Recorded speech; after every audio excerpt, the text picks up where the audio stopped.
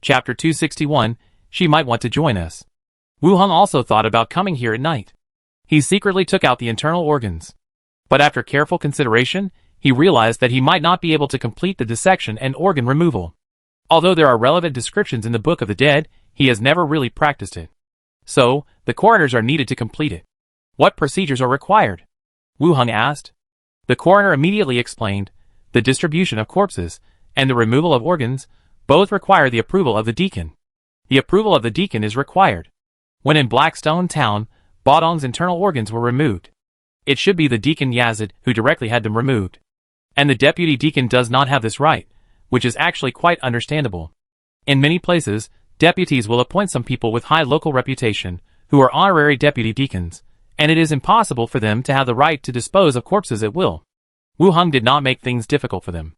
He said directly, "Wait a moment, I will talk to the deacon about this matter." "Yes, deacon." The two nodded. Wu Hung returned to his office. Anweer saw him coming back and began to pack up and get ready to leave work. Wu Hung thought for a while and said, "Wire, you go to the deacon and tell him that I need a skeleton servant who is good at water. And ask for the pirate corpse from last night to be shared with me. Instead of asking for the internal organs, it is better to just ask for the whole body. If the other party agrees, then the internal organs will also belong to him. If the other party disagrees, he can take a step back and ask for the internal organs." "Okay, master." Anvil nodded and left. Not long after, Anvil came back with the document. "How is it?" Wu Hung asked. The deacon allowed it.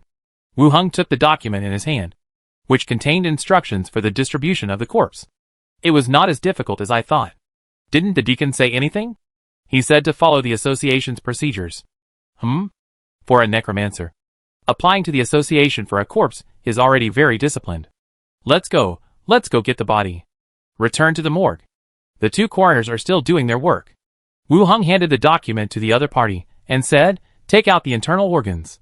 The coroner took a look and then communicated with the person next to him. It was not a permission to extract the internal organs, but to directly hand over the body to the other party for distribution. This seemed to be the right to dispose of the body. The two discussed in a low voice, and then began to remove the internal organs. The sharp scalpel cut open the chest, and took out all the internal organs.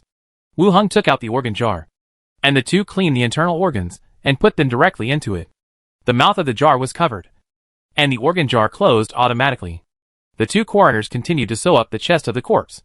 "Do you have a straw mat?" "Wrap it up." "Yes." "Wrap the body up." "I'll take it away." The coroner took out a straw mat from the corner of the room and wrapped the body up. Wu Hung put it into the space ring, took out a few silver coins, and handed them to the two people. "Thank you for your hard work." Seeing the unexpected gains, the two smiled. "It's my duty, Deputy Deacon." "Well, nothing else. Go back early." The two saluted and watched Wu Hung and Andaway leave. Returned to the residence. Minnie came up to greet the two. After Wu Hung changed his clothes, she carried Wu Hung inside. She said softly, "Did Sister Wire tell you about the mansion? It's decorated so well there, the whole house is bright." Wu Hung pulled out his arm, and put his arm around her shoulders. "How long will it take to finish?" "It seems to take 5 or 6 days.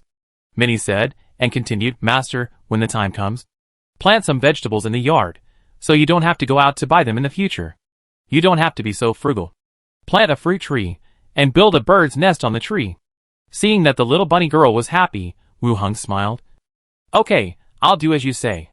Minnie laughed. Andy Wire put the hangers together and walked in. Prepare dinner with Minnie. At the port, on a docked cargo ship. In the dim cabin, there are several lighting stones hanging. Under the soft light, a brown-haired man in a black suit sat on a wooden chair outside the iron cage, waiting silently. At this time, footsteps sounded. An old man dressed as a captain walked down from above. Slightly bowed. "Master, I have found some information. Last night, it was the third team of the association who got the information of Lee and came to arrest people. Head trash." The man cursed and continued, "Where are those girls?" "They were taken away by the association. Nosy guy, by some new people back. Don't delay the banquet time. Take out a white handkerchief and wipe your palms gently." "Yes, master," the old man replied, just as he was about to turn around and leave. The man spoke again, according to the time. Wu Heng should be arriving at the port of Yak Kingdom soon. Say hello to the pirate group over there. Take his head. And come to me to exchange it for 20 gold coins. The 2 rare items on his body will be sold separately. Hearing 20 gold coins, the old man's eyes also lit up. The man smiled and said, "This money is not easy to make. Otherwise so many people would not fall into his hands." "Yes, master. I will spread the news tonight." "Go!" After dinner, Minnie and Andweir went downstairs to the training room for training, with the skeleton following them. And since they were inside the association, there was no danger. Wu Heng went through the boundary gate and headed directly to the zombie world. It was getting dark here. The survivors of the base began to pack up and prepare to close the gate of the bus station. After leaving the building, Li Yang received the news and walked over from not far away. She handed him 2 bottles of potion and said, "The 2 corpse cores have been sent to the prison. These are the new ones brought by the alchemy skeleton." Wu Heng took them and put them in his space ring. At the same time, I was thinking whether to take over the alchemy skeleton. It was always troublesome to go back and forth like this. But the production of medicine was not frequent. There was no medicine for more than a month before. And it was only in the past few days that it began to be delivered. Moreover, the alchemy laboratory was also in the prison, which was a bit troublesome to move. I didn't think about it anymore. I asked, "Is there any problem with the looting?" "No problem. The scattered zombies in the community are not a threat. We are equipped with crossbows, and we are prepared. It's no problem to kill a few." Li Yang was quite confident. The crossbow is easy to operate and has a high power. Although 1 arrow may not kill him, it is not difficult to kill him if several people gather together. Then, Li Yang continued, recently, Chi Honkai has been coming more frequently, and has asked about recruiting survivors intentionally or unintentionally. Well, I wonder if she wants to join us. Chapter 262. Amphibious Dongan Village. In this area is also a large shelter. Even if it is not as well developed as the auto repair shop, it should not be a problem for food and clothing. But it is easy to understand why Chi Honkai wants to join. At that time, when they attacked the community together, the skeleton army showed an absolutely shocking combat power, which must have left a deep impression on the people of Dongan Village. And this world cannot change in a year or 2. So joining the auto repair shop as soon as possible is not only safe, but also can be considered an old man. What do you think? Wu Heng asked Li Yang. I feel that it's okay for Dongan Village to join. With the power of our shelter, we can suppress them. Li Yang analyzed. This is not much different from what Wu Heng thought. It's not a bad thing for the base to have survivors who have awakened their superpowers join. Moreover, with Wu Heng's current strength, there is no need to worry that she will have the idea of seizing power. Well, we think the same. Li Yang smiled. I just said that. Whether they have the idea of joining or not is still to be determined. Wu Heng nodded and continued, let's go. Let's go to the warehouse. The 2 came to the warehouse, where they transformed into flying dragons before. Wu Heng took out the corpse. The skeleton stepped forward and cut the string on it. The straw mat opened, revealing the naked, stitched corpse. Wu Heng directly released the bone art. The flesh and blood slowly fell off, and the corpse stood up from the ground. The corpse in front of him was a little different from the skeletons of the past. The head was flat and wide. The teeth were serrated, and the skeleton's fingers and toes were connected with white webbed flesh. It was indeed a descendant of the mermaid. Skeleton Boxer, Level 13. Level 13. Attributes: Constitution 28. Strength 25. Agility 30. Intelligence 14. Perception 19. Charm 4. Features: Hollow Skeleton. Intermediate Soul. Amphibious. Air. Feats: Scale Armor Expertise, Intermediate. Combat Expertise, Advanced. Navigation, Advanced. Ship Repair, Intermediate. Ship Chipping, Intermediate. Moving in Water. Abilities: Shocking Fist, Catching Arrows, Bite. Moving in Water, movement speed plus 40%. Amphibious. This unit can breathe normally in water and air. Boxer. The same profession as Bodong. But in terms of attributes, Bodong is more professional than him. The boxer in front of him focuses on amphibious and fast movement in water. This is why the association has always had a hard time catching him. Once he finds danger, he jumps into the sea to escape, and normal professionals have no ability to catch him underwater. If he jumps into the water, it's hard to say who will kill whom. Among the specialties, there are also some entries about navigation and ship repair. As a pirate these years, I have done all kinds of work. There is also one called drilling the ship, which means attacking from the bottom of the ship. It seems to be a good method. From now on, you will be called Sharktooth. Wu Hung gave the name. Sharktooth did not express anything and walked aside. Why is he different from a normal skeleton? Li Yong asked. Wu Hung was really a little difficult to explain, and then said, it's similar to distortion. Due to the living environment, some changes have occurred. Oh! Li Yong nodded, and did not ask more questions. Wu Hung continued, have someone go find some clothes, and then bring a motorcycle helmet. Okay. Li Yong ordered while holding the intercom. Soon, someone brought a set of ordinary clothes and a black full-face helmet. After letting Sharktooth put them on, he left with the team. The two strolled around the base. Li Yong went to the cafeteria to eat, and Wu Hung also returned to his room, passed through the boundary gate, and go to Treasure Island. Put down the light stone chandelier. The room was illuminated by soft lights. Wu Hung took out the 2 potions sent by Li Yong. High-efficiency strengthening potions. High-efficiency intelligence-enhancing potions. The name of the second bottle of potion changed, called intelligence-enhancing potions. The material used to make this bottle of potion should be the corpse core of the big-headed zombie. It's just that the name intelligence-enhancing, it doesn't sound good. Without thinking too much about it, he opened the first bottle of potion and took it. The sourness flowed into his stomach, and after the heat spread throughout his body, it was a spasmodic tingling pain. Strength +3, Constitution +2. The attribute prompt distracted my attention a little. Gradually, the tingling sensation disappeared. My muscles also began to relax. Fortunately, the attribute points did not decrease. When I first took the first level corpse core, the effect was to increase by 3 points. Gradually the effect weakened, became 2 points, and finally 1 point. This second level corpse core potion, I guess it will gradually weaken. I took a short break, continued to open the intelligence potion, and drink it with my head tilted back.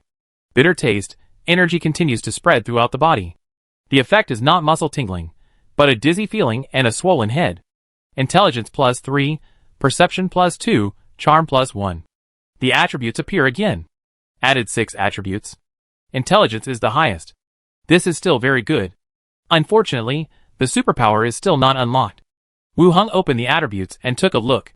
Attributes: Strength 34, Agility 28, Constitution 37, Intelligence 33, Perception 21, Charm 27. The attributes have changed. Intelligence followed closely. But my physical attribute is still the highest. This is not a bad thing. Physical is very important in any profession. Even in the dying state, people with high physical will last longer. Intelligence has reached 33 points. It is no less than the 15th level of the magic profession. Now it seems that the attributes are actually quite good. Strength, physical, intelligence. All 3 are very high. Is this fighting method more suitable for me? Remember that Zalagwi is a magic swordsman. This thought appeared in my mind, and was immediately eliminated. No. It's better to keep a low profile. With so many skeletons, there's no need to develop in close combat. It's okay to learn some close combat skills to increase self-protection ability. But you must not focus on close combat. Otherwise you will die faster. It's not easy to survive in 2 worlds until now. After a simple tidying up, Wu Hung walked out of the room again, went to the bathroom to wash up, returned to the bedroom. On the bed, Minnie and Anweer fell asleep on the left and right. The quilt was lifted aside, revealing a fair and beautiful figure, full of youth and vitality. Wu Hung knelt on the bed and leaned their heads forward.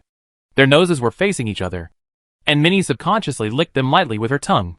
Anweer, who was opposite, frowned slightly in her sleep.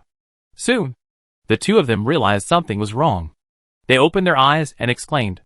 After seeing Wu Hung, Anweer blushed and blamed. Master, you are really a fool.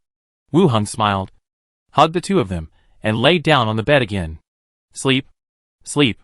The next day, early in the morning, Wu Hung took Anweer to the association.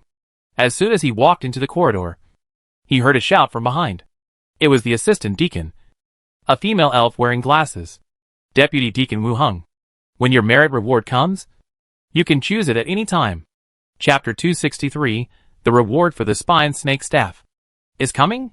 Hearing this news, Wu Hung was delighted. Calculating the time, it has been nearly a month since he killed the Skullbreaker and 2 backbones. He rushed from Ratam City to Treasure Island, and the reward finally came. The efficiency of this world is still too slow. The transmission of many information and documents mainly relies on letters. Wu Hung looked at the elf assistant and asked, "How should I claim it?" The assistant said calmly, "Since it involves the 2nd level merit reward, you can go to the deacon to choose. The normal 3rd level merit item reward you can choose at the front desk. For this 2nd level merit, you still need to go to the butler. It seems quite troublesome. Is the butler in the study? Yes, I'll take you there." After the female elf assistant finished speaking, she turned and walked towards the butler's study. Wu Hung told Anweer to go to the office study first, and then follow the elf assistant. The elves are outstanding in both size and appearance. Noble and elegant is the evaluation given to the elves by all races. The female elf assistant, also a blonde and pointed-eared queen, wearing a dark dress, walked to the deacon's study. The elf assistant knocked on the door. "Deacon, Deputy Deacon Wu Hung is here. Let him in." The deacon's voice came from the room. The door opened, Wu Hung walked in directly. "Deacon." "Yes." Deacon Iamai Luo nodded calmly.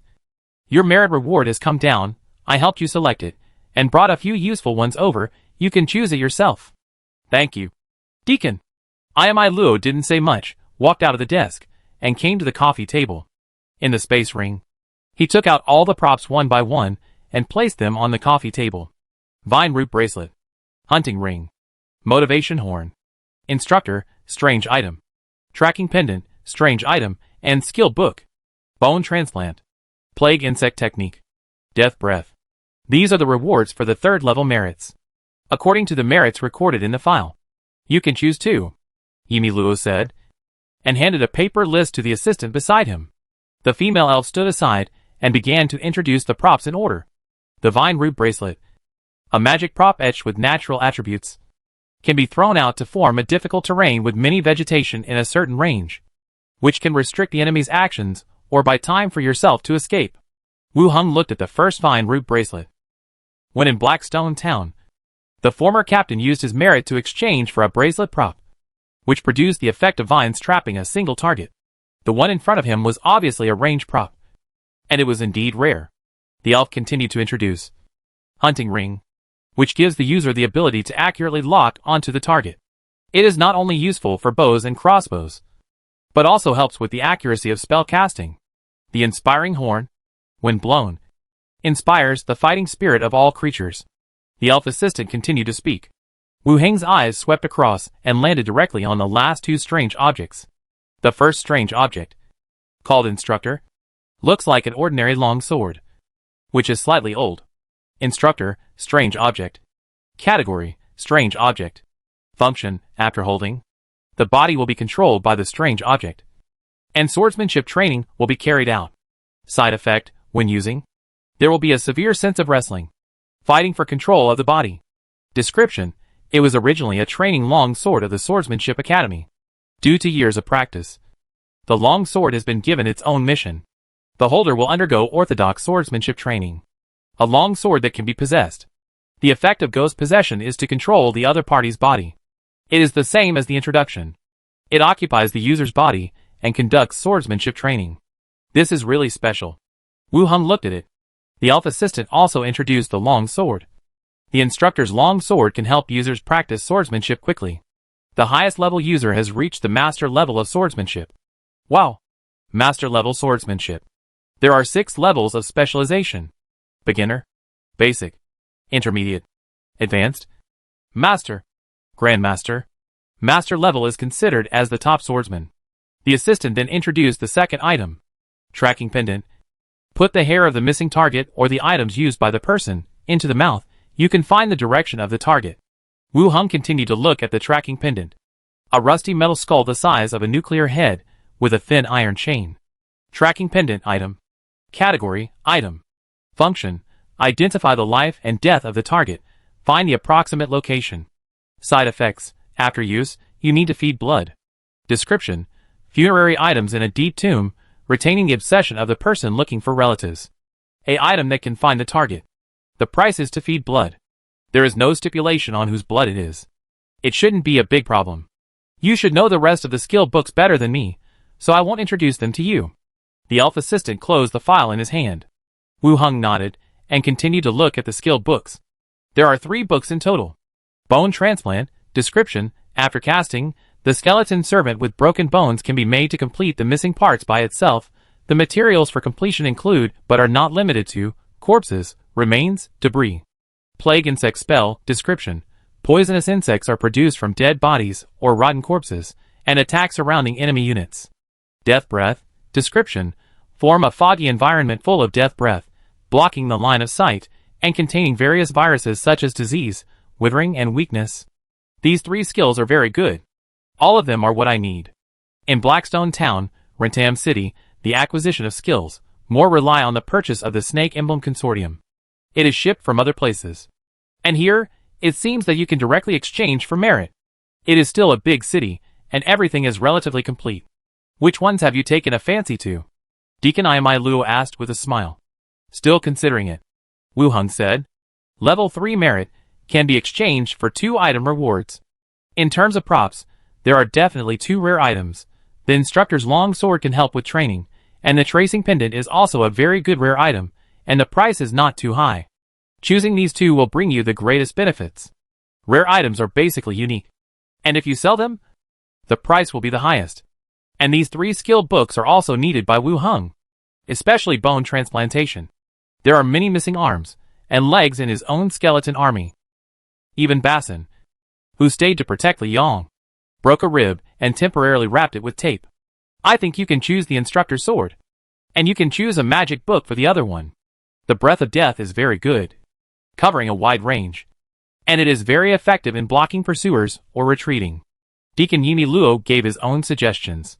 Wu Hung did not answer. From the perspective of Imolo, he thought these 2 were the most suitable for him. Wu Hung thought carefully, raised his head and smiled and said, Skill book, wait until I get merits in the future. I will choose these 2 rare items this time. The day before yesterday, helped Team 3 kill the pirates, also a 3rd level merit. Wait until the merits come down, then I will change the skill book. And these 2 rare items, after being exchanged, cannot be found. The deacon was a little surprised, but he didn't say much. Okay, just think about it yourself, just put it away. Wu Hung put the 2 items away. The elf assistant at the side wrote it down in a notebook.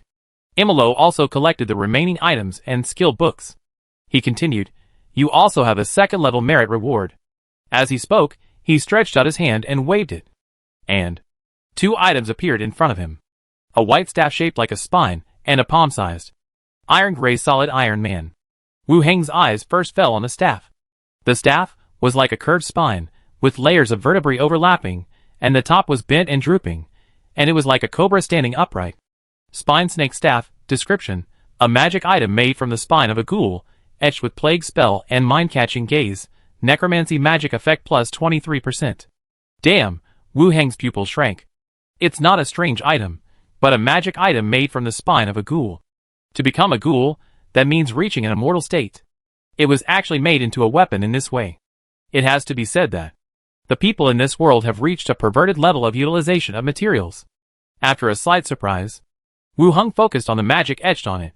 Plague Insect Spell, he had just seen the skill book, and the second one was called Heart-Catching Eyes. Wu Hung didn't pay attention to the 2 elves in the room.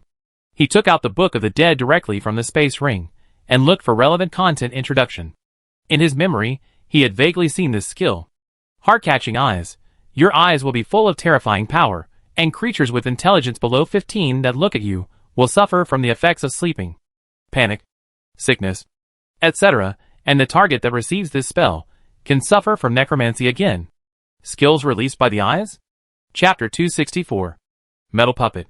After seeing the skill introduction, Wu Hung was still somewhat surprised by the effect of this staff. The skill effect is released through the eyes. Targets with intelligence below 15 points will be subject to 3 effects. Sleep is a control skill.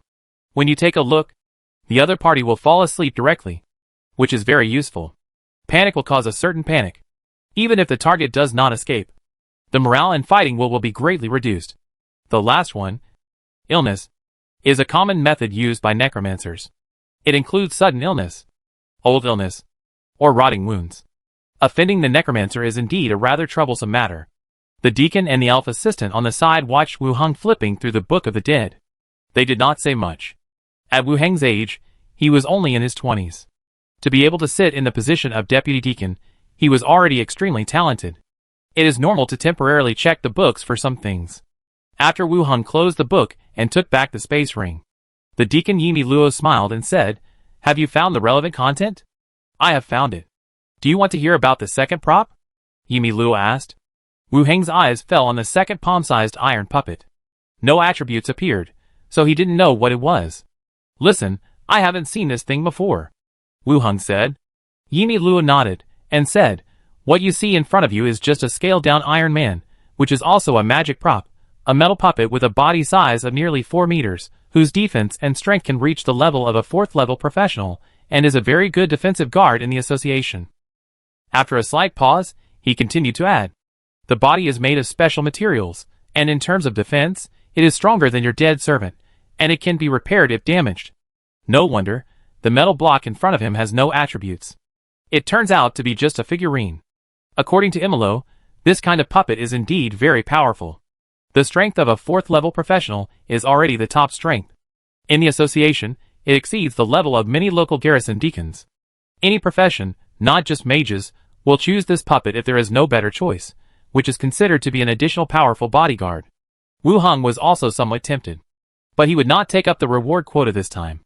A 4th-level guard, I already have a level 16 Skull Crusher, so I don't need this one for the time being. After thinking it over, he put the iron lump back in his hand and said, "Deacon, I've made up my mind, and I'll choose this staff." Imolo raised his eyebrows and said, "Actually, I hope you'll choose the Iron Golem, you know. Treasure Island is not a safe place." "Thank you, Deacon, I'll exchange the Iron Golem for merit next time." Wu Heng smiled. Imolo did not continue to persuade him, and directly put away the Iron Golem. "You can make up your mind, and register it." The assistant wrote it down on the document, and Wu Heng also grabbed the staff and put it into the space ring. The merit reward is over. Imolo stood up, and sat back at the desk, asking casually, "You've been here for a few days, are you used to the life?" "I'm used to it. The island is not like your inland. There are all kinds of people here. You need to be careful when doing things and investigating cases," Imolo continued. "I understand. Thank you for the reminder, Deacon." Imolo nodded. "Okay, I don't have anything to do here. You can come to me if you have any trouble." "Okay, I'll go back first." Wu Heng stood up and left directly, returned to his office study. Andavir, sitting at the desk, organizing documents. Seeing Wu Heng coming in, she immediately smiled and asked, "Master, are there any satisfactory rewards?" "2 of them are pretty good." "That's good." Andavir smiled, and her fluffy tail swayed gently. Wu Heng placed several props on the table. He looked at them one by one. Andavir also stretched her neck to look over. He chose 2 rare items, one of which was a magic prop exclusively for necromancers. The most influential item for one's own strength is definitely the Spine Snake Staff. It has skills and provides magic amplification. And you can use it right away. The Tracing Pendant has the feature of being able to find people. It is considered an auxiliary item. The Instructor Long Sword can help you practice swordsmanship. And the price is almost not a price. It is considered a very good item. Even if you use it up, you can give it to one man Shah and others. The Ranger is also equipped with a short blade or a one-handed sword. Pick up the Instructor Iron Sword and hold it in your hand. The next second, the body seemed to be controlled by a force. Suddenly stood up from a seat, turned around and stabbed with a long sword. Dang! With a crisp sound, the copper light stone bracket on the desk was stabbed and fell. Andweir was startled, grabbed the falling candlestick and said, "Master, don't practice sword here, you will have to pay for it if it is broken." "Oh!" Wu Heng regained control of his body, and put away the strange object. "This long sword is not as expected. I originally thought that if I let the long sword control my body, I could use it to deal with some close combat. After all, I have just started swordsmanship, and this strange item can reach the master-level swordsmanship standard. But now it seems that there is still some gap. When the long sword controls the body, it is impossible to distinguish the surrounding objects. I can only subconsciously control my body and practice some swordsmanship. Therefore, even if the enemy is close, I cannot rely on this long sword to fight and counterattack. No wonder his name is Instructor, he can only train." I sat in the study for a while, Seeing that there was nothing to do, I left the association and walked outside. After leaving the association, Wu Heng did not take a carriage. He walked along the road towards the port. On the way, he visited some shops, learned about the local prices, and bought some seafood and fruits from street vendors. All the way to the port, there were more people on the road, and it was unusually noisy. Wu Heng walked around and looked around. His eyes were attracted by a cargo ship docked at the port. It seemed that the ship was about to be dispatched. Rows of workers were carrying goods onto the ship. Some people were standing on wooden boxes, and loudly introducing to the crowd some workers, who needed to go out to sea with the ship. What are they talking about over there? It seems that some master is going to hold a banquet on the ship. He has started to arrange this matter in the past 2 days. I heard that he has invited several famous chefs to go out to sea with the ship. How many people are eating? So many things are needed. Maybe the voyage will take a long time. Half a month has passed. They must bring more supplies. These guys really know how to enjoy themselves. Let's go. Let's go. It has nothing to do with us. The few people chatted in a low voice for a few words and left together. Wu Heng looked at the freighter curiously. At the deck fence, there stood a slender figure, a person wearing a huge cloak, standing on the deck and looking down. Good fellow, wearing a cloak in such a hot day. Wu Heng complained, and did not go to watch the excitement. He followed the crowd and left. It was getting close to dusk. Wu Heng returned to the association, and picked up Anweer from get off work. They returned to their residence together. Wu Heng took out all the fruits and ingredients he bought on the street today. In Treasure Island, lobsters as thick as forearms and large crabs were not expensive ingredients. Wu Heng bought some, so that they could taste them together. Even in the original world, Wu Heng had only seen some food bloggers eat such a big one in the video. Now he can eat it anytime. A few people came from the inland, so they can try it. Soon, Minnie brought up the steamed ingredients. Wu Heng and Minnie began to take out the shrimp and crab meat. Anweer was more direct, biting the shell directly and chewing it in her mouth. The three of them had a full meal. Wu Heng took the two to the training room. He took out the instructor long sword, and the next second, his body began to move on its own. There was no need for others to correct the posture. Naturally, it was the standard sword drawing posture. The moves and postures were all in place, but the muscles on the hands and feet were painful, as if they were forcibly stretched.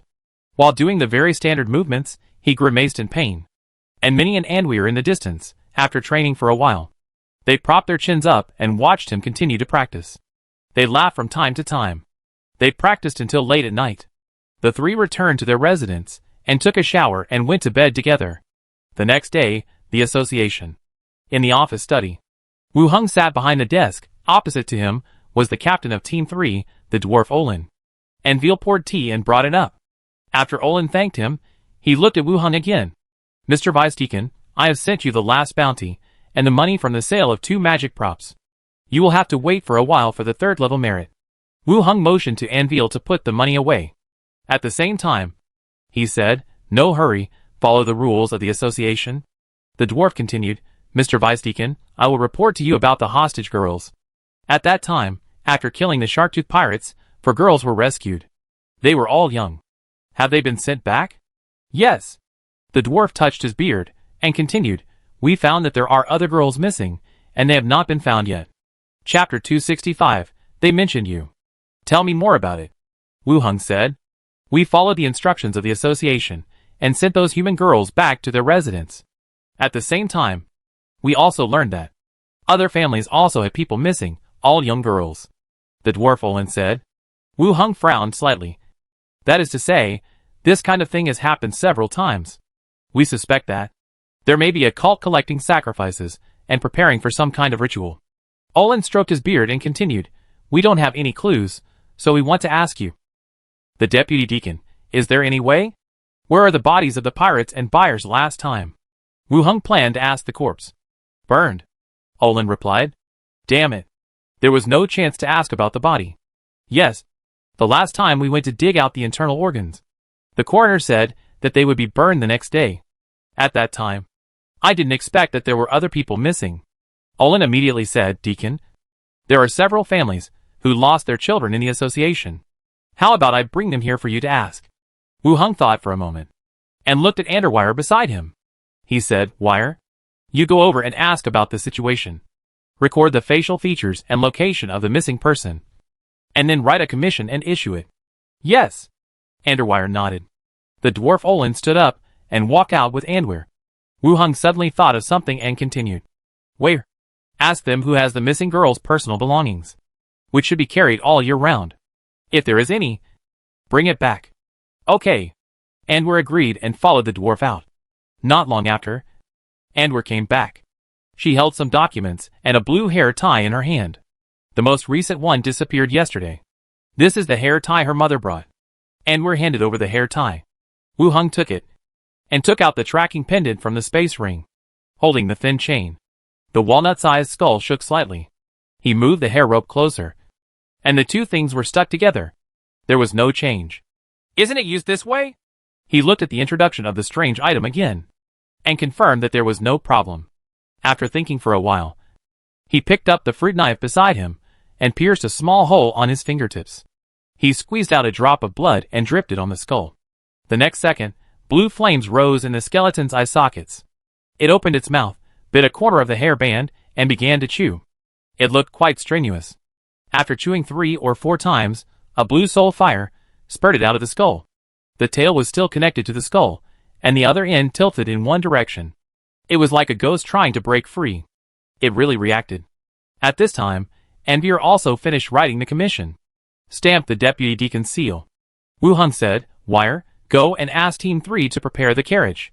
We already have a clue. Okay, do you still want to post the commission? Post it. It's not certain whether there will be any result. Wu Hung stood up, hung the pendant on the hanger, and began to put on protective gear. By the way, Wire, you don't have to go. You should go home and rest soon.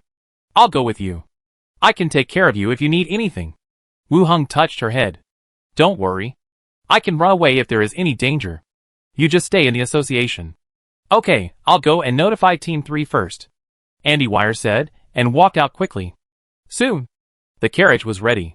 Wu Hung carried the pendant and left with the skeleton attendant. The cargo ship of the Saint of Yanni. Although it was a cargo ship, the huge cabin in the middle was decorated in an unusually luxurious manner. The floor was a soft carpet. The wall panels were exquisitely carved, and there were expensive paintings hanging on the wall.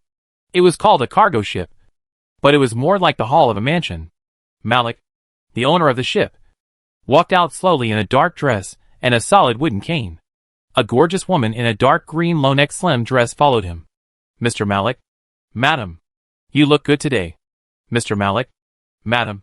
You are as beautiful as ever.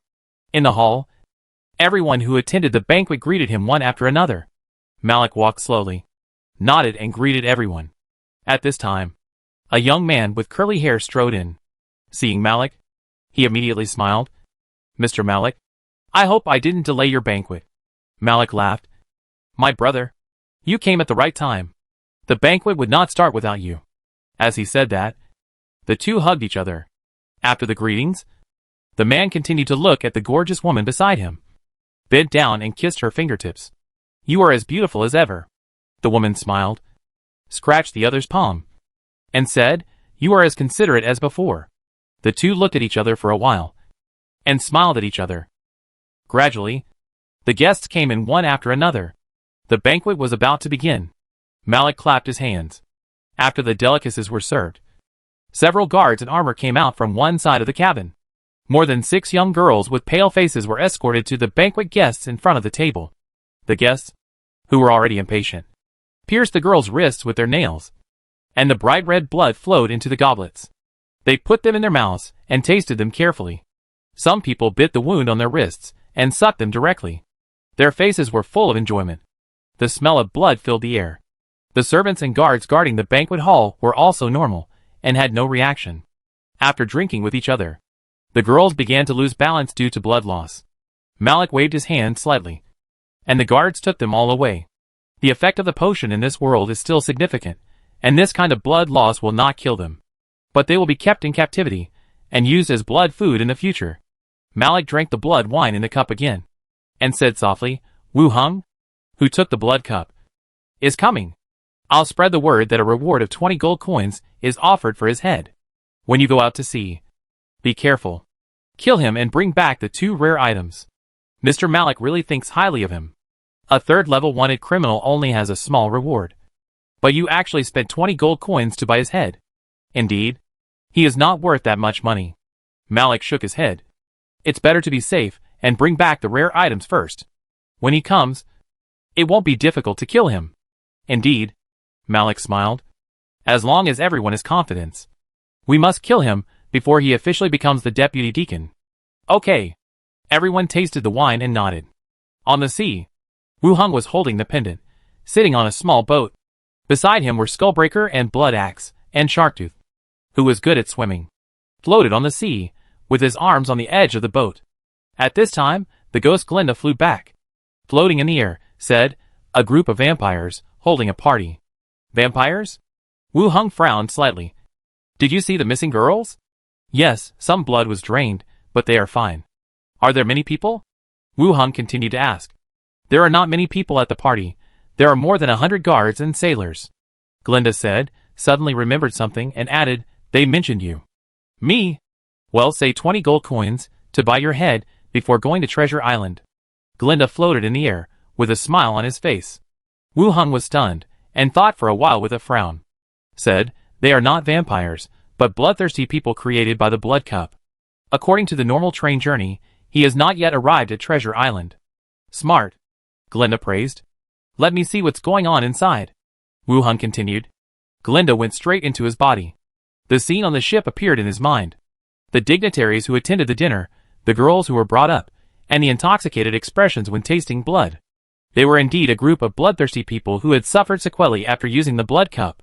That is to say, the Blood Cup did not only appear in Rentam City, but also went to many places.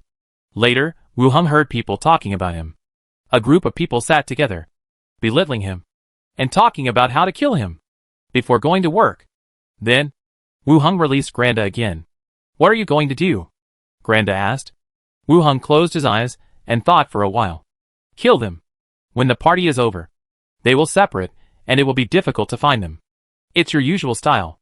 Wu Hung glanced at Sharktooth on the side, and said, get closer to the freighter. Sharktooth dived into the water. He began to push the wooden boat, approaching quickly. As soon as the wooden boat approached the freighter, several sailors immediately leaned under the fence to look. Who is it? Wu Hung looked up and shouted, is it Mr. Malik's freighter? I hope I didn't miss his party. The sailors looked at each other. A rope ladder was thrown down. Wu Hung climbed up directly with Skull Crusher and Blood Axe. Standing on the deck, Wu Hung looked around. Guards wearing various armors, sailors, pirates, there were indeed nearly 100 people. They should be the guards of the guests below. Sir, your invitation? 2 armored guards came over. Wu Hung ignored them, turned his hand, and took out the spine staff. He said to the people outside, come, look at me. The many guards and sailors standing outside looked at him in confusion. Wu Hung clenched the staff, stretched his hand downward. Sleep. Clatter. A large number of sailors and pirates all fell to the ground. Only a few scattered people still stood there, looking here in horror. Wu Hung glanced at the others, and said directly, kill them. Skull Crusher and Blood Axe ran in big strides, and rushed towards the remaining people. Chapter 266, You Have No Reason. In the banquet hall, music was melodious. Everyone toasted and talked, the whole room was filled with laughter. Bang! Suddenly, the door of the banquet hall was pushed open. A man wearing leather armor, and a sailor's scarf on his head, strode in. His skin was shriveled, his lips were slightly shrunken, and there were bloody footprints under his feet. The joyful voices suddenly stopped. Everyone looked at the rotten corpses that suddenly rushed in disbelief. Trampling. Tumbling. Tumbling. More, rotten corpses in different clothes rushed in. Pushing and shoving. He looked at the other people in the hall. He took action immediately, and rushed forward like a wild animal. It's the corpses! Kill them! Someone shouted. The guards were the first to react. They drew their weapons, and quickly rushed towards the corpses in front. The long sword swept across, and the corpse's head fell off, and rolled to the side. Before he could be happy, the corpse began to form a bowl-sized abscess quickly. Paw paw paw, the abscesses exploded, and colorful spiders in the juice continued to pounce on the surrounding creatures. Everyone swung their swords at the spiders again. The spider died. Bang, bang, bang. The body continued to explode, and a thick poisonous fog rose, quickly filling the entire hall. It's a corpse, all come closer to me, let's kill it together. Someone shouted loudly, leading the people around to form a simple formation, and began to rush out. This place is closed all around, and the poisonous gas keeps rising. Staying here will mean death sooner or later. Ding, ding, ding. In the fierce fight, there are corpses falling down constantly, splitting into more spiders, and continuing to kill others. The people who fought back, while fighting the corpses, kept grabbing the spiders climbing on their bodies. They were in a panic. The spiders were highly poisonous. After the sharp teeth tore the skin and flesh, there were large patches of purple ulcers and unbearable pain. The spiders interfered, disrupting the rhythm of the battle. Many people were knocked to the ground by the corpses behind them, and were torn and chopped randomly. The few people who had planned to lead the team to rush out directly, after leaving half of the corpses behind, retreat again. Covering their mouths and noses with wet rags, they continued to defend in the corner. Damn it. Merrick, did you provoke a high-level necromancer? You should apologize soon. It will be very troublesome if we continue to fight like this. The dignitaries who attended the banquet shouted loudly. Merrick, the host of the banquet, was gritting his teeth to cut off the rotten rolls on his body, and shouted, How can I know a necromancer? I have never offended him. You are the ones who offended him and brought him here. Damn it. I shouldn't have come to your useless party. Mage, is there any misunderstanding here? Please stop attacking. We can give you generous compensation. Yes, whoever you have a conflict with. We can sit down and talk it out. I apologize to you on behalf of Merrick. Gurgle. As he spoke, 2 round things rolled from the gap in the defense circle to his feet. The pull ring fell off and fell to the side. Everyone frowned. And before anyone bent down to pick it up, bang! 2 loud noises sounded, and the grenade exploded. The defending people were instantly blown away, and blood and broken limbs splattered all over the surrounding walls. In an instant, there were only a few living people left. The remaining people had no fighting spirit, and they held their heads with their hands and begged for mercy. When the rotten corpses were also killed by the grenade, Malik saw the opportunity, and quickly ran to the gate from one side. He swung the rapier in his hand, and immediately several heads of rotten corpses fell to the ground, and the body slipped into the corridor flexibly. Recovering his sight, took 2 deep breaths. Malik stood at one end of the corridor, looking at the 3 figures opposite. 2 tall figures, one tall, wearing black leather armor of the vice deacon, holding a white bone staff. A black-haired young man. The vice deacon of the association. Black hair, black pupils. Malik's heart skipped a beat, and his face became even gloomier. Mr. Vice Deacon of the association, I want to ask what's going on. Malik took a deep breath, forced himself to calm down, and asked. Mr. Malik doesn't know me? I was mentioned many times at the banquet just now. If you kill me now, you can save a lot of money. Wu Hung smiled and said. Malik's face turned cold, and he threw the long sword in his hand forward suddenly. It was like an arrow shot from a string, with a whistling sound. His body followed closely behind, turned into a shadow, quickly approached the 3 people, and on the way he stretched out his hand, and took out 2 short blades, and held them in his hands. Whoosh! The thrown-long sword was dodged by the 3 people, and nailed to the wooden wall behind. Malik approached quickly, and stabbed the gap between the chest armor and helmet of the Crusher with his short sword. Bang! However, the Crusher's movements were simpler and more efficient. He leaned back, and kicked Malik in the lower abdomen at the same time. After a dull impact, the dress-wearing Malik flew backwards, vomiting blood. He raised his head again, and was met with several gray-white rays, which hit his body. His physical strength began to decline rapidly, and his chi and blood declined. The wound that had just recovered from taking medicine began to fester again. His own state rapidly declined. Malik quickly turned over and stood up, took out 2 rolling thunders from his hand, and threw them directly forward. Halfway through the rolling, he was kicked back by Shattered Skull. Bang! Bang! Bang! The rolling thunder exploded, and the smoke filled the air instantly. Malik's figure turned directly into a ball of black mist, melted into the smoke, and floated towards the entrance of the corridor. Whoosh! Whoosh! Holding Shattered Skull and Blood Axe, he began to chase and chop the black smoke. Wu Hung also took out a submachine gun from his space ring, and began to pour bullets at the black mist above his head. Bullets were fired intensively, dispersing and condensing the fog. The speed of movement was getting slower and slower. Malik screamed in pain, turned back into human form, and fell to the ground. Skullbreaker stepped forward and stepped on his chest. The warhammer kept falling straight down, breaking his limbs. Malik wailed in pain, showing his sharp fangs, and trying to bite the ankle that was stepping on his chest. Bang! There was a dull sound. Skullbreaker kicked him in the face, an eyeball burst, and sharp teeth flew everywhere. Malik wailed loudly and shouted, "Wu Hung! You can't kill me. I'm not on the wanted list of the association. If you kill me, you will be in big trouble. You are the deputy deacon. You must abide by the procedures and rules of the association." Even though he was vomiting blood, he kept shouting. He didn't know what went wrong. Why did Wu Hung appear in Treasure Island in advance? Why did he know the plan and come here to kill him directly? But he really regretted it.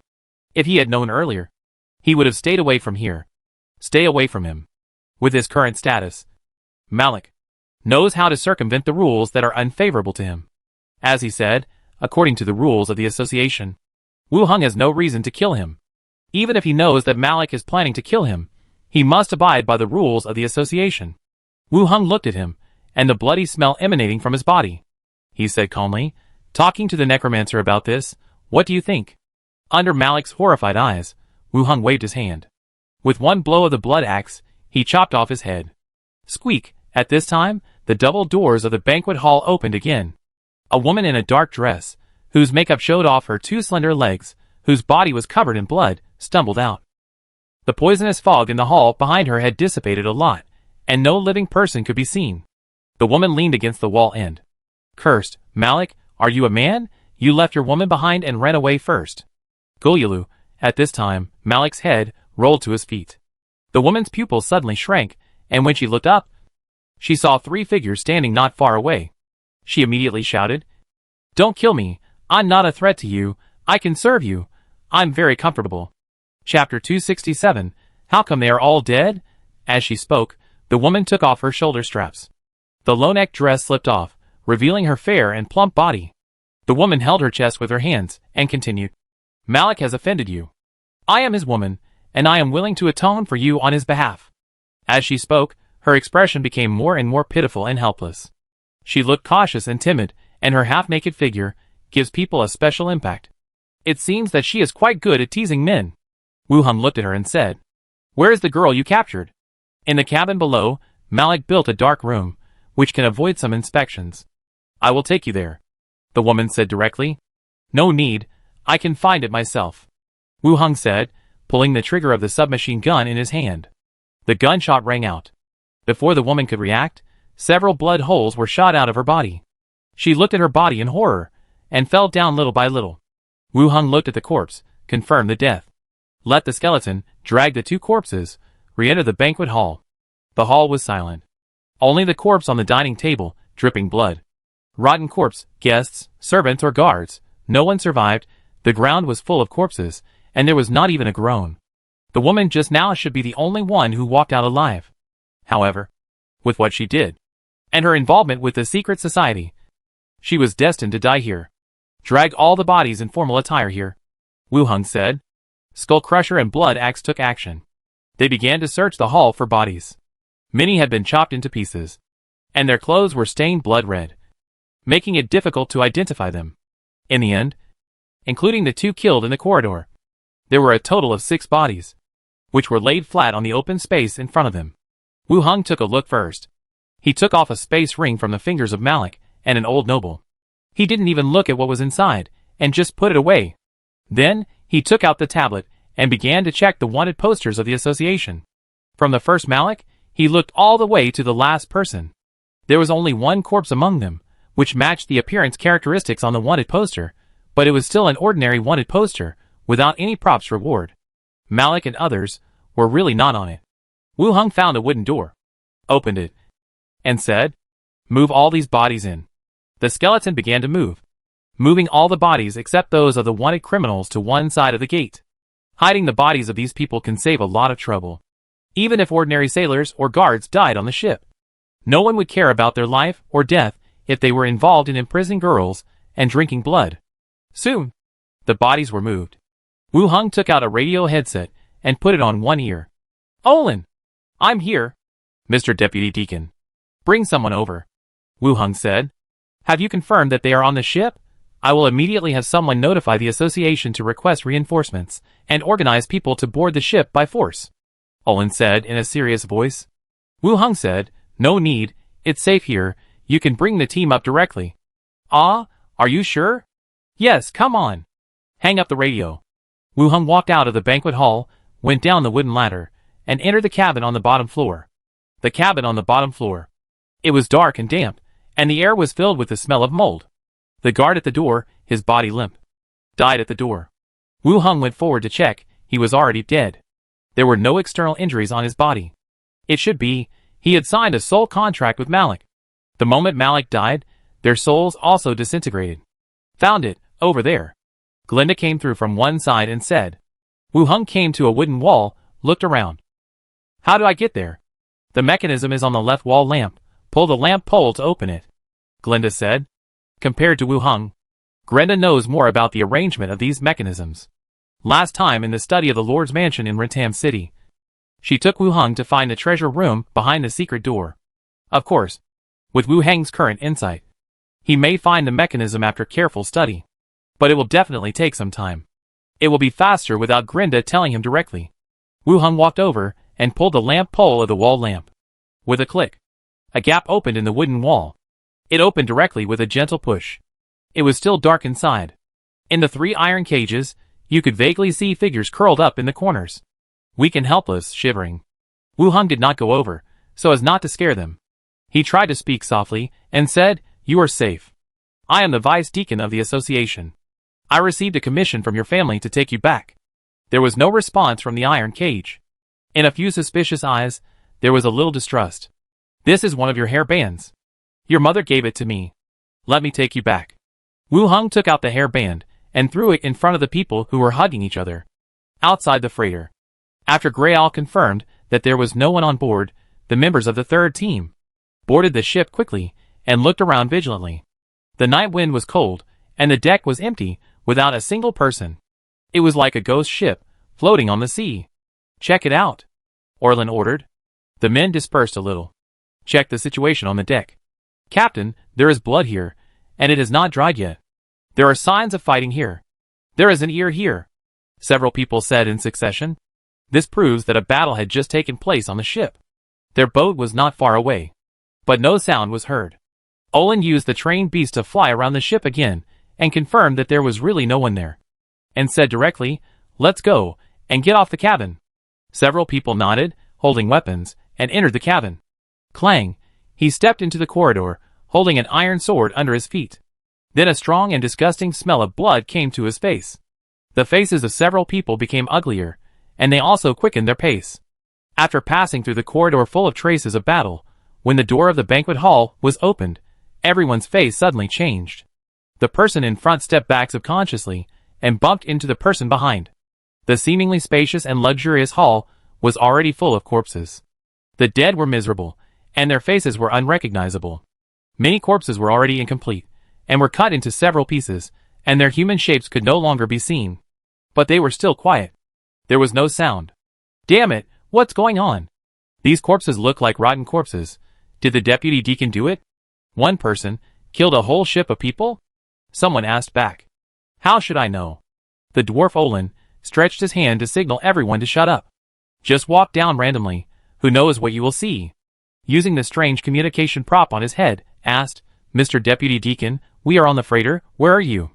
In the radio headset, Wu Hang's voice came out. I'm on the deck, I don't see you. We'll be there soon. Olin didn't want to stay here any longer, and called his men to go out directly. Quickly climbed onto the deck. From a distance, I saw Wu Hang and several girls wearing animal skins, standing on the deck. A few shining stones, illuminating the surroundings. Mr. Deputy Deacon. Olin stepped forward. Have someone register these children, ask their names and home addresses, and the rest of you go and tie the boat below to the stern, and we are going to go back. Wu Hang gave the order directly. Okay. Olin immediately gave the order. At this time, the Shark Tooth who remained underwater also climbed up from the rope ladder. Shark Tooth, go to the wheelhouse, let's go back. Shark Tooth also went down directly. Soon, the freighter slowly started to move, and approached the port. Olin came back again. Mr. Deputy Deacon, what should we say to the association? These dead people, there is nothing to be pitied. But the association still has its own procedures and regulations. There is no one alive on the ship, and they will definitely be questioned when they go back. Now ask the deputy deacon, so that you can have a better idea in your mind. Don't say the wrong thing when you go back, and offend this man who killed a whole ship. Wu Heng said directly, the people here, captured these children, planned to hold a blood feast, that is, to drink the blood of living people. After I boarded the ship, I was attacked and forced to fight back. They actually wanted to drink the blood of children. These people really deserve to die. The dwarf slapped the wooden pole hard and said angrily, Yes, Mr. Deputy Deacon, did all the people who attended the banquet die? Wu Heng shook his head. No, a few nobles were good at fighting and jumped off the ship and escaped. Oh, I know what to say, Olin said. The two stood at the bow and enjoyed the cool breeze. Wu Heng suddenly thought of the ship and asked, How do you usually deal with captured ships like this? According to the association's regulations, the spoils of war are distributed by the members themselves. If they are useless, or if you want to exchange them for merit, you can donate them to the association. Ships should also be considered spoils of war, the dwarf said directly. There are two types. If it is a wanted criminal, or a ship that does not belong to any force, it is considered spoils of war, and you can deal with it yourself. If it is not a wanted criminal ship, but there is a fight on the ship, or some special circumstances, it is not considered spoils of war. Wu Heng nodded, indicating that he understood.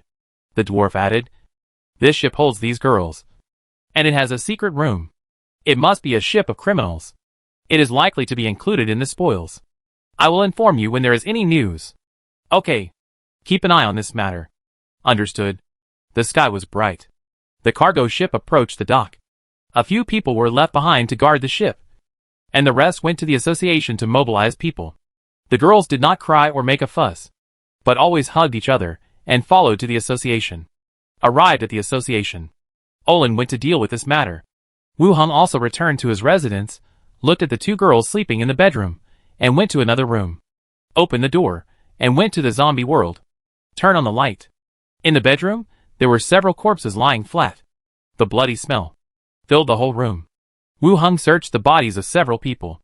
There were no magic props, but on their bodies, he found some gold and silver jewelry, and some coins. Let the skeleton move the bodies out. Wu Heng continued to take out the space ring he had looted, and checked it. Space ring, 2 cubic meters. Space ring, 5 cubic meters. Neither of the two space rings is very big. It is also a relatively common space range. Wu Heng communicated with the inner space with his spirit, and took out all the things one by one. Water belt, description. A belt etched with water flow effect, which can make creatures swim faster in the water. A magic item was found inside. It increases the swimming effect. Continue to look at the rest of the items. Personal clothing, some daily necessities etched with special effects, a large number of silver coins, and a small bag of gold coins, as well as the title deed of Treasure Island, and the contract for transportation cooperation. Throw away all the useless things. Wu Heng asked the skeletons to move the corpses outside, and transform them all into skeletons. Chapter 268, Write a Letter to Lilith. The next morning, the whole thing spread throughout the association. The merchant ship built a prison cell, imprisoned the young girls on the island, used them as blood food, and this kind of thing instantly aroused the anger and hatred of everyone. Even if they were not good people, they would not do such a vicious thing. Damn it, they could actually do such a thing. It must be a vampire. These guys are hard to change their nature. So many girls were lost on the island, and now I find out, there must be someone inside. Find out, I'll tear his tendons. The whole hall was filled with curses, and some even shouted for the association to reveal the murderer. I'm going to seek revenge on those people. Deputy Deacon, Shiragwi's study. Knock. Knock. There was a knock on the door, and the dwarf Olin walked in. Deputy Deacon, you're looking for me? Olin looked a little tired. Shiragwi sat behind the desk, dressed in dark blue, sitting upright. Sit down, Shiragwi said. Olin sat down. Shiragwi looked at the documents in her hand, and spoke slowly. The deacon asked me to check the matter of the imprisoned girl. Tell me again, what happened last night? Oh, okay. Olin thought for a while, and told me everything that happened yesterday, including from the lack of clues about the missing people, to the return of the ship in the end. It was the same as the content of the report submitted. Zalagwi listened carefully. Her expression remained unchanged, and she was still a little surprised. In other words, the third team had no clues about the missing people. So they went to find the deputy deacon Wu Hung for help. Not only did they find the people directly, they also forcibly boarded the ship and killed everyone on the ship. Only a few people jumped off the ship and left. When they appeared at the port with a boat full of corpses, there were quite a few people around. Now, the dwarf explained it in detail. The matter was clarified, but it was a little unbelievable. Level does affect a person's combat ability, but it is not to the extent that one person can fight so many people alone. If Wu Hung had not just been transferred from another place, she would have thought that this was a play planned by the other party. After all, the Necromancer can do anything. Deputy Deacon. Do I need to tell the Deacon about this matter? The dwarf asked. I'll tell the Deacon. Zalagwi glanced at the other party and continued, don't worry. Imprisoning girls as blood food is enough to kill these people 8 times. You did a good thing. The association will not wrongly accuse people. Well, thank you, Deputy Deacon. The dwarf was silent for a while and continued to ask, Deputy Deacon, I have another question. Is that freighter a trophy? Zalagwi glanced at him. I will ask the Deacon, and I will notify you when the time comes. Oh, okay. Go down and rest. I will have someone send those girls back. The dwarf stood up and saluted again. He left directly. In the study room, Wu Hung sat at the desk and yawned. Underwire brought a cup of tea to him. Standing behind him, gently rubbed his shoulders. Why didn't you go back to your room to sleep? Underwire said softly.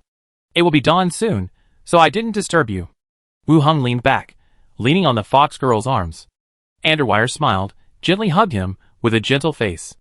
The two of them were affectionate for a while. Wu Hung said, go to the front desk to get some envelopes and stationery. Okay. Underwire nodded and walked out directly. Soon, he came back with a stack of books. Wu Hung took it, sat at the table and thought for a while. He spread out a piece of letter paper and began to write. Lilith and Beshmet Chief, Wu Hung, the Deputy Deacon of Treasure Island. At the port of Treasure Island, I learned during the investigation of the disappearance of young girls that someone imprisoned girls of various races and held a blood feast.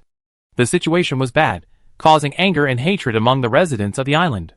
Among them, most of the guests who attended the blood feast were from powerful families.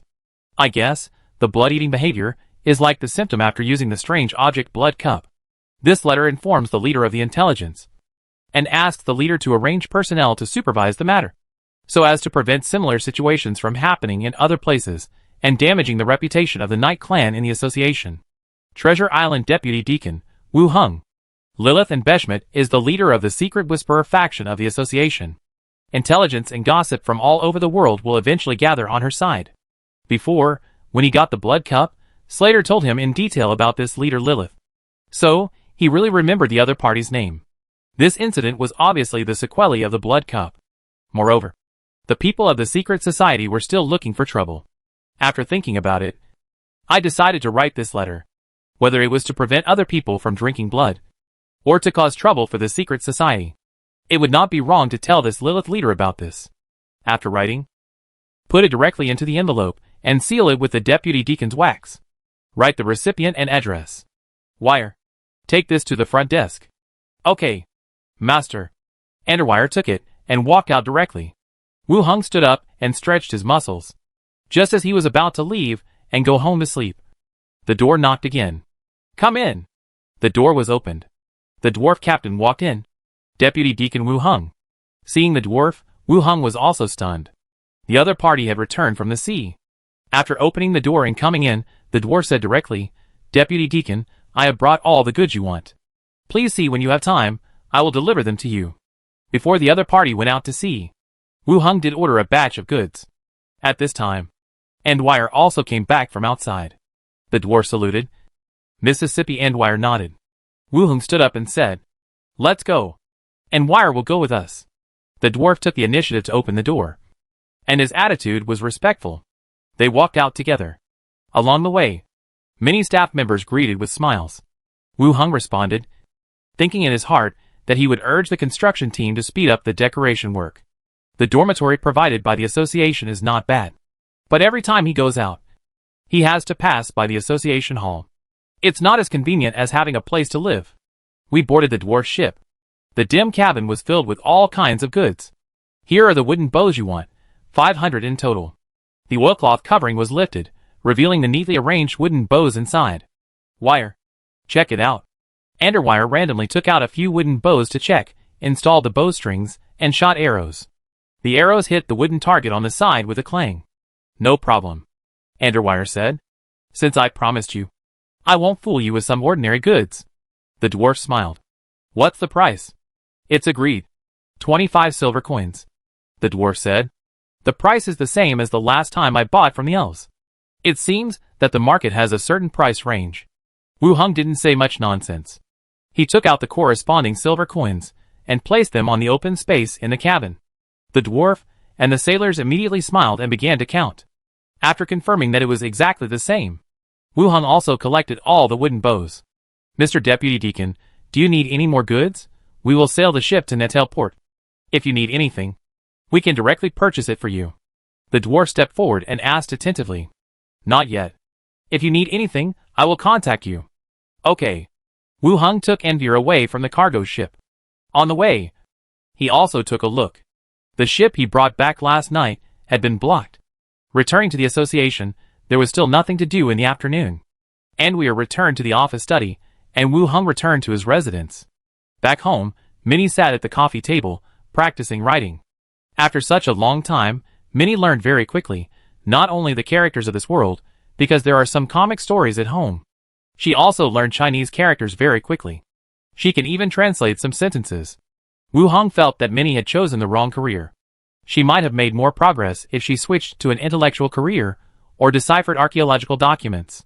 Ah, the master is back! Minnie shouted excitedly, and rushed over directly. Wu Hung hugged her by the hips, turned half a circle, and put her down again. Do you want to eat? Minnie asked. Not hungry yet. I'll wait for Weir to come back. Wu Hung took out a 2-cubic space ring, and handed it to her. For you.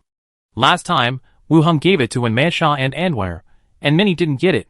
This time he got it again, and gave it to her directly. It would be more convenient to have a space ring. Seeing the space ring, Minnie exclaimed immediately. Wow, I have one too, great, thank you. Master. Then, she jumped up directly, hanging on him, giving him a kiss. Wu Hung held his waist, enjoying the little rabbit's affectionate kiss. After a long separation, Minnie still held his face, extended her tongue, licked his lips. Do you know how to use it? Wu Hung asked. I haven't used it before. Try to communicate with your mental power. Okay. Minnie concentrated and tried to communicate, then grabbed the water cup beside her, and put it directly into the space ring. This world has a natural understanding of the use of magic props. Just like children in the modern world. It is easy to learn to use smartphones. That's great. I can put away the groceries in the future. Minnie laughed. Wu Hung touched her head and ears, and said, Okay. You can play by yourself. I'll go to the study first. Yes. I'll make delicious food for the master in the evening. Wu Hung smiled and nodded, and entered the study on the side. Open the door, and go to the zombie world. Wu Hung walked out of the residential building. The survivors passing by, smiled and greeted. Holding the intercom, just as he called Li Yong, he saw Xiangzi walking over quickly. My king! Ah, what's wrong? Wu Hung saw him in a hurry. Xiangzi walked over quickly, and said mysteriously, The Iron Wolf Whisk is ready. Where is it? Let me see. Wu Hung said. Xiangzi picked up the intercom, and said bring it here. Over at the warehouse, there were immediately 2 men about the same age as Xiangzi. They walked over together, carrying a black iron thing. Chapter 269, Failed Design. 2 people carried the Iron Wolf Whisk over. It landed on the ground with a clang. My king! The 2 greeted each other, handed the Iron Wolf Whisk to Xiangzi, and left. Xiangzi held the Iron Wolf Whisk with one hand, scratched his head with the other hand, and said, It's a little different from the original sketch. The previous one was too heavy, so we shortened the number and length of the branches, and it ended up like this. Wu Hung took a closer look. On a main spear, there were 9 iron branches.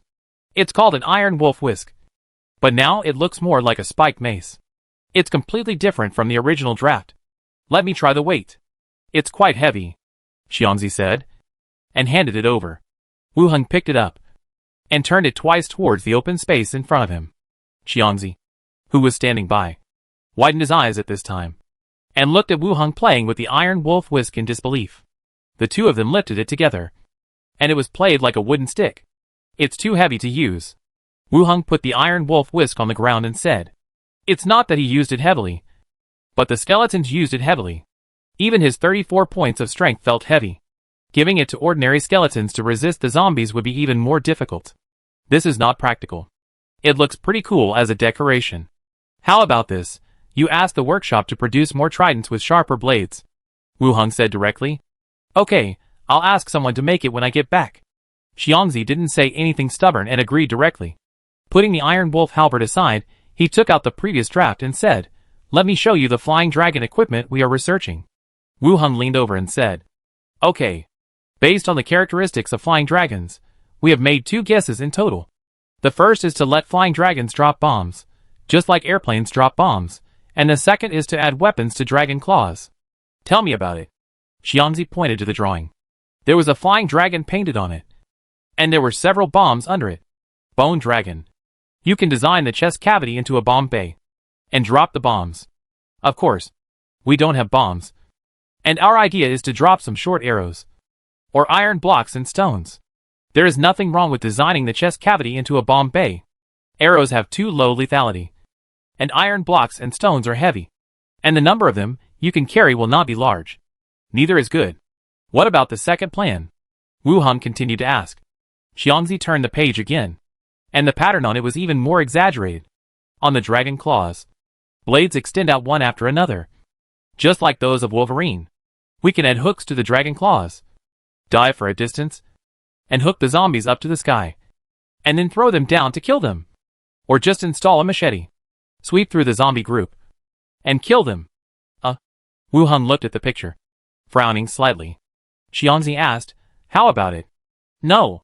Wu Heng said, If your first hook is hooked on a building, what if the zombies pull the flying dragon down? If you tie a machete to the second claw, you won't be able to land. Wu Heng thought for a while, and continued, Let's study the direction of bombing.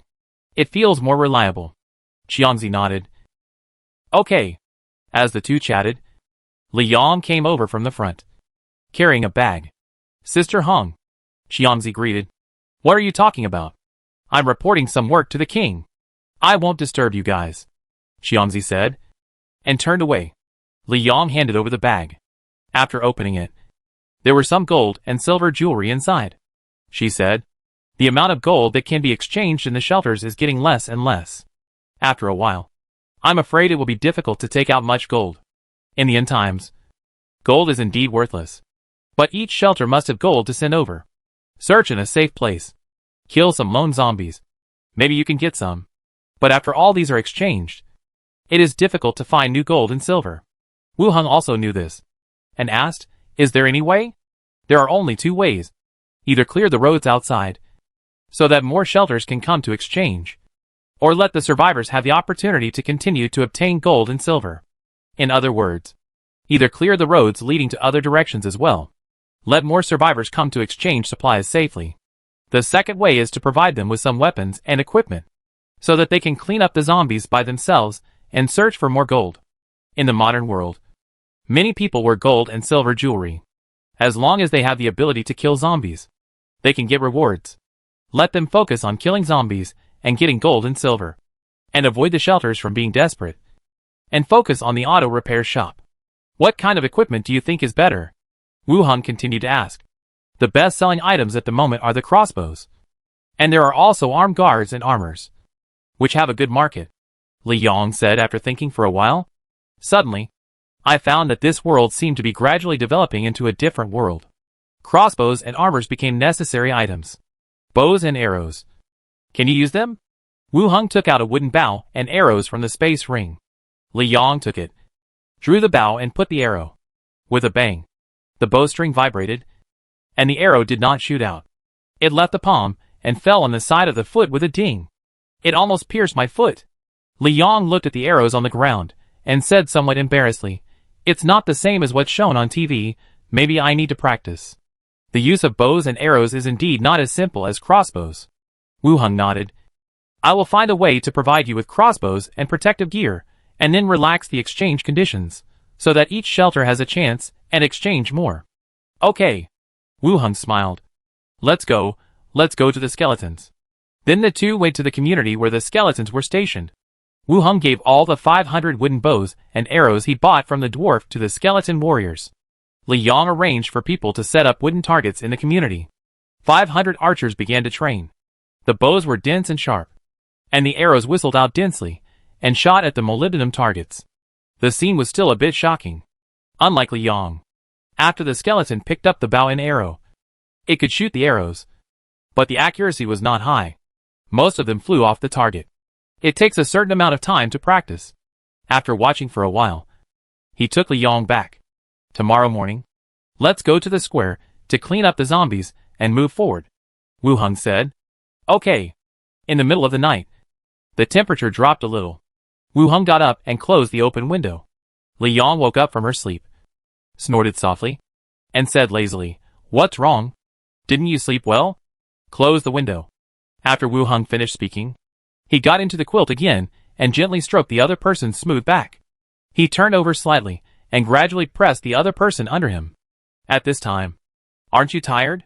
Li Yang supported his chest with her arms, and her legs naturally wrapped around her waist. "Are you tired?" Li Yang smiled, glanced aside, and said, "I'm glad you're not tired. Anyway, I don't have to work hard." "Yeah." Li Yang's breathing became heavier. Her arms tightened slightly, and she got into the other's arms. She stretched out her red tongue and licked it gently like a cat drinking water. The next day, early in the morning, according to yesterday's plan, we will continue to clean up zombies along the way today. Treasure Island is relatively stable, and the level still needs to be improved. Li Yang's bus was parked outside, and Wu Heng boarded with many special skeletons. Since the distance was not far, about 2 kilometers, he did not plan to bring a convoy. "Let the skeletons come out and get ready to go," Wu Heng said directly. Crash! Dense footsteps sounded in a community on one side, and a large number of skeletons walked out of the community, surround the middle of the bus. "Let's go!" Wu Heng said.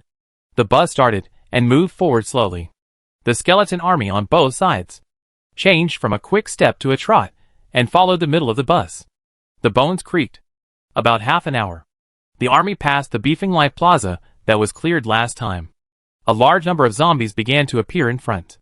Roars rang out one after another, and the zombies rushed out of the alleys and shops on both sides, like a converging river, and connected into one.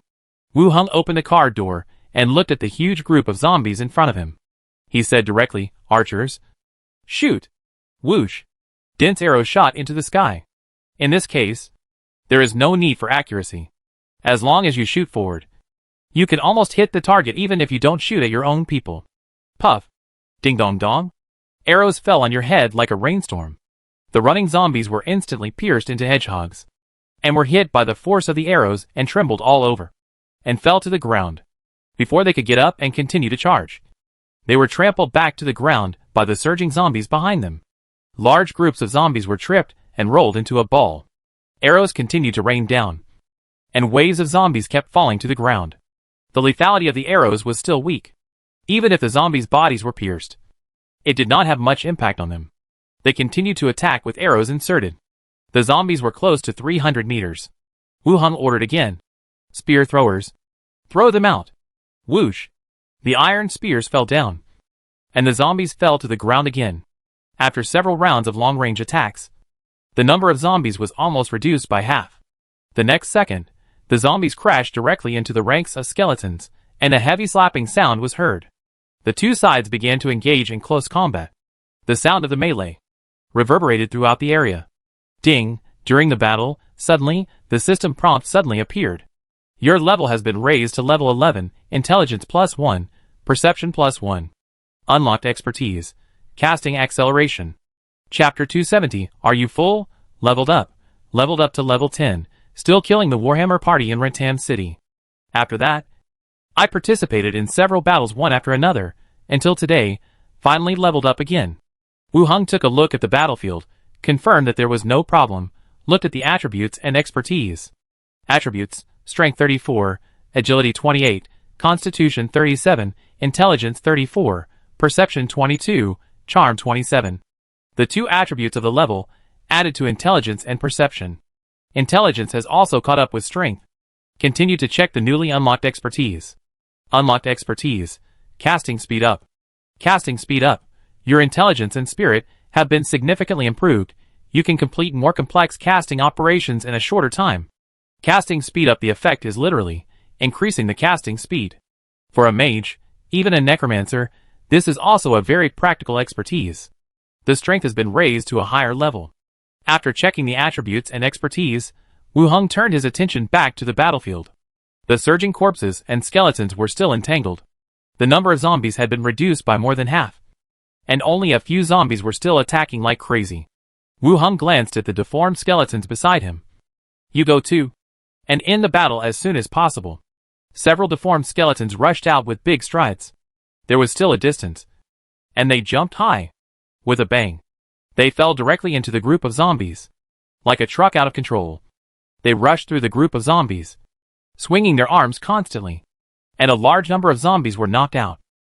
They fell like flowers scattered by fairies, all around the sides of the road. Then the skeletons began to move forward in a line, like a meat grinder, cleaning up all the remaining corpses. The battle was over. The entire road was covered with zombie corpses. Clean up the battlefield. Wu Heng ordered again. The skeletons began to carry the corpses, while the others began to collect the arrows and iron spears on the ground. Soon, the corpses were piled up on one side.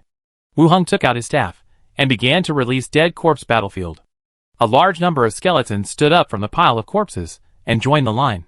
When the arrows and spears were almost collected, Wu Heng continued to give orders and pushed forward. From morning to dusk, the last wave of zombies was killed, and the whole road was covered with corpses. The skeletons began to clean up the battlefield. Li Yong, wearing a mask, said, I will ask the convoy to come over. In the next 2 days, people will be arranged to search for supplies. Okay. Wu Heng began to release skills, and the skeletons stood up from the corpses one by one. Soon, the convoy came over. Li Yong began to explain the tasks. For the shops along the way, we will simply search them first, and then bring more people over tomorrow to search them. After the instructions were given, Wu Heng boarded Li Yong's bus and returned. Back at the bus station, Li Yong went to do her own thing. Wu Heng also passed through the gate and returned to Treasure Island. Walked out of the room. The sound of Minnie cooking came from the kitchen. Seeing Wu Heng coming out, Minnie immediately smiled. Master, wait a moment, dinner will be ready soon. No hurry, I'll take a bath first. I'll go get you some bath water. Minnie wiped her hands. Wu Heng touched her head. No, I can do it myself. She took a comfortable bath in the bathroom. When she came out, Underwire was wearing loose home clothes, revealing her 2 white legs, curled up on the sofa, looking at the documents in her hand. Master, Underwire whispered. Wu Heng nodded, sat down next to her, and hugged the fox girl into his arms. He put his arms around her waist, followed the hem of her shirt, and reached in to grasp her roundness. Underwire's face was slightly red, and she leaned against his arm shyly, with her furry tail wagging slightly. Is there anything going on with the association? Wu Heng asked. At this time, the assistant's role is reflected. Underwire twisted her body slightly and replied, nothing. Several association members were involved in the imprisonment of the girl, and are now under investigation. Are there any other association members? Well, this matter has caused public outrage on the island, and the association also attaches great importance to it, Underwire said. Whether it is the association, or some local security teams, it is inevitable that someone will take money and do things for the rich and powerful. It is not uncommon to find out about the team members. Has the reward for Team 3 come? No. Underwire's voice became lower and lower, and she was completely buried in his arms. Then, she suddenly thought of something and said, By the way, Master, there is news from the decoration team that we can go for acceptance tomorrow. At this time, Minnie came in from the kitchen with food, looking at the 2 people sticking together. She joked, Sister Ware is not full. Underwire rolled her eyes at him. Stop talking nonsense. Hee. Minnie smiled and continued. What are the Master and Sister Ware talking about? Underwire sat up and said, The new house has been decorated, and the decoration team has notified us that we can go for acceptance at any time. Really? Can we finally live there? Minnie said excitedly. Wu Heng smiled and said, Let's see when we have time tomorrow. Let's go check it out together. If there's no problem, we can move in directly. Great. Many cheered again. Then the three of them sat together to eat. They continued to talk about the layout of the new house, and the front and back gardens, and what to plant. After dinner, Wu Heng took the two to the training room of the association. It was already a little late, and when they came in, several team members had just left. After these people left, the entire training room was reserved for the three of them. Minnie continued to train with Bodong in boxing and kicking, and her moves became more and more powerful. Wu Heng continued to take out the strange instructor long sword, and began to train in swordsmanship. As he moved, his bones crackled.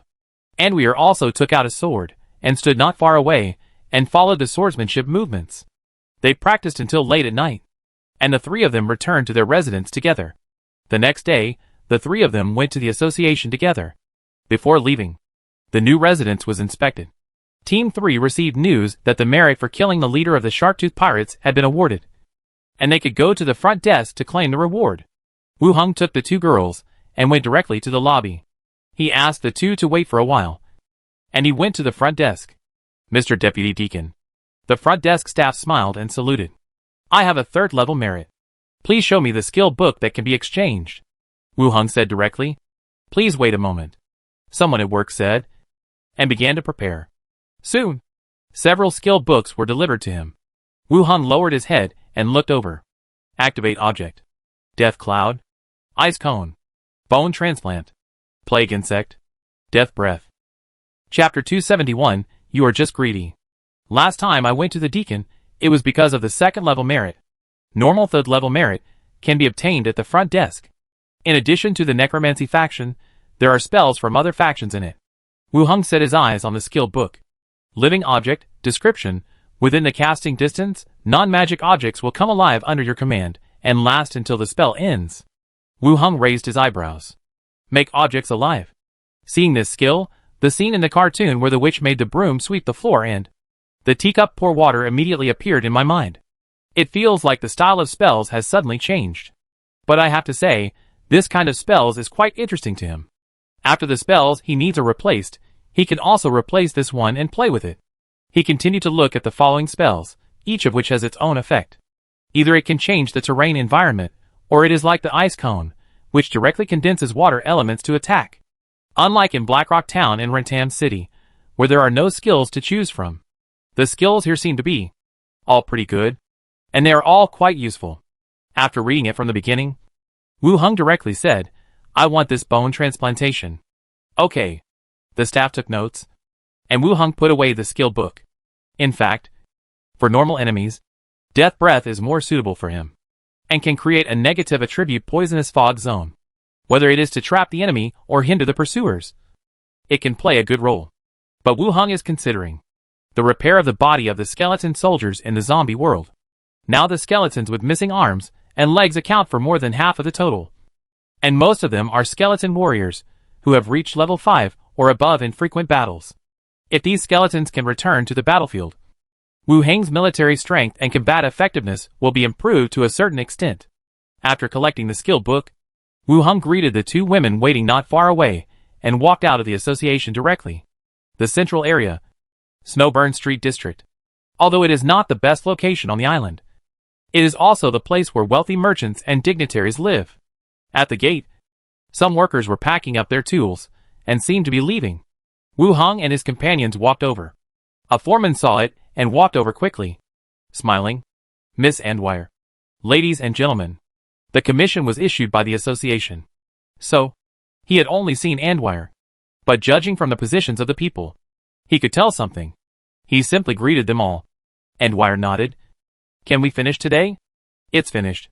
Just waiting for your inspection. If there are any shortcomings, we can improve them as soon as possible," the foreman said. "Let's take a look," Andwire said. And several people entered the gate together. The front yard was quite spacious, with a stone pavement underfoot, and a swimming pool on one side. But it was empty now, with some fallen leaves in the pool.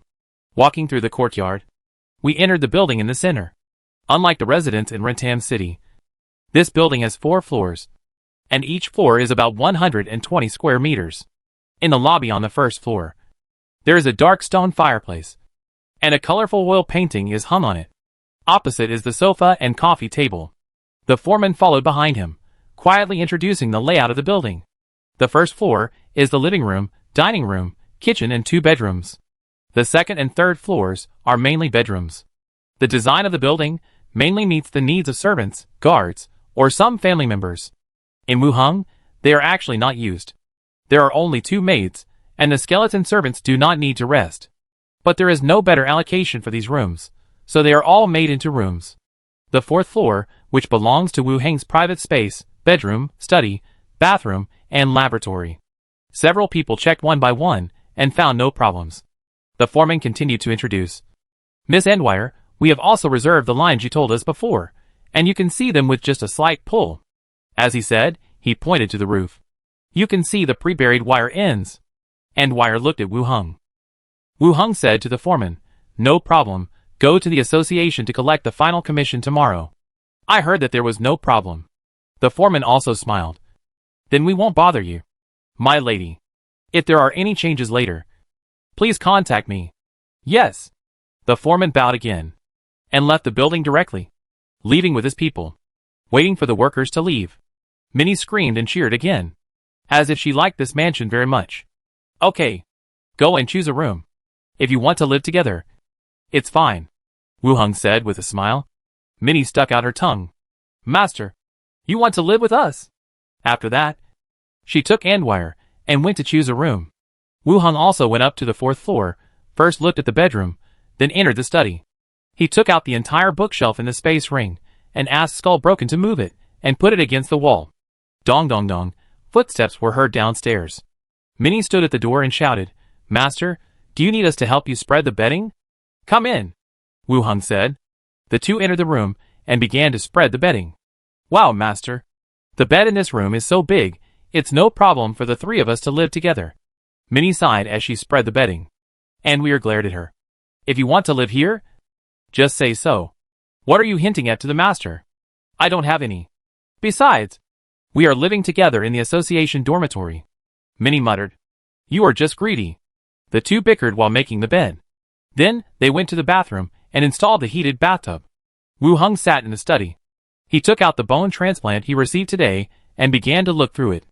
In the introduction of the Book of the Dead, the research and development of bone transplant is to solve the problem of skeleton servants being damaged in battle.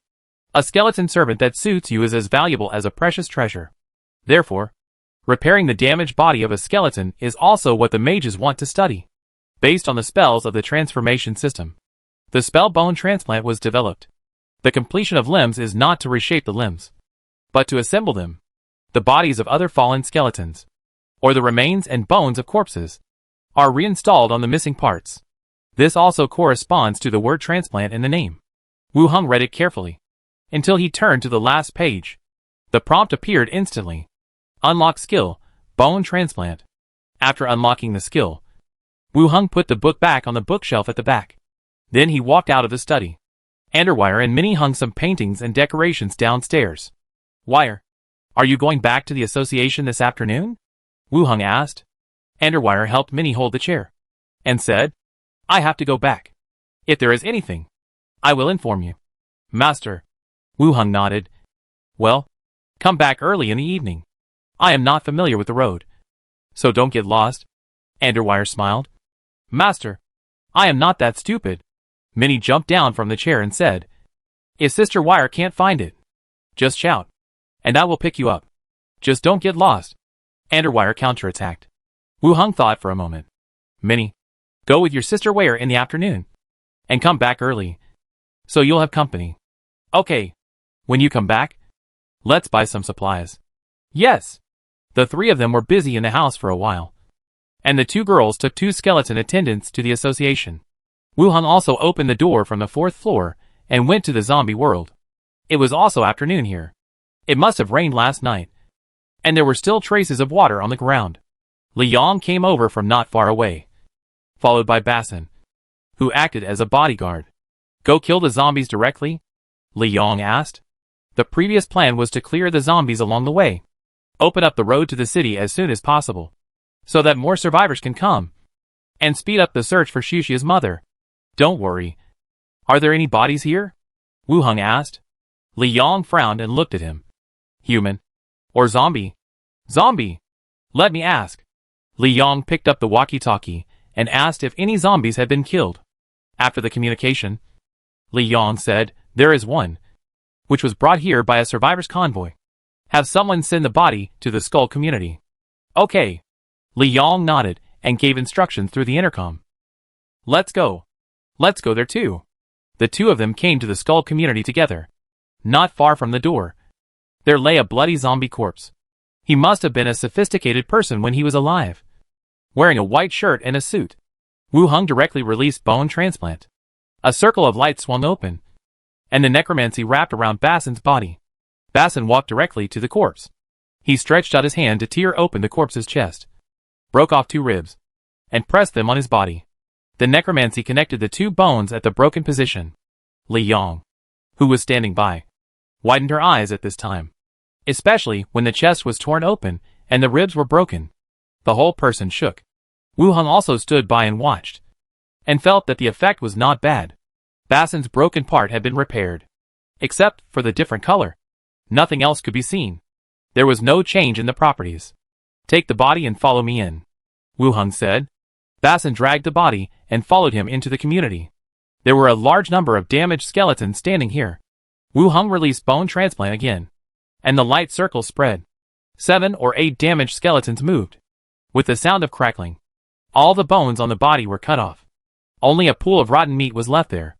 Li Yahong's eyes widened. Looking at the skeletons, she put the broken limbs back on.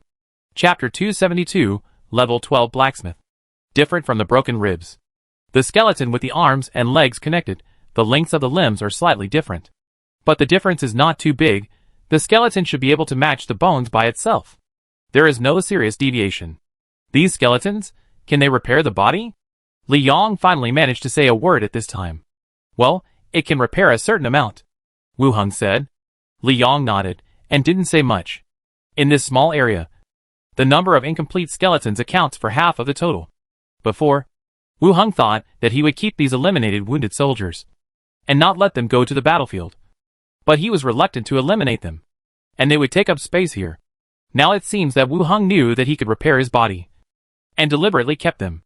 Wu Hung continued to look at the corpses on the ground. Corpse art and bone art were obviously ineffective. After thinking for a while, he took out the spine staff and released a plague art, and the corpse began to swell. Bang bang. 5 colorful spiders the size of rice bowls appeared. Let's continue to clean up the zombies, Wu Hung said. Okay, I'll drive the car over. Soon, Li Yong drove the bus to the door. Wu Hung boarded the bus, and the skeleton army and a large number of broken skeletons followed the bus, advancing along the road. Passing the cleared area, a large group of zombies began to appear in front, roaring angrily, rushing forward with fangs and claws. The skeleton team remained in formation, rain of arrows, iron spears, like a huge iron net, falling from the sky again and again. Large groups of zombies fell to the ground, turning into corpses on the ground. After the long-range attack, the zombies and the skeleton army collided with each other, starting a fierce fight. The roar and the sound of weapons slashing resounded throughout the area. When the last zombie was pierced through the body by a spear, the noisy battlefield suddenly became quiet. Where the two sides fought, a half-man-high wall of corpses was formed. The dirty blood gathered, forming a blood-red stream. Wu Hung came up from behind. Come over here. The incomplete skeleton, Wu Hung ordered. The skeleton team began to change formation. The skeletons with missing limbs in the back slowly moved forward. The skeletons without lower bodies tried to crawl forward even harder. Wait until all of them came over. Wu Hung directly released bone transplant. The dark light circle spread out. The incomplete skeletons directly plunged into the pile of corpses. They began to look for the bodies they needed. One by one, the skeletons completed their bodies and returned to the skeleton team. And this time, more than half of the incomplete skeletons regained their combat capabilities. Wu Hung looked at the corpses scattered all over the ground, and continued to release bone service technique. Thousands of skeletons stood up again. This was not the transformation of complete corpses, but the transformation of the remaining bones after disassembly, which reached a certain number. After the bone service technique ended, Wu Hung continued to release plague insect technique. Those useless flesh bodies hatched into large groups of spiders. Li Yong got goosebumps all over her body. Clean up the battlefield. Collect all the arrows and iron spears. Wu Hung continued to give orders. A large number of skeletons took action. They began to clean up the battlefield. After collecting all the items, Wu Hung did not plan to move forward. He got back on the bus and returned to the bus station with the skeletons. Bus station warehouse. Wu Hung installed some photovoltaic panels and accessories, and transferred a few skeletons that had unlocked strange equipment specialization. Li Yong said, I have sent out the news about the base selling crossbows and armor in the area. A crossbow costs 10 grams of gold, and a set of armor costs 12 grams. 10 grams is not expensive. Before, Ma Jiong took 2 grenade launchers and several grenades. But she didn't plan to exchange them. It was also because she planned to make each shelter have the ability to fight zombies. That's why the price was reduced to this level. Well, I don't have any objection to the price. I'll bring you a batch in the next 2 days. You can just sell it directly. Wu Hung said. Okay. Li Yong nodded. The two stood at the door of the warehouse and chatted for a while. They separated and went to do their own things. Returned to Treasure Island. Wu Hung took Skeleton downstairs. He saw the 2 women preparing dinner in the kitchen. Master, we can eat soon, Minnie said with a smile. No hurry. Walking to the courtyard, Wu Hung took out all the photovoltaic panels. He told the electrician Skeleton where to lay the photovoltaic panels. The building of this mansion is not small, and the power supply effect should be quite good. Skeleton climbed onto the roof and began to lay photovoltaic panels. Wu Hung returned to the restaurant and started to eat dinner. After dinner, Wu Hung took the 2 to train in the courtyard. Instructor, the effect of the long sword is still significant. After practicing for several days, I can no longer feel the pain of the muscles being stretched. The movements are standard and visible to the naked eye. Anvir and Minnie are also training on the side. The sky gradually darkened. The 3 of them also stopped training. Minnie pulled Wu Hung and said mysteriously, Master, follow me. Wu Hung was pulled into the bathroom on the 3rd floor. I thought Minnie was pulling him to take a bath, but I saw a large round bathtub in the middle. Let alone 2 people. It's enough for 3 or 4 people. Sister Ware and I pulled our money to buy it, so we can take a bath together in the future. Minnie took his arm and hugged him. Wu Hung glanced at Underwear. The fox girl blushed and lowered her head. Then what are you waiting for? Wu Hung smiled, grabbed Minnie's close-fitting training suit, and lifted it up. He took off the top directly, exposing the pink and white skin. Master, I haven't prepared the water yet. Minnie hugged her shoulders and said shyly. Wu Hung said to the skeleton outside the door, Go prepare some water. The skeleton went downstairs to fetch water. Wu Hung grabbed Andeville, who wanted to run away. Today we are going to punish the fox girl. Great. Minnie cheered, and helped to hold the disobedient little fox girl. Soon, the bathtub was filled with water. Wu Hung hugged the 2 girls on the left and right, holding them softly. The next day, Snake Emblem Consortium. Wu Hung sat in the reception room. The staff brought refreshments. Wu Hung took out the emblem, handed it to the other party, and said, Look at the commission I posted. Is there any news? Okay, guest. Soon, a man in a slim dress came in, returned the emblem, and said softly, Guest, the commission has been completed, and a total of 3 corpses of special professions have been collected. Wu Hung raised his eyebrows. The efficiency here is higher. It's only been a few days, and 3 bodies have been found. It's not like in Ratam City, where they were killed in the city. Well, bring it here for me to check. Okay, guest. The man explained to the outsider. Soon, the door of the room was opened again, and 3 coffins, 2 large and 1 small, were carried in. The coffins were placed in the middle of the reception room. The man said, Open it. The coffins were opened by several people. Wu Hung also stood up and went forward to take a look. The first thing he saw was a sturdy corpse. Dwarf. Judging from the body shape and the mottled beard, it was a dwarf. The man's introduction sounded at this time. Devante Dwarf died in a fight at the age of 54, level 12 blacksmith. Chapter 273, Cross-Regional Procurement. A 12th level dwarf blacksmith. Among all races, the dwarves' attainments in forging are indeed higher than those of other races. This does not mean that other races do not have high-level professionals in forging iron, but that dwarves are better at related professions. Go on. Wu Hung continued to look at the second coffin. Suarez, Wood Elf, 374 years old, died in assassination, level 11 gardener. Julian, human, 38 years old, died in a shipwreck, 10 chef. The second body was a tall body, with both hands clasped in front of his chest, with a complete face, without decay, should not have died long ago. Wood elves are a type of elves. But he has not figured out the specific differences between them and the elves. The third body is a human man, with no special features in body shape. The body has been processed, and his appearance cannot be seen clearly. After Wu Heng finished looking at them, he sat back on the chair and said, "I will accept these 3 bodies. Please change the commission. You don't need the 2 professions of gardener and chef." "Okay, guest." The man still smiled and asked someone to recommission him. At the same time, he said, "Guest, you still need to settle 1,700 silver coins for these 3 bodies." Wu Heng nodded and took out the corresponding silver coins. "Ask someone to cover the coffin and put it in the space ring." The man continued, "The new commission has been filled out. Well, publish it. I'll come back in 2 days." "Okay, customer." After the two chatted, Wu Heng didn't stay any longer. He left the consortium directly. After leaving the consortium, Wu Heng continued to go to the blacksmith shop on Lighthouse Street. "Customer, you came so early today." The boss with a headscarf on his head greeted him warmly. "The previous crossbow arrows were all purchased from here. I can buy all the arrows in the store." "Well, business is good today." Wu Heng walked into the store and said casually, "It's all old customers who help me." Wu Heng didn't say anything more, and glanced at the counter of the store. "Ask, how much are these 2 crossbows?" 32 silver coins for a strong crossbow, 28 silver coins for this kind of hand crossbow." The boss introduced. The main categories of crossbows are divided into 3 types: strong crossbows, hand crossbows, and arm crossbows. Strong crossbows are 2-handed crossbows, which are powerful and have a long range, and are also heavy. Hand crossbows are light crossbows, which are light and easier to operate, but are much less powerful and have a much smaller range. Arm crossbows are mounted on arm armor and are often used for assassinations. "How many are there in the store?" Wu Heng asked as he walked. The boss narrowed his eyes and was immediately delighted. The customer in front of him always booked the place. Some time ago, the inventory of crossbows and arrows was bought by the other party. "Wait a moment.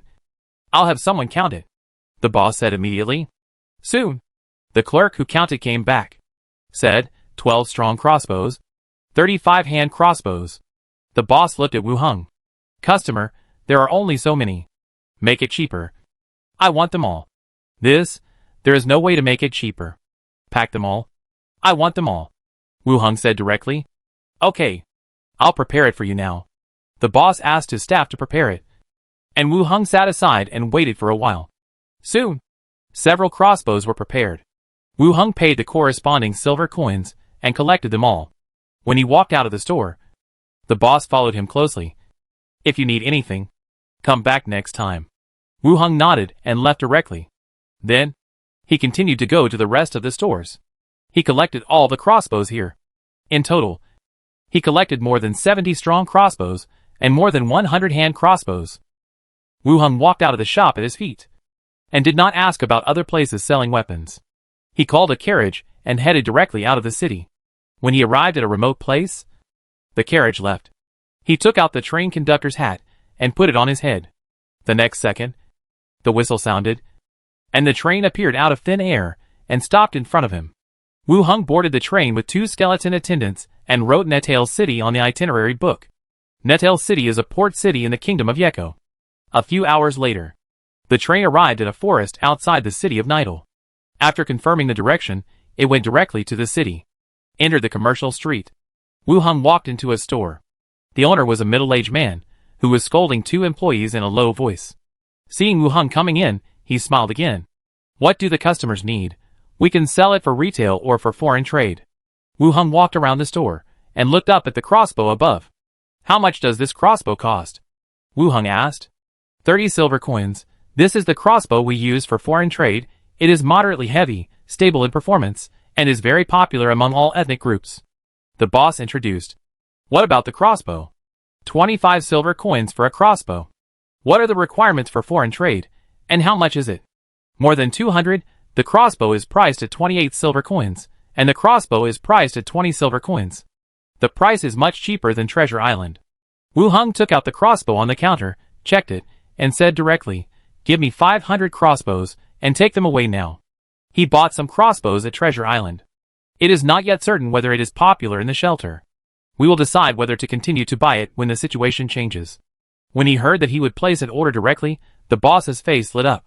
But then he immediately shook his head and said, "Sir, the warehouse does not have so many, and foreign trade requires ordering in advance to prepare goods." "So troublesome," Wu Heng said, and then asked, "How many do you have in your store?" The boss flipped through the record book on the table. He said, "The strong crossbow can deliver 120 to you. If you plan to place an order, I can write you a foreign trade contract first, and these will also be included in the foreign trade price." The boss said, 120 crossbows are almost there. Each shelter cannot exchange in large quantities. Place an order. How long will it take to deliver? Wu Heng continued to ask. It will take about 10 days. Okay, sign a contract. I'll have someone come to pick it up when the time comes. The boss immediately asked someone to prepare the contract, and asked someone to bring tea and chat with Wu Heng. Wu Heng signed the order contract with the other party, paid the deposit, and got 120 prepared crossbows. Without staying any longer, he walked out of the store. He stood on the road and looked around, and then walked directly to the armor shop opposite. The female owner in the store, seeing Wu Heng coming over, and the owner of the weapons shop, who was seeing him off, she immediately froze. She pulled her loose clothes, and immediately stood up, and took the initiative to walk to the door to greet him. "Customer, what do you need?" "Let me see the armor." Wu Heng walked into the store. The female owner followed behind him, with a smile on her face. There were more types of armor than weapons. After looking around, Wu Heng pointed to a set of leather armor and asked, "How much is this?" The overall armor was leather armor, but iron plates were added to the arms, shoulders and chest. It's not that heavy, and it can also prevent zombies from biting you.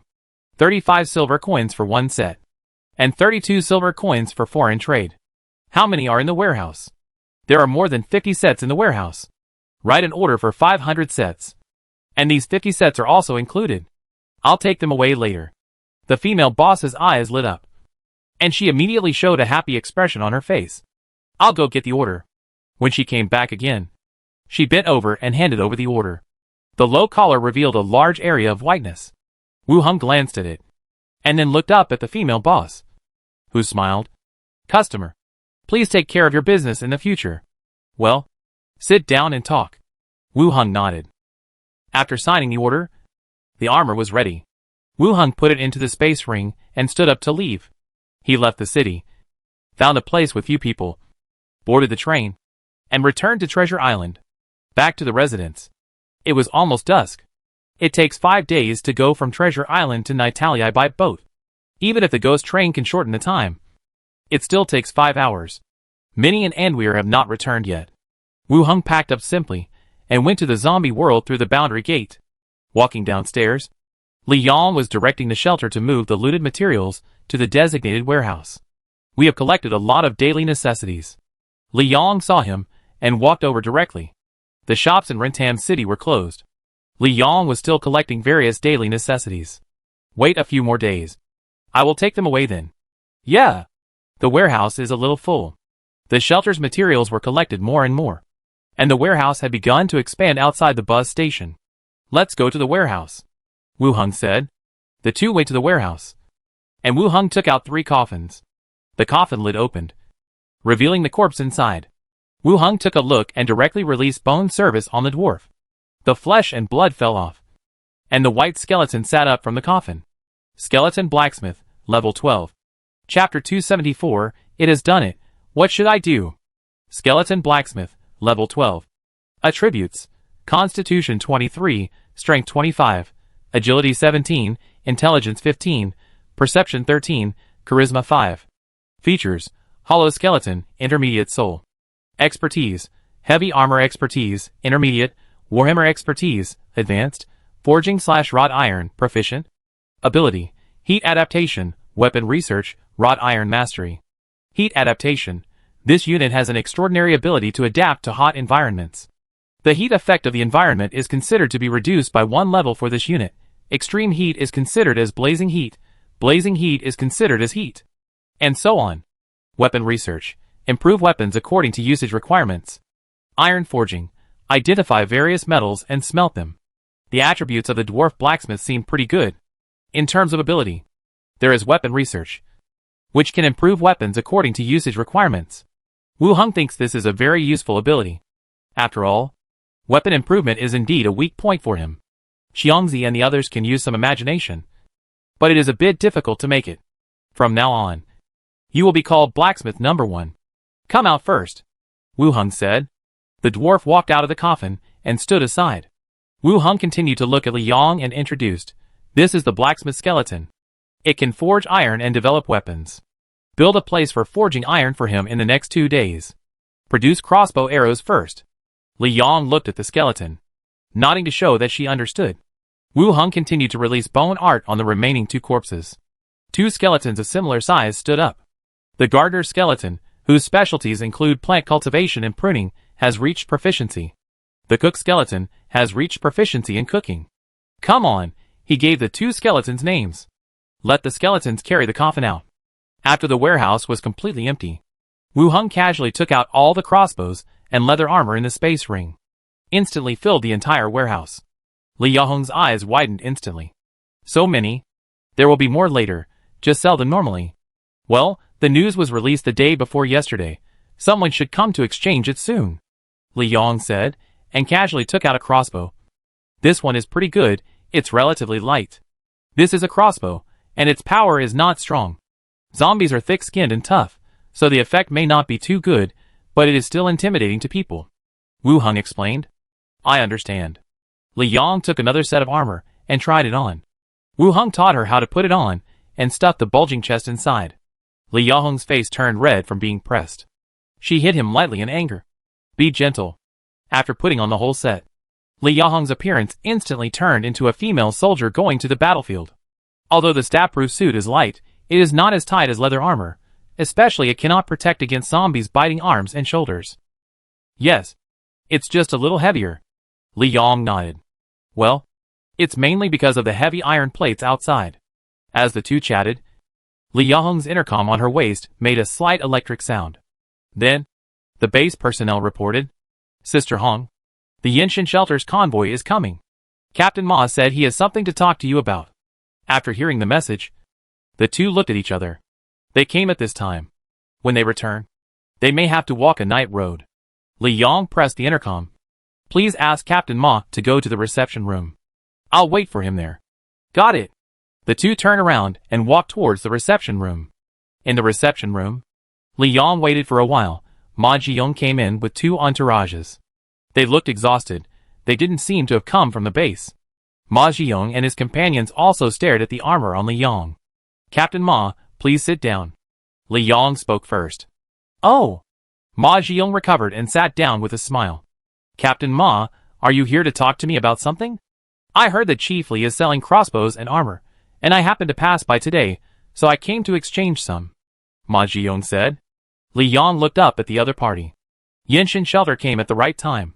Wu Heng had just put the weapons and protective gear into the warehouse when they came over. Not even a step early. "Of course, Captain Ma. How do you want to exchange?" "Wait a minute, I'll have someone get it." Ma Jiyong glanced behind him.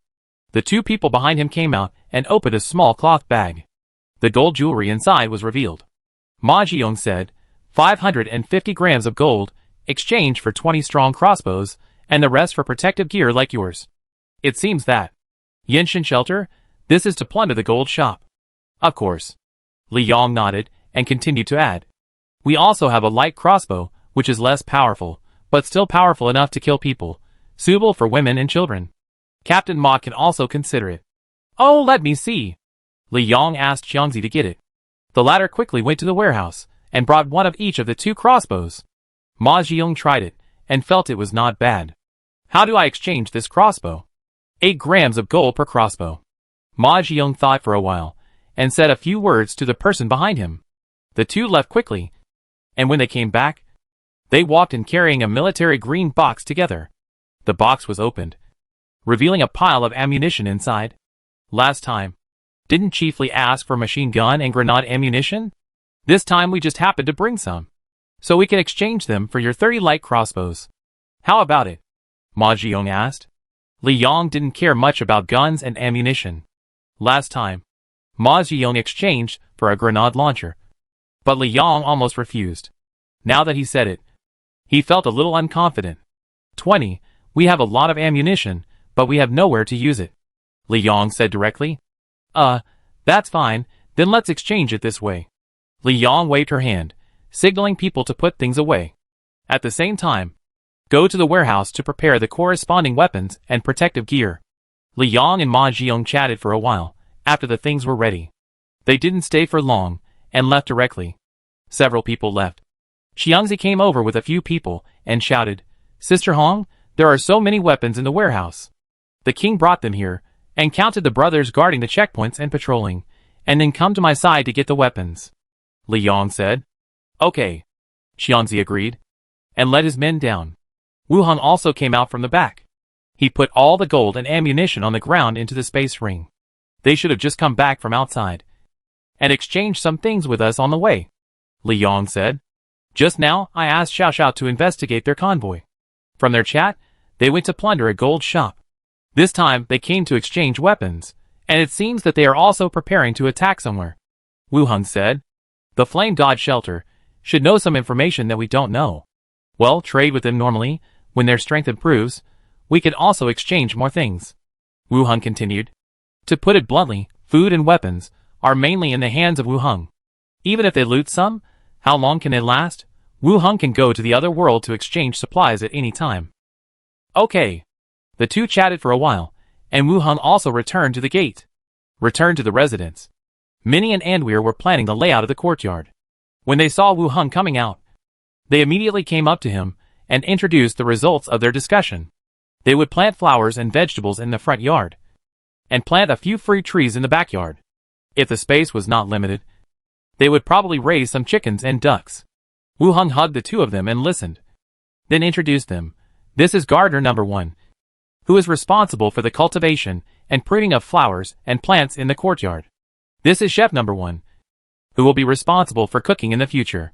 The two of them also knew the role of the skeleton. Being able to take care of the yard and cook is not surprising.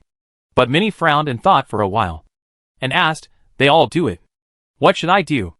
I accompany Ware on weekdays, and do whatever I want, Wu Hong said. Underwire added, cleaning the room. If you want to do it, you can always find something to do. Okay. Minnie nodded. Then I have to wash it too. As she said, she instructed chef number 1 to wash the bones on the side.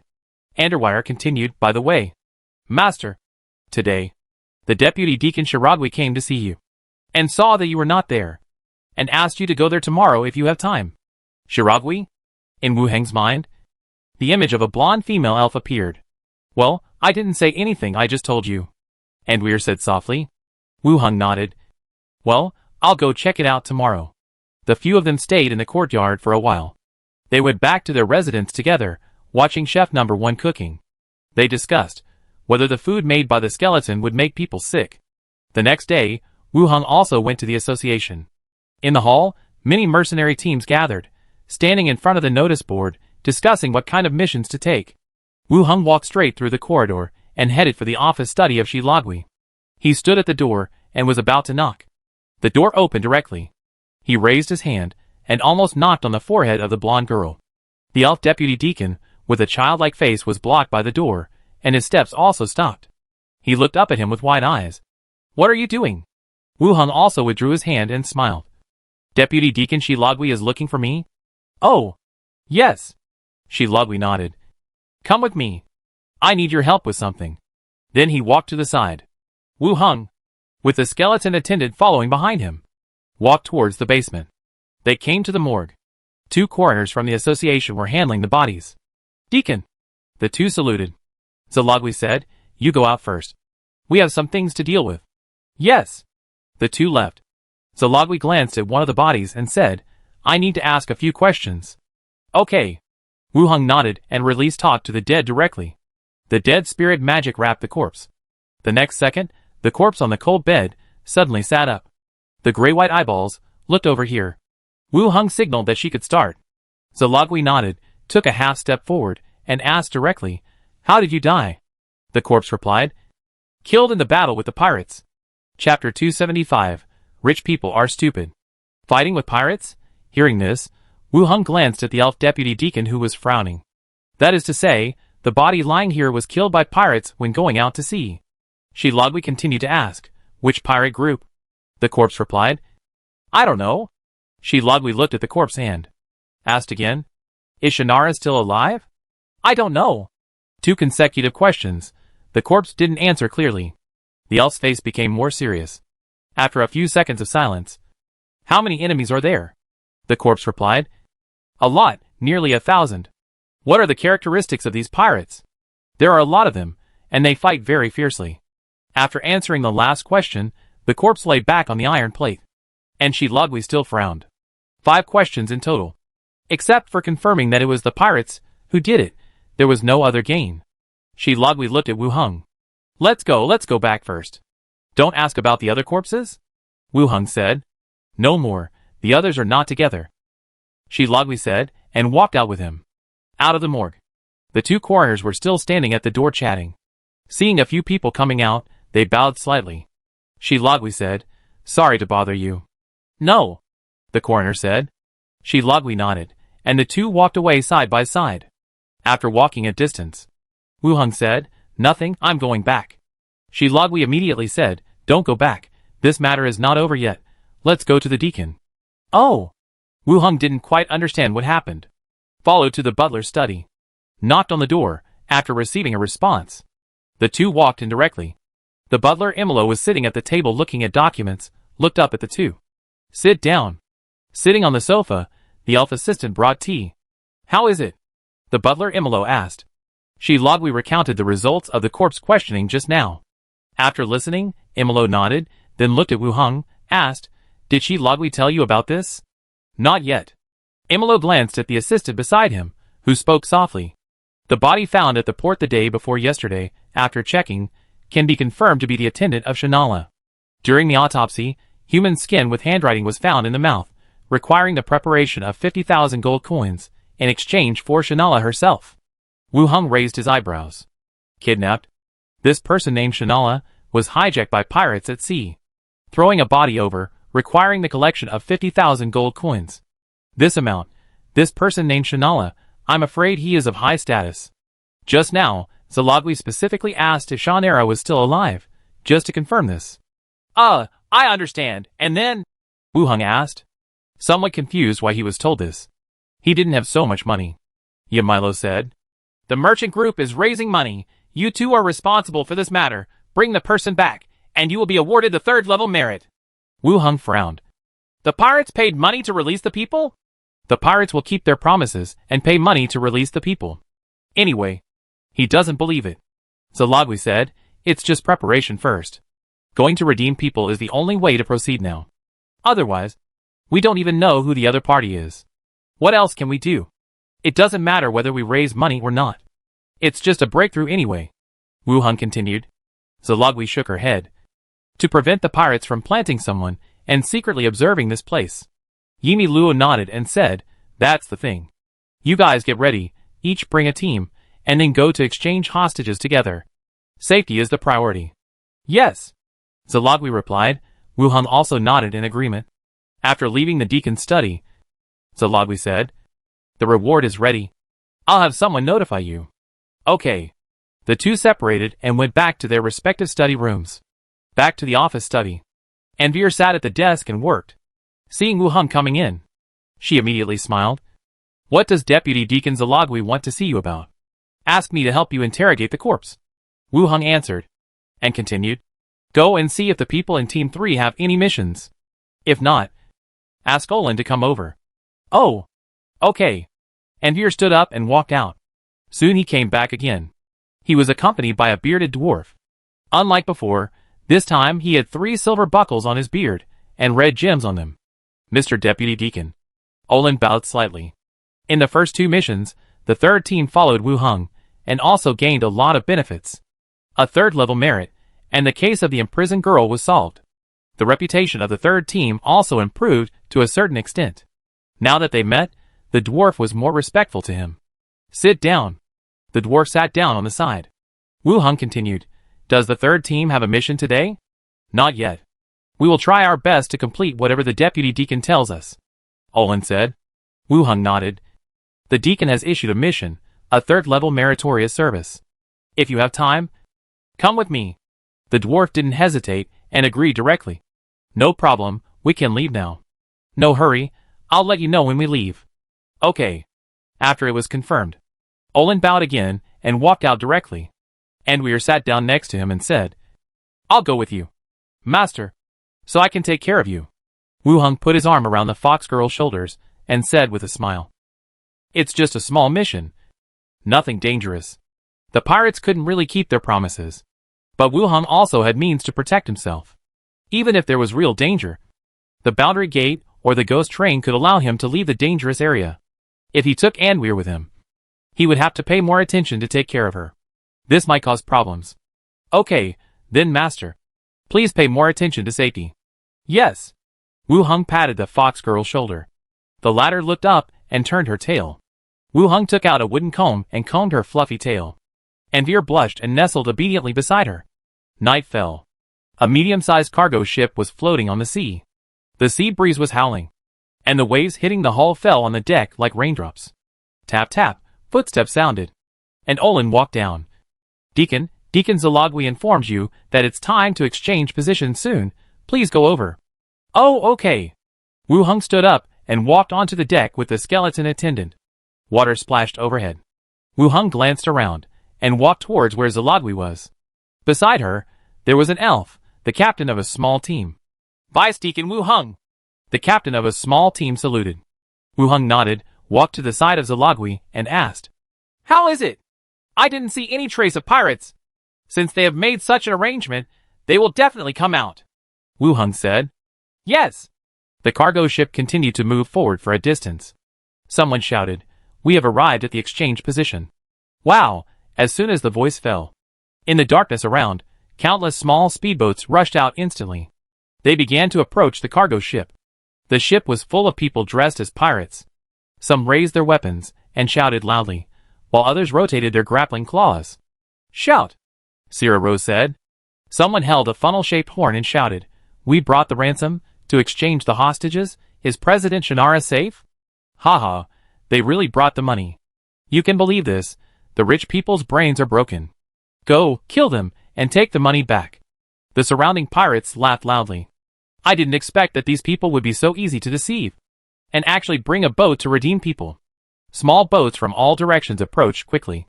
Zalogwi leaned on the fence, looking down from both sides. Her eyes swept across all the ships in her sight. It can be confirmed that there is no figure of Shannara. Fight. Kill them all, Zalogwi said directly. Everyone took action immediately. Whoosh whoosh whoosh. Crossbow arrows shot down from the boat. The pirates blocked them with their shields, shaking their shields from time to time, and laughing mockingly. The boat quickly reached the bottom of the ship. Clang clang clang, one by one. The grappling hooks were thrown onto the cargo ship and hooked onto the guardrail. They began to attack the pirates climbing around. The people of the third team drew their weapons and followed Wu Heng. Deputy Deacon, what should we do? Go and help, don't panic. These people are not a threat. Oh, good. The people of the third team also rushed down immediately and began to cut off the grappling hooks thrown up. I have a pretty boy here, brothers. Come on board this way. It can't be that woman's lover. Don't kill him. I like his ass. Wu Heng glanced down, and the pirates immediately shouted loudly. Compared with the other sailors with rough skin, these guys don't seem to be very strong. Wu Heng retracted his gaze. He took out the machine gun from the space ring. He held it in his arms and shook the weight, and placed the machine gun on the fence, with the muzzle pointing downward, pointing at a ship and pirates who were shouting to get closer, while the other party was shouting that they wanted to hack their asses. He pulled the trigger directly. Bang, bang, bang. There were violent explosions, and dense flames poured down. In an instant, the pirates, who were laughing and cursing, their bodies were instantly torn into pieces, and the wooden boat under their feet was beaten into a sieve and slowly sank in the flying wood chips. The gunfire stopped. On and off the boat, there was an instant of silence. Everyone looked in surprise at this side, and the wooden boat that disappeared below. Keep fighting, just look at what I'm doing, Wu Heng said directly. The others immediately continued to chop the hooks, shooting crossbows and bows downwards. Wu Heng raised the machine gun, moved to one side, and continued to aim at the next boat. Bang, bang, bang. The gunfire exploded, and the people and boats were shattered. Wu Heng did not stop. The machine gun slid on the fence and kept sweeping at the wooden boat below. Ships were shattered one after another. The pirates felt fear. Whenever the muzzle of the gun was pointed at the wooden boat, they would jump off the boat without hesitation and dive directly into the water. Bullets continued to be fired into the sea, tearing the pirates apart. Seeing that they had no chance to fight back, the pirates began to plan to retreat. Wu Heng cast the dancing light technique, illuminating the sea surface, while bullets continued to be fired. All the pirate ships were smashed. The machine gun retracted the space ring. The surroundings gradually quieted down, and the smell of gunpowder in the air was blown away by the sea breeze. Wu Heng glanced at everyone and said directly, "Salvage the bodies. Salvage them all. Go. Lower the boat. Salvage all the bodies." The dwarf Olin shouted loudly. Except for the third team. Whether it was the first team or the accompanying merchant group members. They were all a little dizzy at this time. The pirates came to besiege them, and it was over so quickly. Moreover, no one on their side died, and the bodies of the pirates covered the sea. At the loud urging of Olin again, the others came to their senses. Small boats were lowered from both sides. They began to salvage the bodies of the pirates. Zalagwi came over and glanced at him. "Aren't you a necromancer? Why aren't you using spells? The power of a wizard lies in his brain, not in a specific spell." "You're right," Zalagwi agreed at first, then reacted. "What do you mean? Are you mocking me? I didn't say that." Soon, a body was salvaged. Wu Heng walked over and selected 2 relatively intact corpses. "Carry them to the cabin." Inside the cabin, Wu Heng released talking to the dead, and the corpse sat up directly. "Is Shannara still alive?" Wu Heng asked. The corpse replied, "She should still be alive." Both of them were stunned. Wu Heng asked, "What do you mean she should still be alive?" "When I left, the woman used some kind of prop to seal herself up, and she was still alive at that time." In other words, the corpse was not sure whether she was still alive now. Wu Heng continued to ask, "Which pirate group are you from?" "The Blood Hand Pirates." Hearing this name, Shila Gui frowned again. Wu Heng then asked, "How many people do you have?" "There are about 500 or 600 people on the island." Chapter 276. Bloodthirsty Double Blades. Hearing this number, Wu Heng and Shila Gui frowned. The pirates who were killed just now were at least 200 people. There are still so many people on the island they mentioned. The strength of these pirates is not small. At least, there are more than most of the bandits on land. The last question. Wu Heng thought for a while and asked, "Where is Shannara trapped by you now?" The corpse replied, "Cocktail Island." After saying that, the corpse lay back down. Wu Heng looked at Zalagwi and asked, "Have you heard of the Blood Hand Pirates?" Zalagwi's face was solemn. "I have heard of it. The pirate group is quite large and is known for its cruelty and violence. This is a pirate group with a good reputation, and they are known for their cruelty and violence, so it is even more impossible to resolve this matter peacefully. It's not a complete loss. At least Shannara is still alive," Wu Heng said. "This Shannara should be related to the merchant group. The ransom was collected from there." The deacon and Zalagwi were also concerned about whether this person was still alive. What to do next? Zalagwi looked over. "No hurry, ask the next corpse," Wu Heng said. He continued to release talking to the dead, and the second corpse sat up directly. Wu Heng asked, "How many high-level professionals are there in your pirate group?" "The captain and the vice-captain, both are high-level professionals." "What level is your captain?" "Level 15 professional." Level 15, a 4th level professional, 1 level lower than the Skull Crusher. This is already a rare strongman. Wu Heng thought for a moment, and continued to ask, "How many people are arranged on Jiwei Island?"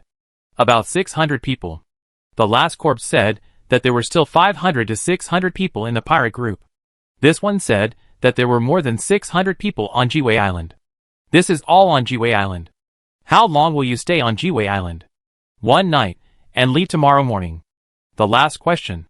"Where to go next?" "I don't know." After the 5 questions, the corpse lay back down. All the questions that should be asked have been asked. There are more than 600 people on the entire Cocktail Island, and the best one among them is a captain of level 15. The best way is to go back and ask for reinforcements. Knowing the location, it should not be difficult to wipe out a pirate group. But the other party will only stay on Cocktail Island for 1 night. The next day, they will leave. Bring the news back, and rush back, The other party will have left long ago. At night, we sneak in and rescue the people. Zalogwi said directly. Wu Hung asked, what's the plan? Tell me. No plan. Cocktail Island is not small. They can't defend such a large coastline. Let's find a place to land and sneak in. Zalogwi said. Wu Hung raised his eyebrows. I thought she had some props or skills. After a long time, she sneaked in the dark. This pirate group, who can build such a large group, is obviously not stupid. How could it be so easy for someone to take advantage of it? Do you have a map? Zalogwi took out a sea chart from the space ring and spread it on the table, pointing to an island. This is Cocktail Island. In terms of proportion, Cocktail Island is not really big, and its shape is not like a cocktail, but more like a chicken. But Wu Hung took out his tablet, raised it and took a photo. Then he looked at the map again, thinking for a while. Then he told his plan. Arrange a few people to go back and inform the association, and we will go to the island. I will use the corpses to attract all the people on the island together, and you lead the others to go directly to the island to rescue people. Zalogwi frowned and looked at the map. After a while, he looked up. Can it work? Let's try. If it doesn't work, we tried our best, and we'll just withdraw safely when the time comes. Zalogwi looked at the map again, and finally gritted her teeth and agreed. Okay. Cocktail Island. In a small stone house near the port, several pirates gathered around the fire, feeling a little sleepy. Why haven't those people who took the ransom come back yet? They didn't just take the money and run away, did they? You know the boss's methods. They don't dare to run away. Are those people stupid enough to pay money to ransom people?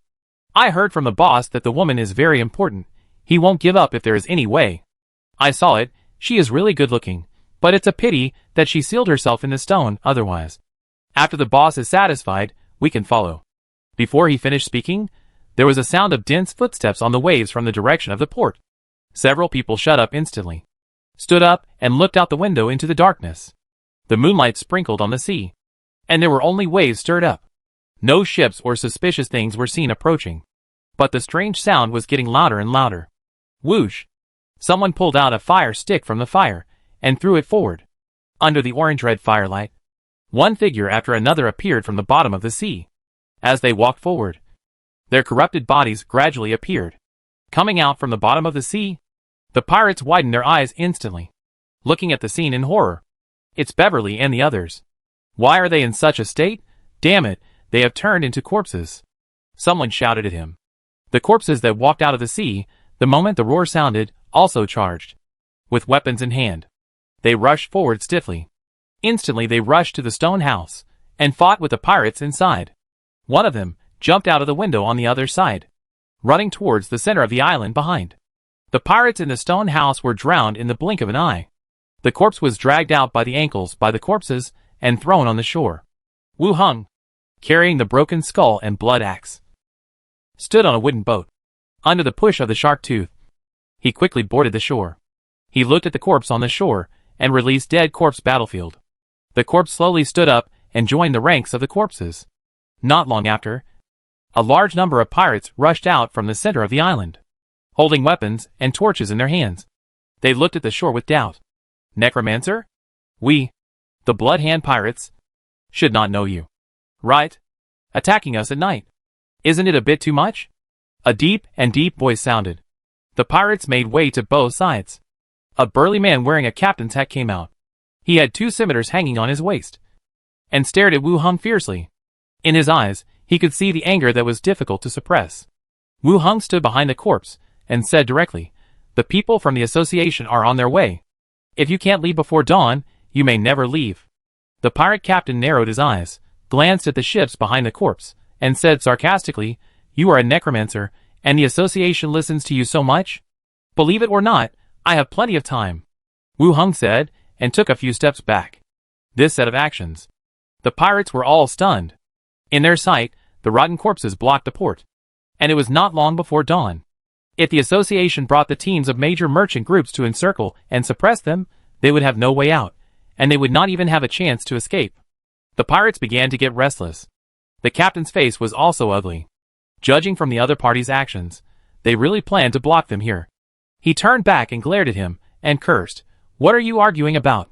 Are you afraid of a necromancer as a pirate? Follow me and kill him." I will use this guy's head as a chamber pot tonight. There are only a few rotten corpses, and we have more people. Mages have money, kill him.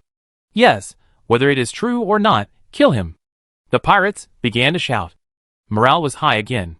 The pirate captain drew out his 2 swords, and his body began to turn red, and his muscles bulged, as if blood was flowing into his body. He roared and shouted, "Follow me and kill, to avenge our dead brothers." Kill! The pirates roared and began to kill directly up the slope. Swish, swish, swish, whoosh, as they ran, crossbows, flying axes, flying knives were the first to be thrown into the team of corpses. The corpses did not dodge or avoid, and their bodies were hit instantly. But no one fell down. Seeing that the pirates were getting closer and closer, Wu Hung released a fireball towards the sky above the pirates. The flames exploded and fell into the crowd of pirates. In an instant, several pirates were hit by the flames. Their bodies were on fire, and they fell to the ground and kept rolling. Wu Hung continued to give orders. Attack! Hula la! The corpses took action and rushed towards the opponent's position. The 2 sides were getting closer and closer, and they collided directly. The pirate captain was sharp-minded, and he drew his 2 swords at the same time. In an instant, the heads of 4 corpses fell to the ground. Then, the whole person plunged into the group of corpses. The corpses were killed continuously. The corpses fell to the ground, and huge pustules began to appear. The next second, the pustules burst, and countless spiders soared into the sky, and pounced on the pirate captain and the pirates around him. Be careful of the spiders. Damn it, the necromancer is damned. Cut off the corpses' limbs, don't kill them, or spiders will appear. The pirates shouted, and continued to kill the spiders. Bang, bang, bang, the spiders burst, and the green poisonous mist rose instantly. Quickly cover the surroundings. In the smoke, the pirates were forced to retreat step by step, covering their festering wounds, and continued to attack. People kept dying, and corpses kept exploding, forming a large cloud of smoke. Wu Hung stood at the back, releasing dead corpse battlefield. The newly fallen corpses turned into rotten corpses and crawled up. After releasing the skills, Wu Hung retreated to the back again, and said to the wireless headset, "This side should have all been let out. You should act as soon as possible. We are close to the enemy camp. You hold on for a while. Try your best." Wu Hung replied. Hang up the radio headset. Focus on the battlefield again. The fighting continues, and the poisonous fog area, which makes the pirates begin to lose the upper hand. Large groups of people begin to fall. The rotten corpses and spiders advance forward. The pirate leader covers his mouth and nose with his arms, and his eyes quickly scan the battlefield. The more enemies fight, it is not a solution. The people who die, they become the enemy's source of soldiers. In the end, he will be killed by the enemy. Glancing ahead, behind the group of rotten corpses, he sees a figure wearing black armor, holding a staff. He kicked away the corpses that rushed in front of him, and shouted to those around him, "Come on! A few people, follow me to kill that wizard. Whoever kills him, I will make him the deputy leader, and whoever cuts him will be the leader." "Yes, Captain," several people nearby answered. Then the pirate captain led several pirates, like a mad bull, and knocked away the corpses in front of him, and rushed directly to Wu Hung in the distance. Wu Hung looked at the other party through the gas mask. He took out a machine gun from the space ring, held it in his arms, and pulled the trigger. Bang, bang, bang, dense bullets whizzed out. The pirate captain's eyes suddenly shrank. He subconsciously pounced to the side, rolled and hid behind a protruding rock. And those pirates, who followed the charge, were instantly hit by bullets. The body was torn to pieces, and fell to the ground. "Skullbreaker, Blood Axe, go kill him," Wu Hung ordered again, and rushed over directly. Skullbreaker jumped high, with a battle axe in his hand, slashed behind the boulder. The captain rolled backwards, raised his foot, and put it on Skullbreaker's chest, and with one kick, he took 3 steps back. His eyes were filled with horror and disbelief. At the same time, Blood Axe also rushed to one side, and swung the huge battle axe in his hand continuously. He was defeated step by step. Wu Hung followed closely behind, and released Disease Ray and Weakness Ray continuously. He shot at the pirate captain, seeing that the situation was not right. The latter turned around and ran quickly to the back. Wu Hung pulled the trigger again. The bullet penetrated his thigh and lower back, and he staggered to the ground. Skull shattered, Blood Axe, and rushed over instantly. "Don't kill me, I can be loyal to you, help you do some things, I still have money, I can give it all to you. Bang! The warhammer fell, and shook the double swords away. The second battle axe swooped, ripped open the breastplate, and chopped on the chest. The flesh turned over, and the blood of the drum gushed out. Fuck, what the hell are you doing to me? You are not a good guy either. Bang! The battle axe fell again, cutting off his head. Wu Hung glanced at the scene of the battle, raised the machine gun, and fired directly. Bang bang bang. The muzzle spewed flames, and the rotten corpses and pirates all fell to the ground. The corpses covered the ground. Connect the radio. Have you found the person? Wu Hung asked. The headset sounded with the voice of Zalogui.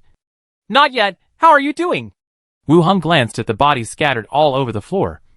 Still holding on, search carefully, don't worry about me. Okay, be careful. Hang up the call. Wu Hung fumbled around on the bodies, picking up items one by one. Bloodthirsty double blades, strange item. Space ring. Endurance belt. Wu Hung put away all the items. He continued to look at the ships behind. Let's go, let's get on board. Chapter 277, The Woman in Amber. After looting the pirate leader's spoils, Wu Hung called out and went straight to the pirate ship at the port. At the port, there were 3 pirate ships and a slightly smaller merchant ship. Wu Hung stood on the shore and looked at the ships in the distance. With a thought, he released the ghost Glinda. Glinda circled in the sky, flew down, and said, "Fighting with pirates? How do you know these are pirates?" Wu Hung asked curiously. "There is a pirate flag on the ship," Glinda said. "The ghost has dark vision, and is not affected at night. Yes, it is indeed a pirate group, but now they are dead." Wu Hung said, and continued, "There are 3 pirate ships over there, let's see which one has good stuff, so we can take it away when the time comes." Okay, Glinda agreed, and got into the pirate ship directly. Wu Hung did not stop, and also boarded the first one. The pirate ship still has its own style. The hull was painted with exaggerated patterns, and it was fenced all over, with shields of various styles hanging on it. The waves drove the hull, and the shield slapped against the hull. Without waiting for Wu Hung to look around, Granda flew back directly. He said, "Only one ship. We found a lot of goods and money, and the other 2 were mainly cabins, some weapons, and equipment. Nothing valuable. Only one ship to carry things? They are not afraid that this one will sink. They didn't leave anything behind. Take me over there. This way." Granda took him off the ship under his feet and boarded another ship. All the way down to the cabin. Came to a door locked with an iron chain. "No trap, right?" Wu Hung asked. "No." Wu Hung took a step back. "Open it." Blood Axe stepped forward, and the battle axe chopped down directly. Dang! A deafening collision sounded, and the iron chain broke and fell to the ground. Wu Hung pushed open the door, and it was pitch black inside. He released a dancing light technique in front of him, and the light circle fell on a wooden barrel in the center, and the surroundings gradually illuminated. This is a warehouse. Cloth and herbs were piled up on both sides, and in the middle were various gold and silver utensils, sculptures and paintings. They should all be stolen things. With the cultivation of pirates, how could they like sculptures and works of art? Wu Hung walked in and took a look inside the barrel. The upright barrel had no lid, and it was filled with silver coins, which were dazzling in the light. No need to look. These barrels are full of silver coins. And there is a box over there, which contains gold coins and gems. Granada floated in the middle and said softly. Wu Hung turned around. The anticipation is gone in an instant. What anticipation? The anticipation of opening a blind box. I don't understand what you're talking about. I'll go to the merchant ship and take a look. Wu Hung nodded. Glinda went through the wall and left. This should be the pirate's warehouse. I originally thought that the gold and silver would be brought into the space ring, but the pirate captain did not do so. Instead, he locked it here. Wu Hung put all the gold and silver coins into the space ring, but the other goods, the quantity was a bit too much, and they could not be put in. After standing there and thinking for a while, he walked back to the deck. He shouted to the people below. "Shark Tooth!" A figure emerged from the sea, and Shark Tooth looked up. Shark Tooth had not participated in the previous battles, and his work was just to push the boat for himself. "Come up!" Shark Tooth walked out of the sea and boarded the deck. Wu Hung said, "This ship will be ours from now on. Go out and hide first. I will pick you up here tomorrow." Shark Tooth said nothing more, and walked directly into the control room. He planned to drive the ship away directly. Wait, I'll get off first. Wu Heng got off the ship with 2 skeletons, and the pirate ship slowly left the post and disappeared into the night. This action. The pirate ship is considered a trophy. But the association's procedures are still slow and strict, and there are also people like Zalagui. It's not a disadvantage to occupy one ship first. After all, he is the one who contributed the most tonight. At this time, Granda flew back again, faster than before. Floating in the air, pointed to the ship of the merchant group behind, and asked, "Why is there a woman on it?" "Woman? Pirate?" Wu Heng asked back. In this world, women are also professionals, which means that women are often seen in battle, whether it is pirates or bandits. There are many women. There are also many female leaders. No. It's an elf woman who was sealed in amber. Granada explained. Shannara? After hearing Granada's description, Wu Heng's first reaction was to rescue target Shannara. The information provided by the association. An elf woman. And from the pirates, she learned that she sealed herself in stone. The situation was very similar to what Glinda described. "Do you know him?"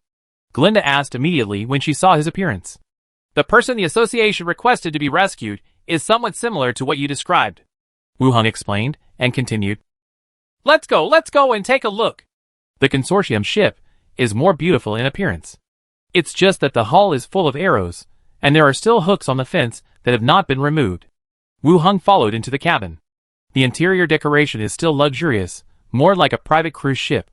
But now, some decorations have been completely removed, and traces of paintings and ornaments can still be seen in their original positions. Following Granda, he came to a cabin.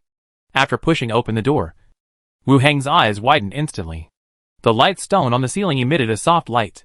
Under the light, a piece of yellow semi-transparent amber occupied half of the room. Inside the amber, there was a light-bodied and beautiful elf woman. Wu Heng widened his eyes and looked at the scene in front of him with some surprise. Seeing it with my own eyes, it was more shocking than what Glinda described. It was confirmed that there was no danger. Wu Heng cast a dancing lights on the illuminating stone. The room became brighter, and the figure in the amber became clearer. Gray-blue shoulder-length hair, elven pointed ears, white and tender skin, and a beautiful appearance.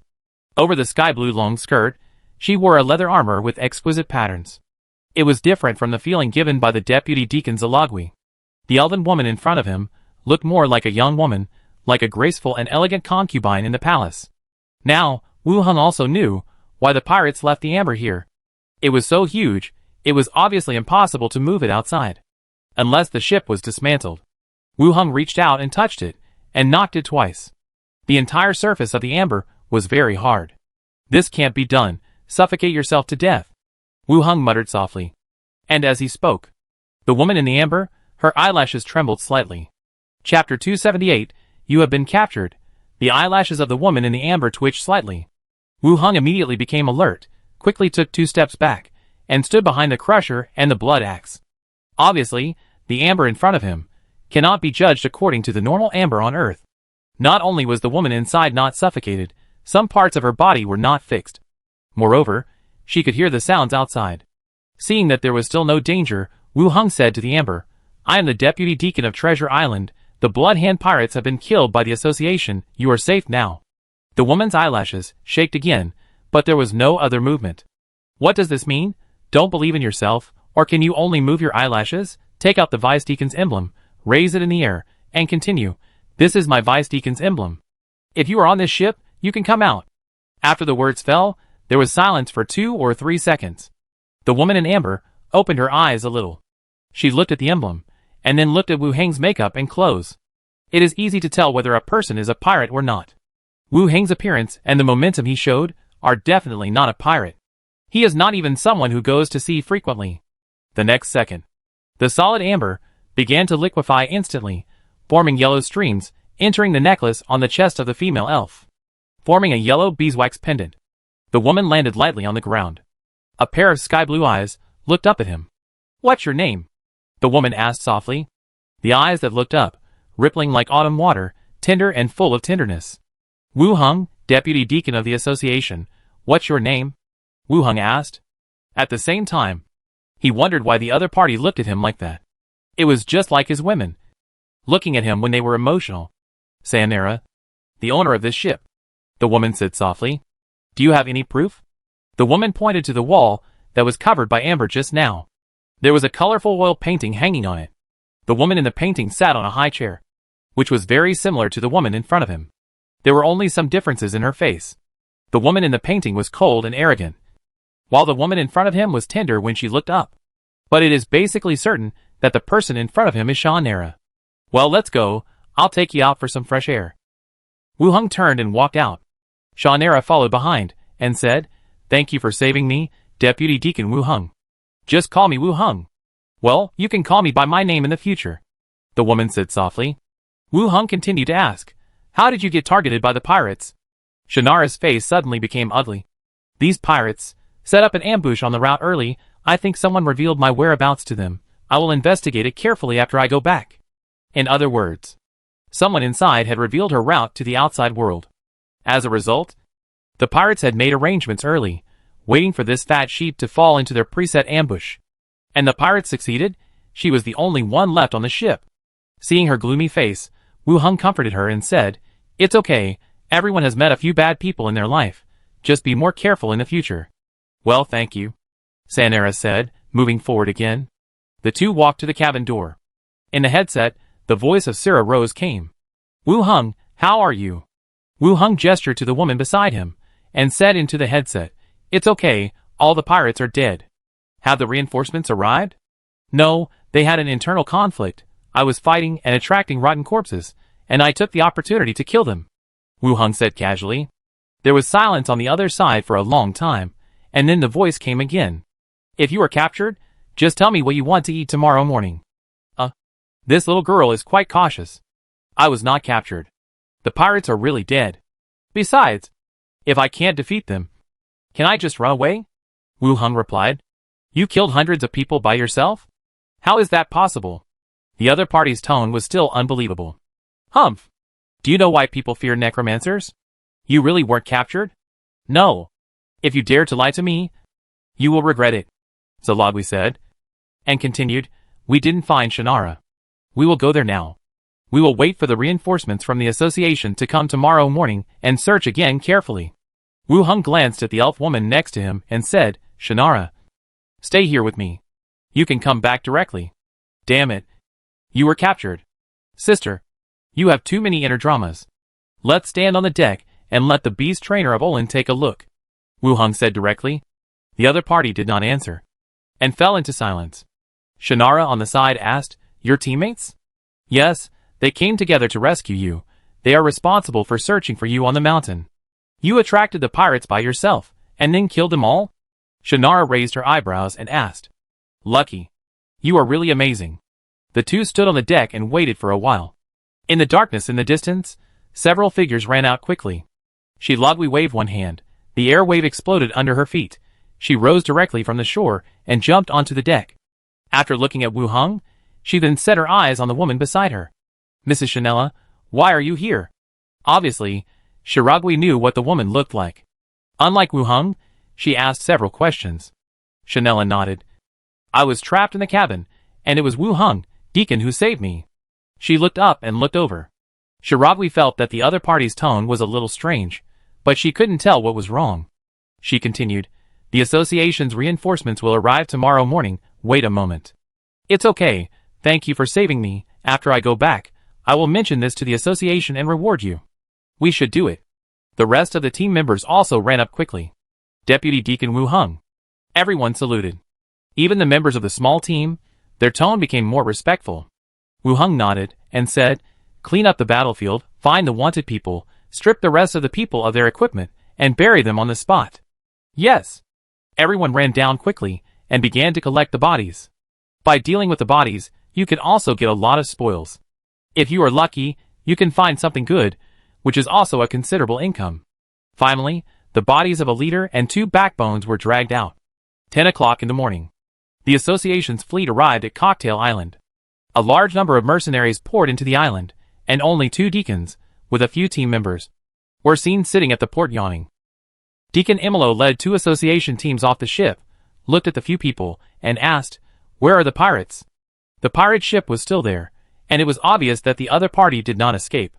Seeing that Wu Heng had no intention of answering, Zalogwi stood up and said, "The pirates have been killed, one of the pirate leaders, 2 backbones, are on the wanted list, and Madame Chanela was also rescued safely." Imolo looked at the few people. In his eyes, there was also a little surprise.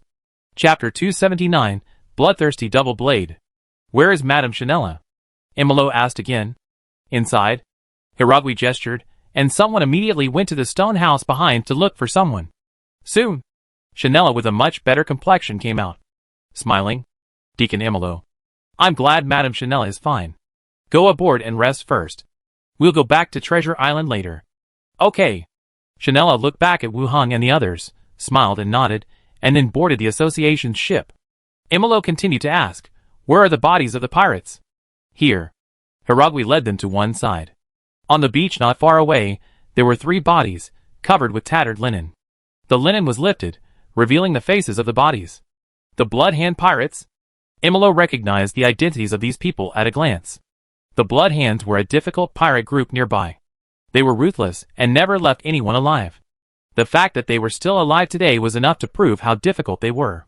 The members of the association, despite not having the advantage in numbers and levels, actually killed all the opponents. It was really unexpected. "Cover it up. Take it back. You did a great job this time. Go back first," Imolo said. Zalogwi nodded, and immediately asked people to carry the body to the ship. They took the pirate ship and started to return together. On the returning ship, Zalogwi leaned on the guardrail, feeling the sea breeze. "After this trip, you solved the problem yourself. The results are for everyone, but they just play different roles." Wu Hung walked over and stood aside. "We just searched the mountain, but we haven't found anyone yet." Zalogwi continued. "Last night's battle plan. They had to go up the mountain to rescue the hostages, and they would also face battles and dangers. But after a whole battle, Wu Hung did everything by himself, and they seem to have taken a detour, and then ran back. I didn't expect that Chanela would be on the ship." Wu Hung paused slightly, and asked in a low voice, "What is her status?" "It seems not low. The president of the Starflower Cross Sea Chamber of Commerce, which is also the largest chamber of commerce among the Wood Elves," Zalogwi introduced. "Such a large chamber of commerce was robbed by a pirate group? So, we were also surprised. We should investigate this matter later." Wu Hung nodded and said nothing more. According to what Shannara told him last night, the route itinerary was leaked. The pirates set up an ambush early. It seems that this is also an important reason. By the way, why do you feel that Shannara's attitude towards you is different from that of others? Zalogwi spoke again. Wu Hung raised his eyebrows. "Is there? Maybe I rescued her." "Yes. It should be." In the afternoon, the fleet returned to Treasure Island. Some members of the association stayed behind to deal with the ship, and Wu Hung and others returned directly to the association. This operation was a good harvest. The deacon promised to find Chanela, and it would be a 3rd-level merit. In addition, the leader of the Blood Hand pirates and 2 pirate backbones would be rewarded. Back to the office study, Anvir immediately showed a happy smile. "Master, you are back." "Yes." Wu Hung nodded and sat down aside. "Is there anything wrong with the association?" "No. Everything is normal." Anvir poured a cup of tea and placed it in front of him. Wu Hung took a sip. Continued, "The deacon needs a report from last night. I asked you to write it for me." "Okay. Master." Anvir spread out a piece of paper and began to write. Wu Hung thought for a moment and recounted what happened last night. Anvir sat aside and began to write it down. The whole action last night was not difficult to analyze. Just recount what happened, and make sure it is the same as what Zalogwi said. Besides, there was nothing special about the matter. Apart from the pirate ship he had taken away, there was nothing to hide. Anvir wrote everything down. Then he simply sorted it out and rewrote it. "Master, please take a look." Wu Hung picked it up and read it from the beginning. After confirming that there was no problem, he said, "Send it to the deacon." "Okay." Anvir left. Wu Hung took out all the spoils from last night and placed them on the table one by one. Bloodthirsty double blades, strange item. Space ring. Endurance belt. The first item is the double blades used by the pirate captain. Iron blade with wooden handle. The blade has a dark red mark. It looks like it is stained with blood and has not been wiped clean. Bloodthirsty double blades, strange item. Category, strange item. Function: the holder enters a violent state, and the wound is difficult to heal. Side effect: in the violent state, the sanity decreases over time. Description: a weapon used by a powerful thug. The holder will gradually be affected by killing, and enter a violent and crazy state. The blade is sharp, the wound cut by it is difficult to heal, and the user will gradually lose his sanity. Strange item: it seems that this blood hand captain is really extraordinary. Rare objects are rare, and rare weapons are even rarer. Moreover, the double swords have a wide audience, and they can be sold at a sky-high price on the market. Wu Heng looked at the double swords again. The effect they provide is that they can make the holder enter a violent state, and the wounds are difficult to heal. These 2 points can directly improve the combat effectiveness of the user. The price is to gradually lose reason. When fighting with the pirate captain, the other party turned around and ran away, but he didn't seem to lose reason. But it's not a big problem. If you give it to the skeleton, it is just obeying orders, without the influence of emotions and senses. Rationality should not affect the skeleton, as long as it does not turn around and cut itself. Wu Heng put it away directly, and continued to check the remaining 2 items. Space ring, 5 cubic meters, spiritual communication ring, to explore the space inside. Some daily necessities, food and fresh water, various grenades, an exquisite small wooden box. Wu Heng took out the daily necessities, and the small wooden box. Opened the small wooden box. Inside were neatly arranged gold coins, at least more than 1,000. Really rich. On top of the gold coin, there is a note from the Snake Emblem Consortium. You can take the note and go to the consortium to take out the things stored inside. The door opened. Underwire came back. What did the butler say?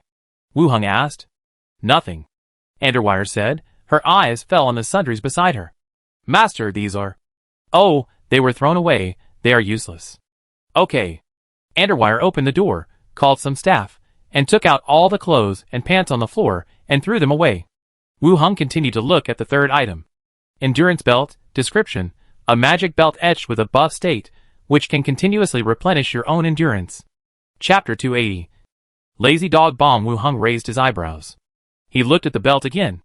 Endurance is a manifestation of resistance to fatigue during physical or mental work. This can play a certain role in combat or learning. However, putting it on the belt makes people guess which aspect of the work is being maintained. After looking at all 3 props, Wu Heng put them into the space ring. Overall, the gains from this trip were huge. Apart from other things, the gold and silver coins in the cabin and space ring are a huge sum of money. If I take them to the land, I can fully satisfy my wealthy life. I am afraid that the nobles in the city cannot afford such a large amount of cash. In addition to the gold and silver coins, the rest are the merits and ship rewards. As for the ship, I took one away privately, and one of the remaining 2 pirate ships should be allocated to me. I yawned and lay on the sofa. Underwire knelt down on one side, gently rubbing his shoulders. Master, you must be tired. Not bad. His physical condition has improved, and he doesn't feel anything after not sleeping for a night. Master, you should also take care of your body, and don't get too tired. Underwire gently hugged his head and looked down. Wu Heng looked up, looking at the little fox with fair skin. He raised his hands, held his cheeks, and leaned towards him. Underwire's face was slightly red, and his eyes closed subconsciously, and he stretched out his pink tongue and put it into the other's mouth. The 2 of them stayed together. They were awakened by the sound of footsteps passing by the door, and separated. The fox girl's tail swung quickly, and she lay on the other's chest, whispering, There are people coming and going here. I will serve the master well in the evening. Wu Heng smiled, and held her face, and kissed her again. You said, I can't lose to many in the evening. I know, master. In the afternoon, there was nothing to do in the association. Wu Heng said a few words to Underwire, and then left the association directly. With 2 skeleton attendants, he found a deserted place. Put on the train conductor's hat, the train horn sounded, and the ghost train appeared out of thin air. Wu Heng boarded the train with 2 skeleton attendants. On the itinerary book, fill in the 3 words Cocktail Island. The next second, the train disappeared. It only took a few minutes. As soon as people sat down, the train arrived at Cocktail Island. Wu Heng stood up, walked off the train with the skeleton, and stepped on Cocktail Island again. There was no one here, and the sea breeze was howling. Wu Heng released Glinda, and after saying a few words, Glinda flew towards the sea. Soon, The pirate ship that left last night appeared in sight from the sea level. It slowly approached the port. Wu Heng boarded the ship.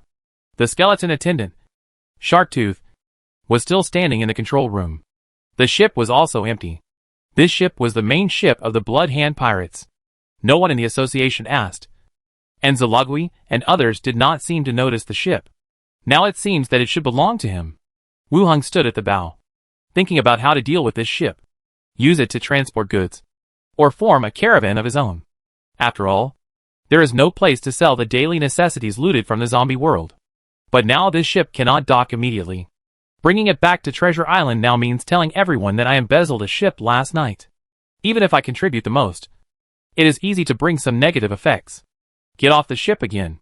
Command the skeletons to go to the place where the bodies were buried yesterday and dig out all the bodies. Dead corpse battlefield release. The bodies that have not been transformed. The flesh and blood fall off, and they all stand up as skeletons. Wu Heng ordered. From now on, you will be stationed on this ship. The skeletons boarded the pirate ship in unison. Wu Heng continued to say to Sharktooth, the ship usually docks here. If there are other fleets approaching, you should hide first. I will come back to pick you up in a few days. Sharktooth also boarded the pirate ship again. After the ship's affairs were dealt with, Wu Heng also put on the train conductor's hat again. The train appeared and returned to Treasure Island. Returned to the residence. Minnie and Wei, chatting in the living room. The sound of cooking came from the kitchen. Wu Heng looked out and saw the apron-wearing chef number 1 preparing dinner. Seeing Wu Heng coming back, Minnie jumped up excitedly and rushed over to give him a big hug. Wu Heng patted her buttocks and said, "You act like a spoiled child as soon as you come back. Aren't you afraid that Wei will laugh at you?" "Master, I miss you so much." Minnie buried herself in his arms. "I haven't seen you for just one day. I miss you too." Wu Heng held her and entered the living room and sat down on the sofa. Anweir smiled and said, "I heard that you were back. Minnie almost went to the association to find you." "Yeah." Minnie nodded. "Minnie is so good," Wu Heng said softly. Minnie still sat in his arms and said softly, "Master, I bought some flower seeds and planted them in the courtyard. It won't be long before the garden will grow." "Yeah." "Not bad," Wu Heng praised with a smile. Soon, dinner was ready. The three of them sat together to eat. After dinner, Wu Heng also took out the spoils he had looted from the pirate ship. When the two girls are free, they can decorate the house. Night falls. The three of them come out of the bathtub. Wu Heng holds the two soft bodies hanging on his body and walks to the bedroom. Put the two girls on the bed, under the light, admiring their beautiful bodies and curves. Minnie smiles softly, and Veer's face is a little red, and her furry fox tail is curled in front of her body, covering several important parts. Wu Heng stands in front of the bed, gently stroking the smooth belly of the two girls. It feels soft in the touch. "Master, come on." Minnie grabbed his hand and said softly.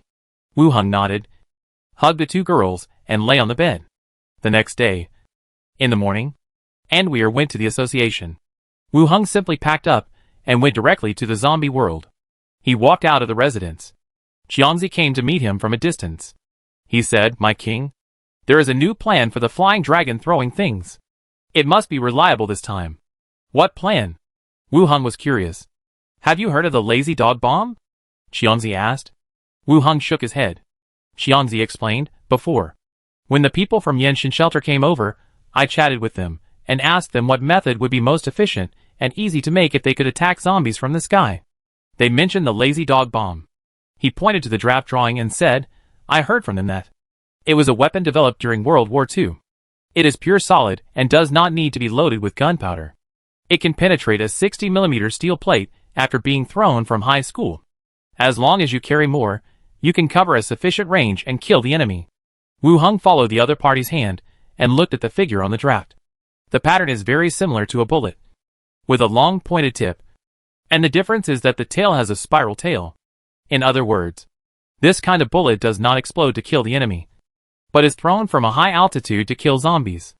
This is actually not difficult to understand. Throwing a stone from a high altitude can also kill people. It just depends on how many can be carried. Moreover, with the industrial capacity of the auto repair shop, it should be no problem to produce solid bullets. Besides, there is a skeleton blacksmith. Then make some and see how it works. Wu Heng said. Okay. Qiangzi nodded and agreed. After Qiangzi left, Wu Heng stood at the door and waited for a while. Li Yang also came over. Said yesterday, Qi Hankai brought people here to join us. Chapter 281, Exaggerated Lazy Dog Bomb. Wu Heng was not too surprised that Qi Hankai wanted to join. He had talked about this with Li Yang before. Qi Hankai came to the auto repair shop more and more frequently, and asked about the situation of the auto repair shop in his words. The auto repair shop and Dong'an village, in this area, are both large shelters. But their strengths are very different. Dong'an village is avoiding zombies, while the auto repair shop is looking for zombies everywhere. They are not comparable at all. Before, the people of Dong'an village might not have had any idea, and even thought that their shelter was no worse than the auto repair shop. But after seeing the fighting power of the skeletons, their ideas would definitely be shaken. As the zombies continue to improve, it will become more and more difficult to kill in the future. If you want to survive better, relying on a more powerful shelter is the best choice. It seems that we guessed right, Wu Heng said. Of course, if Ma Jiong had seen your fighting style, he would be depressed for several days, and then come to join you. Li Yang looked sure of this. Wu Heng smiled. What do you think? I don't have any opinion. It's not a bad thing for us to have a new superpower. Li Yang continued. The only worry is that so many people come here at once. And they are a group. If something happens, it may be difficult to deal with it. How many people are there? Wu Heng asked. They said more than 80 people. It's indeed a lot of people. Not counting the prison. There are only more than 50 survivors at the bus station. The other side has more than 80 people coming here at once. Which is indeed a bit troublesome. If we really have to fight, I'm not afraid. I'm just afraid of doing something secretly and causing unnecessary trouble. Right. Li Yang continued, Wang Chenggang. Qiangzi and I have discussed it and plan to keep Dong'an village. Qi Hankai will bring some people here to search and patrol and slowly divide them. Wu Heng looked at her in surprise. You still know these? Very difficult things? No. I just feel that you are becoming more and more like a leader, Wu Heng said. Li Yang smiled. No. It was discussed by everyone. This is actually a solution. After all, Qi Hankai is also under construction. And photovoltaic panels and other things must have been laid.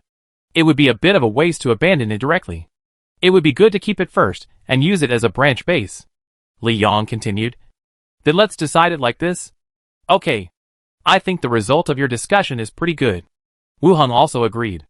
Then I will notify them to come over in the next 2 days. Okay. After Qi Hankai's matter was settled, Li Yang continued to ask. What are your plans for today? Let's continue to clean up the zombies along the way. Okay. Li Yang agreed.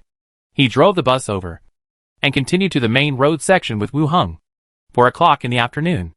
The zombies in the second section were attracted by the skeleton army. They roared and bared their teeth and claws, and gathered into a torrent, rushing towards them. Whoosh whoosh whoosh, the dense rain of arrows covered the sky. They fell into the zombies, with a crackling sound. Then came the iron spears thrown out, and the crossbowmen standing on the platform of the commercial store. Various attack methods, whizzing towards the zombies. The zombies fell one after another. They were trampled to the ground by the zombies behind them. Bang! A gunshot rang out. Standing on the top of the scrap bus, Hunter 1 pulled the trigger directly. The bullet whizzed out. A deformed dog that was fleeing in the distance was instantly hit by a bullet, and lost its balance and fell to the ground. Bang! Then, the second shot rang out again, and the deformed dog that had just stood up and was about to continue to run away was hit again, and never got up again. Another deformed dog looked back. Escape even harder. Bang! 2 shots rang out in succession. The second deformed dog fell to the ground instantly, and did not get up. Wu Heng glanced at the battlefield, and said directly, Speed up. The deformed skeletons rushed into the zombies. The zombies were instantly dispersed, and the skeleton team also began to move forward, killing all the zombies attracted by the deformed skeletons. Soon, the battle was over. The skeletons began to clean up the battlefield. The bodies of the 2 deformed dogs were also dragged by the tail of Ju Yi and thrown in front of Wu Heng. Skeleton dogs, but I haven't seen them for a while. Wu Heng glanced at the corpses, and immediately released bone servitude. The flesh and blood fell off, and the 2 lion-shaped skeleton dogs stood up. Skeleton Hound, Level 6, Level 6. It seems that the deformed dogs are also improving. He motioned the two skeleton dogs to stand aside, and took a wooden stick, picked out the corpse core from the minced meat, and packed it up. He handed it to Li Yong on the side. Send it to the alchemy skeleton. Okay. After dealing with the deformed dogs, the two stood aside and waited for a while. Wait until the main force has cleaned up the battlefield. Wu Hung continued to release dead skeleton battlefield, and a large number of skeletons joined the queue. It was getting late, so he didn't plan to continue cleaning. He boarded the bus and began to return. Back at the bus station, Li Yong took Wu Hung to see where the skeleton blacksmith was, and a furnace had been built here. In this world, iron can be found everywhere. And the looting team also added a new task, which is to loot various ironware. Wait until it gets dark. Li Yong followed the others to the cafeteria for dinner. And Wu Hung also returned to Treasure Island. Night fell. Minnie lay on her back on the bed, her legs hanging on his shoulders, and spoke incoherently. Why are you wearing a belt? It looks so weird, and it hurts a little. It's a health belt, good for your health. Wu Hung answered softly. Minnie's eyes were a little blurry, she said in a daze. Why should I keep healthy now? It won't hurt for a while. Of course, I have to pay more attention to it. It's so ugly, not at all. Woo! Minnie wanted to say more, but her mouth was blocked. With his eyes tightly closed, his arms tightly wrapped around his neck, the gently shaking bed board made Underwire open his eyes. Still there. Hey! Just as Underwire was about to turn to the side, a hand climbed onto her chest. He hurriedly said, Master, I have to go to the association tomorrow. The next day, Wu Hung followed him to the association to take a look. After confirming that there was nothing for him to do, he returned to his residence and headed for the zombie world. Here, it rained a little last night. There was a dampness in the air, and the ground was full of puddles. Wu Hung stood at the door and waited for a while. Li Yong hadn't come yet. Xiangzi ran over first. He said hurriedly, My lord, there is a result. Ah? Wu Hung was a little confused. Xiangzi took 2 heavy breaths and took out 2 bullet-sized solid bullets from his pocket. Lazy dog bomb, Xiangzi said. So fast? Yesterday, Xiangzi told him about the lazy dog bomb, and it was made this morning? This speed is much faster than other weapons. It's not difficult. Just pour molten iron into the mold and wait for it to solidify, Xiangzi said directly. Wu Hung thought about it and felt that it was right. He picked up 1 gram of it and shook it in his hand. It was about the same weight as the gold coin. How much? Wu Hung asked. 27 grams. If you want to reduce the weight, you can make it smaller. The gold coin weighs 30 grams, which is about the same weight. The flying dragon can carry an adult and fly quickly in the air, not counting the equipment and rolling thunder carried by the pirates at that time.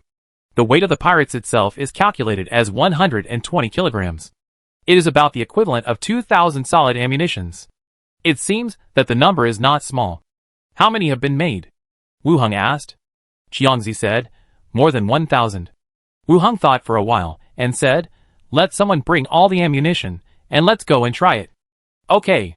Wu Hung took Xiangzi and walked towards the warehouse. Li Yong also came over at this time. Seeing the two of them, she asked, Where are you going? Let's go clean up the zombies. Oh, okay. Li Yong drove the bus, and Xiangzi drove a military truck, which was used to pull the skeleton dragon. Together they rushed to the main road. Roar, on the main road leading to the city. Dense zombies began to gather, and the piercing roars resounded throughout the area. A large group of zombies, gathered from the roads on both sides to the middle, covered the entire street, and rushed towards this side in a throng. Wu Hung glanced at the rapidly approaching group of zombies. Looking back, sweating profusely, he continued to install the magazine in Fei Lung's chest. Xiangzi and others, still paid more attention, assembled a honeycomb magazine with plastic. They were fastening buckles to the spine and ribs of the flying skeleton dragon. The louder the zombies roared, the more sweat appeared on their foreheads. It seemed that there was something wrong with the size of the part. How long will it take? It will be done soon. Xiangzi took off his belt, replaced the buckle, and fixed it on the spine. He dropped his body to test the firmness. He wiped his sweat. It's okay. Wu Hung nodded, pointed to the nearest ordinary skeleton with a slightly shorter figure, and said, Put down the sword and armor first, and you ride on the back of the bone dragon. The skeleton warrior threw the weapon and armor aside, and directly climbed onto the back of the bone dragon. Grab the reins prepared in advance. Wu Hung ordered the skeleton warrior, fly over the zombies, open these magazines. After all preparations were completed, Wu Heng patted the bone dragon. Fly up, fly higher. The skeleton dragon kicked its feet, and its entire body instantly rose from the ground and rushed into the sky. It seemed that the weight of the ammunition in the chest cavity had little effect on its flight. The body of the skeleton dragon kept rising, and finally it was only the size of a matchbox. Then, it began to fly forward along the main road. When they reached the sky above the zombies, suddenly, dense black raindrops fell densely from above. Soon, they smashed into the zombies. Boom, boom, boom. A violent sound like a rainstorm sounded. In an instant, the sound was like thunder. Broken stones and glass were scattered everywhere, and each iron bullet stirred up 2 or 3 meters of smoke and dust. Wu Heng and others behind the skeletons were all startled, and lowered their bodies to avoid being affected. They looked forward in surprise, and the whole street was covered with smoke and dust. It blocked the view. Experience +1. Skeleton flying dragon, experience +1. Experience +1. Skeleton flying dragon. Experience. Dense experience appeared. Wu Heng widened his eyes, looking at the front filled with smoke and dust. So useful? Chapter 282, People are living next door.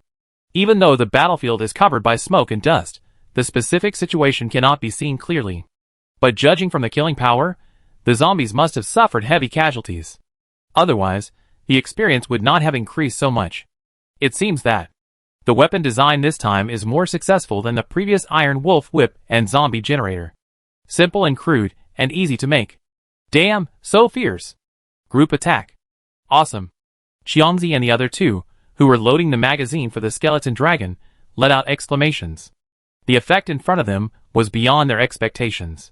Big King, Sister Hong, how is it? I said it would be reliable this time. Xiangzi walked over and said, It's pretty good. Wu Heng did not deny it. You are the one who succeeded. Li Yang also nodded. Look, I said, if I study hard, I will definitely be able to get into 122,985 or something. Xiangzi said. The young man with glasses behind him interrupted and said, Brother Chong, you want to say 211, isn't 122 the traffic police? Roar! Xiangzi grinned, and just as he was about to speak, he was interrupted by more intensive roars in the distance. Farther away, the dense horde of corpses continued to approach. They also rushed over here. The noise just now was too loud, and it attracted all the surrounding corpses. Li Yang said. Wu Heng nodded. Xiangzi, you retreat? Don't be in any danger. I can't take care of you. Okay. Several people drove backwards. Wu Heng's eyes fell on the horde of corpses rushing in from a distance. He gave an order. Archers, shoot. Whoosh. The arrows whizzed out and fell into the horde of corpses rushing in. Then came the iron spears and crossbows, and Wu Heng's own grease technique and fireball technique. Soon, the zombies crashed into the skeletons. The fight began. Wu Heng kept commanding the skeletons, allocating some troops to intercept the zombies coming from both sides. The whole place was filled with roars and chopping sounds. Jui, go help. Don't get trapped in the zombies. The deformed skeleton stepped on the roof of the car and jumped into the zombies. They started to charge back and forth. Scatter the zombies. Gradually, the number of zombies began to decrease. The remaining zombies were no longer in danger. The deformed skeletons rushed over quickly and beat the remaining zombies into pulp. After confirming that all the zombies were killed, clean up the battlefield. This time, there were more corpses than before, at least 2 or 3 layers thick on the ground.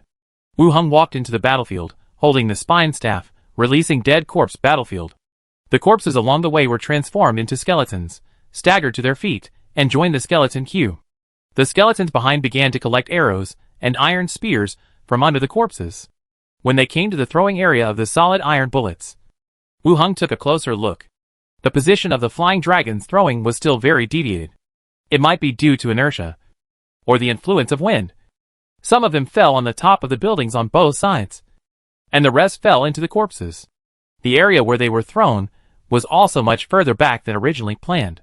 The position at the back of the corpses was covered and hit, and those iron bullets also formed bowl-sized pits on the ground, embedded in the asphalt road. The metal solid bullets were turned into disposable consumables. This kind of power is really not small. After the battlefield was cleaned up, Wu Heng asked Xiangzi and others to go back and continue to produce this kind of lazy dog bomb. And he continued to advance with the skeleton army. It was still early, and he could continue to clean up some zombies. It was approaching dusk. Wu Heng completed the cleaning of the last wave of zombies. After this period of continuous advancement, he had arrived at the center of the county and the city. Actually, it was not that slow. Moreover, the speed of the search team was completely incomparable to Wu Heng's advance. After cleaning up the battlefield, Wu Heng took the bus back. Li Yong said, "Shi Hankai will bring people here tomorrow.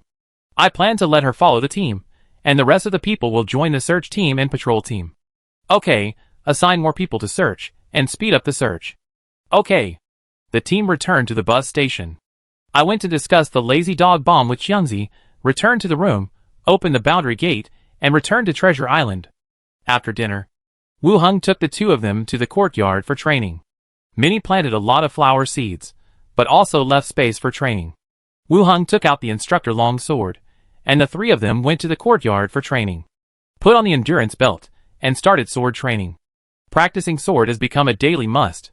The muscles in the body also fully adapted to the movements and intensity of training, and no longer have that kind of piercing pain. Every move also became more and more standard. Without talking about how he fights against the enemy, just by looking at his training movements, you can tell that he is a master of swordsmanship. He practiced for about an hour. The system prompt appeared beside his ear. Swordsmanship expertise improved to basic. Wu Heng raised his eyebrows and put the long sword back into the space ring. The previous expertise was just the entry level. After such a long time, I finally improved to the basic level. It is also fortunate that I got this sword. I also have a coach who teaches me step by step. Sitting aside, Andavir came over with a towel to wipe his sweat. "Take a break, don't get too tired." Minnie also stopped training, wearing yoga clothes, and came over. "Sister Wire, wipe me too." "Wipe it yourself, you don't have long hands." Andavir threw the towel over. "Okay, is that right? I will punish the fox with my master tonight." Minnie wiped her sweat and said loudly. Andavir rolled her eyes at her. Wu Heng smiled, put his arm around the two girls' shoulders, but his eyes saw the light of the light stone in the window of the house next door. It was empty before. Are there people living there? Wu Heng turned his head to look at the house next door. This place is more like a modern townhouse. The courtyard walls are connected.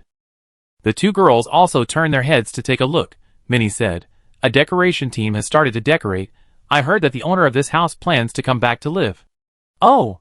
Wu Heng nodded and continued, "I will arrange more skeletons. Minnie will be alone at home during the day. Don't conflict with others if anything happens. If there is anything, wait until I come back to talk." Treasure Island is not a peaceful place.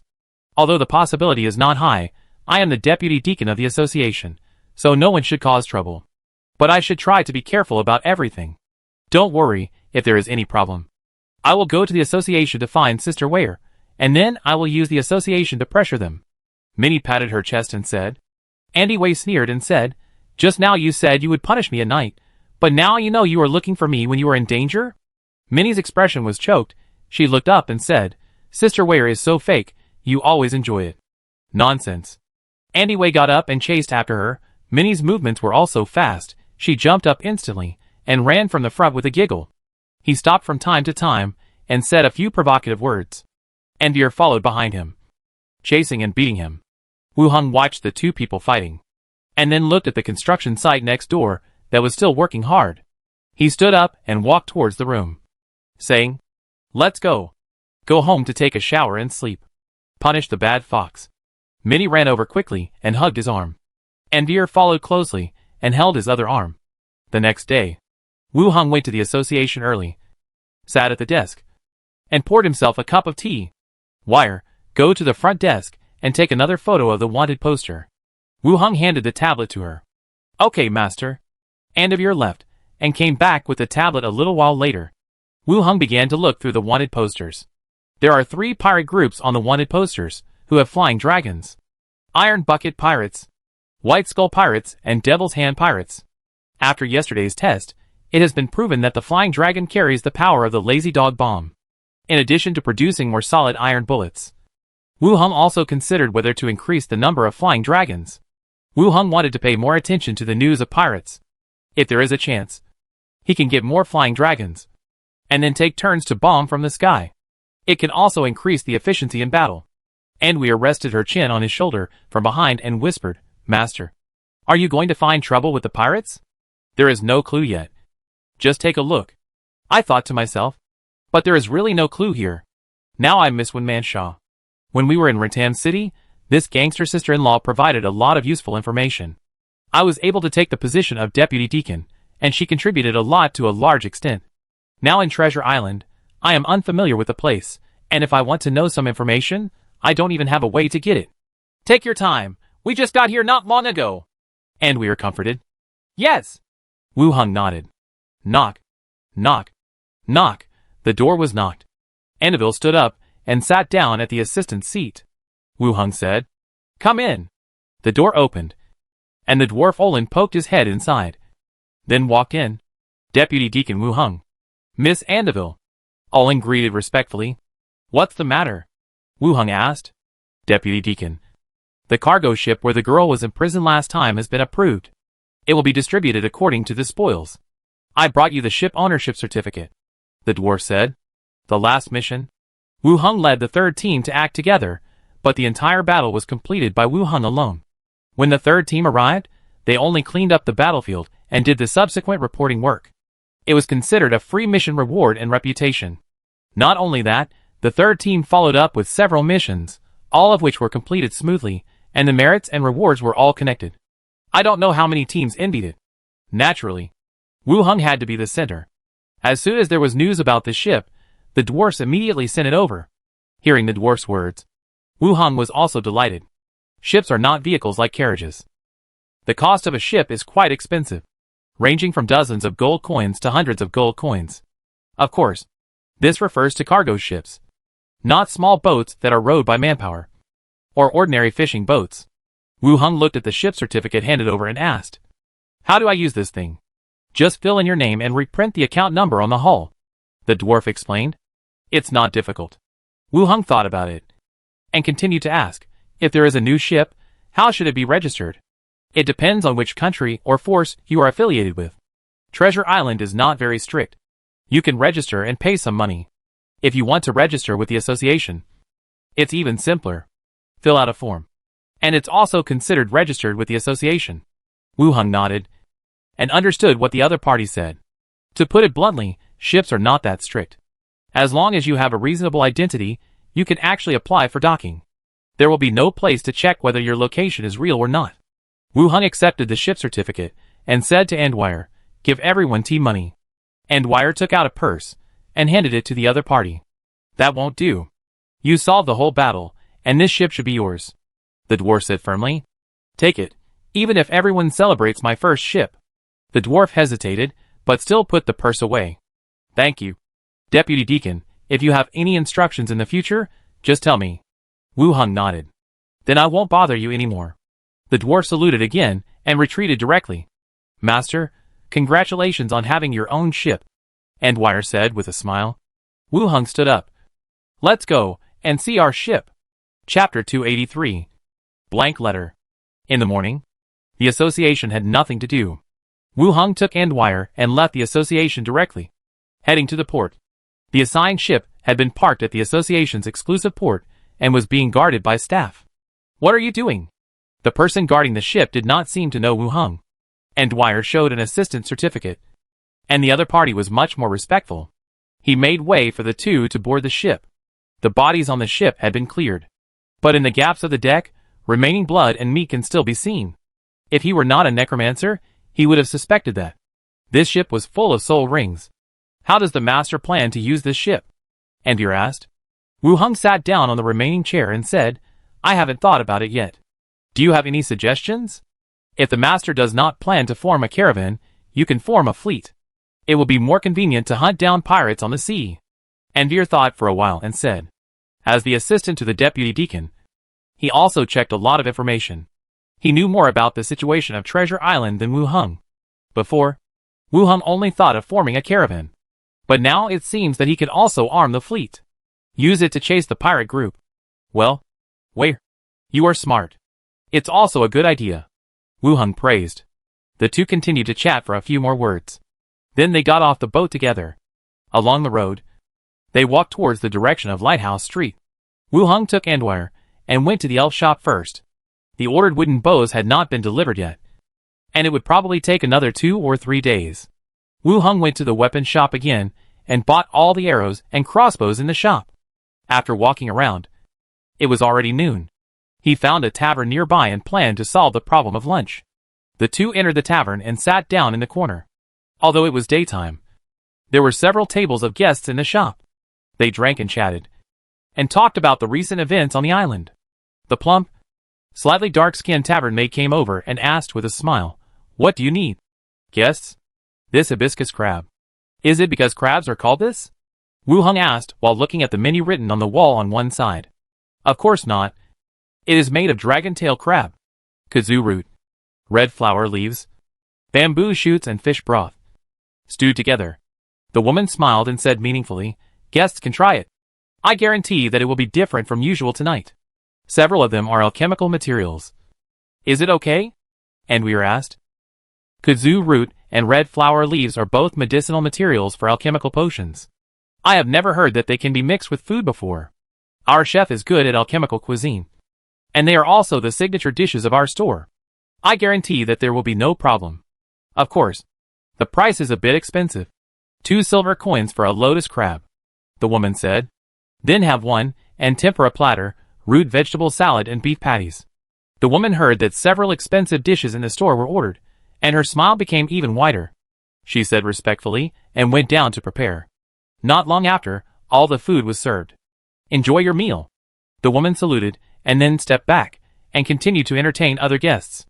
The two of them were eating. At this time, the door of the tavern opened again. A bearded man dressed as a sailor walked in, and his eyes swept the entire tavern. He laughed and walked to the other side of the round table, where several people were already sitting, and sat down. The maid brought the drinks, and the man took the beer and drank it, and stretched out his hand to pinch the woman's buttocks hard. He put down the glass and asked, "I heard that Bloodhand died? What are you shouting about?" someone said. The man's expression froze, and his eyes swept across the hall again. And then he leaned forward, seemingly talking about something. Wu Hung ate while his eyes fell on several people. Perception increased, and hearing was also enhanced. But even though he lowered his voice intentionally, he still couldn't hear what they were talking about. He thought, let Grinda hide, and moved closer. They chatted for a while. The man's eyes fell on the woman, who was serving wine to the guests. He stood up and walked over, lifted the woman up by her hips, and said, "You guys chat. We'll go inside and talk in private." The woman struggled a little embarrassedly. When a few silver coins were stuffed into her chest, she immediately became as docile as a kitten. She was held by the man and walked to the back. The others laughed and shouted, "Hurry up, I have something to say to her later." Grinda flew back and got into his body. The scene of the chat just now also appeared in my mind. "Is Bloodhand really dead?" the bearded man asked. The man opposite said, "Accurate news. The association arranged 2 deputy deacons, who massacred the Bloodhand pirates overnight, and no one came out alive. No one survived? Bloodhand is a level 15 professional, so it's okay to run away if you can't win. The Bloodhand pirates have all been issued wanted orders, which must be true," one person said, and then asked, "Tell me, what's the latest news?" The bearded man said, "In the kingdom of Yeko, the old king is critically ill, and the situation in the entire kingdom has become tense." The second person said, "The Iron Bucket pirates had an internal conflict, the captain was killed, and the deputy captain took charge of the pirates again." Several people whispered, "Why have so many problems happened to the pirates recently?" Then, they looked at the third person at the same time. The third person said, "The Blood Clan is catching some unruly light-blooded people. I heard that those people, through some means, got some power from the Blood Clan, causing a lot of trouble for the Blood Clan. Some time ago, a similar thing happened in Treasure Island. There were human dignitaries who captured girls and imprisoned them to drink their blood, and were killed by the association." The person who first answered the Bloodhand pirates said, "The association has been very fierce recently. Indeed, the 2 deputy deacons, I heard that they are both very powerful. The association may have to intervene here by force." Speaking of this, the bearded man had lost interest. His eyes followed the plump woman. He said a few words casually, and walked towards the woman. After listening to the conversation between the few people, Wu Hung picked up the wine glass and took a sip. These people, Like a small team exchanging intelligence, exchanged the intelligence they had obtained. Except for the first one about the Blood Hand Pirates. The other three were really news that Wu Heng didn't know. The bearded man mentioned the political situation of the kingdom of Yeko. The old king was critically ill, and the situation in the entire kingdom began to become more and more tense. This should be a question of succession. Or someone wants to seize the throne. Wu Heng was a little puzzled. Those guys in the secret society have all kinds of strange props to increase their lifespan. Is there no way for this king to extend his lifespan? Or, after the extension, his life has come to an end. This matter has little impact on her. The only one is Slater in Blackstone Town. However, Blackstone Town is a remote town, and Slater is a deacon of the association, so he will not be implicated in any way. The second piece of information is about the Iron Bucket Pirates. When Anweer went to take a wanted poster in the morning, there was one with a flying dragon. As soon as it was determined as the target, the captain was changed. The third piece of information has a direct relationship with Wu Heng. The Blood Clan began to arrest illegal blood dilutions from all over the place. To put it bluntly, it is to arrest members of the secret society from all over the place. This is also what Wu Heng wants to see. It would be best if they were killed so that they dare not show up. After lunch, Wu Heng and Anweer walked out of the tavern directly. Anweer returned to the association to continue working, while Wu Heng went directly to the Snake Emblem Consortium. In the hands of the leader of the Blood Hand Pirates, he also received 2 notes of the consortium. After entering the consortium, he showed the emblem, and was invited into the lounge. After sitting down in the lounge, a middle-aged man in a formal suit followed him in. He asked respectfully, "Guest, what do you want?" Wu Heng took out the 2 notes, put them on the table and pushed them over, saying, "Take out the things inside." "Okay. Guest, wait a moment." The man took the notes and walked out directly. Not long after, he came back again, followed by 2 staff members, each holding a sandalwood wooden box. Wu Heng took a look. Judging from the strength of the staff members, there should be nothing heavy inside. Probably not even gold or silver coins. "Guest, this is the ticket item. If you have any instructions later, you can call us at any time." The man saluted again, and withdrew directly with the other 2. Wait for the door to close. Wu Heng bent down and placed the 2 wooden boxes in front of him, and directly opened the first wooden box. Inside were 2 flat certificates. Wu Heng turned it over and took out the paper. North St. Shijia Shipyard, Ship Certificate, Large Warship.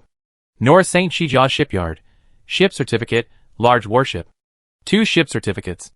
Wu Heng frowned. The pirates put the ship certificates in the Snake Emblem Consortium. What is this operation? Wu Heng guessed about the money and the rare objects. He just didn't think of leaving the ship certificates in the consortium. But it didn't matter, now he had 4 ships. Although, he didn't even plan to go to sea, but the strength of his own fleet had already taken shape, at least much stronger than most pirate groups. His eyes continued to fall on the second wooden box. He opened it directly.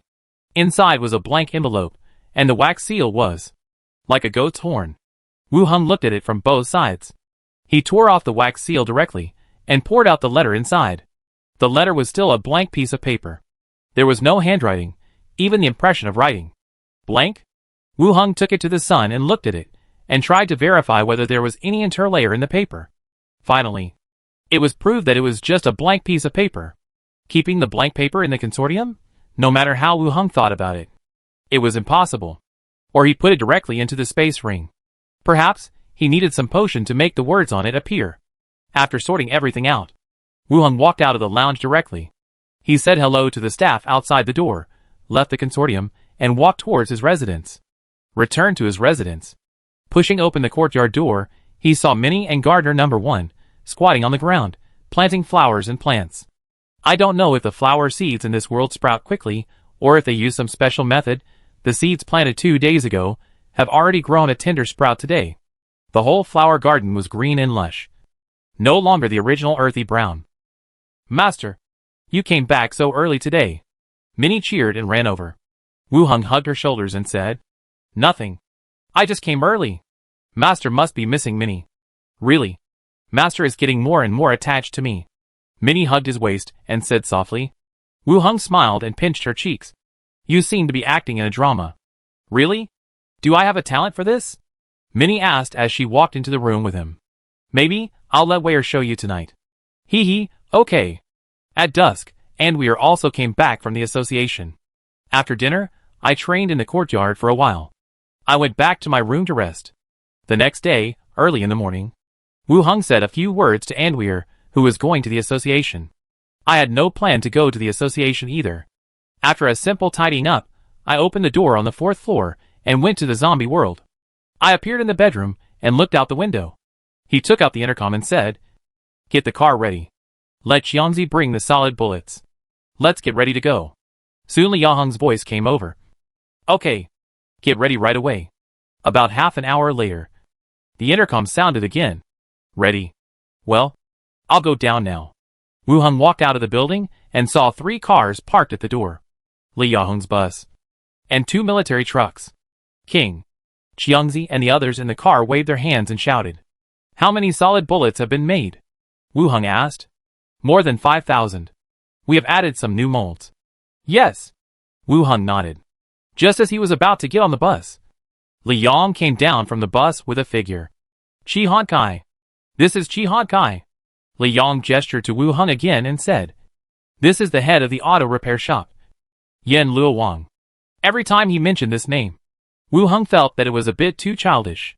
But he really didn't want to reveal his real name. Chi Han Kai's eyes narrowed.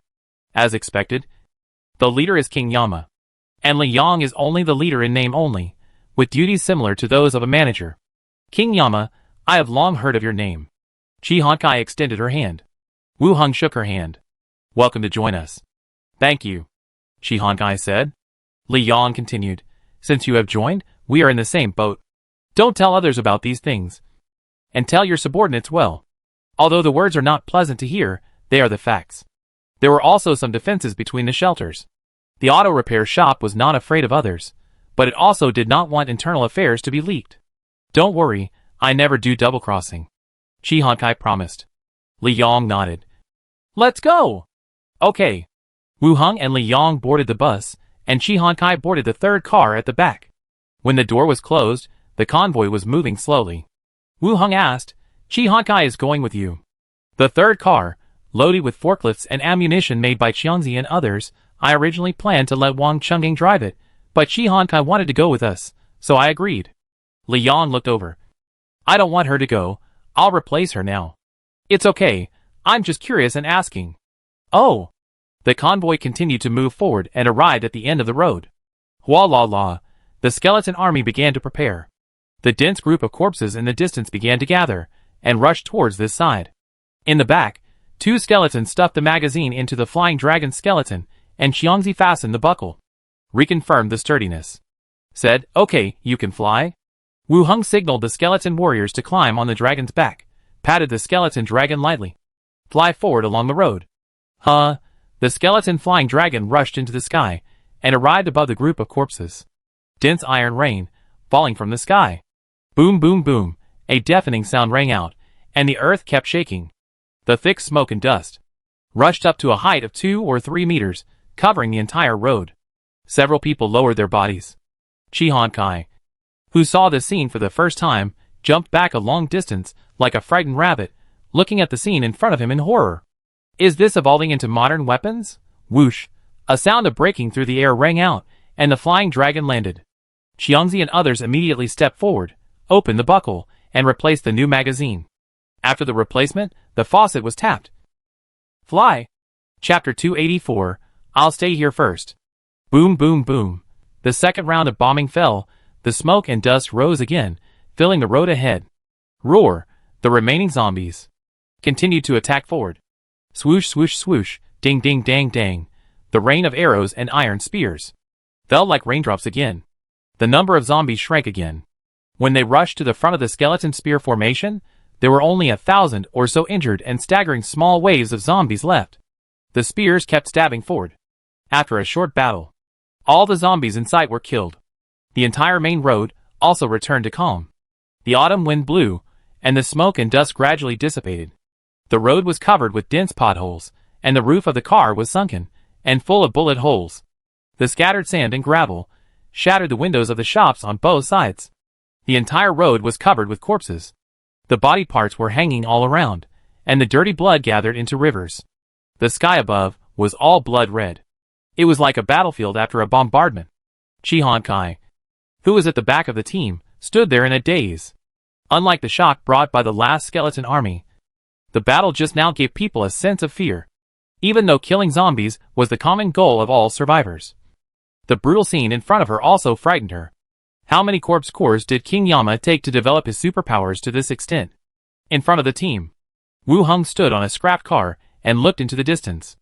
After confirming that the sound of the battle did not attract new zombies, he directly ordered, "Clean up the battlefield." The skeletons on standby started to move again. They began to move the bodies along the road, and collected the arrows and iron spears on the ground. Chi Honkai hesitated, walked through the skeletons, and asked, "Do I need to do anything?" Wu Hung glanced at her and asked, "Can you drive a forklift?" "Yes, but I'm not very skilled." "No need to be skilled. Wait for the skeletons to move the bodies away, and use the forklift to move the blocked scrapped vehicles away," Wu Hung said directly. There were basically scrapped cars blocking the road on every section of the road. The skeletons were not afraid of these, and they just stepped on them. However, according to Li Yahong's idea, the whole road is also prepared for other shelters, so that they can safely go to the auto repair shop to exchange supplies. It is better to be smoother. It is also for this reason that this time, I brought an extra truck with a forklift. Okay. Chi Honkai nodded and walked to the back. Then he drove a forklift over and pushed the scrapped cars to both sides of the road. While cleaning the battlefield, Wu Hung glanced at his attribute panel. Name, Wu Hung. Level 11, 77853/100000. Attributes, Strength 34, Agility 28, Constitution 37, Intelligence 34, Perception 22, Charisma 27. Feats, One-handed sword expertise, basic, swordsmanship expertise, basic, arcane training, soul knowledge, haunting knowledge, magical senses, arcane echoes, necromancer, undead adaptation, spell acceleration. Abilities, Grey Eagle swordsmanship, beginner, strength and will, soul energy sensing, spell acceleration. Skills, bone art, bone armor, corpse cage, bone transplant. As time goes by, I unlock more and more expertise and skills. Not to mention how good he is. But he is far better than professionals of the same level, or even higher level. After all, he is the only one who has the panel, and he can unlock skills by reading books. It is an ability that others do not have. In terms of level, he has reached level 11. If he wants to upgrade to level 12, he needs 100,000 experience points. In the past, he would not be able to upgrade for several years. But now the skeleton dragon's bombs kill enemies, making this value no longer so difficult to reach. After 2 more battles, he will almost reach level 12. Before, one world was about the end of the world, the other world was about the Undead Restriction Act. It was like struggling to survive. But now it has suddenly become a game of mowing the grass and killing monsters. There is also more hope for upgrading the level. The road is open. Chi Honkai drove the forklift back. Wu Hung nodded and asked into the radio headset, "Qiangzi, how many iron bullets are left?" "There are still 2 magazines, more than 2,000 bullets." "Well, follow the convoy, and advance a distance before dark," Wu Hung said. Everyone got on the bus. The skeleton army also began to move forward. After walking out of an area, zombies began to appear again around, and fought with the skeletons. It was approaching dusk. Wu Hung looked at his experience points. Level 11, 89786/100000. He will reach level 12 soon. The skeletons continued to clean up the battlefield. Wu Hung looked at the buildings on both sides of the road, and his eyes fell on a waiting hotel. He said, "I won't go back. I'll stay here and save running back and forth." Li Yang also looked at the hotel. "There's no need to be so anxious. Nothing is ready here. It may not be convenient to live here. Didn't we come here like this before? The bus station is a bit far from here, and it takes too much time on the road." Li Yang thought for a while. "Then I'll help you clean up the room. It's easy to get sick if it's not clean." Okay. The two entered the hotel and chose a room on the top floor that no one had lived in. Daily necessities are also more complete. Li Yang followed with a simple busyness and continued, "I'll leave you a truck. If there is anything, you can contact us by radio." "That's fine. After you go back, have someone prepare more arrows and solid iron bullets," Wu Hung said. "Okay." Li Yang nodded in agreement, then looked up at him eagerly. Wu Hung smiled, walked forward and took her into his arms, kissed her heavily on the lips. Then said, "How about, let Xiangzi and the others wait for a while?" Li Yang said softly, "Next time there will be plenty of time." "That's fine. Then I'm leaving. Remember to notify me if there is anything," Li Yang said. "Okay." Wu Hung saw her off. After waving goodbye, he boarded the bus and took the other two cars back to the direction they came from. Wu Hung then turned his gaze towards the skeletons that were still busy carrying things. He came to the corpses, held the spine staff in his hand, and released dead skeleton battlefield, and one by one, the skeletons stood up from the pile of corpses and joined the queue. He released several spells in succession, and a large number of skeletons joined in. Skeleton Warrior, level 3 now. Most of the transformed skeleton warriors are level 3. It also represents the physical strength of the zombies, corresponding to level 3. The speed of zombie evolution is much faster than that of the survivors. I wonder if there will be corpse cores when it evolves to level 5. Wu Hung muttered. After rearranging the skeleton army, he returned to his room in the hotel and returned to Treasure Island. The next day, the butler's study. Wu Hung took out a tablet, flipped through the wanted posters, and said, "This tool is very useful for checking wanted posters and recording things. And it can assist your work." Deacon Imolo was stunned, looked up at him again, and said, "If you have anything to say, just say it directly."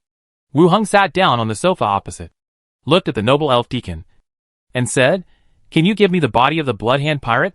Treasure Island is a bit dangerous, and I need some skeleton servants." "Didn't I give you the shark-tooth body last time?" said Imolo.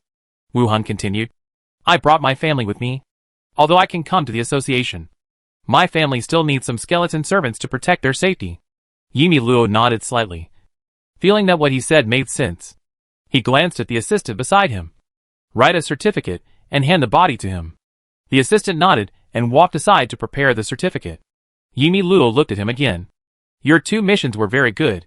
Before, I saw that you were promoted too fast, and I thought you had some special connections. Now it seems that you are really capable." Suddenly mentioning this matter, Wu Hung didn't know what to say. Then, Yimi Luo continued to talk on his own. "Treasure Island does have many unstable factors. Let's do this. In the future, after the autopsy of the wanted criminals you kill, the bodies will be yours to deal with." Chapter 285, Testing Skills. In the future, the bodies of the killed people, after the autopsy, will be his to dispose of? Hearing this, Wu Hung was delighted. It seems that the Deacon of Treasure Island does not have too deep hostility towards the Necromancer, or in other words, before discovering that Wu Hung has done anything bad, their attitude is relatively friendly. In the future, the bodies of the wanted criminals he kills, after the autopsy, will be his. In fact, it sounds like it should be so, but in Blackstone Town and Rentam City, there has never been such treatment. Yaz of Blackstone Town was even more afraid that he would steal the body. So he asked the team and the guards to take it out and burn it the next day. "Thank you, Deacon." Wu Hung thanked him. The elegant elf smiled and said approvingly, "You just arrived and killed several third-level wanted criminals in succession. You did a good job." After that, he changed the subject and emphasized again, "Your profession is quite special. You must abide by the regulations of the association. If you encounter any difficulties, you can tell me." Wu Hung understood what he wanted to say. He nodded and said, "I will. Yes." At this time, the elf assistant on the side also filled out the certificate for taking away the body. "Thank you." Wu Hung took it, and then looked at the tablet on the table. "Deacon, do you want this? There are plenty of tablets in the zombie world, and new ones are in warehouses, and there is no place to put them. But in this world, they are indeed scarce. At least taking pictures and looking through photos are still not possible with props." Yimi Luo glanced at the tablet and said lightly, "Put it here." "Oh, this prop needs to be charged. If it doesn't appear on the screen, give it to me to take back and charge it," Wu Hung explained. "Yes, I understand." Wu Hung nodded and left the room. He took the certificate with the ink not yet dried and walked towards the morgue in the basement. The morgue was filled with a chilling coldness. I didn't see the 2 coroners today. Only the staff in charge of guarding the morgue stood at the door and chatted. When he saw Wu Hung coming, he immediately stood up straight. "Mr. Deputy Deacon." "Yes, this is the Deacon's certificate." I want to take this body away. Go find a straw mat to roll up the body. Wu Heng took the certificate and showed it to the other party. Actually, Wu Heng wanted to steal the body. There were many ways. After all, he was also a deputy deacon. He could use the boundary gate to transport the body to another world undercover.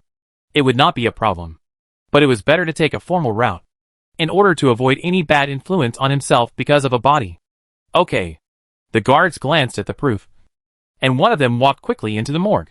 He took a straw mat to roll up the body. Wu Heng put it directly into the space ring. You guys get busy, Wu Heng said. The two of them bowed slightly, returned to his office study, and we sat in the room. Master, well, have you got the rewards? Wu Heng asked. Yes. They are all on the table. Wu Heng walked to the desk and saw several items on the table. 2 skill books, and 3 leather bags full of silver coins. These were the rewards for rescuing Lady Shannara and killing the Blood Hand pirates. After several days of the association's process, the rewards were finally distributed. Underwire smiled and said, when we received the reward, the members of Team 3 were also there. Olin said that if we have any instructions, we can go directly to them. It seems that they are also very satisfied with the mission reward. Yes, everyone is very happy. Underwire stood up, poured a cup of tea for Wu Heng, sat back down, and continued to sort out the documents. Wu Heng put away the bounty and looked at the 2 skill books in his hand. This time he exchanged Death Breath and revitalized objects. There was also a book of plague insects of the necromancy system at the front desk. But this skill overlapped with the skill attached to my staff, so I didn't plan to exchange it. So I asked Ware to change to another skill that I was more interested in. Animation of objects. In addition to the images of a broom sweeping the floor and a teapot pouring water in my mind, I was also wondering if releasing skills on the car would turn it into a transformer directly, or let the machine gun run to the battlefield by itself and chase people and shoot. Thinking in my mind, I casually opened the skill book. Looking at the contents of the book, Wu Heng gradually became focused. Activate objects. This skill belongs to the spell type of the Transformation School. This school is also called the Transfiguration School, which is often used to change objects or environments. The feather falling technique learned before is a kind of transformation. It's just that activate objects belongs to a more advanced spell type, which can designate up to 10 items within the casting distance, and non-magical objects come alive. And these 10 items are not designated randomly. Weight and body size will affect the difficulty of casting spells, and the number of objects that can be manipulated. The book gives an example, saying that a normal magician can manipulate 10 quill pens to write letters. But if he manipulates a chair, he can only manipulate 5 chairs to move. This is the difference brought by weight and body size. Wu Heng wants to turn the car into a transformer, which is even more impossible. And it is not an effect that can be expressed by magic. After casting the spell, it does not give the object real life, or a false soul life. It was more like giving an order to an object to complete an action. It had no self-consciousness. Wu Heng flipped through the pages carefully, surprised at the magic, and surprised that someone could actually research this kind of magic. When he turned to the last page, the system prompt also appeared. Unlock skill, activate objects. Put the book into the space ring, and his eyes fell on the desk. He cast a spell on the quill pen beside him. The quill pen hanging on the pen holder floated onto the table, and swished the 3 words quill pen on the paper. This is not the quill writing itself, but the words written by Wu Heng's preset magic. After the magic was dispelled, the quill fell on the desk. Wu Heng waved his hand again, and the teapot beside him flew over to fill the teacup with water. And the hard-working Anvier was alerted instantly. Took out a pistol, and pointed it at the teapot that suddenly moved. It's okay. It's a new skill I learned, Wu Heng said immediately. Anvier looked at the teapot, then looked at Wu Heng. Put away the gun. What spell? It's the animate object I brought back just now, which can make some objects move by themselves. Serve tea and water? It seems that Minnie really has nothing to do. Wu Heng looked at her, and then snapped his fingers with one hand. The hairband tied to Andwire's hair suddenly untied itself, and quickly tied a knot, tied her hands, and lifted her up. Wu Heng walked over, grabbed her raised arms, and said, "It's quite useful." Andwire's hands were tied, and she carefully glanced at the door, blushing and whispered, "What are you doing, Master? We are still in the association. What if someone sees us? Don't you think it's fun?" Let's play again at home. After teasing Andwire for a while, Wu Hung dispersed the magic. I can't really do anything in the association, and it's broad daylight. I sat back at the table, and continued to take out the second book to check. Death Breath is a spell of the Necromancy faction. It is similar to Mist Spell, and it is very likely to be a redeveloped and improved version of Mist Spell.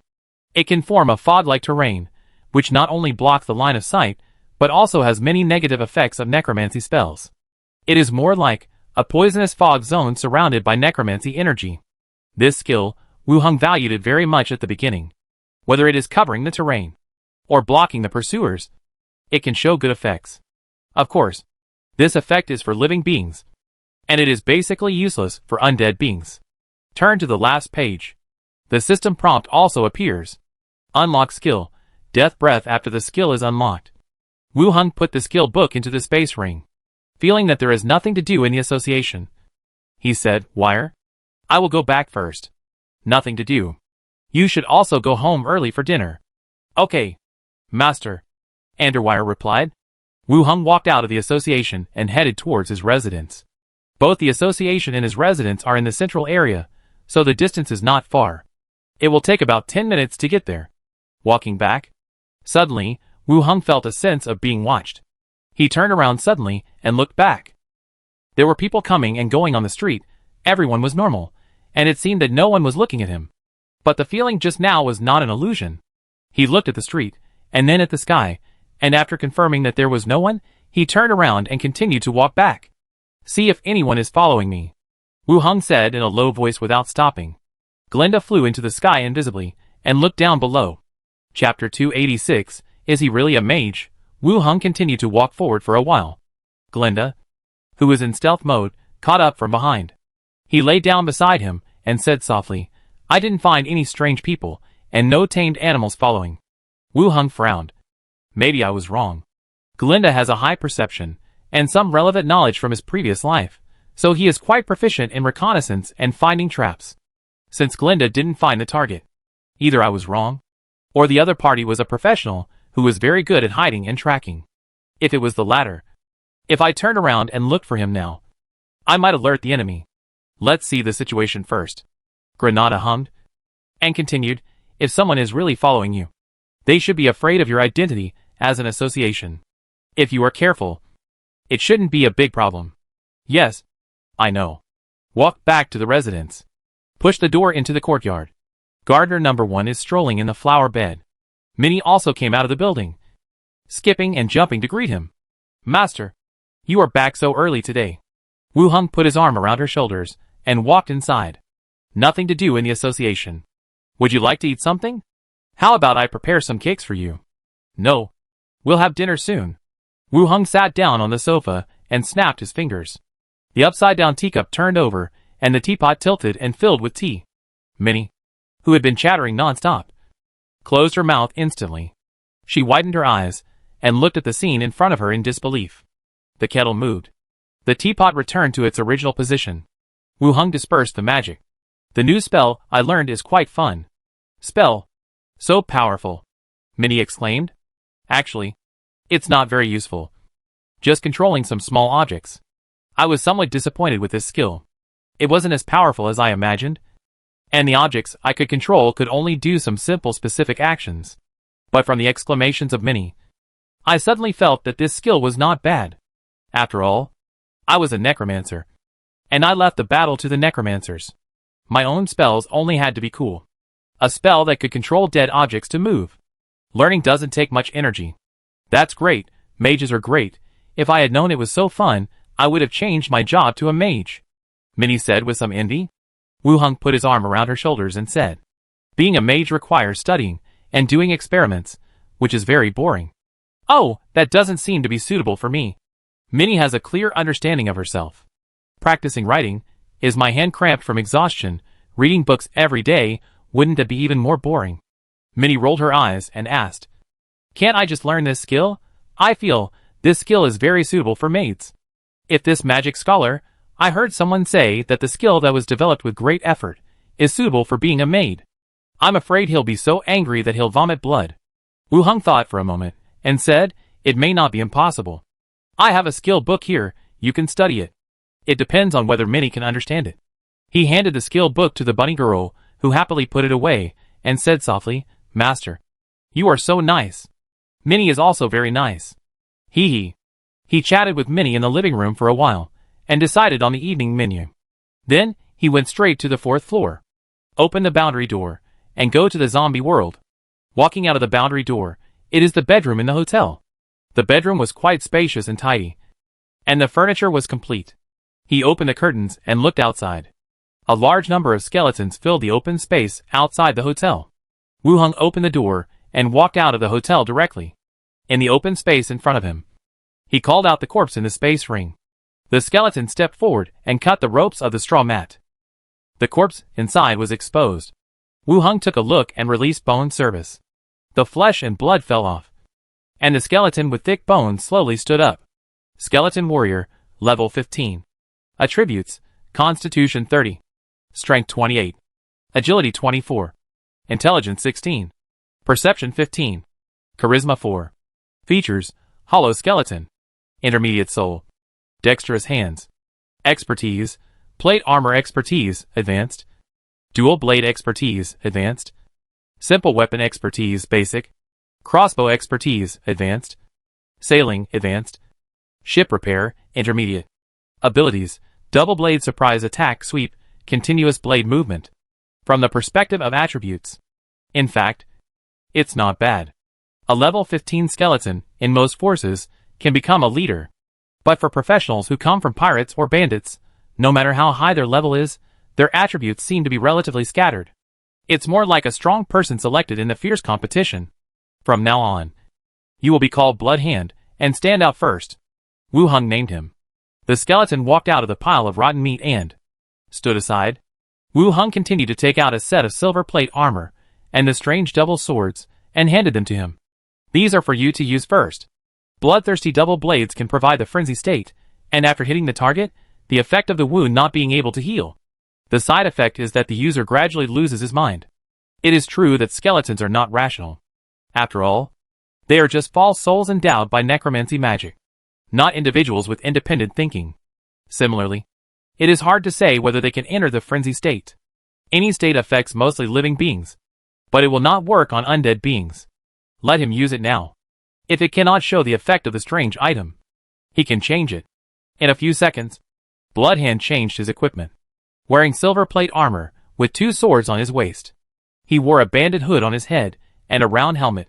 After dealing with the bloody hand, Wu Hung continued to walk around the skeleton team, picked out 50 skeletons with a level of more than 10, and stood in front of him. Give each of them a banded hood, and said, "You follow me." Return to the hotel. Wu Hung took the selected skeletons and returned to Treasure Island. Walk down the stairs. You guys guard the balcony on the 2nd floor, and you go to guard the courtyard. Wu Hung began to assign guard positions to the skeletons. This type of mansion is considered rich in Treasure Island. Each family must arrange some guards and attendants. Originally, Wu Hung arranged for Skull Crusher and Blood Hand to follow him. Bought on to protect Minnie and teach him boxing and physical skills. Fire Blade to protect Andeville. And Warriors to cooperate with Rangers, which can also play a tactical role. But today, I feel someone is following me. Wu Hung still added some skeletons to ensure the safety of the residents. The skeletons dispersed as ordered. Minnie, holding a small shovel, walked in from outside and asked, "What's wrong?" "Nothing. Arrange some skeletons to increase defense." Wu Hung said, "Sister Ware should be back soon. I asked the kitchen to prepare dinner." "Yes." Wu Hung sat in the living room for a while, and Underwire also came back from outside. She took off her shoes and smiled. "Master." "Yes, dinner will be ready soon." "Wait a moment." "Yes." "Okay." Underwire came over, leaned in his arms, and talked about several documents handed over in the afternoon. At the port, the bottom of the freighter. The dim cabin, dark and damp. Tap, tap, tap. Footsteps, coming down from the top of the stairs. A man in a loose robe, with slightly dark skin and dreadlocks, came down, glanced at the dim corner, and said, "I saw the deputy deacon. Are you sure he is a mage?" Deep in the dark corner, a figure walked out slowly. He had a well-proportioned figure and a handsome appearance, but he walked a little unsteadily. Every time his right leg landed on the ground, there would be a da-da sound. The sound of a hard object hitting a wooden board. Necromancer. I saw it with my own eyes. What's the problem? The lame man asked back. The man with dreadlocks said. He is very alert. Were you discovered? The man's tone suddenly became a little nervous. I just said that he was very alert. I didn't say that he was discovered. The man with dreadlocks continued. The lame man was silent for a moment, and continued. Kill him, and the money will be yours. With a thump, a money bag was thrown on the ground.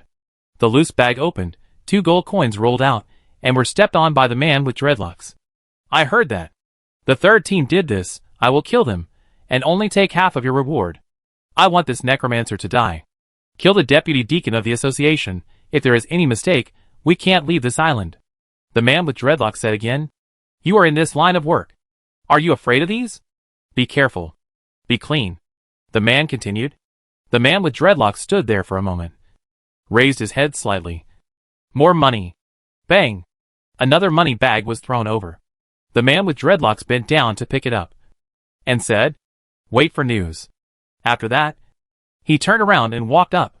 Chapter 287, Don't Force Me to Burn You All. After dinner, Wu Hung took the 2 girls to train in the courtyard. After this period of training, Wu Hung felt that his ability to respond had been significantly improved. It's not that he became stronger in combat, but his ability to respond to emergencies, body coordination, and some special movements are much stronger than before. After training, Wu Hung invited the 2 girls to take a bath together. After the 3 of them laughed and played for a while, they each returned to their own room. Wu Hung returned to the 4th floor. Before going to bed, he thought about the next plan.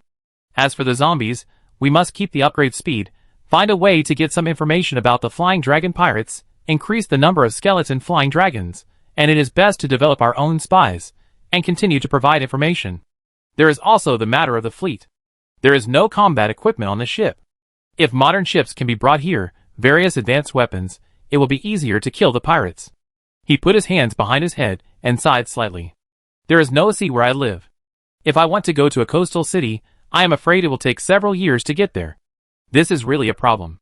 When the time comes, let Li Yang ask about the situation in the channel, and see if anyone can provide the corresponding things.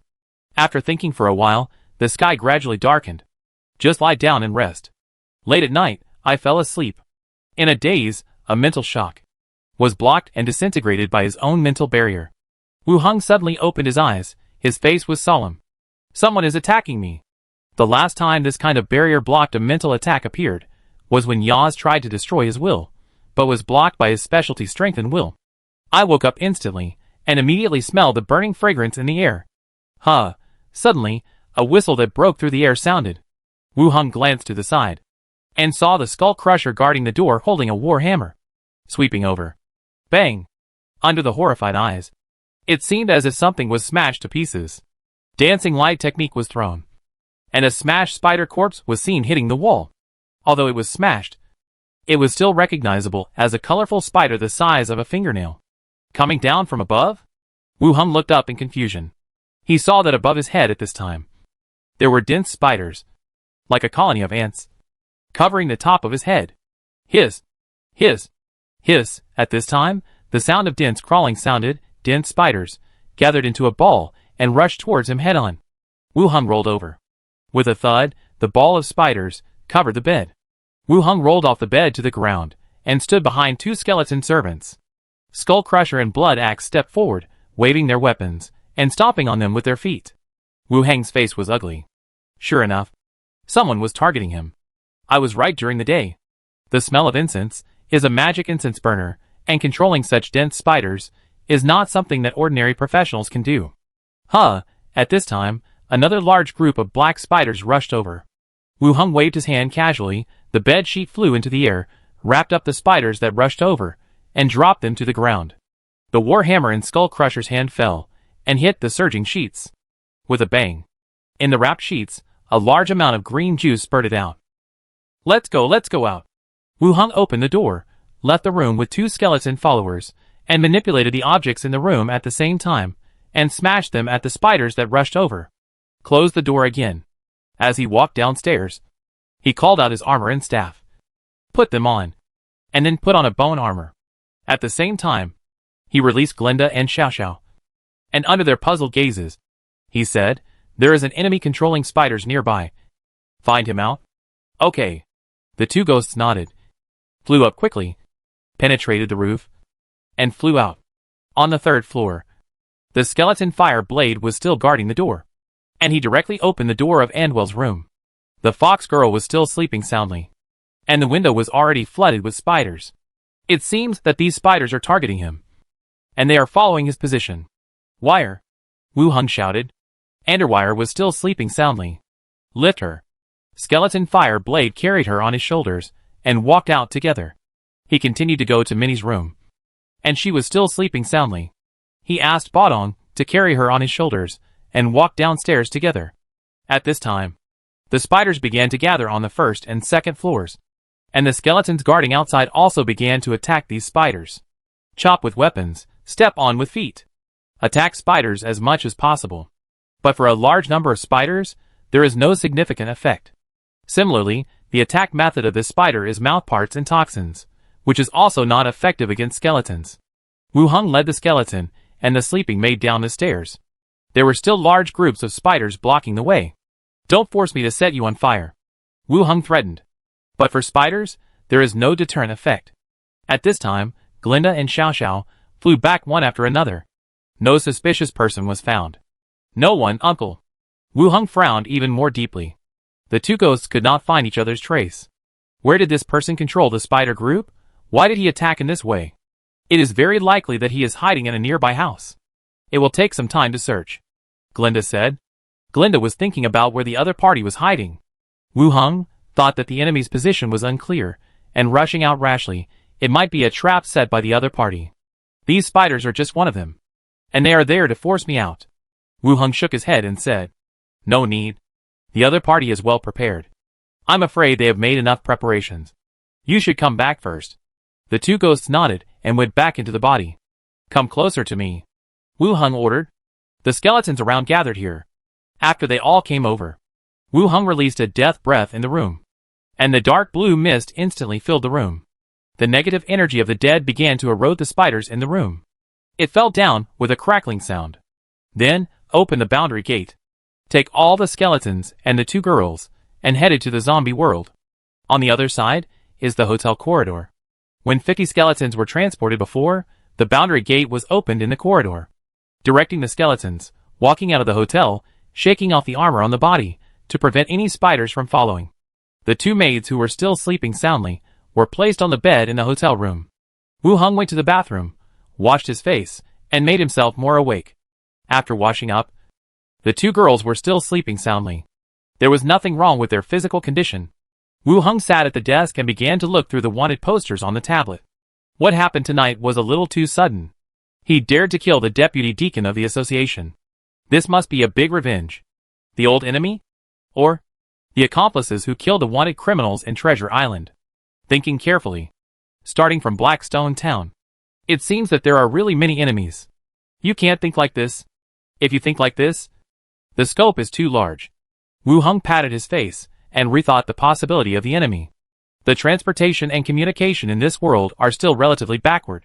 Blackstone Town, Rentham City, the possibility of enemies coming here is very small. The biggest possibility is the pirates who were killed, or the people of the secret society. But the secret society, which is now targeted by the Blood Clan, should not seek revenge on me now. So it must be the pirates' accomplices? The sky was slightly bright. Wu Hung reopened the gate and took a look. On the other side, there was no trace of spiders. Even those dead spiders did not leave any bodies. If it weren't for the traces of fighting around, I'm afraid Wu Hung would have thought it was a dream. Assassinating the deputy deacon of the association is not a trivial matter. The other party found that the person was missing, and they certainly didn't dare to stay here any longer. Let the ghost continue to check again. And after confirming that there was no danger, they carried the two women who were still sleeping back.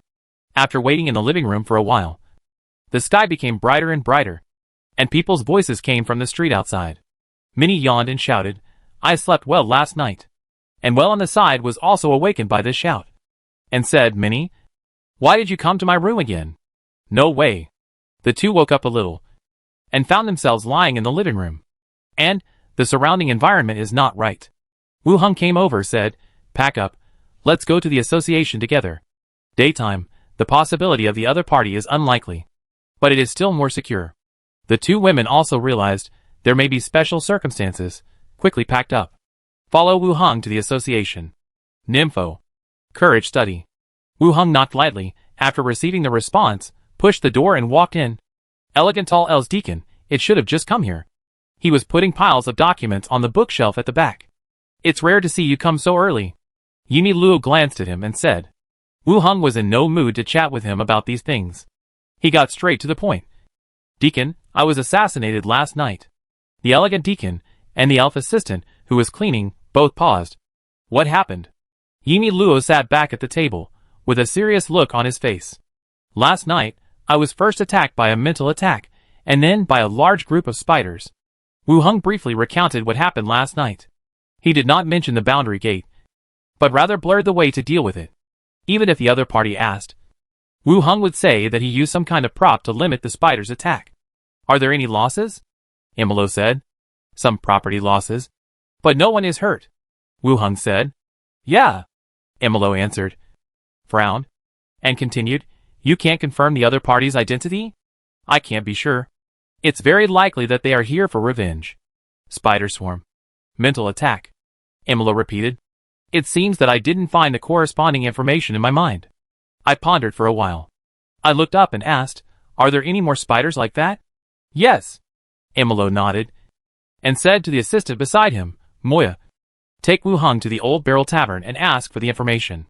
"Yes, Deacon," the elf assistant said, and continued to look at Wu Hung. "Go change into some ordinary clothes. I'll take you there." "Okay." Chapter 288, I like white and tender. In the carriage, Wu Hung changed into a blue-gray dress, with armor inside, bulging. Opposite, sat the assistant Deacon Moya, also wearing ordinary clothes, with a hat, covering his elf ears. Even if it was hidden, the temperament of the elves was still very obvious. The carriage creaked forward, and neither of them spoke, until they entered Lighthouse Street, and stopped in front of the Old Barrel Tavern. The elf assistant said calmly, "I'll take you in. If the other party doesn't ask, don't mention anything about yourself and the association." "Okay." Wu Hung nodded. The door opened, and the two got off the carriage. Skullbreaker and Blood Axe followed Wu Hung, and Moya also brought a staff member of the association with him. Pushed the door and entered the tavern. It was lively inside. The sailors and maids were laughing and playing. The taverns here are open day and night. When the fleet docked, the crew members, who had been holding back for a long time, would immediately rush into the tavern, drinking and looking for women. Moya did not stop. He walked through the hall, and went down the wooden ladder on one side. He then walked through the wine cellar, and entered another semi-underground room. Two burly men blocked his way. They reached out, and began to search his body. "Let two of them in." A woman's voice came from inside the room. The guarding man did not continue to check. He said directly, "You can only let two in." The elf assistant nodded, turned around and gave instructions to the servants. Wu Hung also asked Skull Crusher and Blood Axe to stay outside. After the instructions, the two of them went straight into the room. There was nothing much in the room, except for a woman with a unique look sitting behind the desk. She had brown skin, wore heavy makeup, had a nose ring on her nose, and a thick gold collar around her neck. She wore a loose gray shawl. She was trimming the potted plants with both hands, and looked up at the two of them. "Assistant Moya, you actually came to my side. Please sit down." As she spoke, she stretched out a hand from under her shawl again, and made a gesture of invitation. He extended his other two hands, and poured tea for the two. Moya sat down on the futon in front of the table. Although Wu Hung was a little surprised that the other party had so many arms, he also sat down. Moya said, "Something happened. I came to see Mrs. McIntosh to see if there is any news." 2 teacups were brought to the two. The exaggerated woman looked at Wu Hung. "Little guy, are you in trouble?" Wu Hung glanced at Moya, and saw that she nodded. He said directly, "I was assassinated yesterday. The enemy can control the spider swarm. I want to know who the enemy is." "Spider swarm? Are there such spiders?" "Yes." Wu Hung took out a transparent glass bottle from his pocket, which contained a dying colorful spider. "Let it out," said the woman. Wu Hung opened the bottle cap and dumped the half-dead spider on the table. The woman picked up a piece of cloth and crushed the spider to death. Then, she floated her hands above the spider's body and closed her eyes. At the same time, she raised 4 arms. 2 arms horizontally, and 2 arms above her head. 6 arms. What a strange race. The room was quiet for a while. The woman opened her eyes again, looked at Wu Heng, and said, "I saw a half Spider-Man. He was controlling the spiders." Half Spider-Man? Wu Heng frowned. He did have many enemies, but they definitely did not include these strange races, not to mention conflicts. He had never heard of them before coming to Treasure Island. "Why kill me?" Wu Heng asked. No one answered. The door beside him opened, and a man walked in and whispered to the woman's ear. The woman nodded, and then looked at Wu Heng, saying, 5 days ago, a half Spider-Man landed on the island at the port. He will board the ship at port number 7 to leave Treasure Island at noon today." Wu Heng was slightly surprised. The woman in front of him, the information was so quick and accurate. The floating population of Treasure Island is very large. It is really not an easy thing to accurately get a half Spider-Man to land on the island or leave the island. "What does he look like?" Wu Heng continued to ask. "Male, about 30 years old, slightly dark skin, hair is tied into small braids, wears loose clothes, with yellow stripes." "I'm done," Wu Heng said. Moya nodded, said to the woman at the table, "How much?" The woman held the teacup with both hands, raised 1 arm, raised 3 fingers. 300 silver. The price is really not low. Catching a wanted criminal may not be as expensive as this. Moya nodded, looked at Wu Heng. "Give me the money." Wu Heng took out a silver bag from his space ring, put it on the other party's table, and said, "Thank you." The transaction was completed. Wu Heng and the other party turned and left. The woman looked at the money bag and spoke again. "If you need anything, you can continue to come to me. We like to cooperate with young people like you." Wu Heng also smiled. "Okay." After walking out of the tavern and getting on the carriage, Wu Heng said directly, "Go to the port." Moya looked at him and asked, "Don't you need to go back and tell the deacon?" The level requirement for the appointment of the deputy deacon is not too high. According to Wu Heng's age and growth, she guessed that he was only level 8 or 9. To become a deputy deacon, she had a certain advantage in luck and profession. He had been assassinated in the first place. If he went there rashly, not only would he alert the enemy, but he might also be killed by the enemy. There is not enough time to go back and forth. If the enemy leaves Treasure Island, it will be difficult to catch him again, Wu Heng said. Moya thought for a moment, pulled open the curtain, and said, "Go back alone. Report the situation here to the deacon, and ask the team to come over." The attendants following the carriage, one of them answered, and turned away. The curtain was lowered, and the carriage continued to move forward. Wu Heng asked directly, "Why did the woman just now have 6 arms?" Moya said, "Her name is Macintosh, a member of the Bomber tribe, and her characteristic is 6 arms." "What's her profession?" "It seems that she has mastered the source of intelligence on the island." Wu Heng continued to ask. "She is a prophet by profession. She controls a large number of laborers in the port. All the business of port handling needs to be completed through their hands. Another business chain is intelligence work." Wu Heng nodded, indicating that he understood. In other words, the port workers are all his spies. With more people, there are more sources of intelligence. When she was in Rentam City, when Meisha relied on thieves to collect intelligence, Moya glanced at him. "You can buy any intelligence you want from her in the future, although the price is a bit expensive." "It's this price.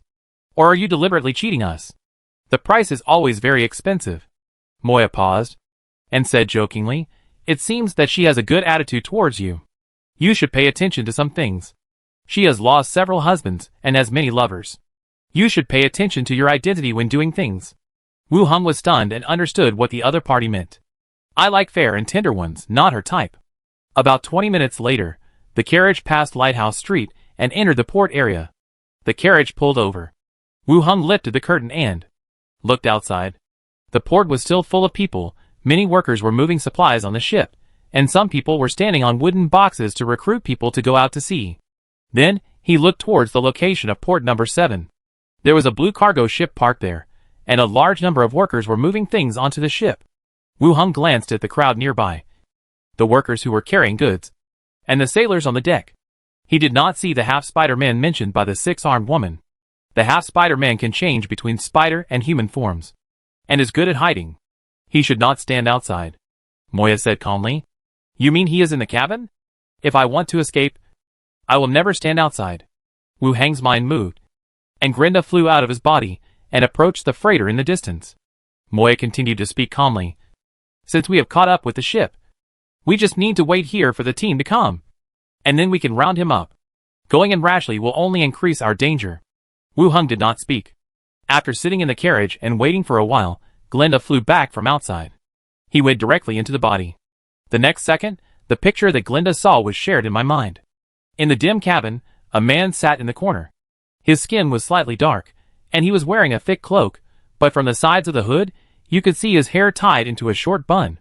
It was him, this kid, hiding in the cabin. Let's go, get on board. Wu Hang opened the door and walked out. 2 skeleton attendants followed behind him. Moya looked behind him, and could only follow him up. Walked to port number 7, and boarded the ship along the plank. Several crew members frowned and shouted, What are you doing?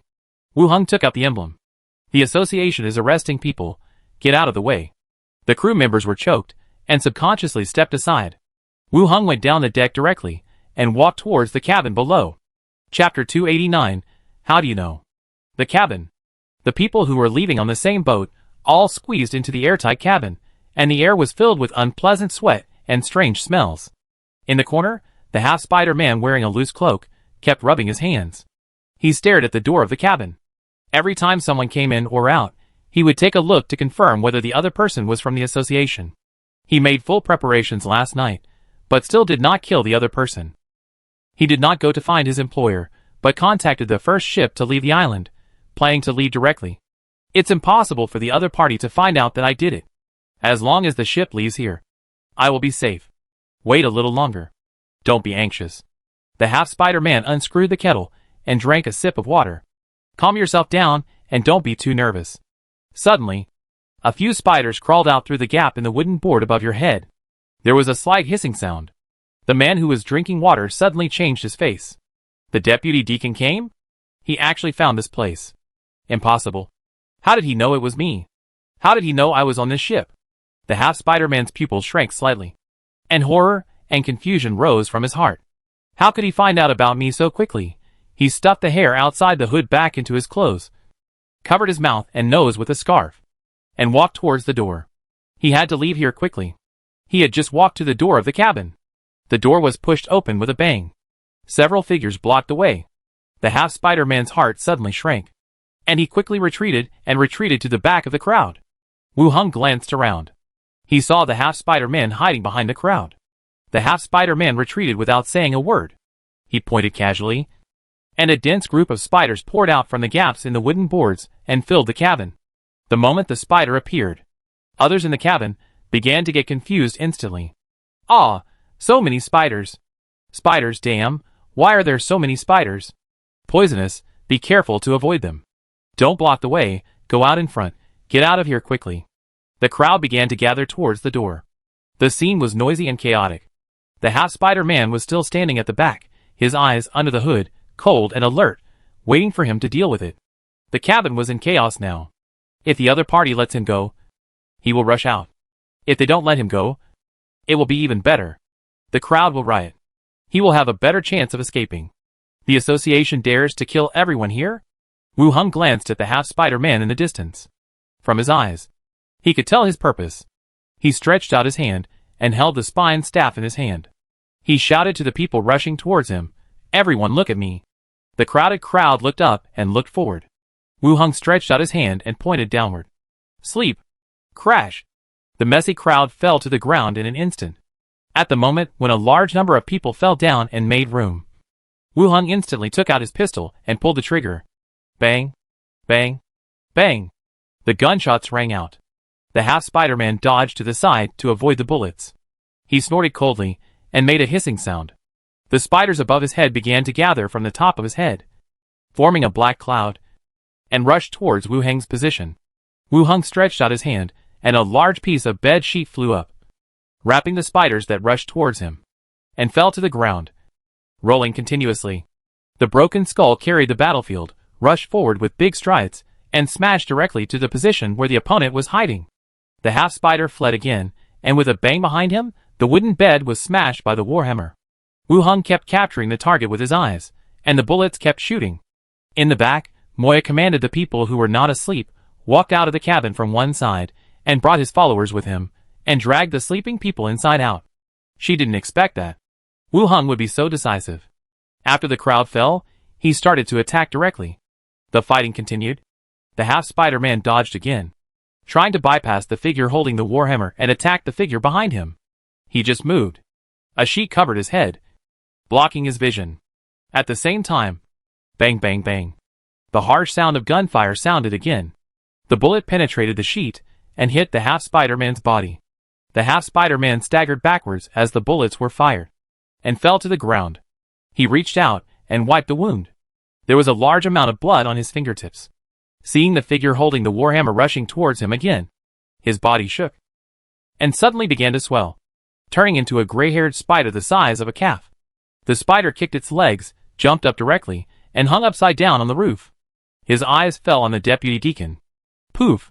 The bloated abdomen kept squirming, and the next second, spit out a piece of green acid forward. Wu Hung used another move, and 2 bed boards flew up, blocking the acid, corroding it thoroughly.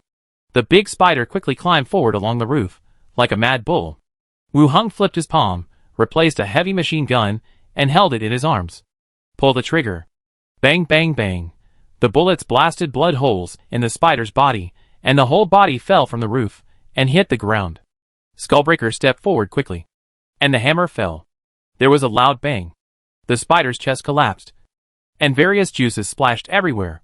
The body also fell softly, in spider form. "Can I ask the corpse?" Wu Hung asked. The somewhat stunned assistant deacon immediately reacted and said, "Yes.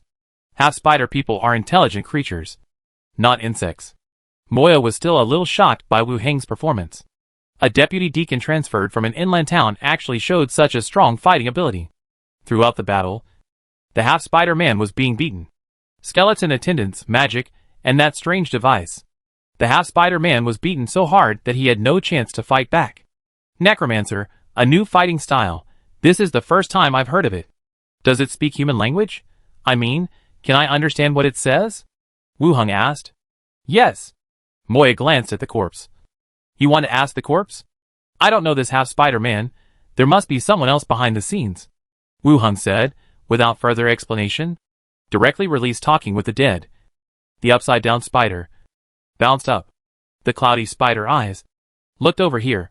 Wu Hung asked directly, "Why did you kill me?" The spider spoke, with a strange tone. "I was short of money. Someone gave me money to kill you." Sure enough, someone paid him to kill him. Wu Hung continued to ask, "Who asked you to kill me?" The spider replied, "I only know that his name is Bravo." Wu Hung frowned and thought about it. But he did not find any memory about this person. But he was not sure whether he knew this person. For him, the names of people in this world were difficult to remember. You could not tell who he was by his name, but you might know his identity after meeting him. Where can I find him? Port number 3, the bottom of the cargo ship. Describe his appearance. The spider was silent for a while, and replied, Human, in his 40s, brown curly hair, rough skin, wearing a gray sailor suit, one of his feet was lame, probably a prosthesis. The last question. Wu Hung thought for a moment, and asked again, Did anyone else participate in last night's operation? No, the corpse answered, and then lay back on the ground. Wu Hung took the skeleton attendant and walked directly outside. The elf assistant spoke again. Are you going to wait for the other teams to come? Miss Moya, please wait here for a while. I'm afraid I'll be late and someone will inform the other party. There may be danger over there. The elf assistant said again. It's unlikely. If he had the ability to kill me, why would he go to such trouble to hire this half-Spider-Man? The elf assistant wanted to persuade him, but Wu Hung walked out directly. After waiting for a while, intensive footsteps sounded. Members of the 4 teams rushed down from above. Miss Moya, is the battle over? Moya nodded. The battle is over. One person stays to watch the bodies and rescue those who are in deep sleep, and the rest of you follow me to port number 3. Yes. Port number 3, the bottom hold of the cargo ship. Wu Hung walked down and saw the figure standing in the dark corner and raised his eyebrows. The description of the half-Spider-Man is still very accurate. In his 40s, brown curly hair, rough and flaky skin, as if it was soaked in salt water and dried, wearing a gray sailor suit. The man opposite heard footsteps on the stairs, looked up. When he found Wu Hung coming down, dang dang dang, he took 2 steps back subconsciously, making the sound of a wooden stick hitting the floor. His face was full of horror and disbelief. He drew out the long sword from his waist, and was about to raise it to rush forward, but then he dropped the long sword again, and said, "Did that half-spider betray me?" I said, "He didn't dare to kill you.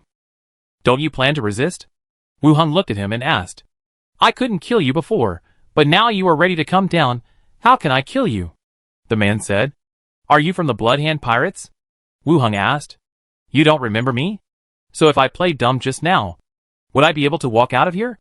The man said again, "No. The half-spider man described your features.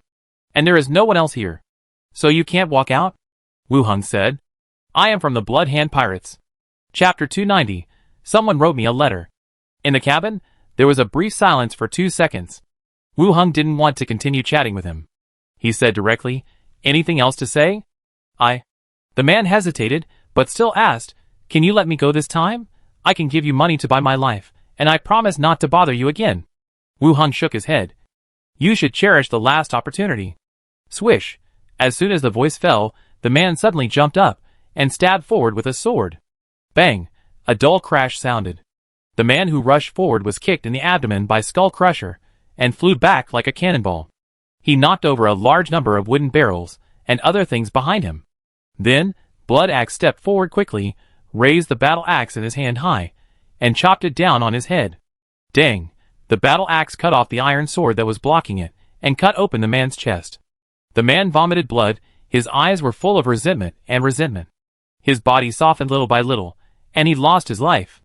For such a person to escape, Wu Hung was not surprised. In the operation to rescue Shannara, whether it was the initial siege by small boats, or the subsequent battle on Cocktail Island, it is possible that some pirates escaped. A few people escaped. Or a small half of them escaped. It is possible. But I didn't expect that he would come back to hire a killer to kill me. He took out the tablet, and checked the pirate's wanted order again. There was no wanted order for this person. This made Wu Hung a little puzzled. He was not an important member of the pirate group. So why did he come back for revenge? Are all pirates so loyal? He looked at the corpse again, and released talk to the dead directly. The blood stopped flowing. And the corpse turned to look over here. Wu Hung asked, "Were there any other people who participated in the assassination of me last night?" The corpse replied, "No." "Are there any other people in the Bloodhand Pirates who survived?" "Not sure. It seems that there are only 2 of them targeting me. This can be regarded as a solution to the crisis." Wu Hung sat down on a wooden box beside him, and asked casually, "What do you think? Come back to seek revenge from me?" The corpse was silent for 2 or 3 seconds, and said, "I suddenly received a letter, and the letter asked me to avenge Captain Bloodhand." Wu Hung's eyes suddenly condensed, and a chill instantly arose on his back. Someone induced him to come to Treasure Island at great risk to seek revenge. There was another person. "Who gave you the letter?" Wu Hung continued to ask. "I don't know." The last question. Wu Hung thought for a moment. He asked, "How did you receive the letter?" The corpse replied, "I woke up the next day, and it was under my pillow." After the 5 questions, the corpse lay back on the floor, and the blood in his chest began to flow out again. Wu Hung looked at the corpse for a long time without moving.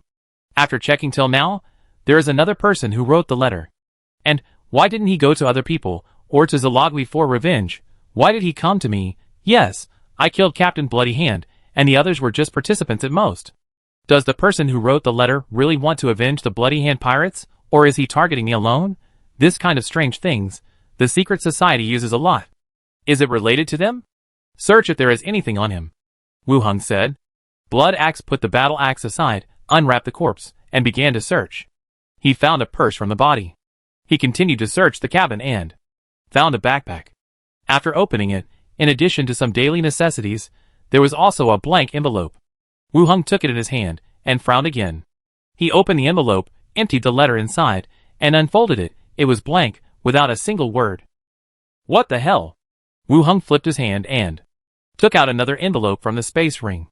Comparing the two, they are exactly the same.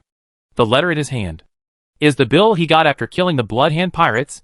the spoils taken from the consortium. The two are actually the same. What is going on? Tramp. Tramp. Tramp. At this time, there were dense footsteps at the stairs. Wu Heng put away the spoils, and saw Moya leading the association team down. Moya and the others were relieved to see that Wu Heng was fine. If the vice deacon of the association died here, it would become a joke if it got out. After looking at Wu Heng, he cast his eyes on the corpse beside him. Is he the murderer behind the scenes? Moya asked. Wu Heng nodded. He is from the Blood Hand Pirates, and he is here to avenge his captain.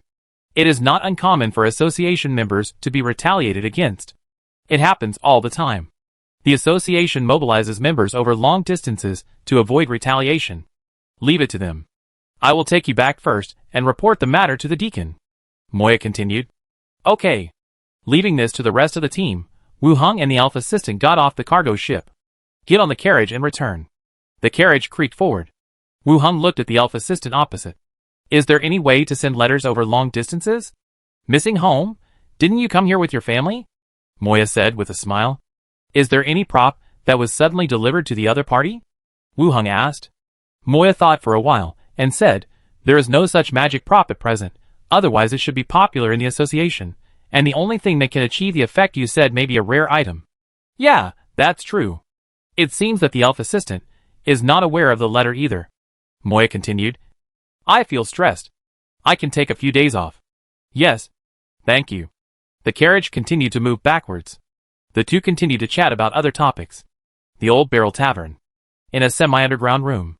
The Bevela tribe's Macintosh sat behind a wooden table, trimming the branches of the potted plants. Tap, tap, tap. The sound of hurried footsteps sounded. The man in a leather jacket and waistcoat, with his arms folded, ran in quickly. Entering the room, he bowed slightly. Leader.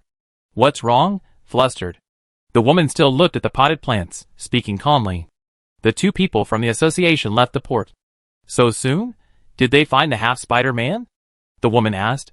Yes, the half-spider man's body was carried out, in spider form, and was beaten into a puddle of mud. The man answered. Oh, how many people did the association mobilize? The association team arrived later. The man paused and continued. I asked the people in the cabin at the time, the black-haired man, and the two attendants beside him, who killed the half-spider man. I also heard that. The man was the deputy deacon of the association. The woman paused while pruning the branches, turned her head with some confusion in her eyes. That human. Is he the new deputy deacon of the association? Probably. The woman was silent for a long time. Then she said, I understand. Let's restore order at the port. Don't disclose the affairs of the association to the outside world. Yes, leader. The man hesitated and continued to ask. Do you want to arrange someone to find out the information about the new deputy deacon? The woman shook her head. Not yet. Don't provoke the association. Imolo is not as docile as he looks. Okay. The man saluted again and left directly. Returned to the association. Moya returned to the deacon's study and reported what happened just now. Wu Heng also returned directly to his office study. Push open the door. Anweer sat at the table sorting documents. Minnie lay on the sofa, looking at the comic book in her hand. Her legs swung back and forth. What happened last night had no effect on the two girls. After all, both of them fell into a coma, and they didn't know what happened. Minnie also shouted, last night was the best sleep she had ever had. Seeing Wu Heng coming in, the two girls smiled. Master, you're back. Wu Heng sat down on the sofa, his hands on his perky hips. Minnie shook her head nonchalantly. Anweer asked, Master, have you caught those people? Yes, Wu Heng said. There was no clue about the blank letter paper. But the other party obviously didn't want to appear in sight.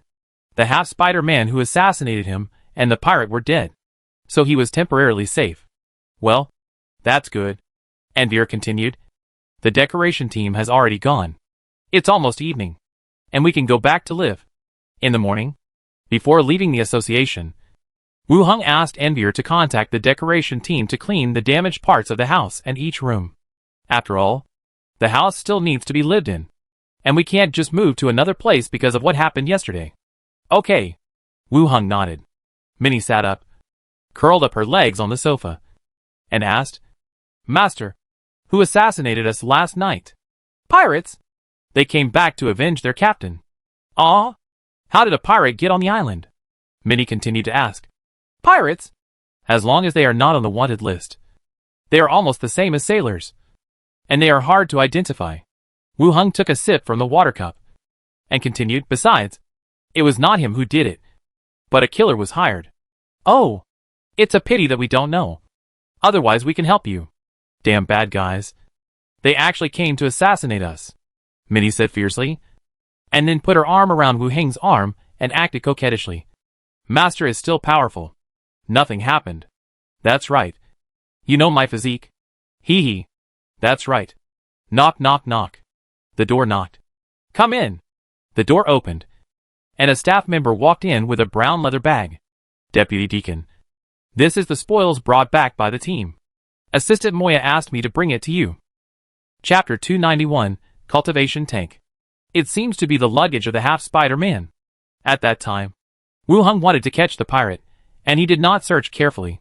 After killing the pirate, the scene was taken over by the team. Now it has been delivered to me. Thank you, just at the door of the room. The staff put the package aside, saluted again, and left directly. Wu Hung also stood up and walked over, opened the package, and took out everything inside. First, 2 money bags, 1 large and 1 small. The big purse was filled with silver coins. More than 800 of them. The small purse was filled with gold coins. Exactly 20 of them. It seemed that these were the rewards for killing him. To be honest, it was quite a lot. Even if Wu Hung was on the wanted list, he was not worth so much money. He put the purse away, and then took the clothes and daily necessities of the half-spider man, as well as 2 magic props. Wu Hung set his eyes on the magic props. The first one was a pottery jar covered with various patterns and symbols. The mouth of the jar was opened, and the cork was tied with a rope and hung on one side. It was full of spider webs, and there was nothing else. Cultivation jar, description, a magical container used to cultivate poisonous spiders, which can promote the reproduction of poisonous spiders. A jar for raising spiders. The spiders inside should have been released by the other side during the battle. So, it is empty now. Fortunately, it is empty. Otherwise Wu Hung may not be able to control that kind of spider. Wu Hung thought about the use of the cultivation jar. Although it is a magic item, it seems that there is no place to use it. As a necromancer, it is useless to raise a bunch of spiders that cannot be controlled. What is this? There are spider webs inside. Minnie took out the linen cloth and wanted to wipe it clean. Just cover the lid. This is a magic item, Wu Hung said. Ah? Oh. Minnie threw the rag aside and put the wooden cork hanging on the side of the pottery machine back on. What is the use of this pot? It can be used to breed insects. Ah? So disgusting. Minnie retracted her hand. We don't need it. Let's put it aside. Okay. Minnie picked up the jar and placed it in the corner of the study. It temporarily served as a craft. The second item was an incense burner. Sleeping incense burner, description, in the burning state.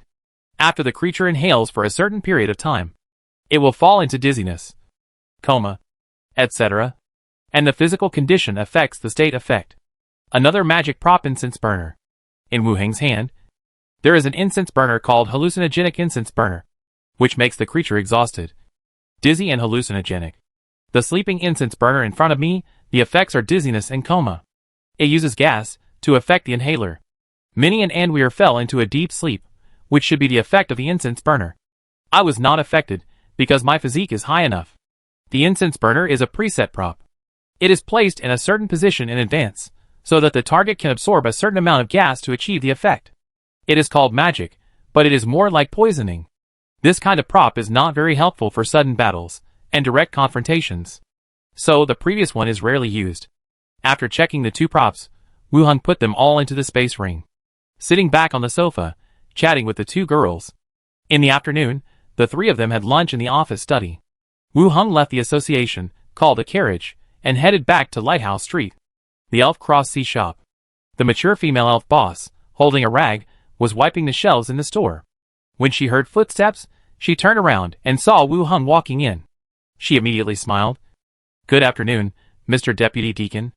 Last time I came to the store, Shiragui was also there, and introduced his identity to the female boss. Well, good afternoon. Wu Hung walked into the store and then asked, The wooden bows I ordered should have arrived. I had heard that the wooden bows of the elves were of very good quality. So I ordered 2,000 from here. After such a long time, the goods should have arrived. The female boss walked back to the counter, opened the record book and took a look, and said, "They have arrived. Please come this way, I will take you to see them." Wu Hung followed her out of the store, and went to a warehouse in the back street. The door opened, and a smell of wood and grease hit us. "These are all your goods. A total of 2,000. Wu Hung picked up one and checked it, and pulled the bowstring to test it. He didn't know much about the performance of the bow, but he had learned a little about it with Anweer in advance. He took a quick look and said, "Okay. I think it's okay. Let someone deliver it directly to my residence, and I'll settle the balance for you." "Okay." The woman smiled, contacted the workers, and started moving the goods. Wu Hung and the woman returned to the store.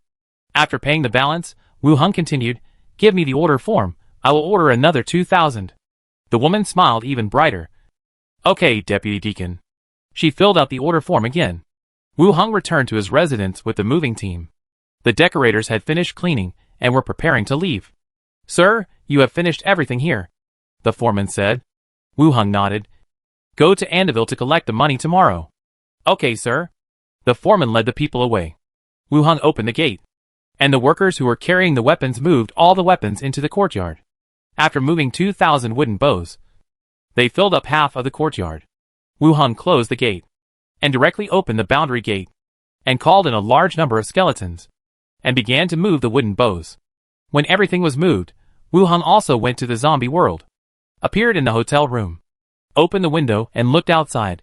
The convoy of the auto repair shop had not come yet. Below was still a large group of skeletons.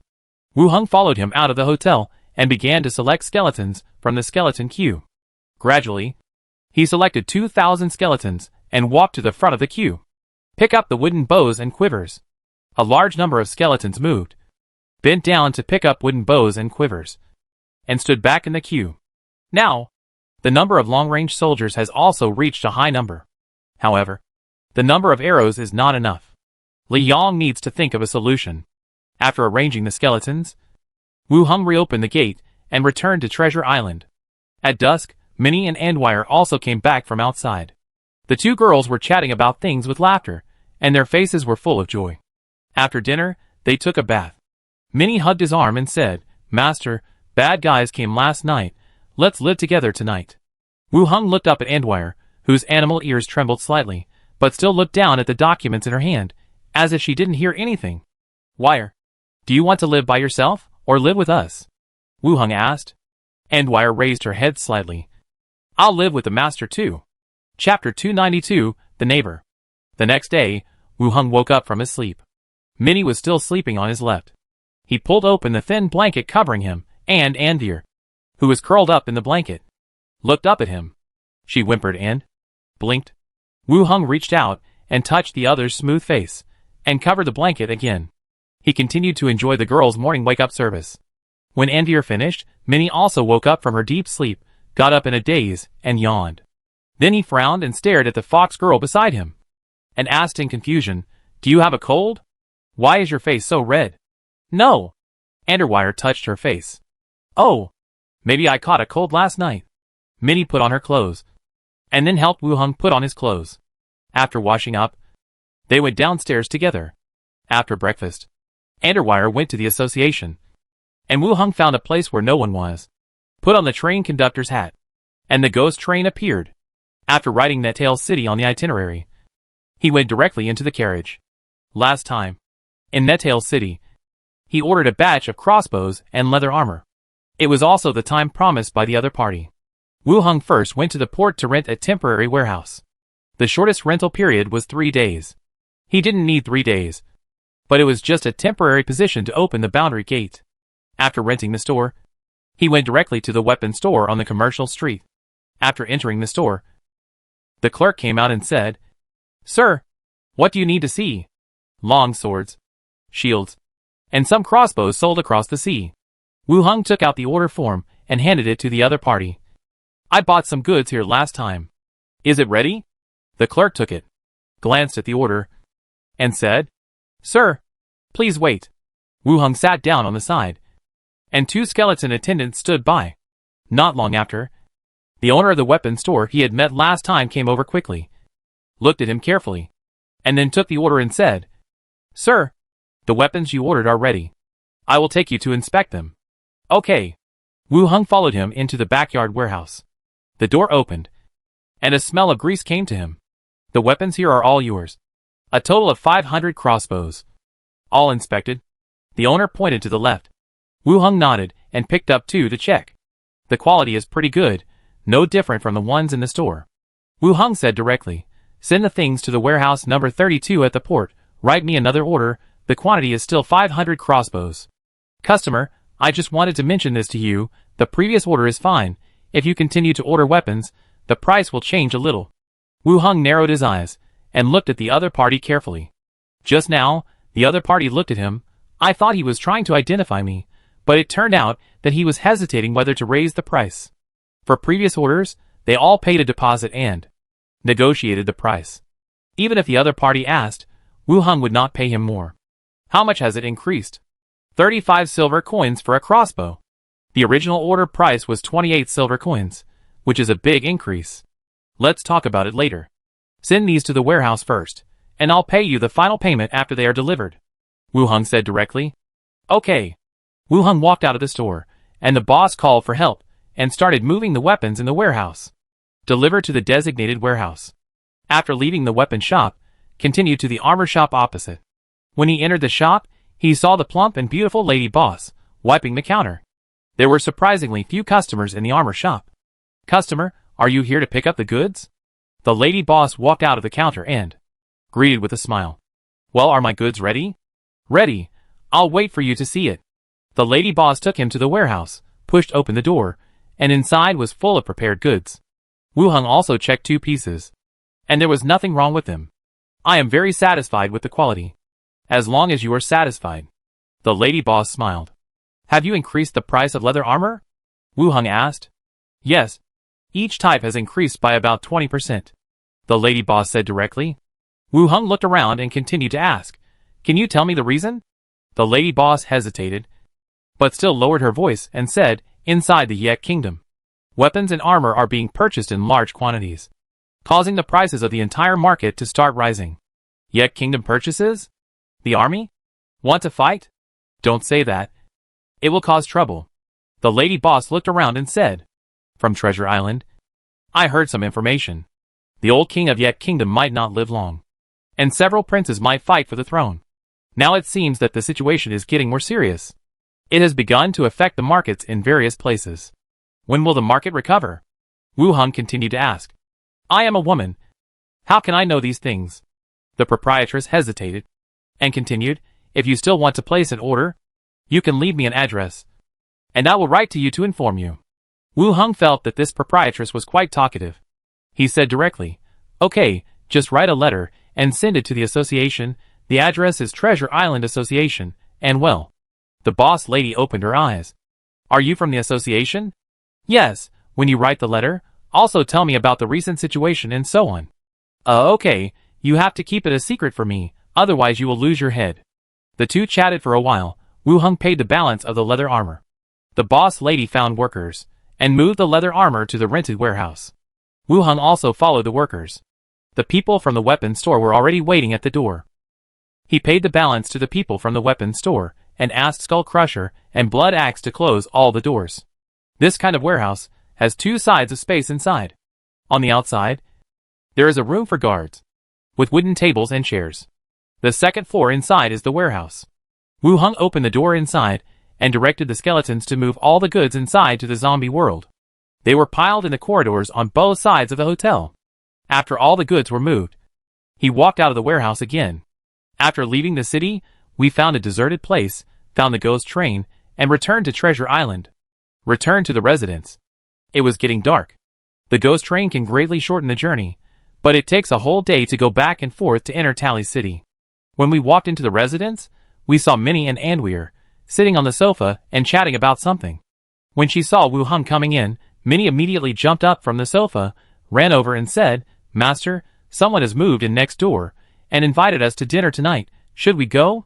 "Someone has moved in. The renovation of the next door has been going on for several days, and it took much longer than Wu Heng's place. Now someone is finally living here. Yes, it's a very beautiful elf sister. Should we go? Minnie continued to ask. She's just being polite. I don't even know her, so how can I invite her to my home for dinner? Wu Heng walked in and sat down on the sofa. No, she said she knows you. Minnie continued. Wu Heng raised his eyebrows and looked at Anweer beside him. The latter also shook her head. I told Minnie, I haven't seen what the owner next door looks like. Wu Heng asked, did she tell her name? No. What does she look like? An elf sister, very beautiful, gray-blue hair, about this length. Minnie gestured. Wu Heng raised his eyebrows. Sayonara, the president of the Star Flower Merchants Group. Chapter 293, No Shortage of Suitors. Did she buy the house next door? When the house next door was being renovated, I guessed who would move in. Some local dignitaries, or the head of a big merchant group. But I didn't expect that it would be the Wood Elf hostage rescued some time ago. This area is indeed pretty good. But Shanaila is the president of the largest cross-sea merchant group of the Wood Elf. Why did she choose this place? What's wrong? Do you know him? Master? Minnie asked softly when she saw his expression. Anweer also looked over in confusion. Wu Heng said, I think of someone who looks a bit like what you described. Is he also from the association? Minnie asked. He's not from the association. There was an operation before, and a Wood Elf hostage was rescued. He looks a bit like what you said. Wu Heng explained. Oh, are we going? You want to go? Minnie shook his arm gently, and said, Not really, I just feel that neighbors are closer, and it will be easier to get in touch in the future. Yeah, that's right, then let's get ready, and we'll go to each other's banquet tonight. Wu Heng said. Great. Minnie cheered. She pulled Anweer downstairs to prepare the clothes she was going to wear. Wu Heng arranged the skeletons guarding the residence, and went back to the room to look for his dress. Last time, I rescued him, so we met once. The other party's status is not low, and it is not a bad thing to maintain a friendly neighborly relationship. Especially since there is some chaos in the kingdom of Yek. Maybe I can purchase some necessary goods through the Wood Elves. In the room, Wu Heng changed into a blue embroidered noble dress. Underwire gently adjusted his collar and said, It looks great. Master, these noble dresses really suit you. You look great today. Too. Wu Heng rubbed his head. Underwire smiled, hugging his waist, and leaning her head into his arms. Tap, tap, tap. Minnie, wearing a dress, ran up with big strides. Master, are you ready? Let's go, and get the gifts we prepared. Okay. Wu Heng took the two downstairs, and brought 4 skeleton attendants, and went straight out of the courtyard, and went to the next door. Knocked on the door. A middle-aged woman opened the door. She looked at Wu Heng and the 2 maids, and said with a smile, You are Deputy Deacon Wu Heng, Madam has prepared a dinner, please come in. Yes. The woman should be the housekeeper. Normally speaking, most housekeepers are men. But some women are also female housekeepers for convenience.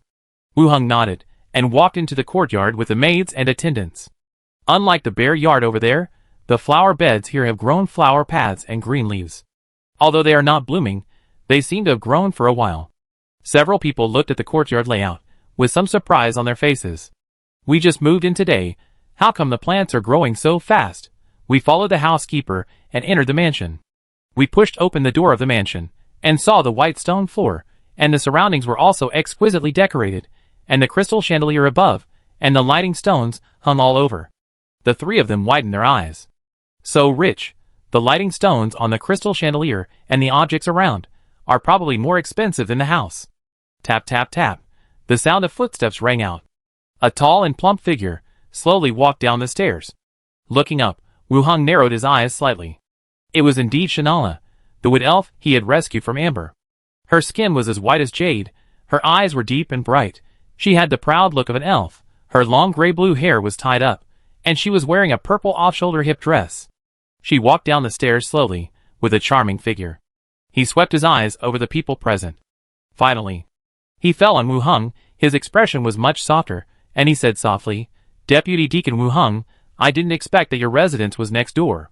Mrs. Shanaila, we meet again. Wu Heng performed a human etiquette.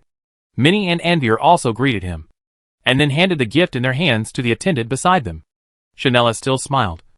It seems that we are really destined to meet each other. It is also my honor to meet you. Madam. Really? Then I will take what you said as the truth.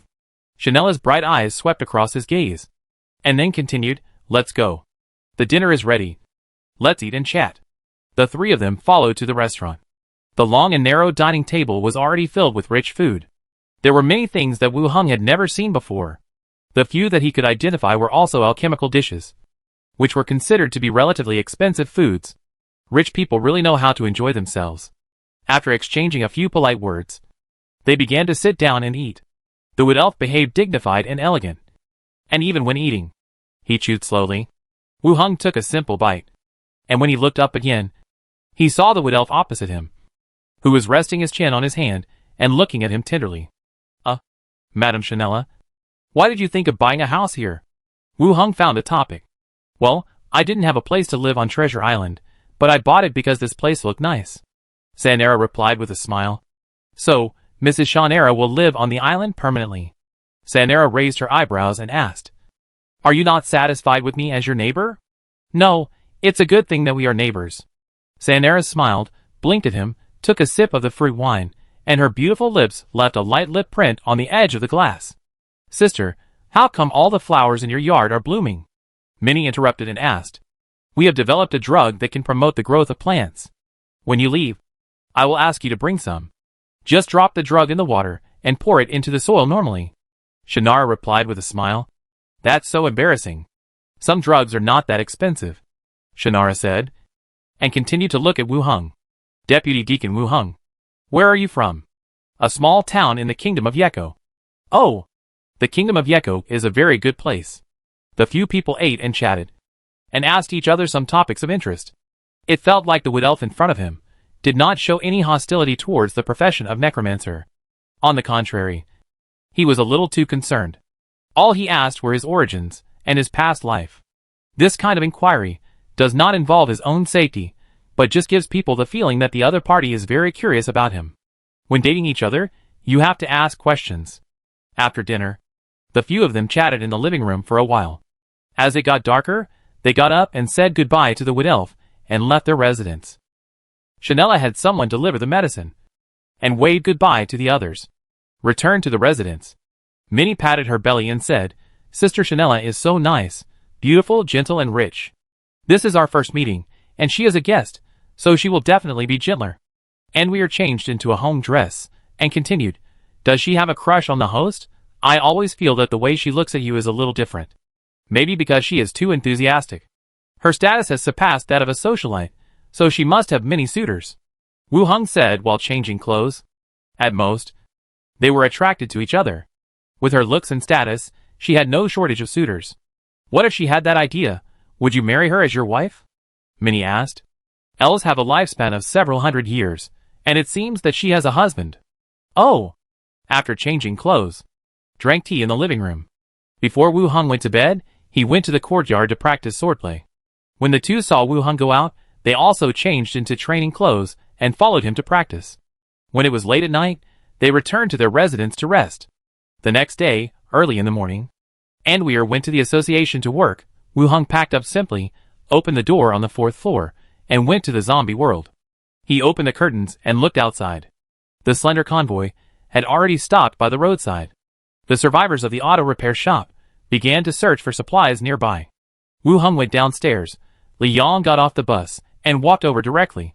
When did you come?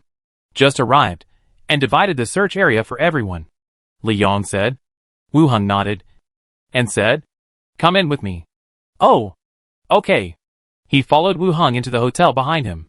Li Yong's eyes widened immediately. The corridors on both sides were filled with various goods. Crossbows, leather armor. This was the largest amount this time. So many. It should be enough for you to exchange for a while. If you need any equipment, tell me, Wu Hung said on the side. These are enough for the survivors nearby to exchange. Wu Hung nodded and said nothing more. Li Yong took out the intercom and said, Let's go back and move the goods here first. The scattered teams all returned.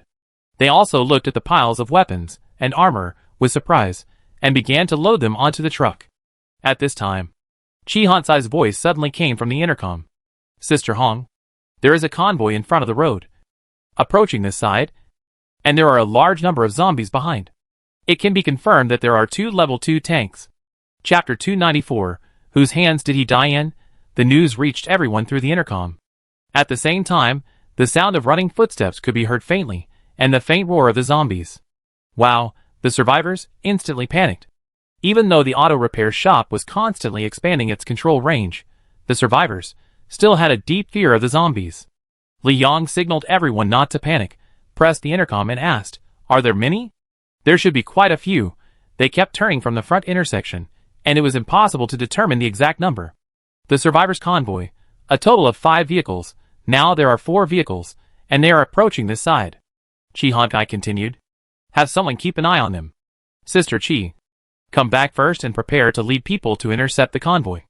"Okay," Chi Honkai replied. Li Yang also hung up the intercom and began to direct the others to mobilize the vehicles. After Wu Heng received the message, he released Xiao Xiao and flew vertically into the sky. He glanced at the zombies in the distance and got back into his body.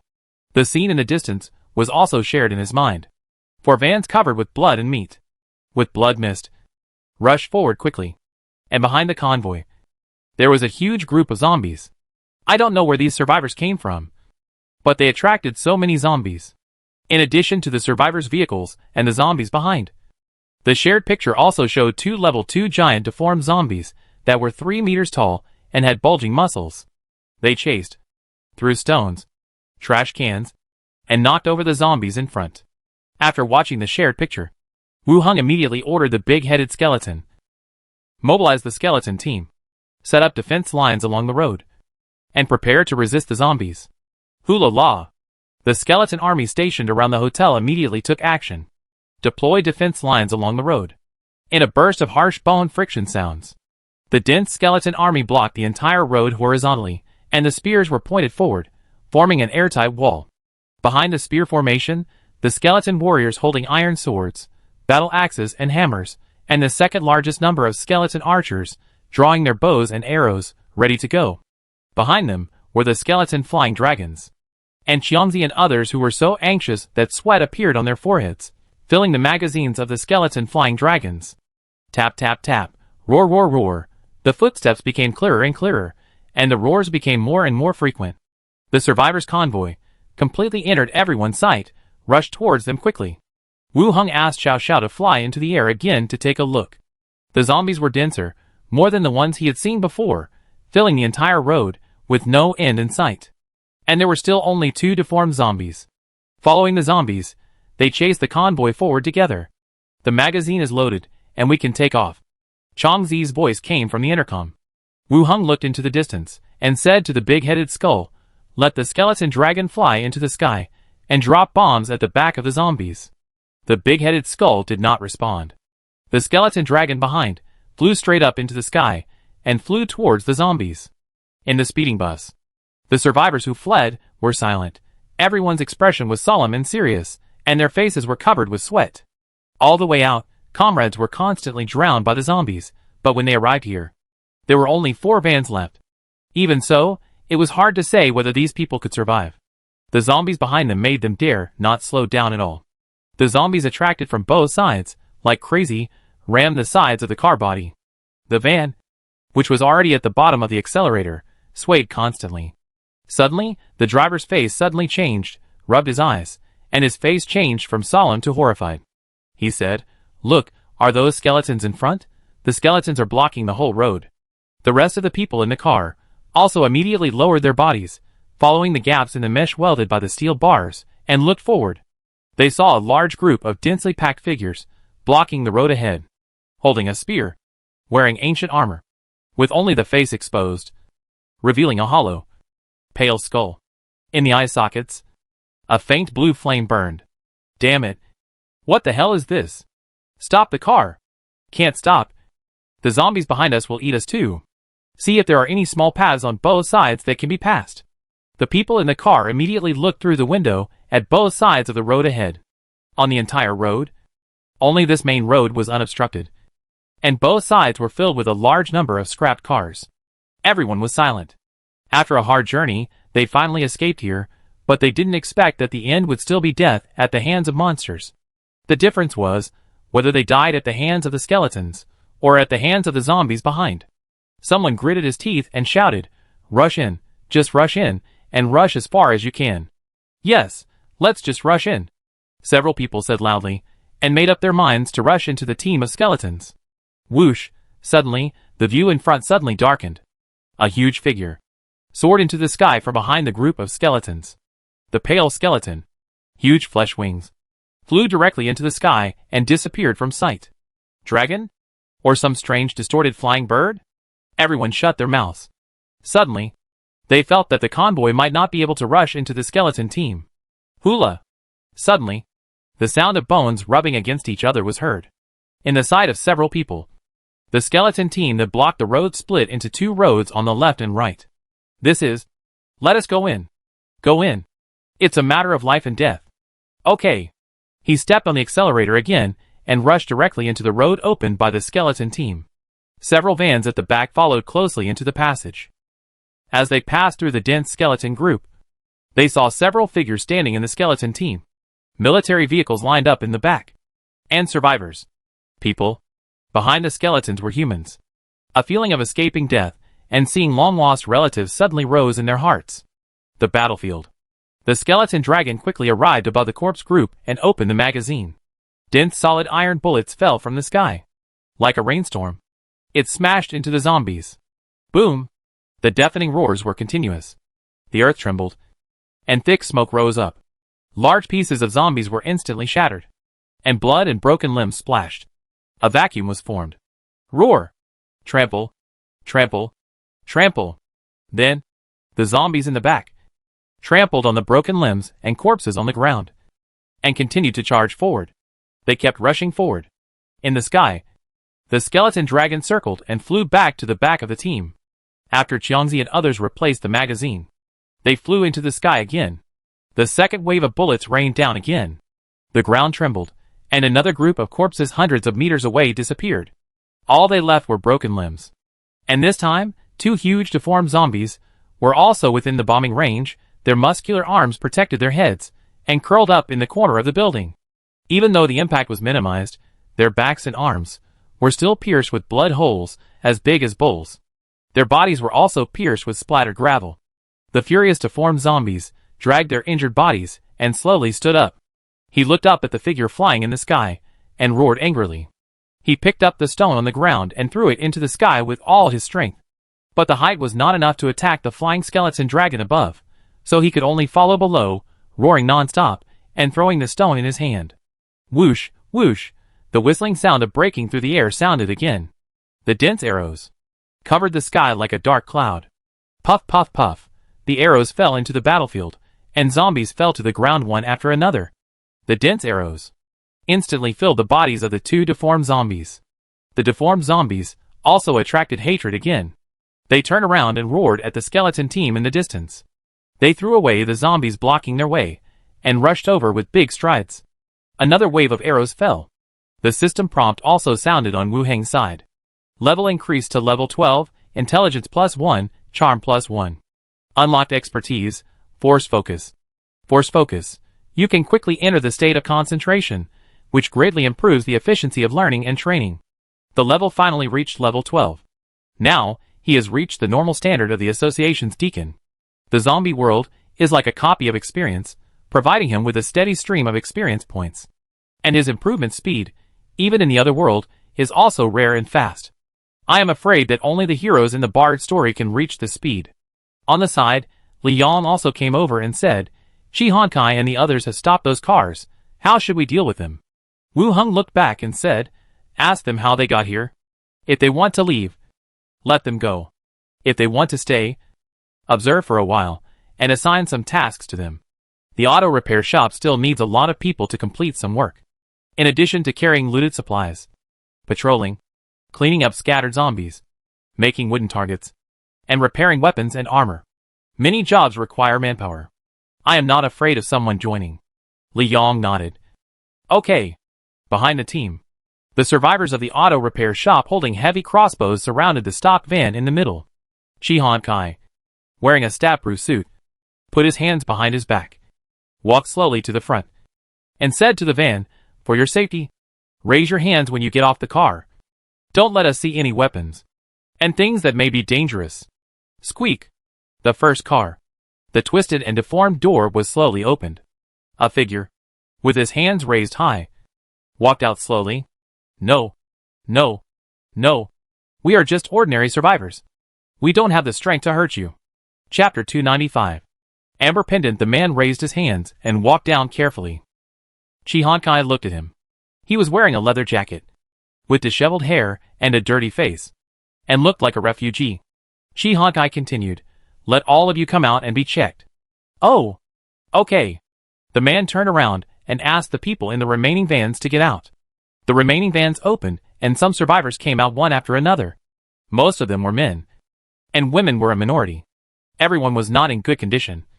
Some were sloppy, and their faces were pale and thin. "Go check their vehicles," Chi Honkai continued. Several people walked over and entered the car to check. Chi Honkai continued to ask, "Is anyone injured?" "No." Everyone answered in succession. "This is easy to identify. The virus affects humans quickly. Just stand there and observe for a while. If you don't turn into a zombie, there will be no problem." Everyone was silent for a while. Chi Honkai continued to look at the man at the beginning. "Are you the leader?" I guess so." "Where did you come from?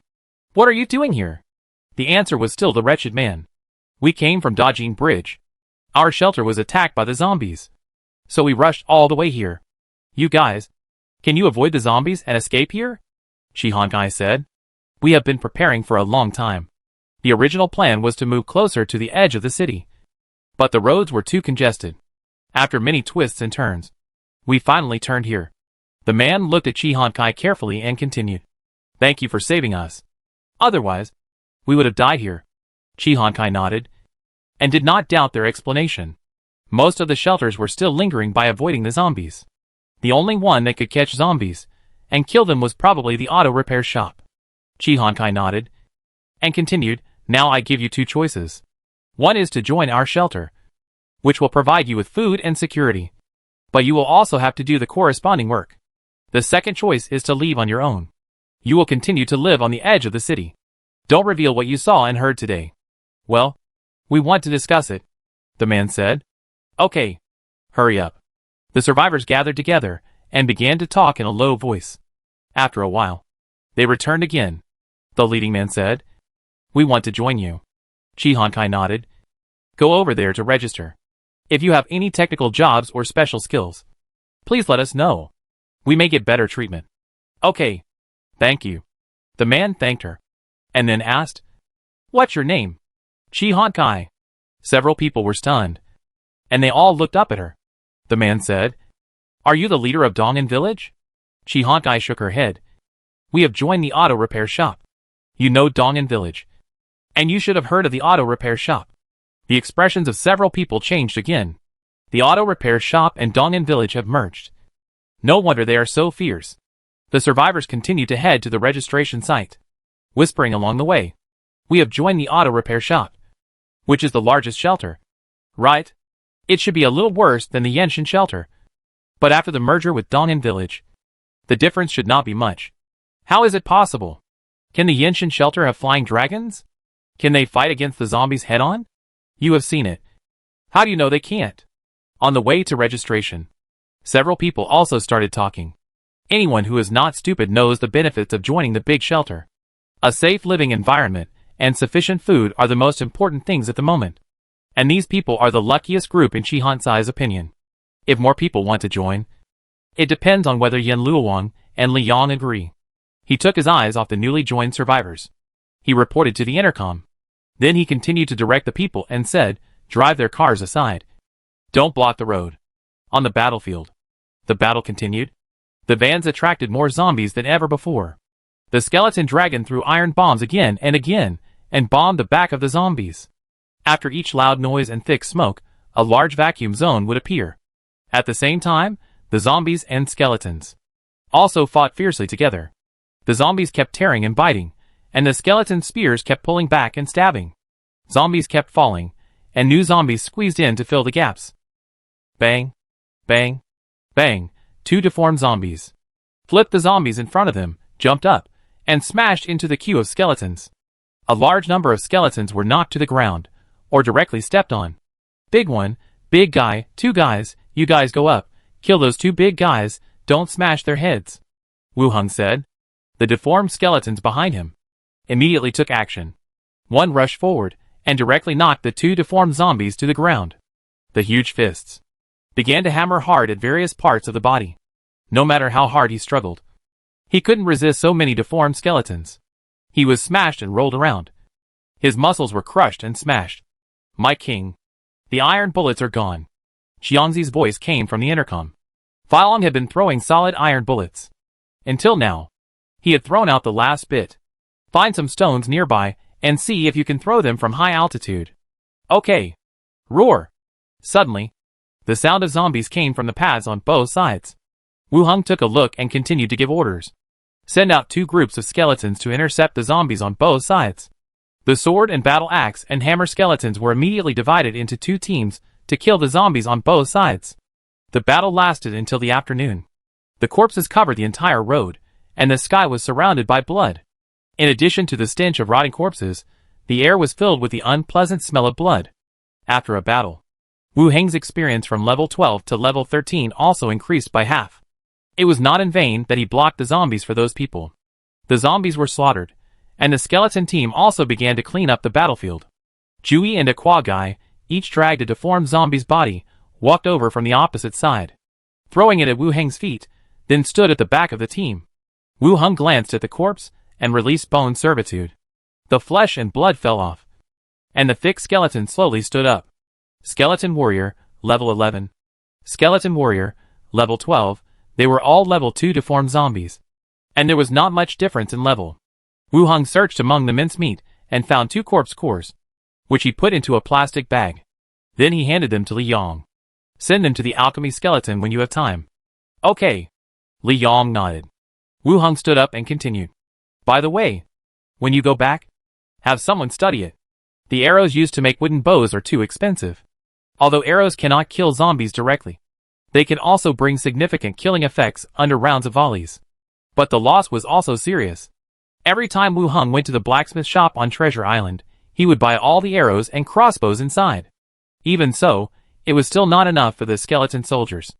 Instead, it caused the price of arrows on Treasure Island to rise.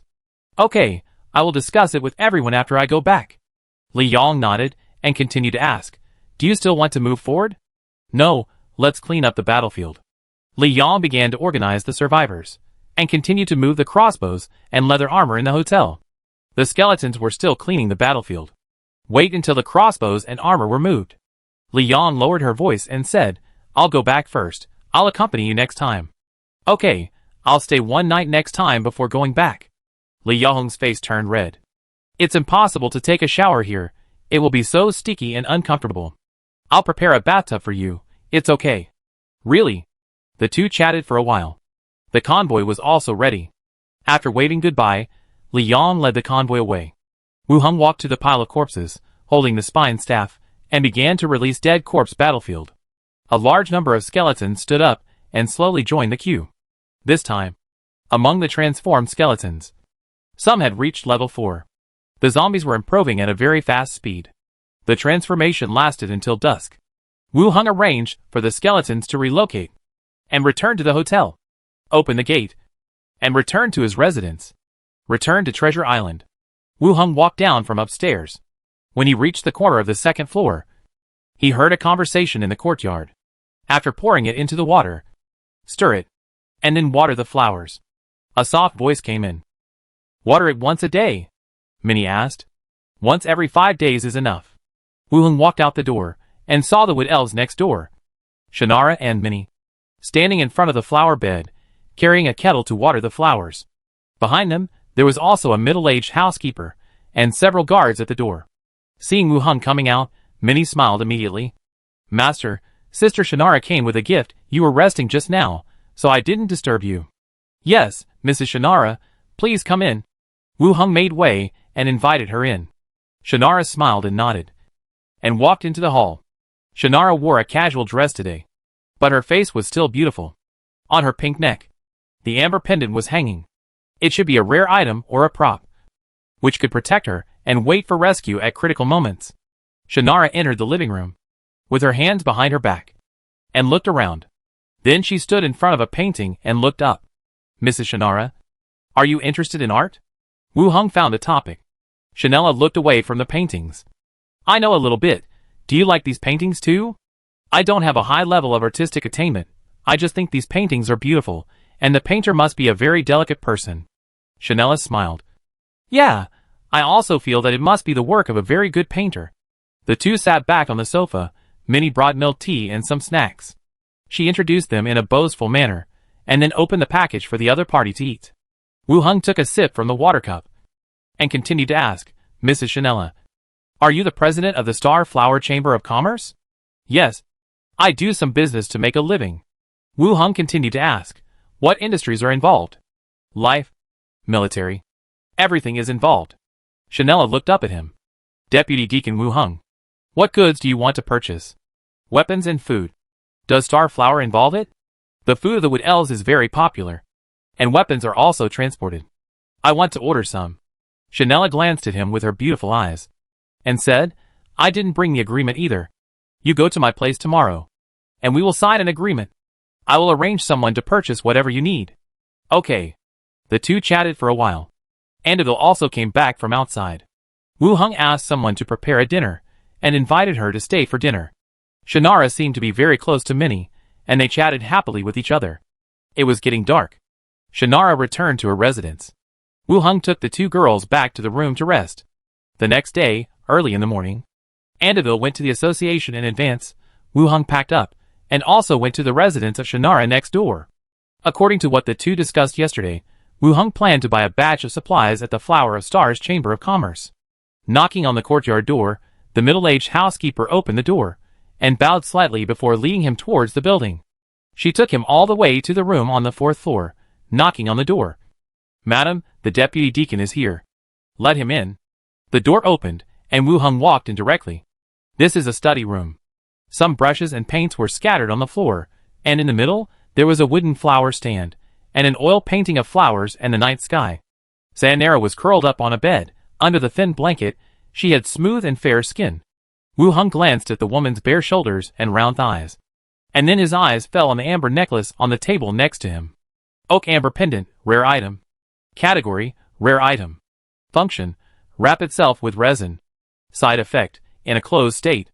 The first person who sees it will have a sense of dependence on it, and the second use will not be able to change it. Description, special amber condensed from ancient oak resin. Chapter 296, Expert Number 1.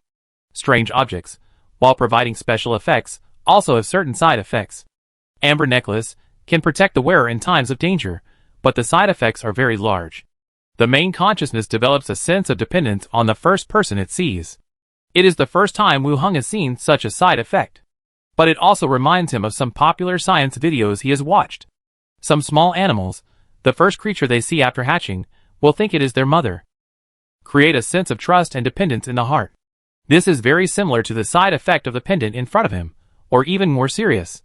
Wu Hung glanced at the beautiful elf, who was still lying on the couch, and guessed if she put it here for him to see on purpose. But then he denied this guess. No one knew that he could see the panel of the strange objects, and ordinary people didn't know much about the strange objects of the Wood Elves. The other party should have put it here casually. Ha! Shannara yawned, and looked up at him. Do you get up so early every day? It doesn't seem to be early anymore. Didn't you get enough rest last night? Wu Hung asked with a smile. Shannara smiled, covering the thin blanket on her body and sitting up. Her white and tender legs curled up on the bed, and she pursed her lips at the oil painting in front of her. I heard yesterday that you like oil paintings, so I thought of painting a new one for you, but it's not finished yet. Wu Hung glanced at the oil painting, and was somewhat surprised at the other party's talent. He glanced at the other person and said, Landscape. Then you should draw a picture of yourself in front of the mirror, and give it to me. Shannara's eyes curved. Why don't you say it? I will give myself to you. Really? You are so beautiful. Shannara raised her head, and shook her scattered hair, and continued to ask, How old are you this year? 24. How about you? Me. It may scare you if I tell you, but I can be your ancestor in terms of age. Shannara glanced at him, and added, The elves come of age late, so we are not much different. After saying that, She stood up, covered with a thin blanket, and walked towards the screen on the inside of the room. As she walked, her body swayed, her white thighs, and her round buttocks flashed by. It attracted people's attention. Shannara seemed to notice something and turned back to look at her. Wu Heng looked away and admired the half-finished painting on the easel. After walking behind the screen on the inside, he began to hear the rustling sound of changing clothes. "What are your hobbies?" Behind the screen, the questioning voice of Shannara came again. Wu Heng sat on the chair and felt a little funny. Why did this feel like a blind date? They talked about age and hobbies. I usually practice swordplay and read some literary works. Mage's hobbies seem to be reading all kinds of books. Shannara came out from behind the screen. She changed into a light blue home outfit. Her full chest lifted her loose shirt high. She came closer and sat down again. Wu Heng thought for a moment and asked, "What about you?" "Me, I like painting artworks and visiting places." Shannara thought for a moment and said, "The hobbies of the upper class. No, I don't like to interact with those who are pretentious all day long." Ding ding ding. While the two were chatting, the door was knocked gently. Then, the housekeeper's voice came. "Madam, the purchase agreement is ready. Send it in." The door opened, and the housekeeper came in with an agreement and a quotation. Shannara said, "See what you need to purchase, and I will arrange someone to bring it to you." Wu Heng glanced at the quotation. Cross-sea transportation has quantity requirements, but the price is not high. In Ratam City, a full bag of wheat costs 135 copper coins, and a large-scale purchase at the Chamber of Commerce costs 87 copper coins. It's just that the quantity needs to be larger. More than 20,000 bags are needed. Shannara mentioned before that Wood Elves grain is a major export item, and it is very popular among all tribes. In addition to wheat, there are also various beans and grains, and there are many kinds. Among other types, the price of wooden bows is also much cheaper, and the price of leather armor is close to the market price. After Wu Heng looked at the prices, he wrote down the number of more than 10,000 for the types he needed. Shannara picked up the teacup and drank it, and glanced at the number filled in by the other party. After a cough, he said, "You need so much? What for? Are you going to arm an army? Buy so many weapons, equipment and food?" What's wrong? I want to buy as much as possible," Shannara said. "We live so close. There is no need to buy so much at one time. It will easily attract attention when transporting." Wu Heng felt that this was right. Purchasing weapons and equipment in large quantities can easily attract unnecessary attention. "Then I will change the quantity." A total of 5,000 bags of food were ordered, including flour, soybeans, and weapons, 2,000 wooden bows and one-handed battle axes, and 20,000 sets of one-piece leather armor. After writing, Shannara nodded and asked, "The merchant group has its own rules. A 50% deposit is required. Is the money enough?" Wu Heng nodded, calculated the price, and took out 2 large wooden barrels of silver coins and placed them in the room. "I stole them from the pirate group. I seized them." Shannara smiled and nodded, signaled the housekeeper to count them, and then put them away. Then she continued, "Would you like to stay for breakfast? I've eaten, and I still have to go to the association." Shannara did not try to stop him. "Well, see you next time." "Yeah." Waving goodbye, Wu Heng left Shannara's residence. At this time, it was almost noon. Wu Heng passed by the association and went directly to the Snake Emblem Consortium opposite. After being taken to the reception room, not long after, the middle-aged staff member in charge came in. "Guest." The staff member bowed slightly. Wu Heng asked directly, "Is there any progress in the commission?" "Guest, please wait a moment. I'll have someone check it for you." The middle-aged man went down to give instructions, and when he came back again, several coffins were carried in. The middle-aged man said, "Guest, a total of 5 bodies were collected this time, including 1 level 15 professional and 4 level 10 professionals." Hearing the level 15 professional, Wu Heng's eyes narrowed slightly. "Combat professions, I have several skeletons in my hands, but life professions, I don't have any." Wu Heng stood up and walked towards the coffin. The coffin lid was opened by the staff, revealing 6 arms inside, crossed and hugging the male corpse in front of the chest. The middle-aged man also started to introduce. Hernand, Bovila tribe, 15th level pharmacy alchemist, 245 years old, died of old age. Sure enough, He is a Bovila tribe, and an alchemist. A few days ago, Wu Heng just came into contact with this race. The biggest feature is the darker skin color, thick eyebrows and thick lips, and the most obvious 6 arms. Apart from that, the height and body shape are not much different from humans. The corpse in the coffin has shrunken, like a mummy. None of this matters. A level 15 alchemist is exactly what Wu Heng needs. And the more the better, the higher the level, the better. After all, his level 3 corpse core has not made any breakthrough yet. The coffins were opened one after another. Wu Heng suppressed the joy in his heart, and continued to look behind him, and the middle-aged man also introduced himself. Bradley, human, level 11 tanner, 45 years old, died of passion-related murder. Midjat, dwarf, level 12 goldsmith, 32 years old, died of drowning. Konovalova, dwarf, level 12 blacksmith. Faraz, human, level 10 blacksmith. The middle-aged man introduced them one by one, name, race, occupation and level. Except for the level 15 corpse, the remaining 4 corpses seemed to have died not long ago. 2 of them were blacksmiths, 1 was a tanner, and 1 was a goldsmith. Goldsmiths are jewelry and small items, and are also professions that require proficiency. Wu Heng felt that it was pretty good, better than the gardeners and chefs last time. Okay, how much more do I need to pay? Wu Heng asked. The middle-aged man said, for level 3 corpses are 2,700 silver coins in total, and level 4 corpses are 1,500 silver coins. Wu Heng nodded, and paid the corresponding price directly. The middle-aged man asked people to count the silver coins, and this commission was completed.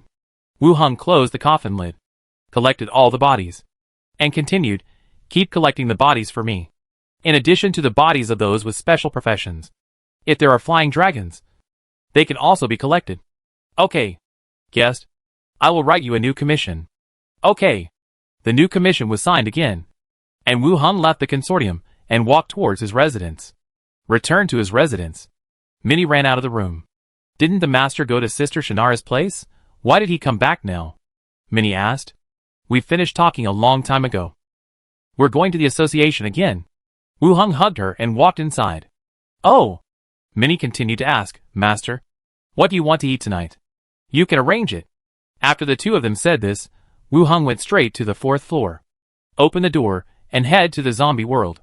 Walking out of the hotel, there was still a dense army of skeletons outside the door. The zombie corpses that had not been transformed last night were piled up into a pile of corpses in an open space not far away. The strong smell of rotten blood permeated the surroundings. Wu Heng walked closer and directly released dead corpse battlefield. The flesh and blood flowed like hot wax along the corpse mountain. One by one, the skeletons stood up from the pile of corpses. They rolled down with a gurgling sound and walked into the skeleton team on one side. Wait until all the corpses were transformed. Wu Heng released the grease technique to burn the fallen rotten flesh, and then let the skeletons transport it to the land and bury it. Wait until the zombie issue is resolved. Wu Heng took out the coffin he got today. The coffin lid opened, revealing the corpse inside. First, he cast bone servitude on the corpse of the level 15 alchemist. After the unstable prompt appeared, the already shriveled flesh on the corpse fell off the skeleton, and the 6-armed skeleton slowly stood up. The body shape and bone structure were not much different from those of humans. It was just that the shoulder blades where the arms were connected looked wider. After looking at the appearance, Wu Heng continued to check the attributes of the skeleton. Skeleton Alchemist, level 15. Attributes: Constitution 25. Strength 15. Agility 17. Intelligence 20. Perception 18. Charisma 12. Features: Hollow skeleton. Intermediate soul. Multi-arm coordination. Expertise: Leather armor expertise, proficient. Military weapon expertise, proficient. Pharmacy expert. Poison expert. Abilities: Alchemy scholar. Formula thin. Advanced potion research. Material substitution. Multi-arm coordination. This unit is born with the habit of using multiple arms, and its movements are coordinated. Pharmacy. This unit is proficient in the alchemical subject of pharmacy, focusing on the research and development and refining of healing and benefit potions. Toxicology. This unit is proficient in the alchemical subject of toxicology, studying various poisons and venoms. Advanced potion research. Able to develop new potions according to requirements. Material substitution. The use of potions is no longer a rigid application of formulas, and materials can be used flexibly to refine various potions. Alchemists do not need to participate in direct combat. Wu Heng's requirements for its attributes were not that high. After a quick glance, he focused on its expertise. In addition to pharmacy reaching the expert level, there was also an additional toxicology expert. From the introduction, this alchemist is also good at making poisons. When asking it to make potions, it must be made clear, so as not to make something that will be sent away. In terms of abilities, 2 new abilities have been added. The first one is Advanced Potion Research, which can develop high-level potions according to requirements. This is what Wu Heng needs most at the moment. Speed up the development of the 3rd-level Corpse Core potion. The second is Material Substitution. The explanation is also very simple, that is, materials with the same efficacy can be used freely, instead of applying the original formula. This can save more materials, and can also save more money. From now on, you will be called Expert Number 1. Wu Heng thought for a while, and gave him the name of Expert Number 1. The reason why he was not ranked 5th according to the Alchemy Skull was also to better distinguish the levels of each other. When he gets a level 15 alchemical skeleton later, he can continue to be ranked as Expert Number 2. For a level 10 alchemical skeleton, he will still be ranked from alchemical number 5. After Wu Heng named them, he went to the hotel to find a waiter's uniform and handed it to him to change into. Then he continued to use bone service on other corpses.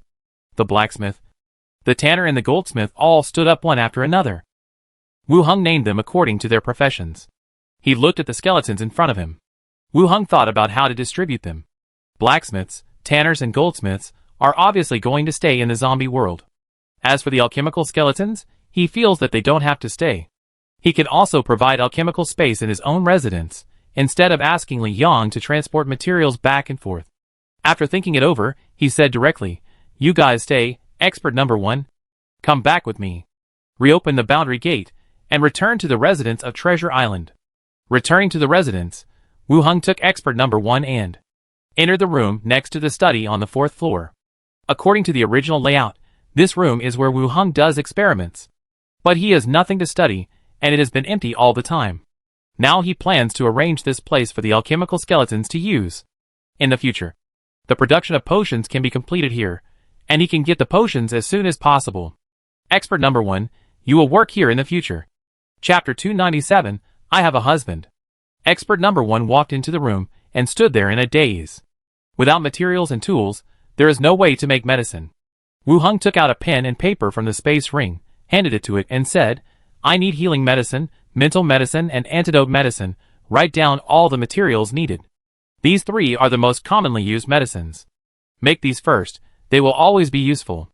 As for the production and development of corpse core medicine, it is necessary to wait for the corpse core from the prison to be transported over before it can be carried out."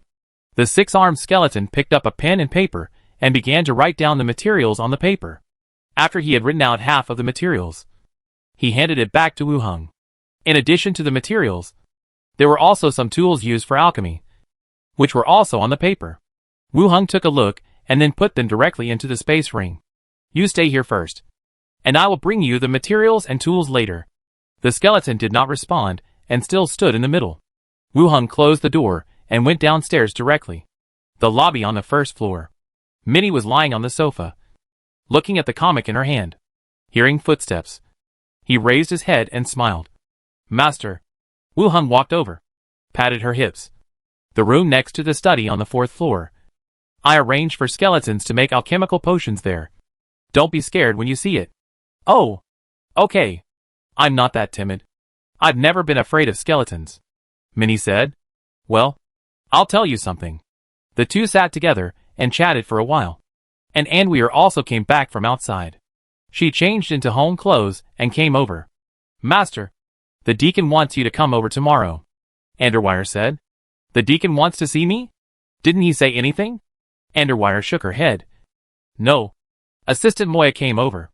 Seeing that you were not here, he asked you to come over tomorrow. It shouldn't be an urgent matter. I'll go over and take a look tomorrow." "Yes," Minnie continued. "Sister Wire, the master has arranged an alchemy room on the 4th floor. Don't be scared by the skeletons when you go." Anderweir turned around and looked at her, and said, "I'll go to the association. You stay at home alone. Don't be scared. I'm not afraid of these. When the two were bickering, the door knocked again. Minnie stood up to open the door. Wu-hung also pulled his hand out of the fox girl's collar. Looking outside, then he saw the Waddell Chanella walk in, without a guard or the housekeeper. Minnie led her into the house, and shouted, "Master, Sister Chanella is here to give you an oil painting." Walked into the room. Chanella handed over the oil painting, said with a smile, "I heard that Deputy Deacon Wu-hung likes oil paintings, so I'm sending you one, the one you said you liked this morning. I'll send it to you after I finish it." After saying that, she even blinked mischievously. "Thank you." Wu-hung took it and looked at it. It was the half-finished work he saw in the morning. Now it has been completed. It's a beautiful painting. I'll hang it in my study later. Sanera smiled even more and sat down. Minnie brought tea. Wu-hung continued to chat with her for a while. Chef number 1 prepared dinner. Several people sat down to eat with Sanera. After seeing Sanera off, several people returned to the room. Minnie looked at the painting. Sister Sanera is amazing. Her paintings are so beautiful. Wu-hung changed into pajamas and said, "Elves have a long life, so they can have a lot of energy to study something. I'm so envious. I also want to live longer." Wu-hung rubbed her head. "Then practice hard. Improve your physique and level. And live longer." "Well, I will definitely train well in the future." Minnie put down the painting in her hand and turned to look over. "Do you want to take a shower? Let's go!" Wu-hung opened his arms. Minnie and Envy are on each side, and walked into the bathroom laughing. Deep in the night on the rough sea, several warships, sailing forward with the waves, 3 flying dragons circling in the sky. On the erected mast, hanging a pirate flag with a skull in an iron barrel. Iron barrel pirate ship. In the captain's cabin, a sturdy man, holding the woman in front of him, cursing all kinds of dirty words, spitting everywhere. "Wait to hold on to the last moment," he shouted, panting heavily. "Huh, the old man's woman is so cool," the man said. He patted the woman's body vigorously. "I'm tired." "You?" he just said halfway. But his brows frowned. His eyes fell on the pillow. At some point, there was a blank envelope there. If it weren't for the yellowing of the bed sheet, it might be difficult to find such an extra thing. "Get out," the man said. The woman got up in a panic, picked up the clothes beside her and ran out. When he was the only one left in the room, he sat on the bed, took out a dagger from the drawer, cut open the envelope, and poured out the letter. Blood-red words appeared on the letter. 3 days later, the Atala merchant group entered the Romulus route. "Another job!" The man smiled. According to the information in the letter, they had eaten a lot of hard food recently. He was about to put the letter back, but he found that there was another message in the second half. Any pirate group that could kill the deputy deacon of Treasure Island, Wu-hung, would receive 200 gold coins. The man's pupil shrank, and his expression was slightly surprised. Through the letter, there is a wanted order for a person. This is the first time. Treasure Island Vice Deacon, 200 gold coins. So valuable? A wanted criminal of level 15, the reward is only a few gold coins at most. Has this person reached level 5? That shouldn't be the case. A level 5 cannot be a Vice Deacon. And, any pirate group. It sounds like a bounty order has been issued to all pirate groups. Haha, interesting, this Vice Deacon is really in trouble, and is being targeted by all pirate groups. The man stuffed the envelope into the cabinet beside him, and shouted to the outside, "Bring the chart." Squeak! The door opened, and the sailor staggered in, with a chart in his hand. The man carefully checked the position and said directly, "Notify all ships. Prepare to turn around. There is a fat sheep coming." "Yes." The sailor ran out and notified the news. The next day, the association. Wu-hung stood in front of the deacon's study and knocked on the door. After hearing the reply from inside, he pushed the door and walked in. Deacon Imolo sat behind the desk, holding a document in his hand, and looked up. "What are you busy with recently? I can't see you." "I arranged the safety of the residents and investigated some information about the wanted criminal." Wu-hung made up an excuse. Imolo nodded, and didn't say much on this topic. He continued, "Sanera lives next door to you. Did you know about this?" Wu-hung looked up at him. "The association knew about this? It makes sense. Sanera has a certain status. She was kidnapped by pirates and almost died at sea, living on Treasure Island. The association will naturally pay more attention to it to avoid any problems." "I know." When we moved in, she invited us to dinner. Wu Heng said. Well, in addition to being the president of the merchant group, Sanera is also the wife of a wood elf political official. You should pay more attention to her safety. If there is any danger, you can respond if you are close. Emilo said again. Wu Heng was stunned. There is a husband. Chapter 298, Looking forward to your performance. Sanara's identity is more important than what I knew before. I am the president of the largest merchant group, and my family is an important person. If she died on Treasure Island, it would be a big deal. Now, she lives next door to me, and I have to be responsible for her safety. Seeing Wu Heng frowning, Emilo said, It's just to ask you to pay more attention. The Starflower Merchant Group has its own guards, and you may not be needed. Well, since the deacon has arranged it, I will do it well. Wu Heng didn't say much. I get along well with Sanera. If she really has any problems, I will try my best to help her. Yes. Emilo nodded, and then continued, There is one more thing. Recently, the pirate group frequently interferes with the route. The association has issued a target. You and Zalagwi must take down a third-level bounty pirate within a month. Wu Heng frowned again. Within a month. It seems that the time is not short, but it is very urgent at sea. The sea is different from the land. A trip may take a month. If there is no accurate intelligence, or the other party escapes when you arrive, then when you return, the time will have passed.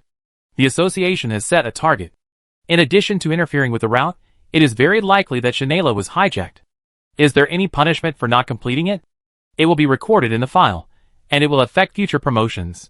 Oh, then, there is no punishment. I don't have any idea of climbing higher at all. Wu Heng thought for a moment, and continued, Deacon. I lack information. Is there any source? Yimi Luo took a sip of water. You can develop it yourself. If you need the association, we will try our best to cooperate with you. Seeing that the other party didn't have any good ideas, Wu Heng had no choice but to nod. Okay. I understand. After saying that, he stood up and left the deacon's study. He returned to his own office study. In the room, Enweir was wearing the association's clothes, with a straight back, sitting at the desk to work. Seeing Wu Heng coming in, he smiled and asked, Master, is everything all right? Nothing. The deacon knows that Sanera lives next door to us, so we should pay attention to her safety. The second one is to kill the bounty-bearing pirates within a month. Wu Heng said. Enweir frowned. Deputy Deacon, you have been given a task. Maybe the pirates are making more trouble now. Well, there are indeed fewer caravans entering the port recently, which should be caused by the pirates. Wu Heng rubbed her head. Well, the island may not be very safe recently. If you have nothing to do in the afternoon, go back early. Okay. Master, are you going back? Go buy alchemical materials. I won't accompany you. Well, after leaving the association, Wu Heng called a carriage and headed to Lighthouse Street. Arrived at Lighthouse Street, Wu Heng went to the alchemy material store. According to the material list of the skeleton alchemist, Wu Heng bought a certain amount of materials and alchemy tools. Then he chatted with the owner of the store. There have indeed been problems with the route recently, and the types of materials have become fewer and fewer. In a while, they may be out of stock. After chatting for a while, Wu Heng walked out of the material store and went into a nearby tavern to see if he could eavesdrop on any useful information. Until the meal was over, he didn't hear or see anything. After paying the bill, he rejected the beautiful maid's invitation and walked towards his residence. He returned to this place. There was a note from Minnie on the table. It said that she went to the next door to learn painting from her sister Sanera. She used Chinese characters from Earth, and her writing was pretty standard. Minnie was lively and enthusiastic by nature. She called Sanera's sister all the time, and the relationship between the two became very good. After confirming that Minnie was fine, Wu Heng went straight to the 4th floor. He handed over the purchased materials and alchemical tools to the alchemical skeleton. Expert number 1 6 arms moved together, and began to arrange items and prepare potions. The movements were smooth, which surprised Wu Heng. The 6 arms moved very harmoniously. Wu Heng felt that it would be a good choice for him to change his job to a swordsman or a warrior. Wu Heng stood aside and watched for a while, then closed the door of the house again. He returned to the study and sat at the desk to think. The target of killing pirates arranged by the association did not have much impact on him. It was nothing more than not completing it, and it was recorded in the file. But Wu Heng's original plan included a plan to collect intelligence on the Flying Dragon pirate group. The Flying Dragon showed a strong bombing ability in clearing zombies. He had long wanted to get more. If we can confirm that we have the information about the Flying Dragon pirate group, both problems can be solved. How can we develop our own informants among the pirates? Tomorrow, I will go to the 6 women to ask for information. It's nothing more than spending some money. Sitting on the chair, he thought about the matter again. Then he opened the gate and headed to the zombie world. It was noon in the other world. The car repair shop's fleet formed a long line, and the survivors began to search for supplies in the surrounding area. They loaded the goods onto the truck and transported them back to the bus station. Wu Heng walked down the hotel. Li Yong, who was far away, saw him and walked over quickly. He took out 2 bottles of level 1 corpse core potion from his backpack and handed them over. When I delivered the corpse core, the alchemist gave them to me. Wu Heng took a look and confirmed that they were level 1 corpse core potions, and said, "Take 1 bottle and use it when you have time." After taking it several times, Li Yong's physique has also improved to a certain extent, and Wu Heng no longer needs to watch over her every time. I have taken several bottles, but I haven't awakened my superpowers. It's not that easy. Even if you don't awaken, improving your physique is a good thing. Wu Heng persuaded with a smile. Okay. Li Yong still took it and put it in her backpack. Then she continued, by the way, the few survivors who joined the day before yesterday said that when they escaped, they seemed to see a scrapped armored vehicle on the side of the road. Armored vehicle? On the side of the road? It is difficult to see such things in normal cities. They are not sure either. They just said they passed by and saw something very similar. Li Yong added, they escaped. And there were only zombies. It is not certain whether it is true or not. Wu Heng felt right. Where did you see it? Li Yong took out the tablet and opened the map, zooming in on a location. They said it was here, but the car was driving fast, so we could only be sure it was this section of the road. Wu Heng took the tablet and looked at the map. The location on the map was not the main road under our feet, but a road to the south. It was also the direction those people fled from at that time. What about the zombies? Li Yong continued, all the zombies followed us. There shouldn't be many left along the way. I think we can go and take a look. That's right. The other party fled all the way, and a large group of zombies followed them. Even with the skeleton flying dragons, the bombing from the air, it lasted from morning to dusk. Even if there are some zombies left over there, there shouldn't be too many left. Get ready, let's go over there and take a look. Okay. Li Yong went down to prepare. Soon, a bus and 2 trucks drove over. Wu Heng boarded the bus with the skeletons, and the army moved forward to the previous position. The bus slowly moved forward. The sound of bones rubbing against each other came from outside the bus. Li Yong talked about the recent situation and the future development plan. It sounded like there should be an internal meeting. The talk was quite comprehensive. Wu Heng listened and had no opinion. He thought there was nothing wrong with the development direction of the auto repair shop. After talking about the matter, Wu Heng also said, if you have time, go to the prison again and take over all the alchemical skeletons. As the battle line became longer and longer, it was indeed inconvenient to go back and forth to the prison. Wu Heng thought about it and decided to place the alchemical skeleton on the 4th floor of Treasure Island. He could replenish the alchemical materials and get the potions at the first time, instead of asking Li Yong to run every time. Okay. Li Yong agreed directly and said, bring the skeleton here. What about the freezer and the bottles and jars? No need to bring the freezer. Bring all the bottles and jars here. You can find a new one near the freezer. The main thing is the materials and organ jars left there. Well, I'll arrange for someone to bring it here tomorrow. You're so good. Wu Heng praised. Li Yong rolled her eyes at him, and then said, I won't go back tonight. I'll let you see if I'm good or not. I look forward to your performance. You're the one who's performing. As the two chatted, Jiangzi's voice came from the intercom. Sister Hong, I saw an armored vehicle in front. It's indeed an armored vehicle. Li Yong picked up the intercom. Are there any zombies? Yes, but not many, only a few hundred, and they were attracted by the convoy and rushed over. Wu Heng released Xiao Xiao, penetrated the roof of the car, and looked forward in midair. After getting back into the body, the vision was shared. In the distance ahead, 2 army green armored vehicles were indeed seen. At the same time, there were about 200 zombies, rushing over with their fangs and claws bared. Skeleton army attack, kill the zombies. Wu Hung said to the big-headed skeleton behind him. Hua la la, the normal marching skeleton team. Charged directly. They knocked the rushing zombies to the ground head-on, and stabbed and chopped with spears, iron swords and battle axes continuously, killing all the zombies in the blink of an eye. The convoy stopped at the side. A few people got off the car, and their eyes fell on the blood-stained armored vehicles. Chapter 299, Guest, your dish is ready. There were 2 armored vehicles, overturned in the middle of the road. The surface was covered with claw marks and blood. A thick layer of blood, only the original military green color of the vehicle could be vaguely seen. Several people approached and carefully observed the armored vehicles. The armored vehicles are wheeled armor. Each side has 3 huge tires, one of which is equipped with machine guns and machine guns. The other one has a longer body and only a machine gun on the top. Do you understand this? Wu Hung asked Li Yong and others. The others all shook their heads. After all, it was military equipment, and it was difficult for ordinary people to get in touch with it. If you were not a military fan, you really wouldn't know the model or its purpose. Seeing that no one understood much, Wu Hung continued, check the vehicle and see if it can still be driven away. Okay. The door was already open. It should be the people inside, who were planning to break out, and took the initiative to come out. Li Yong, Xiangzi and others went in to check the status of the armored vehicle.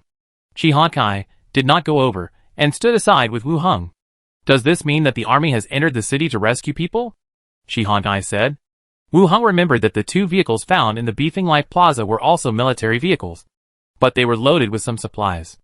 It is possible that they are from the same batch. Maybe they are going to evacuate. Under the current circumstances, it is not realistic to enter the city to rescue people, Wu Hung said. Shi Hankai glanced at him and nodded in agreement. It is probably difficult to find another person like Wu Hung who can fight against the zombies.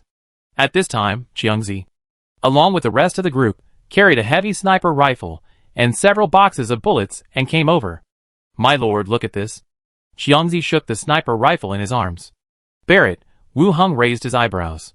This anti-material sniper rifle is very famous on the internet and even in games. But I didn't expect to see this kind of firearm here. It seems to be a foreign gun.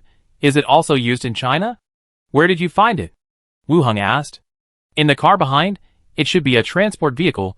There are rows of seats in the back, and these things, Xiangzi said. The other people also put the ammunition boxes in their hands on the ground. The boxes were opened, and inside were ammunition for machine guns, and rifles. Is there any more in the car? No. Sister Hong asked me to bring them all to you. Wu Hung nodded. Well, can the car be driven away? Sister Hong is checking it. I'll go ask. Xiangzi put the gun on the ground and led a few people to the armored vehicle again. Wu Hung waved his hand and put all the Barrett and various bullets into the space ring. Shi Hankai, who was standing by, had her eyes widened. Her face was filled with disbelief. Soon, Li Yong came back and said, this car is a little damaged. It can be driven back after a simple repair. Do you have the car key? Li Yong replied. I saw that this type of car does not require a key to start. Let's straighten the car first. Wu Hung nodded. And after Li Yong and others tied the towing rope to the armored vehicle, he ordered the skeleton army to pull the armored vehicle back. Then, they began to inspect the vehicle, and Wu Hung continued to walk along the road with the skeleton. No other scrapped military vehicles were seen. After the armored vehicle was repaired, Wu Hung signaled everyone to get back on the car and began to return to the hotel. On the way, Li Yong looked at the armored vehicle behind from the rearview mirror and asked, how do you plan to arrange these 2 vehicles? What suggestions do you have? Li Yong said, it's best to arrange one at the exchange market at the bus station. It doesn't matter whether it is loaded with bullets or not. Putting it there is enough to deter some people. Yenshin Shelter can have its current status, largely because it has armored vehicles and a large number of firearms. Driving an armored vehicle wherever he goes is enough to make all the shelters cooperate with his actions. The same is true for the auto repair shop. Although he is not afraid of someone coming to steal things, an armored vehicle is enough to deter those unstable survivors. Wu Hung thought for a while and said, okay, I will keep one and leave one at the bus station. I will arrange for the skeleton to operate the machine gun when the time comes. Okay. Which one do you keep? I will have someone take it back. Clean it up and send it back. The one with the machine gun. Yes. Return to the hotel location. The team that was searching for supplies had already filled up the truck. A group of people surrounded the armored vehicle, discussing and analyzing it. Some military enthusiasts were still popularizing the models and functions. Li Yong told Xiangzi and others to take the supply convoy back first. When they searched for the second time tomorrow, they would take the armored vehicle back together. Xiangzi and others nodded. And after asking everyone to get on the car, the convoy began to return. The sky gradually darkened. Li Yong, wrapped in a bath towel, walked out of the bathroom of the guest room. Crystal clear water droplets hung on the wheat-colored skin. As the medicine was used, Li Yong's skin became firmer, but the skin color did not change. While wiping her wet hair, she sat on Wu Heng's lap. What is the principle of this bathtub? How can it heat itself? Wu Heng hugged her waist. It's the same principle as the self-heating hot pot. Li Yong was stunned, then smiled. Then, sir, the dishes you ordered are ready, you can taste them anytime. Then I'll have to taste them carefully. Wu Heng stood up, and held her and turned around. Li Yong exclaimed, and coiled around him like an octopus, her towel falling off, revealing her skin. After turning around twice, she held her cheek and kissed her hard. The two of them fell on the bed together. The next day, Li Yong left. Wu Heng also returned to Treasure Island. Minnie boasted to him for a while that she had a talent for painting, and then went to find Sayonara again. After Wu Heng had breakfast, he also went to the association's office study. He pushed the door and walked in. Andreville smiled and greeted. Master, nothing happened yesterday? No. Everything was normal. Well, this is the potion used last time. Just drink it. Wu Heng took out the first-level corpse core potion and handed it to her. Both Andreville and Minnie had taken this kind of strengthening potion before. They also knew its value. Thank you, Master. Andreville happily took it, then tiptoed and kissed the other person on the cheek. Drink it. I'll see you finish it before you go out. Andreville nodded, sat down, opened the bottle stopper, and drank it directly. After swallowing the potion, she curled up on the sofa in some pain, her body trembling. Wu Heng walked over and gently patted her back. Soon, her curled body stretched out again, and she stood up and moved her body. I can feel that my body has improved again. It's good that it works. Yes. Thank you, Master, Envier said with a smile. Now it's only the first-level potion. When it comes to the second-level potion, Wu Heng also wants to see if they will awaken their superpowers. There are professionals in this world, and supernatural powers have probably never appeared. I'm going out for a while. I have nothing to do in the afternoon, so I'll go home early. Okay, Master. After leaving the association, Wu Heng called a carriage, headed for Lighthouse Street. Entered Lighthouse Street. The carriage stopped in front of the Barrel Tavern. Wu Heng entered the tavern, and went directly to the semi-underground room along the stairs. The guard at the door blocked his way. Wu Heng said, I'm here to buy some information from Mrs. McIntosh. In the room inside, a woman's voice came. Let him in, you can't stop him. Chapter 300, Waiting for the real owner to come. The guard let him go. Wu Heng walked in directly. The woman with 6 arms, still dressed elegantly, with gold ornaments on her neck and wrists. What information do you need? The woman looked up at the other party, and one of her arms lifted her hair. Wu Heng said, It's okay to say it's okay here? The woman was stunned, looked around. You go down first. The few people in the room left directly, leaving only the 2 guards at the door. The woman said, Tell me, what do you want to know? Information about pirates. The woman paused, looked up. You may have made a wasted trip. We have some information on the island. The pirate group never stays in one place. I can't provide any information, judging from the other party's tone. For mentioning pirates, there is some repulsion. The reason for this should not be difficult to guess. Just like in Ratam City, any gang that has provided information to the association will be rejected by other gangs. Here, the consequences may be more serious. Pirate style of doing things is more ruthless. Well, I won't bother you anymore. Wu Heng turned around and was about to leave. The woman glanced at the back of the figure walking out and said, 2 bodies were found at the port. Maybe something happened. You can go and take a look. Wu Heng looked back and said, Okay. Thank you. After leaving the Barrel Tavern, Wu Heng walked towards the port. It was still lively here, but there were obviously fewer ships docked. Going to the ship management office, Wu Heng showed the association's emblem and asked directly, "Where is the body that floated over the sea this morning?" The ship management was a human with a scarf on his head. Seeing the emblem, he immediately took down his legs on the table and said, "Behind. It has been reported, and someone will take it away and burn it in the afternoon. Take me to see it." "Okay." The man took Wu Heng to the backyard.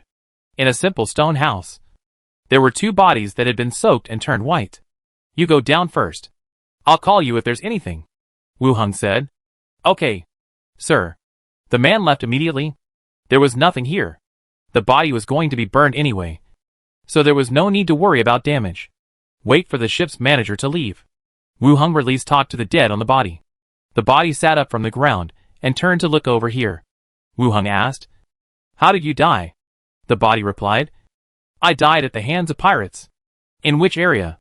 "The Romulus route near Treasure Island." "What pirate group was the other party?" "The Iron Bucket Pirates."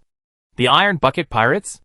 Wu Heng had paid special attention to this pirate group before, because in the recorded files, this pirate group has flying dragons. And now, collecting flying dragon corpses is one of Wu Heng's development directions. "Do you have other information about the Iron Bucket Pirate Group?" "No." "What is the name of your caravan?" "Attila Caravan." After 5 questions, the corpse fell back to the ground with a thud. Wu Heng was about to ask about the second corpse. There were footsteps behind him. A few people dressed as guards came in. Said, "Mr. Deputy Deacon, let's burn the corpse." Wu Heng glanced at the corpse, pointed to the one he had just asked about. "Take this one away and burn it. I'll take the other one back for investigation." "Oh, okay." The guards carried the corpse away, and Wu Heng asked the skeleton to roll up the other one with a straw mat. He put it into his space ring. Following the guard, he walked out of the backyard of the ship management office. Walking back all the way, Wu Heng was thinking about the intelligence problem. If he continued to search casually, it would be impossible to find the pirates. It might also attract someone's attention. He should think about the plan carefully before investigating. Return to the association. As soon as he entered the office study, Anweir handed him a letter. "Someone sent you a letter." Wu Heng picked it up and took a look. The envelope was blank, and the letter used was not the association's letter. "Who sent it?" "A child brought it to the front desk, and ran away after dropping him off," Anweir said. "A child? And ran away after dropping him off?" Wu Heng handed the letter to Broken Skull beside him. "Open it." Broken Skull tore the envelope open casually, and a piece of letter paper fell out. It landed with the writing facing up, and there were a few words written on it. "In the evening, in the lighthouse residential area, in the house with a blue pennant, there will be a wanted criminal." Wanted criminal, and he notified me in this way. News from the Barrel Tavern? Or someone else? "Master, is there a trap? Who would pass on news like this?" Anweir said. Wu Heng also frowned. He couldn't guess the identity of the person who wrote to him, and the style didn't seem to be something that could be made in the Barrel Tavern. "It's okay, the purpose doesn't matter. I'll go and take a look when the time comes. It might be dangerous." Wu Heng smiled. "Go and see if Team 3 is there. If there's no mission, let them follow me." "Okay, Master." Night fell. In the residential area of Lighthouse Street, in a remote room, Wu Heng sat in front of the window, looking at the building opposite. According to the instructions in the letter, the house opposite is where the wanted criminal is. But everything is very calm. "Mr. Deputy Deacon, we have arrived at the location, and can attack the building at any time." The voice of Team 3 Captain Olin came from the radio headset. Wu Heng looked down from the window, and saw that the members of Team 3 had already appeared in the alley opposite the building. With just one order, they could rush in directly. Wu Heng replied, "Wait a minute. Wait for my notice." "Okay." While speaking, Grenda, who was in charge of reconnaissance, flew back from the opposite side and said, "Did you offend someone?" Wu Heng frowned. "Why do you say that?" Grenda floated in the air and said, "The house you mentioned is obviously a trap. As long as you go in, you will be shot to death by the set crossbow." Wu Heng frowned even deeper. In other words, the intelligence he got was deliberately used to lure him here. "So, this is a trap," Wu Heng said. "Yes," Grenda continued, "if this is a trap targeting you, the enemy is also nearby. After you trigger the trap, they will rush over to clean up the battlefield and confirm whether you are dead or not." Wu Heng nodded. "In other words, just let the trap trigger, and see who comes over." "Yes." Wu Hung contacted Olin below through the radio headset and said, "Don't go in yet. There are traps inside. Stay where you are." "Okay." The people of the third team retreated back to the deepest part of the darkness. Wu Hung thought for a moment, and took out the remaining corpse from the space ring. He released the corpse spell, and the corpse stood up again. Wu Hung put a cloak on the corpse, and continued to order, "Enter that house and search around." The corpse heard the order, staggered downstairs, and walked towards the house opposite. Wu Hung and Grinda looked down from the window. Just opened the door. Bang! A loud noise. The next second, the corpse's body instantly flew back, with an iron spear stuck in its chest. Then, the rune on the spear exploded. The corpse's chest disappeared instantly. The internal organs were scattered, and the upper body flew into the sky. At the window, Wu Hung narrowed his eyes slightly. Grinda also floated into the sky, observing the entire street, waiting for the enemy to appear. Chapter 301, Kill You By the Way. The sound of triggering the trap did not attract much attention. No residents came out to check, and no patrol team approached this side. Wu Hung and Grinda both silently looked out the window. A few minutes later, a ranger's birds began to appear above the corpse, landing on the eaves above, looking down. 5 figures appeared in the night, quickly rushed to the corpse, lifted the hood of the corpse to check the face. Wu Hung said to the radio, "Olin, move on. Don't leave anyone alive." Swoosh, swoosh, swoosh. Several crossbow arrows were shot out from the dark alley. They instantly hit the bodies of 2 of them. At the same time, Olin raised a one-handed axe and rushed out with the third team. Bang! A muffled sound. Olin, who was the first to be hit, was kicked back by the opponent and rolled 2 or 3 times before he barely stopped. When they were discovered, these pirates were not at all weak. They shouted and drew their weapons, and killed the third team directly. The fighting style was fierce. It was the style of pirates at first glance. "Skullbreaker, go help them," Wu Hung said directly. Skullbreaker leaned on the window frame, jumped down directly from the 2nd floor. After landing, he attacked the enemy with a battle axe in his hand. He raised and swung the warhammer in his hand, kicked the pirate of Olin away. His body flew out instantly, and hit the wall behind him. He vomited a stream of blood. Skullbreaker kept running, rushed up quickly, kicked the man back to the corner with one kick, and hit him in the chest with the warhammer. The dull hit was mixed with the sound of broken bones. The figure in the corner vomited blood. He gradually lost his breath. The remaining few people, seeing the scene in front of them, turned around and wanted to escape. But they were entangled by the third team. After the skull was crushed, they were all killed one by one with a hammer. The battle was over, and the whole alley fell into silence again. Wu Hung walked out of the room in the distance. Olin held a torch and checked the identity of the bodies. "No one is on the wanted list." "Is anyone injured?" "No," Olin said. Wu nodded, and looked at the corpse on the ground with the help of the firelight. He looked like a port worker, but with his messy long hair and scar on his face. He looked more like a pirate. "Olin, take people to guard here. Be careful of other enemies." "Understood." Olin nodded. Wu Hung walked to the alley on the side, with Skull Crusher and Blood Axe dragging the corpse behind him.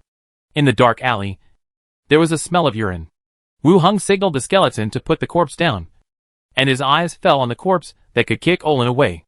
Directly release dead talk. The falling corpse suddenly sat up. The sternum and spine were broken by the broken skull, the upper body tilted unnaturally to one side. Wu Hung asked, "Who are you?" The corpse replied, "I am a member of the Iron Bucket Pirates." Iron Bucket Pirates. In the morning, the corpse asked at the ship management office said that he was killed by the Iron Bucket Pirates. It seems that the Iron Bucket Pirates are active near Treasure Island. Wu Hung continued to ask, "Why do you want to kill me?" The corpse replied, "The captain gave an order, let us find a way to kill you and take your head back." The captain's order. "Why does your captain want to kill me?" The corpse replied, "Not sure."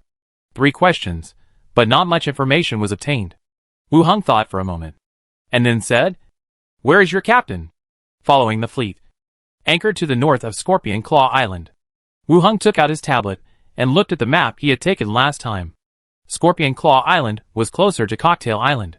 He put away the tablet and continued to ask, "What level is your captain?" "Level 15 Professional." After the 5 questions, the body lay back on the ground. After asking the information, Wu Hung was still a little surprised. Before, Wu Hung had found the Iron Bucket Pirates in the information. He was looking for pirate groups with flying dragons. Before he could find them, the other party had already come to kill him. He continued to look at the second corpse and released talking to the dead. The corpse sat up. Wu Hung asked, "Who is the corpse next to you?" "He is the backbone of our pirate group." Wu Hung asked, "What are you doing on the island?" "Sell some supplies nearby, and then kill the deputy deacon of the association." Wu Hung asked about each corpse one by one. The basic intelligence collection was almost done. The Iron Bucket Pirates looted a batch of goods on the route, planned to sell some of them at Treasure Island nearby, and assassinate Wu Hung by the way. The man who was killed by Broken Skull was the backbone of the pirate group, and the person who led the team to the island. In fact, the opponent's strength is not bad. To be able to kick the captain of the association away, he must be a melee proficient above level 10. Unfortunately, he is not a match for Broken Skull. Before, Wu Hung was suspicious of the Barrel Tavern. After all, he went there to buy intelligence at noon, and this happened in the afternoon. But now it seems that there should be no connection between the two parties. The Iron Bucket Pirates had landed on the island 3 days ago, and were observing the situation of the association. Moreover, these pirates were indeed rampant. They arranged a group of pirates to go to the island to kill a deputy deacon. They looked down on the association a little too much. Walked out of the alley. Olin also came over and asked, "Deputy Deacon, what's the situation?" "The people of the Iron Bucket Pirates. The leader is a backbone. I don't know why he is not on the wanted list," Wu Hung said. "Maybe he's a new member. Or the association doesn't have any information about him," Olin said. And then asked, "What should we do next?" "Their ship is at Port 6. Go back and ask people to seize the ship," Wu Hung said directly. "Okay." Olin didn't say much, and led the team directly to the direction of the association.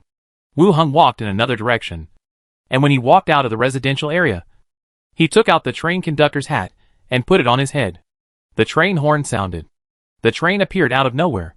Wu Hung boarded the train and filled in Cocktail Island on the itinerary. It took about 10 minutes. Wu Hung appeared at Cocktail Island with 2 skeletons. Walking to the port, he saw a pirate ship with shields hanging all over the hull. Looking up at the deck, he could also see the patrolling skeleton sailors. This ship was the spoils of the last killing of the Blood Hand pirates. Because there was no good reason to dock, it had been parked here. Wu Hung climbed up the rope ladder to the ship. He took out the map and checked it again, pointing forward. "Go in this direction." The warship moved slowly towards the direction Wu Hung pointed. Iron Barrel pirate ship. Inside the captain's room, the new captain, Brad, still swung his waist tirelessly. He cursed, stroking the silky skin of the woman in front of him. "I really should let that old guy see what he looks like now. His fleet is mine, and the woman is mine too, ha ha ha." Brad laughed loudly, slapped him, and cursed, louder, "Let everyone outside hear it."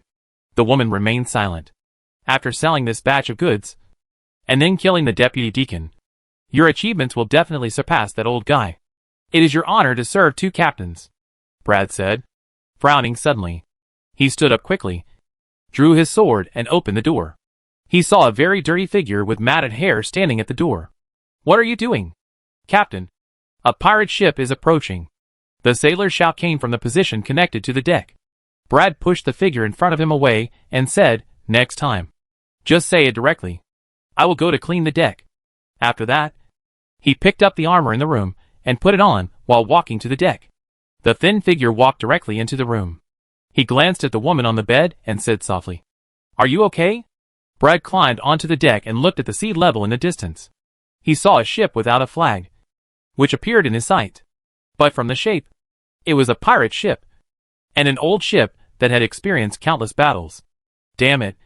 There are other ships here," Brad cursed and said. "Send flags. Let them get out. Otherwise don't blame me." But before he finished speaking, with a puff, Brad's shoulder suddenly exploded, and his entire arm and half of his shoulder bone disappeared.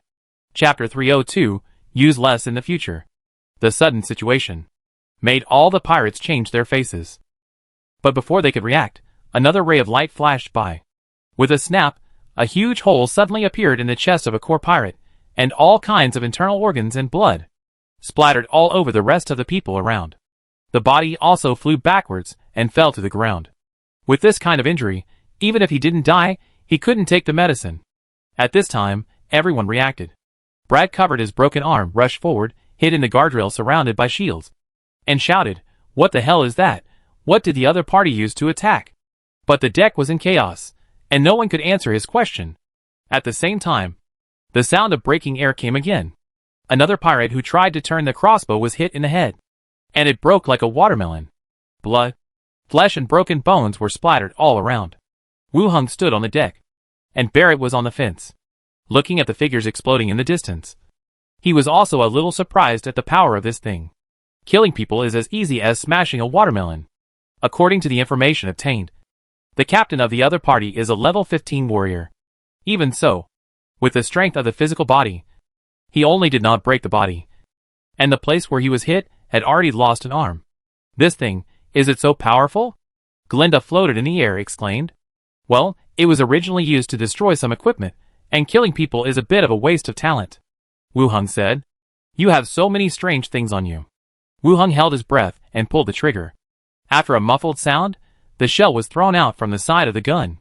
The bullet whizzed out again, and pierced through the body of a pirate again. The flying dragon is coming, and the other 2 pirate ships are coming, Glinda reminded. Wu Hung looked up and saw 3 flying dragons carrying pirates flying towards him under the silver moonlight. At the same time, the other 2 pirate ships also approached quickly. You deal with 1 flying dragon, and I'll deal with the other 2, Wu Hung said. Okay. Glinda flew up quickly. He possessed a pirate, took out the wind, fire and thunder from his backpack, and directly put it on the flying dragon. At the same time, Wu Hung raised the Barrett and also headed towards the sky. Bang! The bullet whizzed out. The pirate instantly pierced through the dragon's body and back. His body lost balance and fell from the sky. He saw that he had just flown halfway and lost 2 dragons, and the last one turned around and tried to escape. The bullets whizzed out again, and the dragon's body fell from the sky again. Wait until all 3 dragons were dealt with. Wu Hung turned around and opened the door in the cabin, and called a large group of skeletons to the deck. Capture those 3 ships. Plop!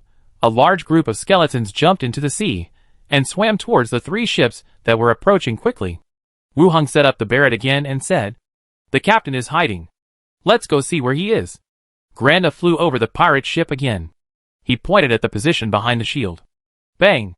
The gunshot rang out. Snap! With a deafening sound.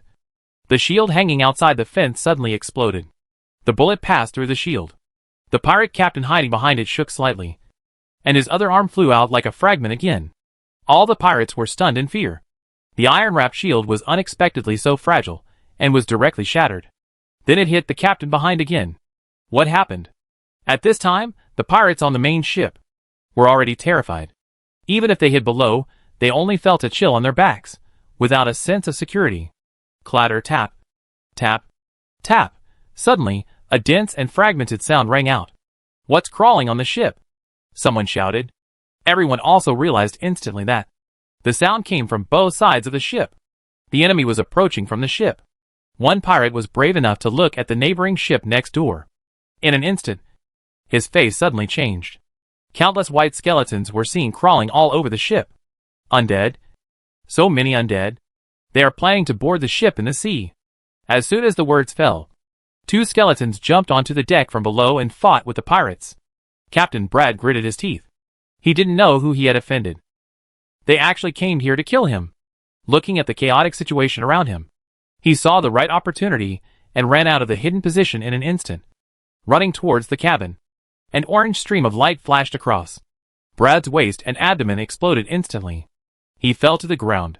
At the cabin stairs, the dirty sailor, who had just stood at the door. Hurry up and save me, I'll let you be the deputy captain, Brad said with difficulty. The sailor on the opposite side tidied his hair. He rolled up his sleeves, revealed his armed crossbow, and pointed it at the center of Brad's eyebrows. What are you doing? I'm your captain, Brad shouted. The sailor smiled. I learned it from you. The crossbow string trembled slightly, and the crossbow arrow shot into the center of his eyebrows. If the enemy didn't die after one arrow, he shot several more arrows, waiting for the enemy to die. Then he put away his crossbow and went back to the cabin. The skeletons began to board the ship and fight in close combat, fighting on the deck and in the cabin. The pirates fought fiercely, but gradually became exhausted. They were killed by the skeletons. Some pirates, who jumped into the sea, planning to escape by water, dart into the pile of skeletons, and were torn into pieces. The sky was getting light. The battle gradually ended. The bodies were carried up one by one. Wu Heng jumped onto the iron barrel ship, looking at the corpses on the deck. Let the skeleton pick up the remains of the pirate captain. But it is still difficult to put them back together. Barrett should be used less in the future. It is not easy to put them together after killing someone. If there are too many missing limbs, it will be difficult to meet the requirements of bone service. After taking a look, it is an incomplete corpse. Wu Heng still plans to interrogate the corpse. Release talking with the dead to wake up the captain's corpse. Wu Heng asked directly, "Why did you ask someone to kill Wu Heng?" "The deputy deacon of the association." The corpse replied, "I received a letter.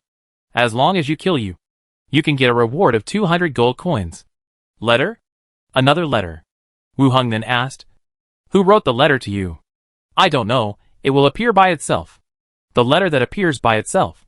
What is the purpose of this letter?" "It will remind us, some caravans passing by, we can go and rob them." Wu Heng asked, "Then what benefit do they get from providing you with this?" "No benefit."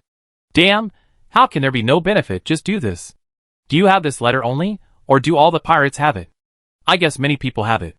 After answering the 5 questions, the body lay back down. "I originally thought that he was here to seek revenge on me. But now it seems that it is related to the mysterious letter. Moreover, the matter is more serious than I thought. The other party can send orders to all pirates. So other pirates should have received my reward. I have become the public enemy of pirates." "Glinda, go to the cabin and look for the letter he mentioned?" Wu Heng said. Glinda nodded and flew into the cabin. Not long after, Glinda flew back quickly. "Did you find it?" "No. There is a dark room under the cabin, and there are several living people in it." "Living people?" Chapter 303, I seem to be targeted. "Living people?" Hearing what Glinda said, Wu Heng frowned. The skeleton soldiers attacked directly, and they left a living person, and in some dark room. Wu Heng took out a straw mat from the space ring, and asked the skeleton to wrap up the body of the pirate captain, and put it into the space ring. Then he said to Glinda, "Take me over to have a look." "Okay, this way." He walked down the cabin with the skeleton, and walked all the way to the bottom. In the dim cabin, there was a smell of a long period of lack of ventilation. Walking to the innermost corner, Glinda pointed to a slightly hidden position on one side. Wu Heng looked back, and 2 skeletons walked over and directly opened the door horizontally. The iron cage made of black iron rods was exposed. The sudden appearance of the skeleton also caused a woman scream in the iron cage. Several women hugged each other and huddled in the corner trembling. Wu Heng glanced around, and there were 5 people in total.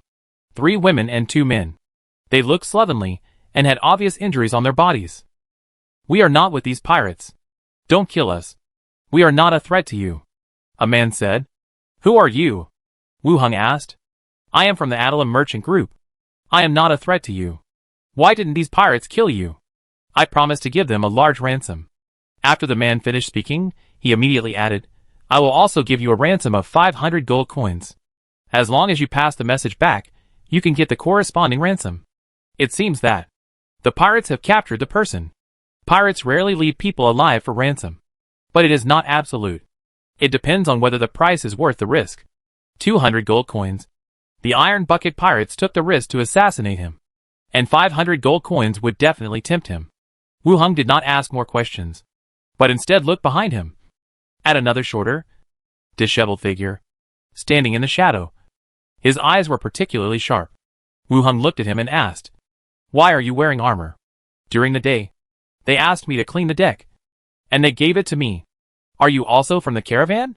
"No, but they also caught me on board." Wu Heng glanced at him, and then looked at the woman in the corner. He no longer wanted to ask more questions, and said directly, "You guys stay here. If they want to come out, just kill them." The skeletons that followed him started to move. The spears passed through the iron bars and headed inward. Wu Heng, carrying the broken skull and blood axe, continued to walk out.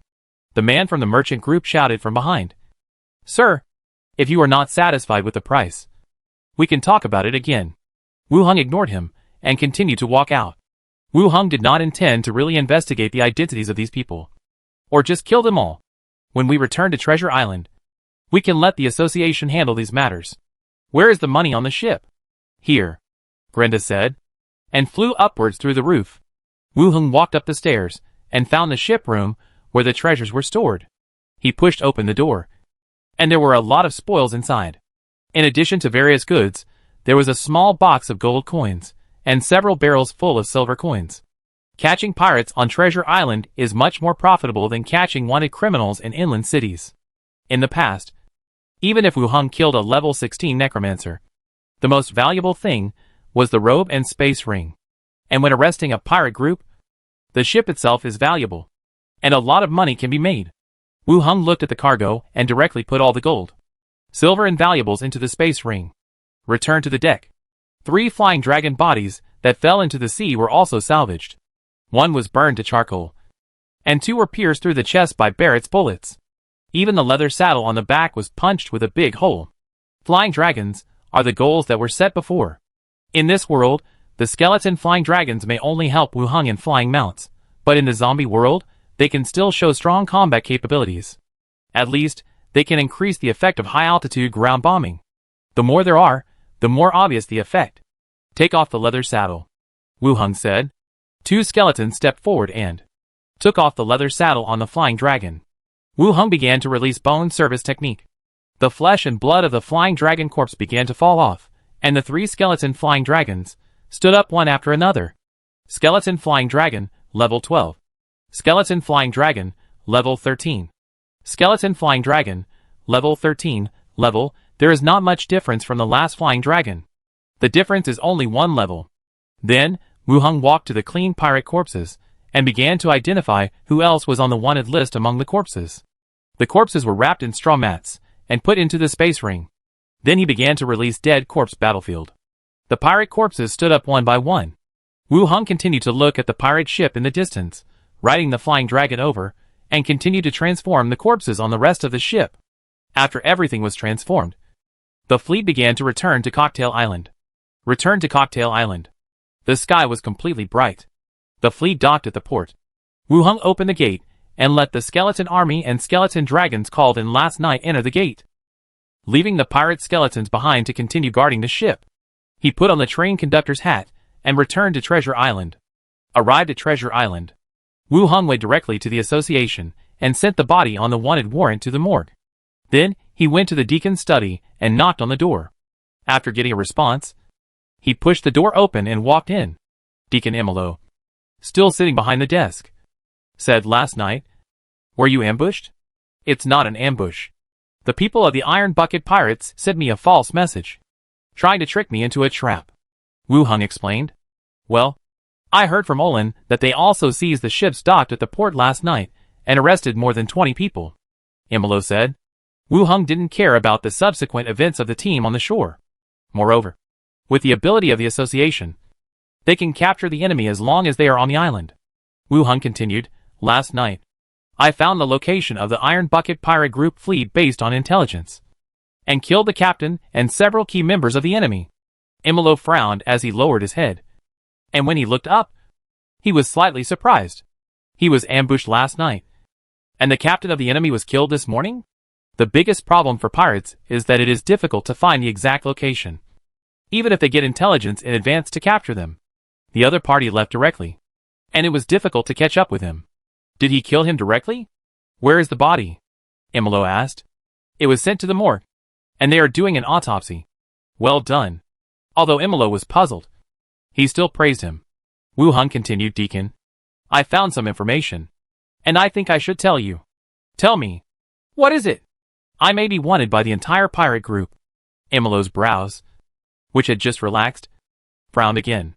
"The deputy deacon of the association is wanted by the entire pirate group. This is really a rare thing. What happened? Tell me in detail." Wu Heng nodded, and told the whole story of how he found the mysterious envelope and asked the corpse, and how he learned that he was wanted by the pirate group. After all, he is the deputy deacon of the association. He has been fighting for the association for so long, and he can't bear this matter alone. He also needs the association to help. "Where is the letter? Let me see what it looks like," Yimi Luo asked. Wu Heng took out a few blank envelopes and handed them directly to the other party. After a brief inspection, the latter put them back on the table. He said, "I have never seen such a letter. It should be some kind of strange object. This is not much different from what Wu Heng thought. Strange objects can always show many strange effects. Well, I think it is also a strange object, Wu Heng said. Yimi Luo thought for a while, and said, don't leave the island first. I will negotiate with Treasure Island to strengthen the control of the port. I will start to investigate the matter of the letter. Okay. Wu Heng nodded, and then continued, I also see several pirate ships. They are now parked on a small island outside. There are also several hostages kidnapped by pirates on them. You can just bring the ship to the association port. Tell the other party that this is your trophy. And you can dock normally, Yimi Luo said. Wu Heng looked up. During the battle, I used the bone training technique. The crew members are all skeletons. Will there be any impact? Yimi Luo raised his eyebrows. It may indeed attract some attention. Let the third team go with you. Let them come out when we dock. Your skeletons will stay in the cabin. Okay. Afternoon. Wu Heng asked the fleet to approach the port. The third team, who had been waiting for a long time, boarded the ship and took over the ship. Are these the hostages? Olin asked someone to escort a few people out of the cabin. Wu Heng nodded. There are only a few of them. They said they were kidnapped by pirates. Their true identities are not certain. Take them back for investigation. Okay. Olin nodded and said to the members. Take them back. Be careful not to let them run away. The team members watched the hostages walk back. At the beginning, the man who said he would pay the ransom kept turning back to thank him, and said he would never forget the conditions he promised. Wu Heng ignored him. After handing the matter over to Olin, he walked towards his residence. Back to the residence. Many came out to greet him, and gave him a big hug. The whole person hung on him like an octopus. Wu Heng patted his legs, signaling him to come down first. Master, do you want to eat? Minnie asked. I ate outside. Prepare water for me to take a bath. Okay. Wu Heng took a hot bath, and went back to the room to sleep. I slept until about 4 in the afternoon, when I got up and went downstairs. As soon as I walked down the first floor, I saw Minnie and the wood elf Shannara sitting in the living room chatting. Seeing Wu Heng coming down, Shannara showed a gentle smile. Did we disturb you with our chat? Wu Heng sat down opposite. No. I came down after a good sleep. Yeah. Shannara leaned back in the chair, looked at him and said, Did the association assign us more tasks? Indeed. They asked us to kill the pirates. But it's not a difficult task. Don't worry. That's good. Chapter 304. Don't you need an informant? Wu Heng joined. Minnie had nothing to say at first. She just sat aside, listening to the two talking about pirates and trade. After chatting for a while, Wu Heng thought of the goods he got from the pirate ship. He asked, I got some goods from the pirates. I wonder if there is any way to sell them. Pirate goods? Shannara lifted the hair on her shoulder and said, You can sell them to us. I will pay you the market price for the goods. Shannara's attitude towards him has always been a bit caring. Wu Heng felt like he was living off a gigolo. Wu Heng thought for a moment and then asked, To set up my own chamber of commerce, what procedures are required? You want to set up your own chamber of commerce? Let's see the situation first. I have a few ships, which are always parked at the port. I have to pay handling fees after a long time. I want to see how to use them. Shannara smiled and said, It's not difficult to set up a chamber of commerce. The main thing is to have a channel for goods, and whether the market is competitive. The few goods you robbed alone cannot support the operation of a chamber of commerce. This is indeed true. To set up a chamber of commerce, at least you need to have a fixed source of goods and market advantages. If you sell some scattered goods directly, you can still make a steady profit. It is impossible to rely on him to support a chamber of commerce. He can't even make back the cost of crew and ship maintenance. But Wu Heng also has his own ideas. After all, in another world, he is still constantly plundering various daily necessities. Now they are all piled up in a large warehouse.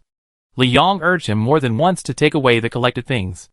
Wu Heng said, I just want to know the process. Shannara replied, The process is not difficult. For example, if you are from the Kingdom of Yeko, as long as you register the Cross-Sea Chamber of Commerce in your country, you can engage in cross-sea trade, but you also need to report to various places to avoid any misunderstandings and losses. Wu Heng thought about it, and felt that it was not a simple matter. He was not very popular in the Kingdom of Yeko. It was hard to say whether he could get it done. Does it have to be the country you belong to? I don't have any background in the Kingdom of Yeko, Wu Heng said. You can hang it on Treasure Island. But it's not stable. Maybe it won't be recognized by the forces anytime soon. Shannara looked at him. Wu Hung frowned, feeling that it was still a bit troublesome. Shannara smiled and said, I understand your idea. But I feel that you won't spend too much energy on the Chamber of Commerce. If you just want to make those ships useful, you can rent them out for a certain fee. Just like renting a house, which is a guaranteed profit. Yes.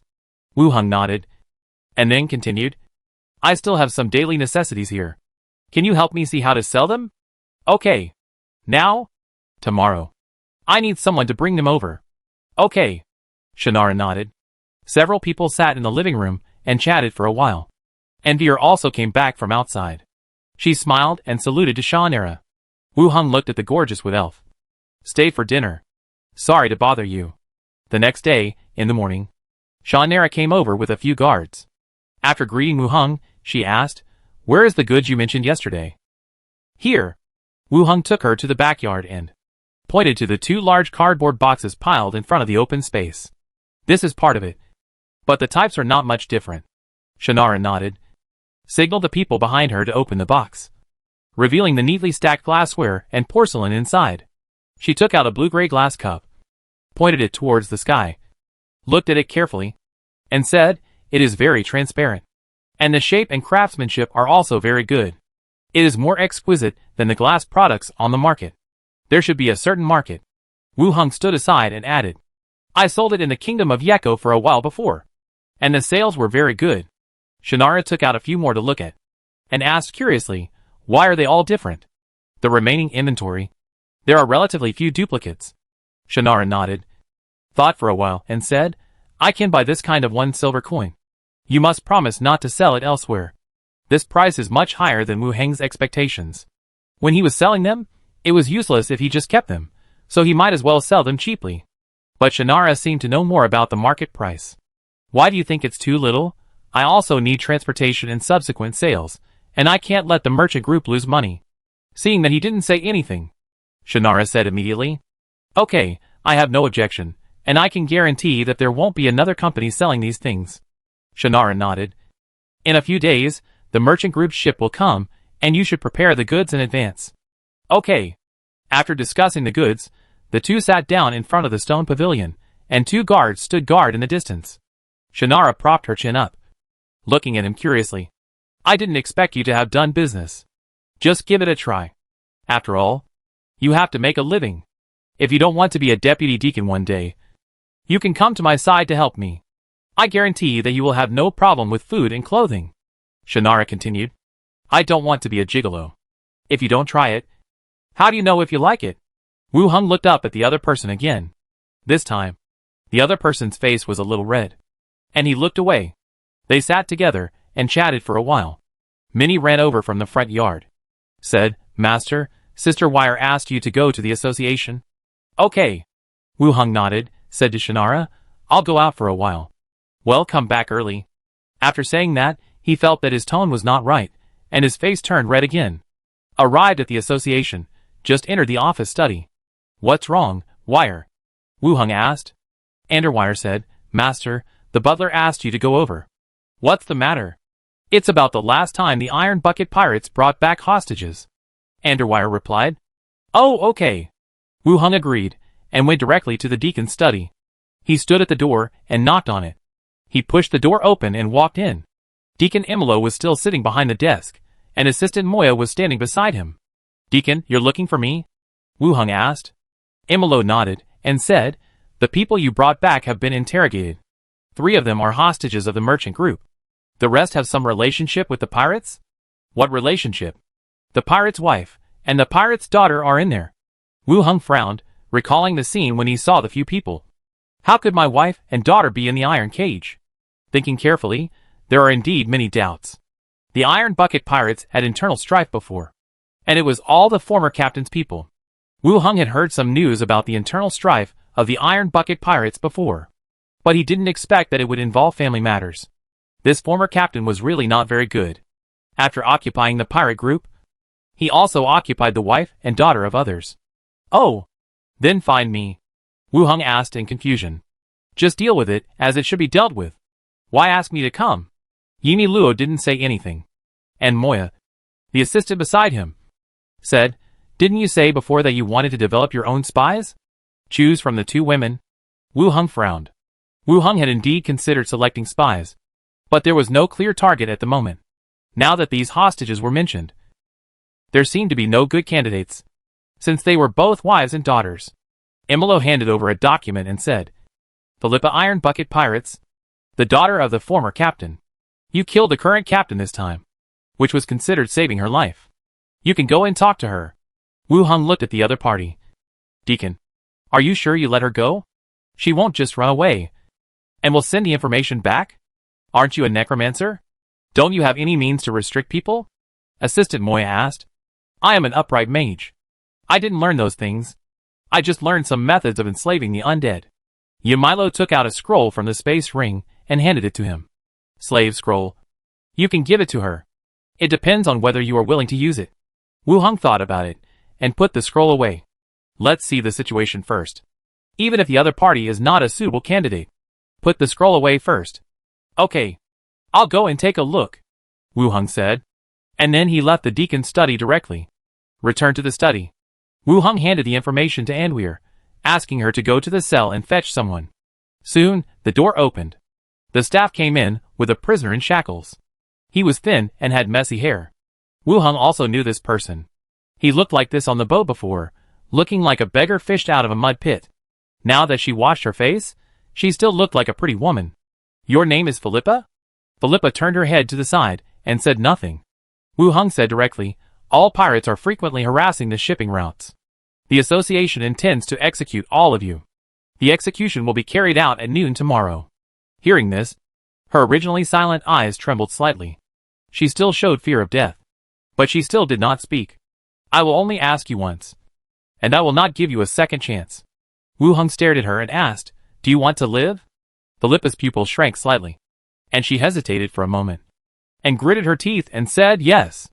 Chapter 305, in accordance with the principle. After saying the word want, Philippa's expression became even more gloomy. Wu Heng looked at the information and said, "Pirates have been attacking shipping routes frequently recently. I need a spy to find out the pirates' intelligence and movements." The slovenly Philippa raised his head slightly and said, "If I am discovered by the pirates, I will die miserably. At least you still have a chance to fight, instead of dying on the gallows tomorrow." Philippa had no other choice. She had no other choice. Either she agreed to the other party's conditions and became a spy among the pirates, or she would be executed as a pirate. She took a deep breath and said, "Okay, I promise you. But I don't know how to do it. I will find a chance for you to escape, and you can just be a pirate again," Wu Heng said. Philippa bit the cracked skin on her lower lip and said, "That's not what I meant. I meant that there are no ships and no people now. I have some information." "How can I inform you?" Wu Heng said. "I will arrange a ship for you. As for people, there are still a few people from your pirate group in the prison. You can try to recruit them." Philippa fell silent again. What both sides need to do is actually very clear. Philippa needs to recruit crew members, and then, with the cooperation of Wu Heng, escape from prison and return to the sea to continue to be a pirate. Then send him back the information about the pirates. And what Wu Heng needs to do is to arrange a series of things for Philippa's escape and send her back to the sea in a reasonable way. "Okay," Philippa agreed, and then asked, "What about my mother? Will you pardon her too?" The other woman left is the woman of the former captain. Wu Heng had seen her in the cage before. She had fair skin and was a plump woman.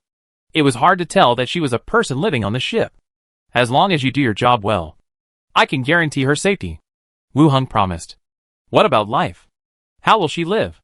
What kind of life do you want her to have? She is not a pirate. We didn't know she was a pirate before. You can arrange some things for her to do. Don't send her back to her original village. She won't live long if she goes back," Philippa said directly. Wu Heng had no ability to discern lies, but from the other person's appearance, it didn't seem like he was making excuses for himself. He also said, "Do your job well, and your mother will live well in Treasure Island." "Okay, then we've got a deal." Wu Heng took out the slave scroll and said, "This is a slave contract. Don't resist." "Okay." Wu Heng walked out, picked up the quill pen, and lightly pricked the other person's fingertips. A drop of blood dripped onto the scroll.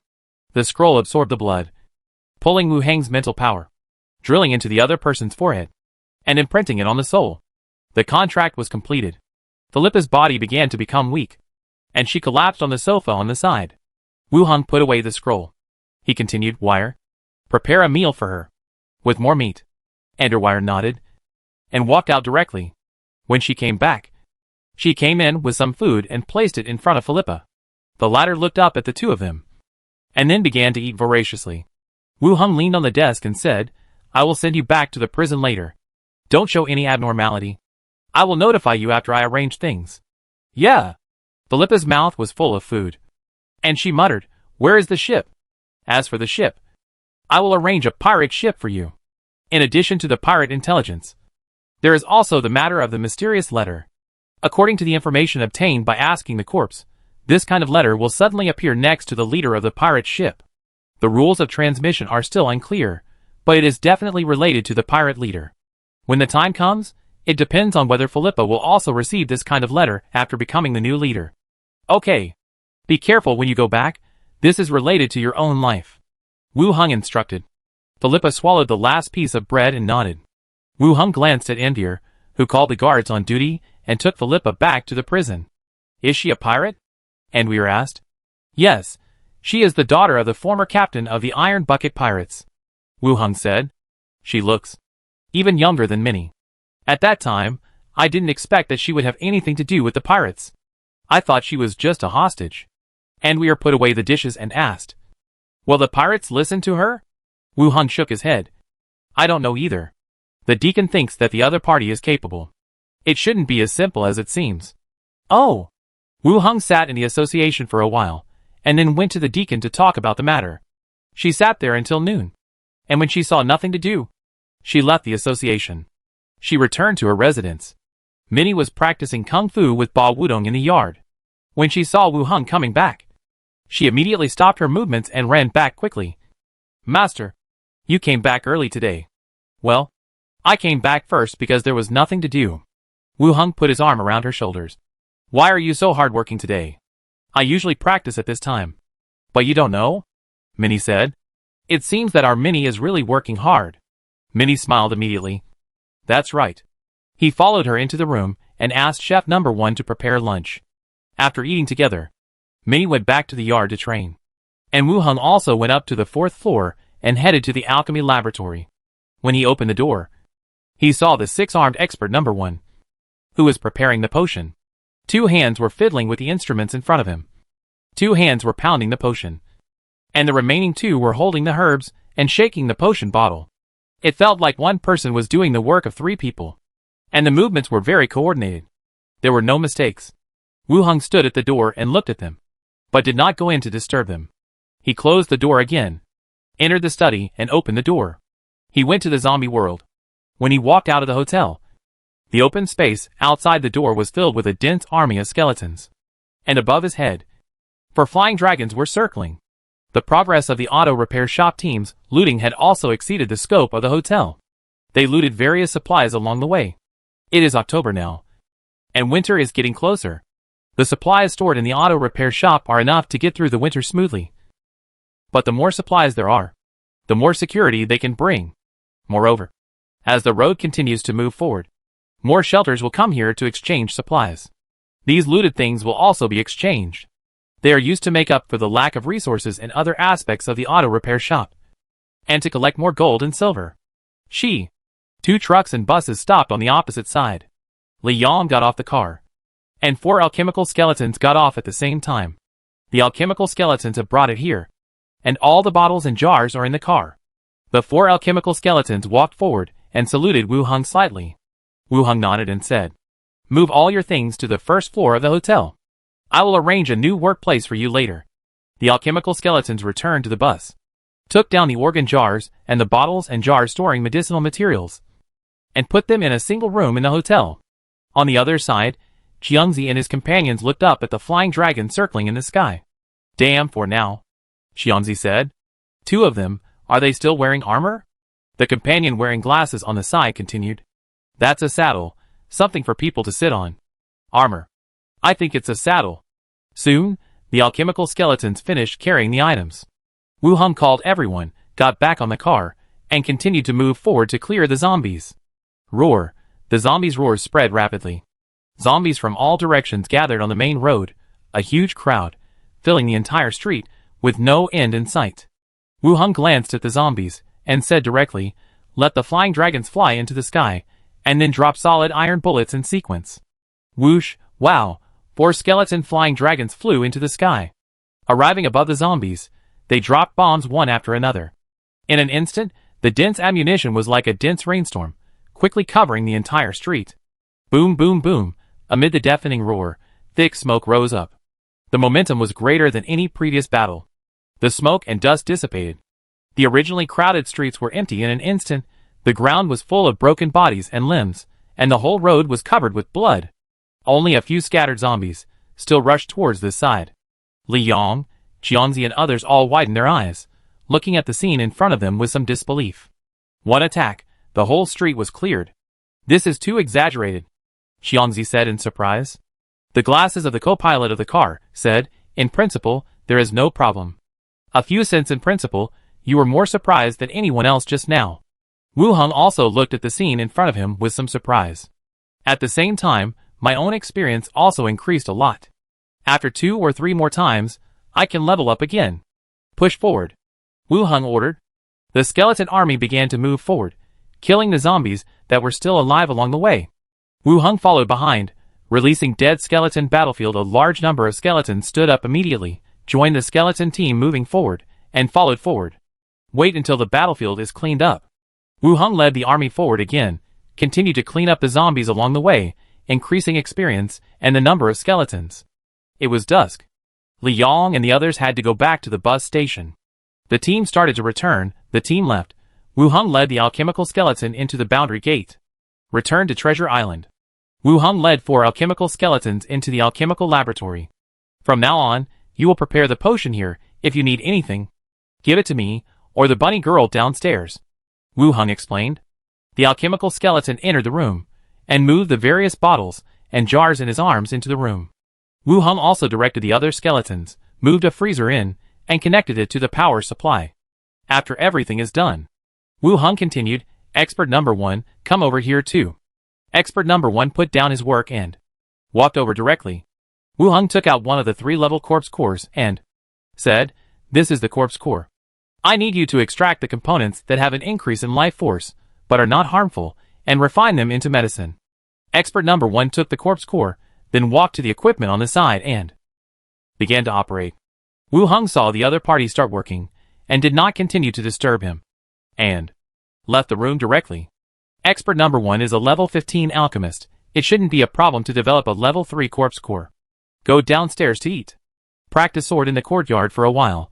Return to the room with 2 maids to rest. The next day, Wu Hung went to the association. As a deputy deacon, he was assigned the task of executing pirates. The teams killed more than 20 pirates in total, but not the Iron Bucket pirates, after all. There are plans for the next step. But executing pirates still brought a lot of psychological pressure to the people of the Iron Bucket pirates. I heard that some people tried to bribe the guards, but they failed. In the afternoon, Wu Hung returned to his residence. He went to the zombie world. Wu Hung walked out of the gate. The intercom on the table began to make a crackling sound. Then came Li Yahong's voice. "My king, can you hear me?" Wu Hung pressed the intercom button and said, "I'm here. I'll go over now. I have something to tell you." As soon as Wu Hung walked down the stairs, he saw Li Yong running over with some rapid steps. "What's wrong?" After taking a deep breath, Li Yong said, "There's news about Shishi's mother. She's in a shelter in Taiping district, but the other party doesn't sound very friendly." Chapter 306, Let's Cooperate. Xiao Zhao's mother has been found. Hearing this news, Wu Hung was delighted.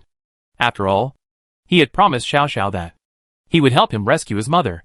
However, as time went by, the possibility of her mother surviving became lower and lower.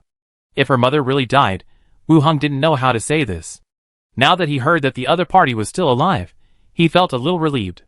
But the second half of the sentence mentioned that the people in the shelter were not very friendly, and he had a bad premonition. "How is it unfriendly?" Wu Hung asked.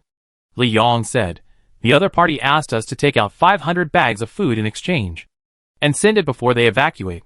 Wu Heng frowned. This shelter intends to use people to exchange for food. Moreover, it is stipulated that it will be within 3 days. The other party protected the little mother, and Wu Heng would not treat them badly if he went there.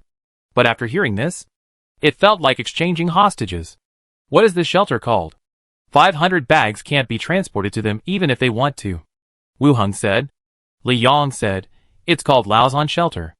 I also said that 500 bags could not be transported there. They said they would leave at that time and gave us 3 days. What did you say? I promised them first and asked them to ensure the safety of Shishia's mother. And then I came to discuss it with you. Wu Heng frowned and thought about it for a while and asked, where is their shelter located? About this location. Li Yang opened the tablet map and zoomed in on an area. Near this old factory area. They said they saw a red flag on the roof of the building, which is their place. There is still some distance between the two locations.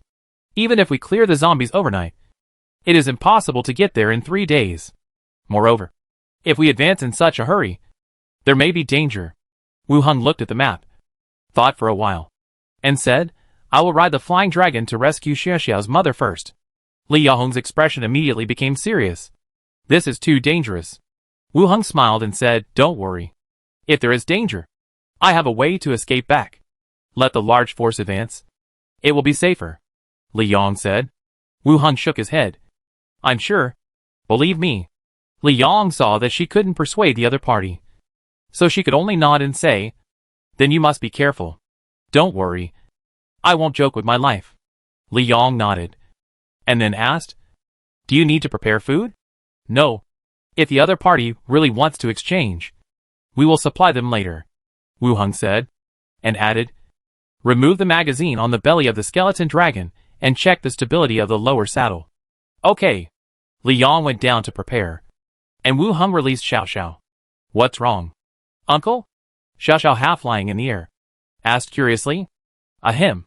Wu Heng coughed lightly, and then said, I found news about your mother, and now I plan to save her. Shishu's eyes widened instantly, and a look of surprise appeared on her ghostly face. Really? Uncle is great, promised Xiao Xiao. Of course I must do it. Hee hee. Uncle is so nice. Wu Heng continued, but your current appearance is a little different from that of humans. You have to think about how to explain it to your mother when the time comes. Then how should I explain it? Xiao Xiao asked. I don't know either. Just tell her the truth in a more tactful way. Okay, let me think about it.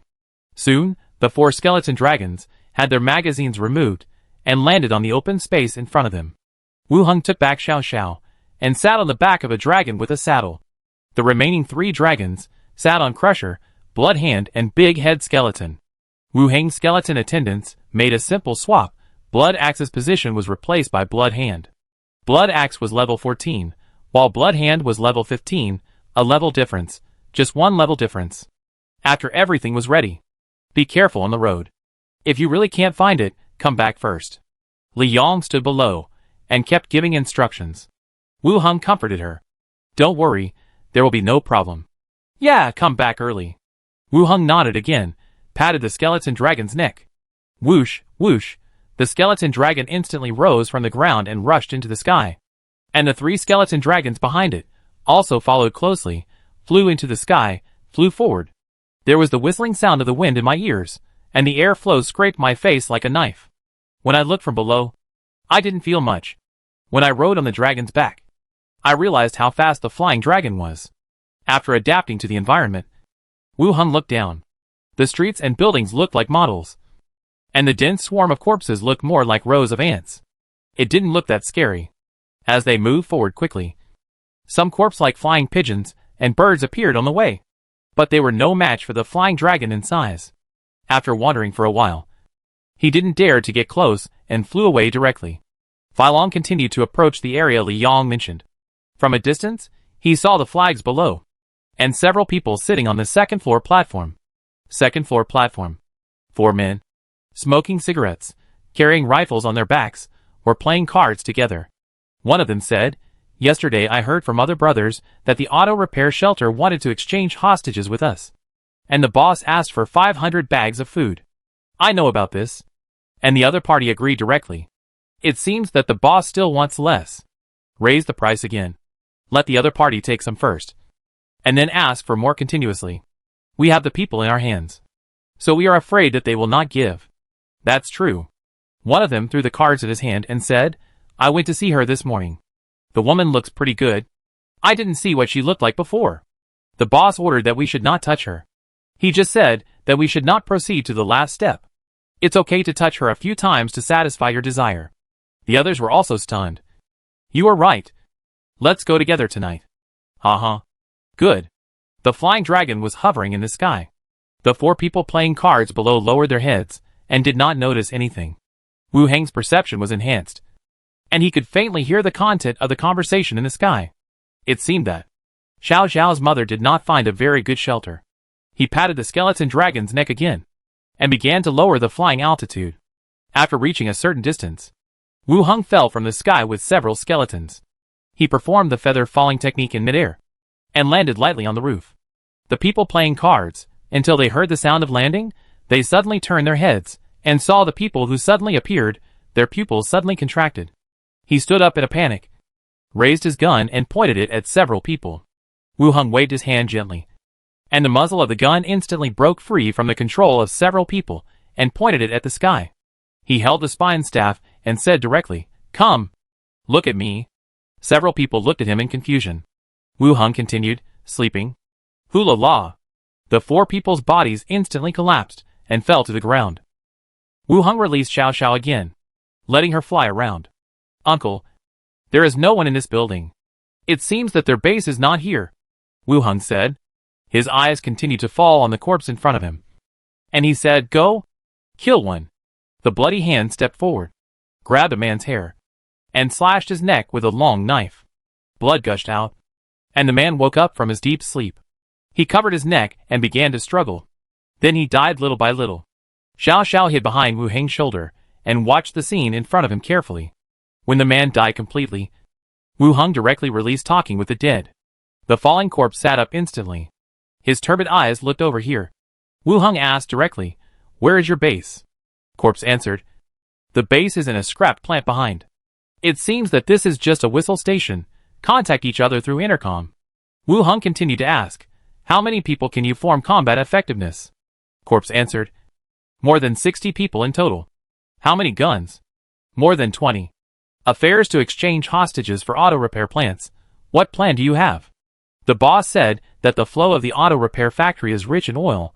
I don't plan to hand over the woman, depending on trading again and again, continuously squeeze the value of the other party. These people are really not so honest. At the beginning, he asked for a lot, probably to test the bottom line of the auto repair shop. He found that this woman was very important to him, so he planned to keep asking for things. After all, the auto repair shop built a trading market in the shelter, so the materials must be abundant. He wanted to take the opportunity to squeeze the last value of the woman. There was only one last question left. Wu Heng was about to ask. The intercom hanging on the man's chest made a buzzing sound, followed by a question. Eru, how is it over there? Wu Heng narrowed his eyes, looked at the corpse, and asked, What were you 4 doing just now?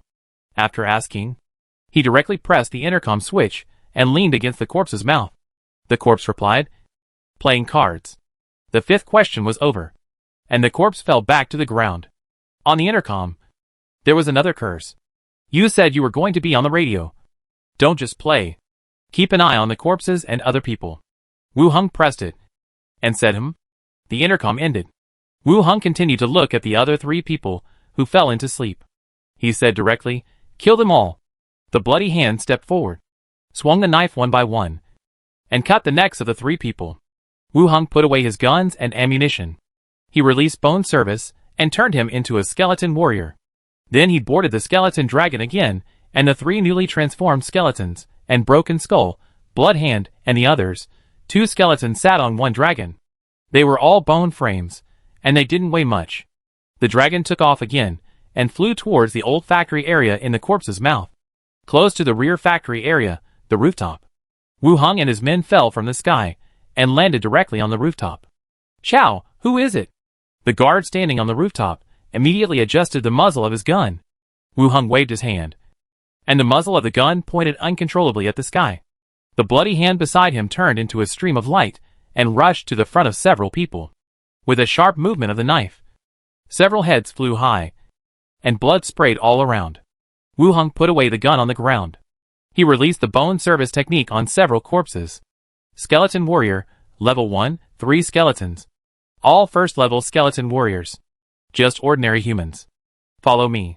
Wu Heng walked to the iron door leading to the stairs. He opened the door directly. Go ahead. Several skeletons walked ahead and entered the cold and gloomy corridor. Just a few steps. A man with a rifle on his back and a cigarette in his mouth walked out of a room. Hearing footsteps, he looked up. His brows instantly frowned. What the hell is that? He threw down his lighter in panic and grabbed the gun behind him. Wu Heng said directly, Go up and kill all the gunmen. Whoosh! The skeleton moved instantly and rushed down with a machete in hand.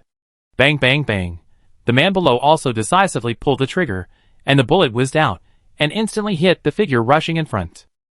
It was just that the bullet went through the hollow skeleton and was set on the stairs at the back.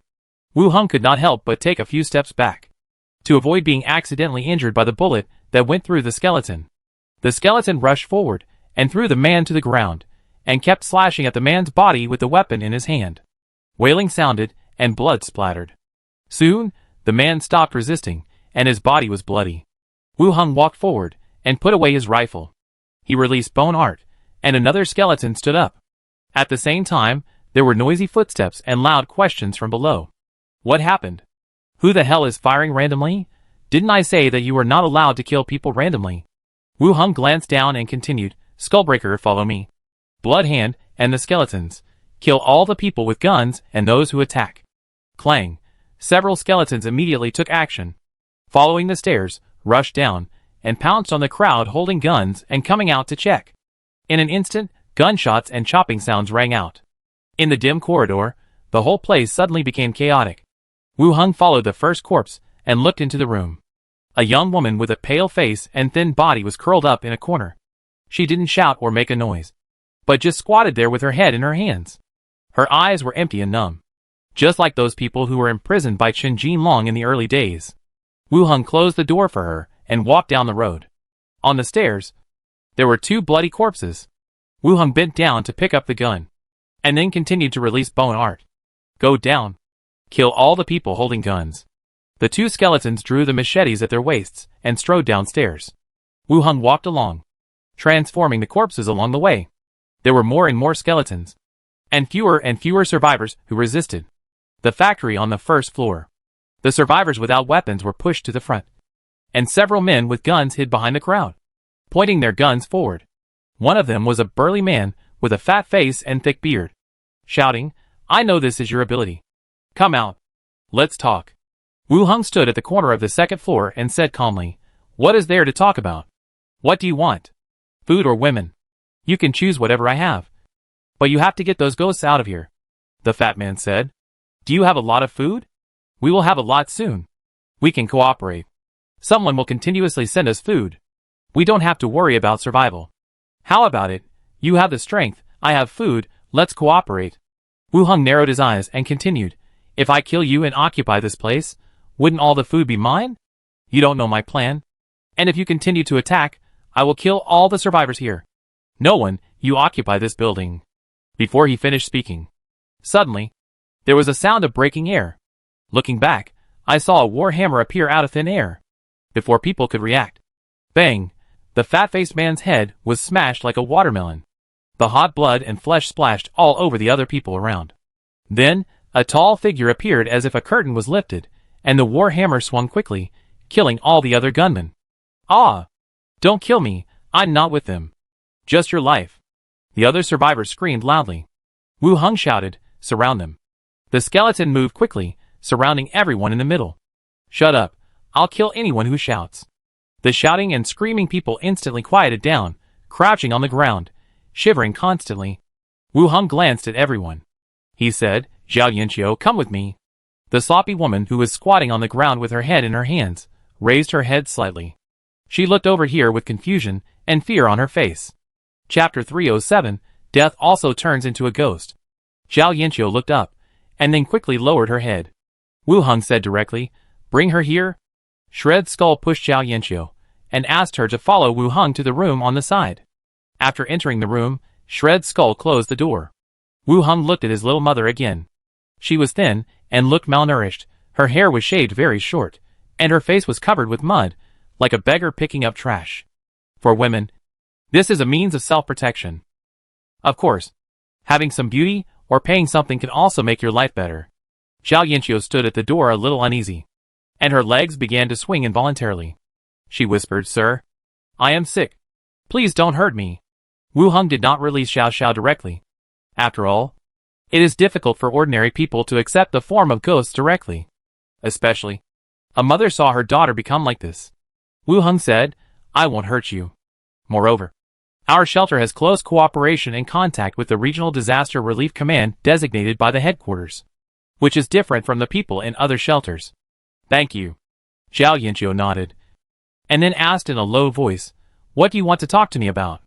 Wu Heng said directly, Just yourself? Zhao Yanqiu lowered her head even deeper, wiped her eyes, and said, My husband took the children to my father-in-law's place. Now, there is no contact now. To survive? Actually, I know. Zhao Yanqiu raised her head. I know what you mean. They may all be gone, and everyone is experiencing this.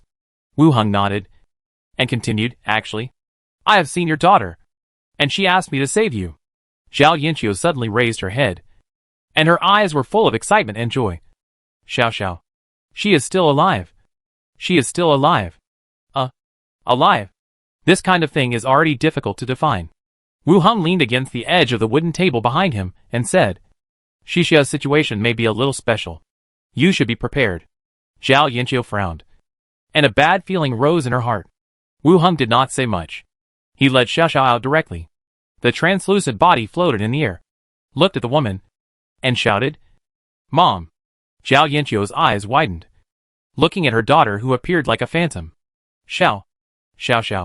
What happened to you? Mom. I became a ghost. Now I can pass through walls and become invisible. It's amazing. Xiao turned around in the air to show off. You? Zhao Yanqiu's face became even uglier. Wu Heng interrupted Xiaoxiao's words and said, Xiao, speak nicely and tell your mother what happened. Oh, okay. Xiao floated down a little and began to tell what happened, and how she met Wu Heng later and followed him all the time. After getting the news from Zhao Yanqiu, she rushed over directly. After hearing her daughter's words, she also knew that her husband and father-in-law were dead, and her daughter had become like this. She couldn't stop her tears from falling. Daughter. Mom. Why are you crying? Aren't you happy to see me? Happy. Zhao Yanqiu said. Mom, you live first. When you die, let uncle turn you into a ghost, then we will never die again. Xiao hugged her and said, Ahem. Wu Heng coughed lightly. Xiao, don't give me any random advice. Oh, hee. Xiao smiled and continued, Mom, you can live a good life in the future. Uncle is very powerful. Zombies and bad guys are not his opponents. Yeah. Zhao Yanqiu wiped her tears and nodded. Wu Heng looked at the mother and daughter and said, You two can chat in this room for a while. I'll go out to see the others.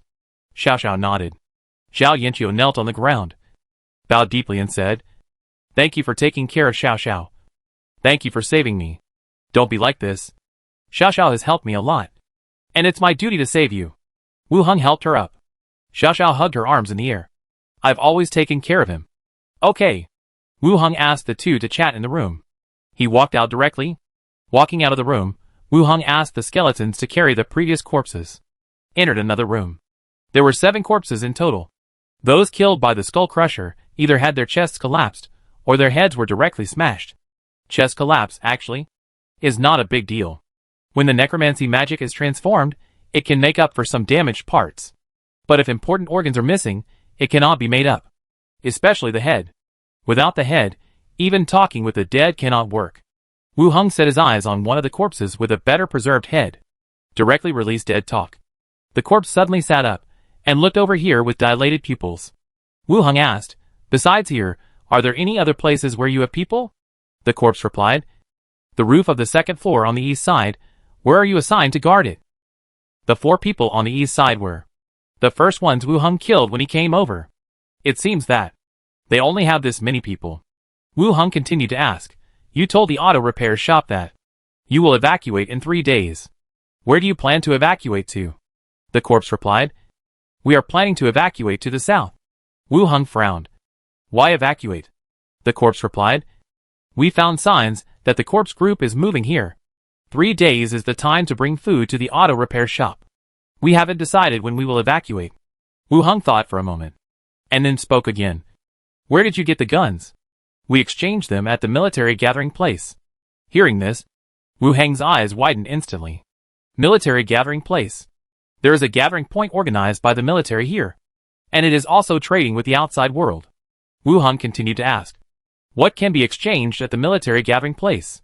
The corpse was silent for a moment, and said, guns and ammunition, artillery, vehicles, and various military equipment and supplies for logistics.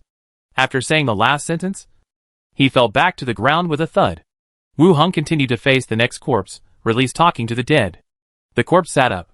Wu Heng asked, what supplies do the military gathering places collect? The corpse replied, food, corpse cores, various tools, special talents, all can be exchanged. How many people are there in the military?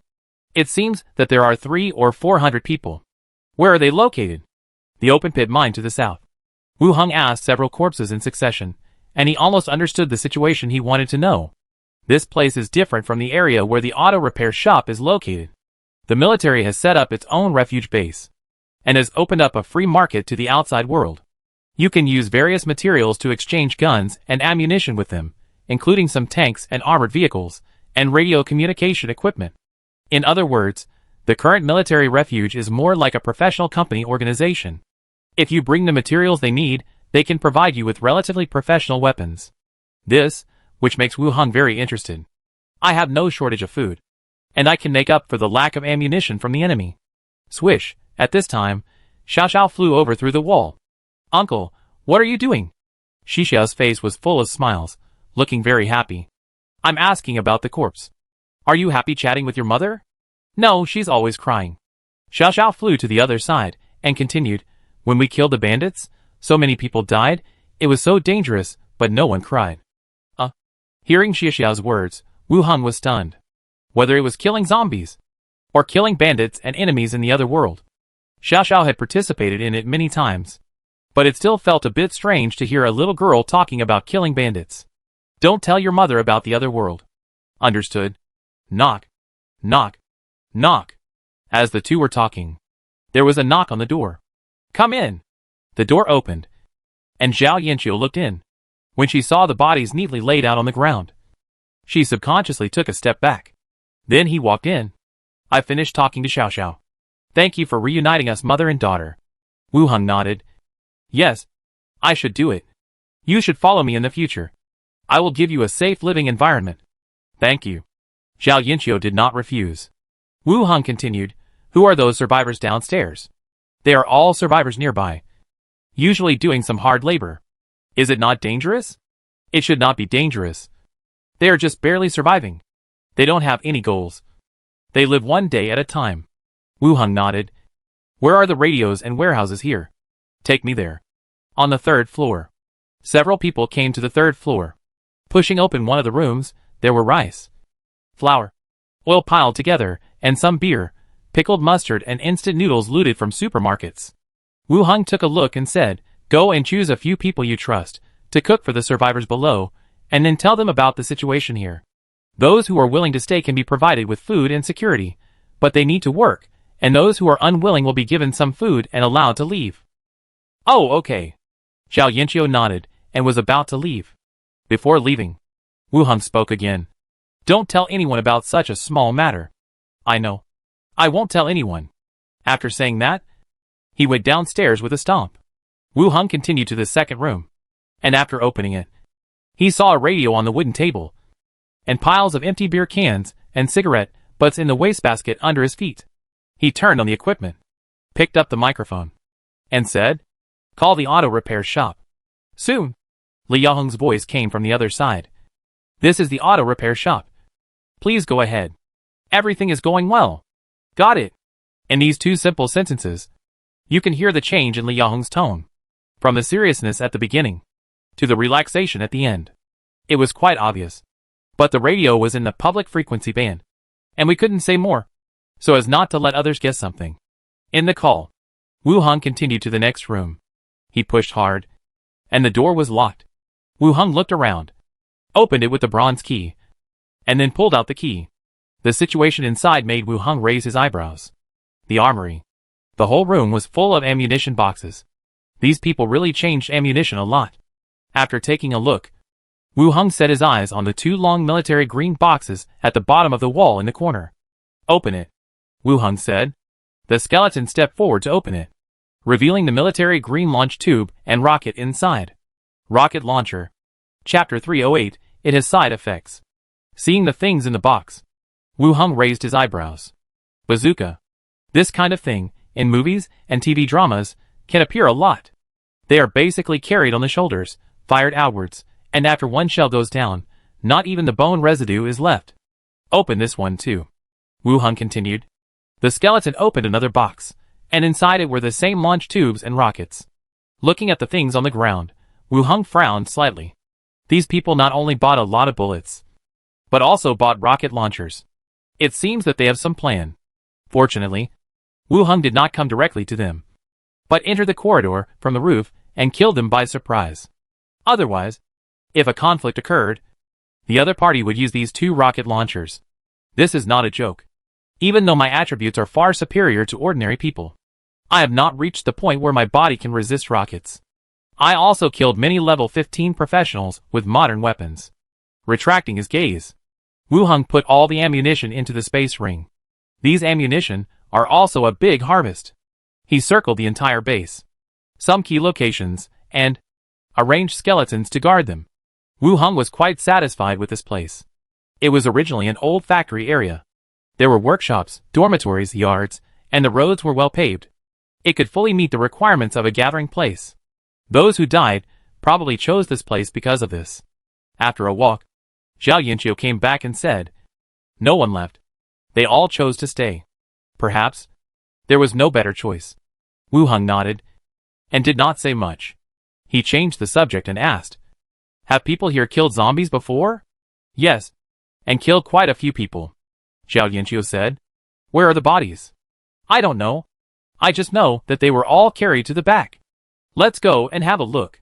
Wu Hong took a few skeletons and walked to the back of the factory with Zhao Yanqiu. The whole back is a wasteland, with weeds half a person high, and you can vaguely see the rockery and pavilion in the weeds. Walk inside along the only road. After walking for a distance, you will see a huge deep pit. It is full of corpses, zombies, humans, and several naked female corpses. Wu Hong took a look and said to Zhao Yanqiu, "You go outside and wait for me first." "Okay." Zhao Yanqiu retreated. Wu Hong stood at the edge of the deep pit, took out the spine staff, and began to release dead corpse battlefield. The grayish-white light circles spread out, and skeletons stood up from the deep pit one by one and began to crawl out. More than 300 skeletons crawled out in total. They filled the open space around.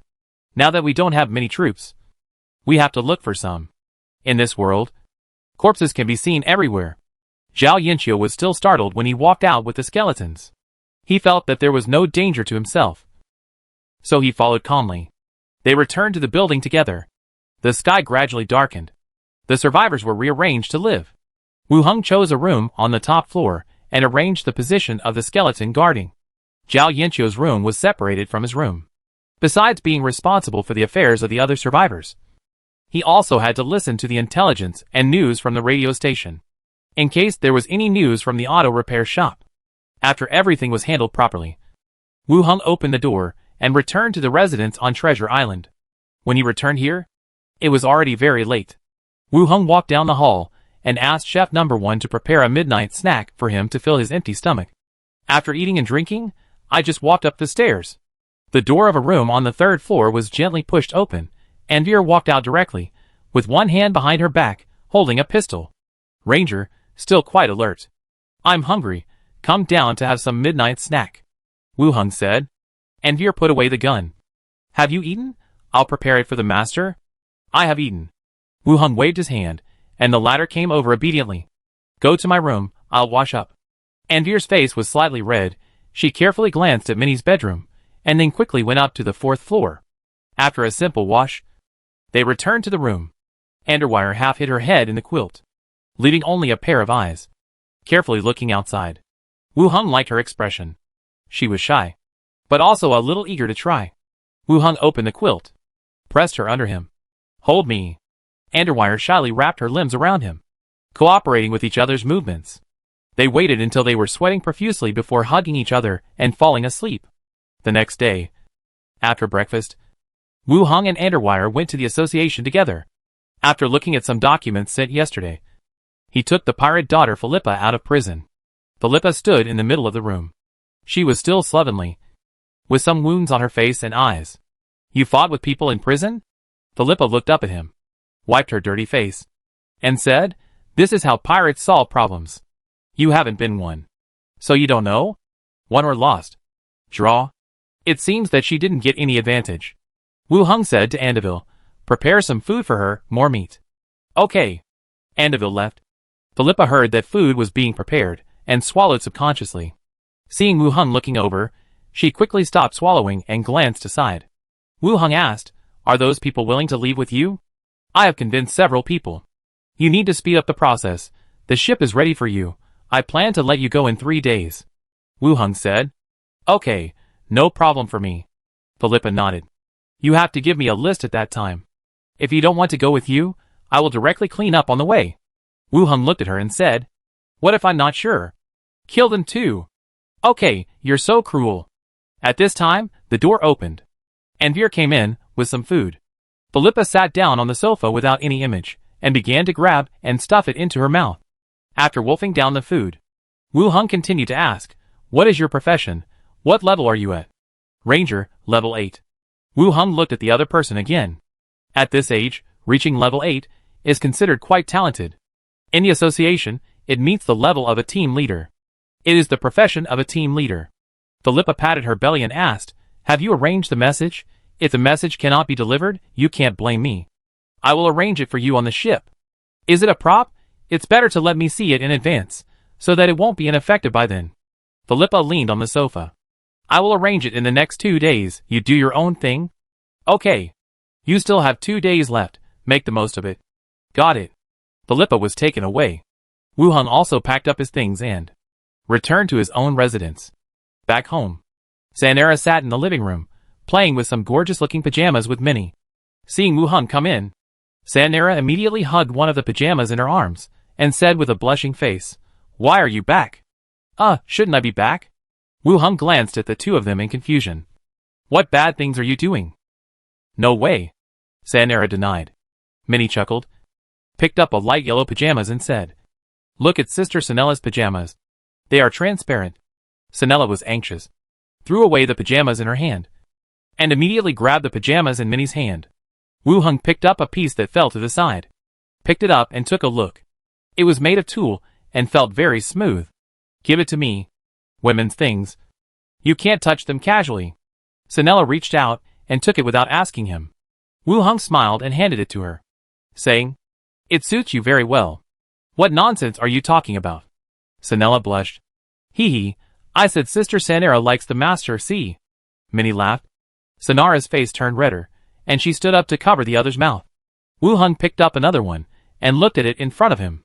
It was a silk nightgown, and the style was bold. The few of them laughed and played for a while. Minnie went to the kitchen to ask Chef Number 1 to prepare lunch. Sanera pondered for a moment, and said to Wu Heng, come out with me. The two went to the pavilion in the backyard. Shannara stood by the pavilion, and looked at the flower bed that had already sprouted. She whispered, You should have sensed it. 2. I pay more attention to you. Wu Heng said. Well, what's wrong? Shannara bit her lip and said, Let me put it this way. Last time I sealed it in amber. I used a strange object. It has a side effect, which is to develop a liking for the first person you see after waking up. Chapter 309, Wait until you reach level 15. When he heard Shanaila mention the side effects of the amber pendant, Wu Heng was also stunned. At the same time, he guessed in his heart what the other party wanted to express. He knew about the side effects. The panel showed a sense of dependence. It was the same as the good feelings expressed by Shanaila. You bought the house next to me. Is it also because of the influence of the pendant? Wu Heng asked. I need a new place to live, but it does have something to do with you. Shayla looked back and continued, I plan to contact you. In fact, there is a way to deal with the side effects. After knowing the side effects of this strange thing, I planned a solution. If you don't meet my expectations, I will have someone erase my memory of this period. Wu Heng raised his eyebrows, and was a little surprised by the result. The other party, when wearing this strange object, had prepared a plan for dealing with this situation. But this is just a prediction. The main consciousness develops a sense of dependence, and it is very likely that even if a memory is erased, it cannot be changed. It feels like choosing a maid in a tavern. What's the matter? When anyone chooses a partner, don't they have to observe the other person's character and living habits? Shayla said. So what do you think now?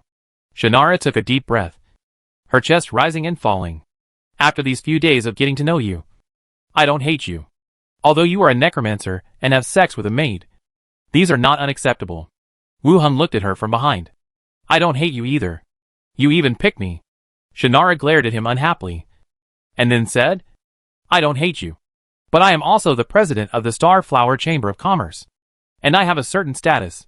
After a pause, she continued, if you can reach level 15 before the age of 30, I can be your lover.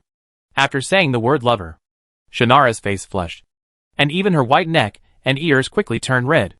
Lover? Shayla turned around suddenly and said, Of course. I'm over 400 years old. It's normal to have a husband. Don't worry. We are a couple by agreement. And we are just trying to consolidate our own status. You will still be my first man.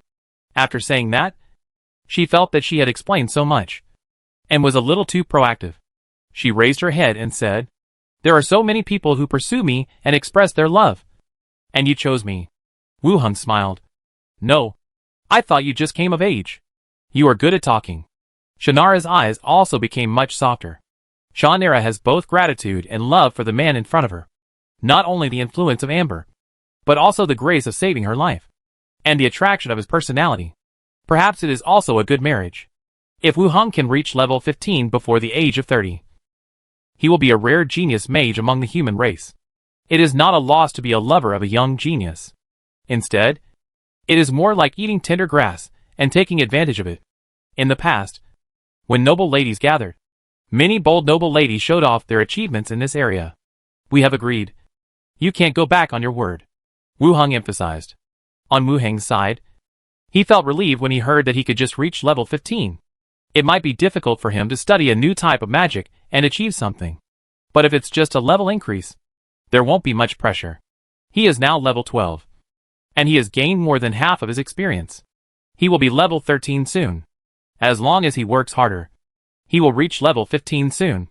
Seeing that the other party was afraid that he would go back on his word, Shayla smiled and said, I have made the decision, and I won't go back on my word.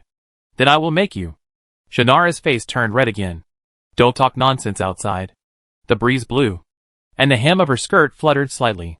After saying this, Shayla seemed to have completed a difficult task and felt relieved. She said softly, Actually, I haven't been doing well recently, but I'm quite happy during this time with you guys, and I don't care about the bad things anymore. Wu Heng waved his hand. Come, let me read your palm. Shayla was curious. Palm reading? What is that? It's through the lines on a person's palm that you can see their recent fortune, Wu Heng explained. You also know the power of the prophet? Not as profound as theirs. Shayla immediately became interested and sat down beside him. What do you think? Wu Heng stretched out his hand in front of him. Give me your hand? Shayla stretched out her hand in doubt. Wu Heng grabbed it, and before the other party subconsciously dodged, he opened the other party's white palm. It can be seen at a glance that Shayla has never worked before. Her palm is as white and tender as a piece of tofu, and there is not even callus from holding weapons for a long time. Wu Heng held the other person's palm and said, This line represents your lifeline. It is very long and deep, which means that you will live longer than others and have no illness. Shayla was stunned, and also moved closer to look at the lines on her palm. This line represents your career line. It is very long, but there are many forks along the way. It seems that there are many difficulties. This line is your marriage. Well, you will cheat. Bang. Shannara raised her hand and punched him directly on the shoulder. Did you do this on purpose? Don't be angry. It's just a joke. Your pawn lines are very good. From now on, things will get better and better. Your career and life will get better. Wu Hung grabbed the other person's hand again, and did not continue to look at the palm lines, but just held it in his hand. Shannara wanted to pull away, but after a few attempts, she let him hold her hand and sat aside with a flushed face. The two sat side by side, close together. They could feel each other's warmth and fragrance. Wu Hung said, "Should we open a side door in the yard? It will be more convenient for you to come here later." Shannara's face was red, and she said in a soft voice, "Let's talk about it after you reach level 15. The two sat for a while. Minnie's voice came from the front yard. "Master, Sister Shannara, it's time to eat. Where have you been?" Shannara quickly pulled her hand back, adjusted her skirt with a guilty conscience, and then hit him lightly. "Be more obedient in the future." "This is my fault." Wu Hung was speechless. Tap tap tap. Minnie ran over quickly. Seeing the two people in the stone pavilion, she said, "It's time to eat." "Oh, okay." Shannara walked over quickly, took Minnie's arm, and walked into the house together. Minnie was pulled away, turned around and shouted, "Master, come to eat." "Okay." Several people returned to their residence to eat. After lunch, Shannara took Minnie to the market to buy flower seeds. Wu Hung also went directly to the 4th floor. Opening the door, it was still the factory dormitory. Walking out of the room, I saw the survivors downstairs, cleaning up. Tap, tap, tap. The sound of footsteps going upstairs was heard, and Zhao Yinqiu came up from downstairs. Different from the sloppy beggar I saw yesterday.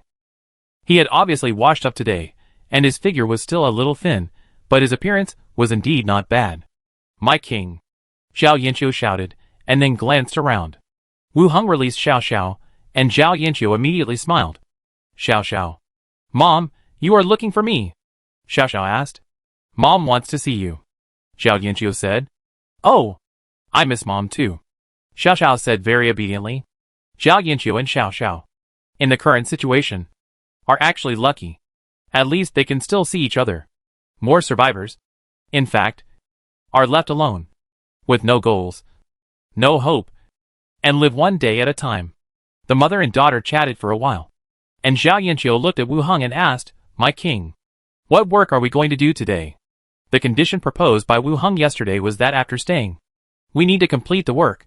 "How many survivors are there?" Wu Hung asked. 56 people. About half of them are men and half are women. But they are all young and strong. And they are all physically strong. Zhao Yinqiu replied. "Let's clean the dormitory building today. You are responsible for monitoring the radio station and counting the specialties of the survivors, such as plumbers, welding and cutting. Register them all and assign tasks to everyone later." Wu Hung thought for a while and said, "After the occupation, many tasks also require the cooperation of tools." "Okay. Thank you." Zhao Yinqiu thanked. "Well, let's do this today. I'll tell you if there's anything else." "Okay." Zhao Yinqiu agreed, and then talked to Xiao Xiao for a few words. He walked downstairs quickly. As soon as he went downstairs, the other survivors immediately surrounded him, and carefully asked about the situation. Then he cooperated with the registration. Wu Hung asked the skeleton to guard the staircase, and then climbed onto the roof. He rode on the skeleton flying dragon, and flew towards the county bus station. The wind whistled in his ears. Soon he arrived above the auto repair shop, and landed directly on the open space in the bus station yard. The survivors patrolling around were startled. My lord, your new mount." The survivors gathered around and greeted him. Wu Hung nodded, then asked, "Where is Li Yong?" "Sister Hong is outside. Are you looking for her?" "Well, let Li Yong come to the meeting room. I'll talk to her," Wu Hung said. "Okay." The man agreed, pressed the radio headset, and called Li Yong. Wu Hung walked directly to the meeting room. Not long after, Li Yong, Qi Han Kai, Xiangzi and others walked in quickly. "Are you not injured?" Li Yong asked. "Nothing is wrong." "How is Shishu's mother?" Li Yong continued to ask. "She is also very good. She met Xiao Xiao, and everything went well." Then, Wu Hung directly told the situation over there. There were 4 people in total. Li Yong, Qi Han Kai, Xiangzi and Wang Chenggang. Qi Han Kai and Wang Chenggang had never seen Xiao Xiao, but they had indeed heard of this name, and knew that she was a very important person in the camp. The reason for this long-distance operation was to rescue Shishia's mother. To their surprise, Wu Heng killed 40 to 50 people, all of whom were armed. This kind of fighting power shocked them. In the previous battles, the skeletons were used, and Wu Heng played a commanding role. This time, he brought 3 skeletons and occupied the enemy base. His special abilities and fighting ability were surprising. I plan to build the factory over there into a branch base of ours, so that we can contact the military and exchange some materials we need. Wu Heng said his plan. Chapter 310, I just rescued you. Establish a branch base and contact the military. Both are big decisions. Dividing the base means dispersing the population and redeploying various resources. Contacting the military may lead to more unpredictable things. It's okay to maintain friendly transactions, but what if some conflicts occur? Can the skeleton army withstand modern weapons? The power of a missile is enough to destroy a large area. The others were a little worried. Li Yong asked directly, Next, what do you need? Wu Heng said, 2 radio equipment, preferably military equipment with good signal, some photovoltaic panels and accessories. These are what I will take away later. You also need to prepare some people. Follow me over there. Stabilize the situation. Radio equipment and photovoltaic panels. There are in the warehouse. I'll have someone prepare them.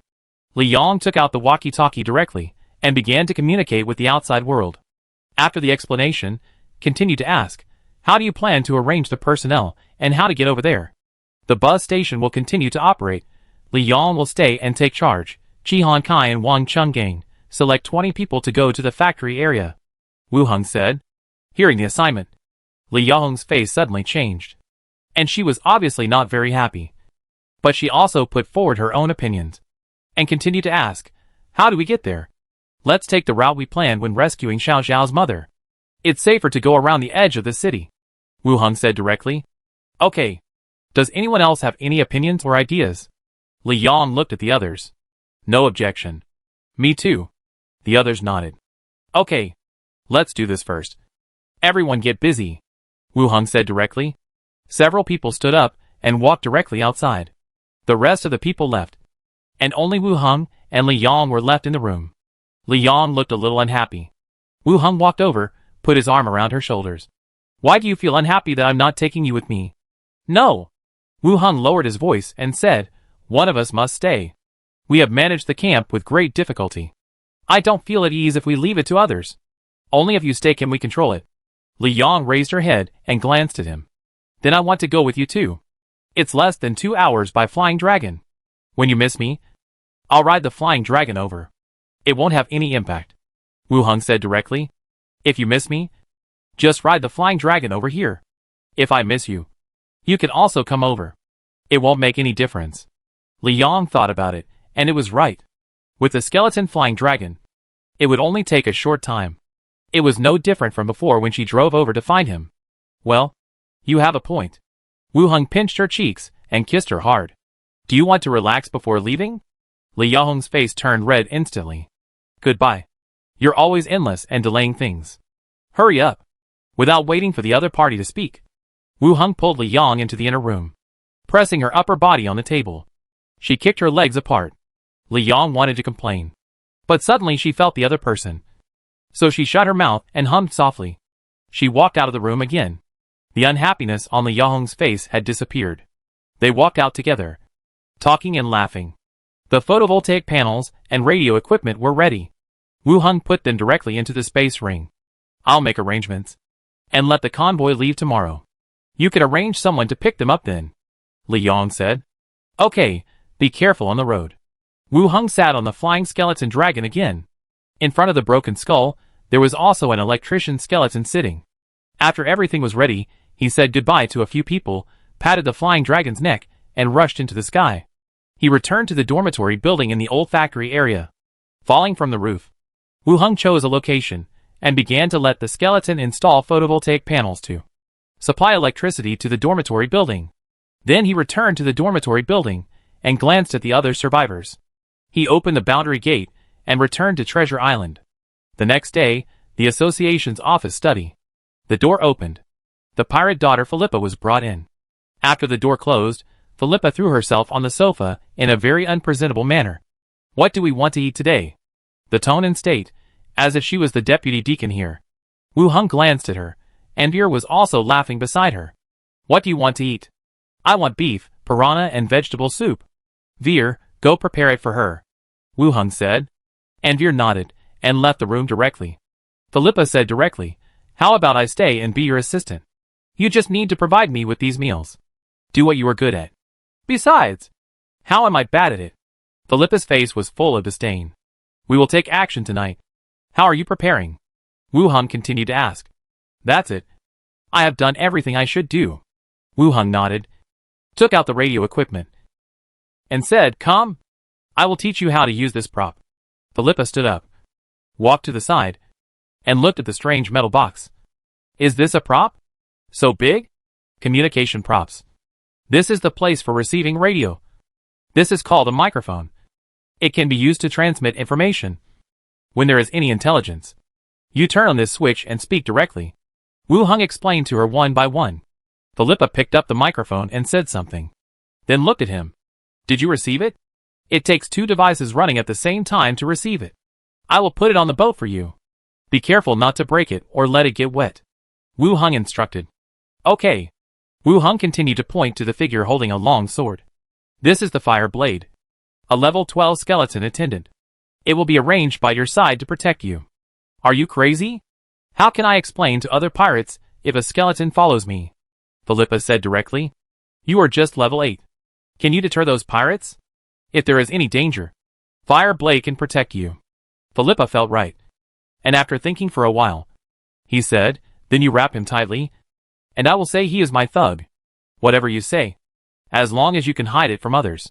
The two chatted. And Weir came in with the food she bought. Philippa sat on the sofa, eating with big mouthfuls. Not like a woman at all. Wait for the other party to finish. Wu Hung continued, at night, I will let Fire Blade rescue you. Remember that no one knows that you are my spy. You must run out with all your strength. I know. Philippa nodded, and said, what should I do if there are some people who always oppose me? They can't escape. You just take your people on board. Okay. After the two discussed it, Philippa was taken back. Night fell. The dungeon was quiet. Several torches on the wall were extinguished, making the light even dimmer. Philippa lay on the straw mat, looking at the wall on one side, waiting silently. Tap tap tap. Who is it? Someone is robbing the prison. Sound the alarm. Stop them. Outside, there was a sudden shout, followed by a clanging sound of fighting. All the pirates in the dungeon sat up from their beds, staring at the entrance. Suddenly, several figures wrapped in armor, with their faces and eyes sealed, rushed down from above. They walked quickly through the cages. Philippa's heart was pounding, but she still gritted her teeth and shouted, Save me! I'm here! Several figures came to the cage where Philippa was, drew out iron swords, and cut off the iron chains. Philippa quickly rushed out of the iron cage and pretended to run out. Philippa, save me and go together. Captain, didn't we agree to go to sea together? You can't abandon the crew. Yes, let us out too. If you run away, the association will come and kill us overnight. Philippa stopped and cursed, shut up. Then he said, let them out. The figure behind him stepped forward and slashed with a long sword in his hand. The locks of several cages were broken. The rest of the pirates also ran out with joy on their faces. Let's go. Die on the road. But no one will save you. After saying that, he ran out first. As soon as he rushed out of the dungeon, roars and chaotic sounds were heard all around. The lights of torches lit up from the small paths around.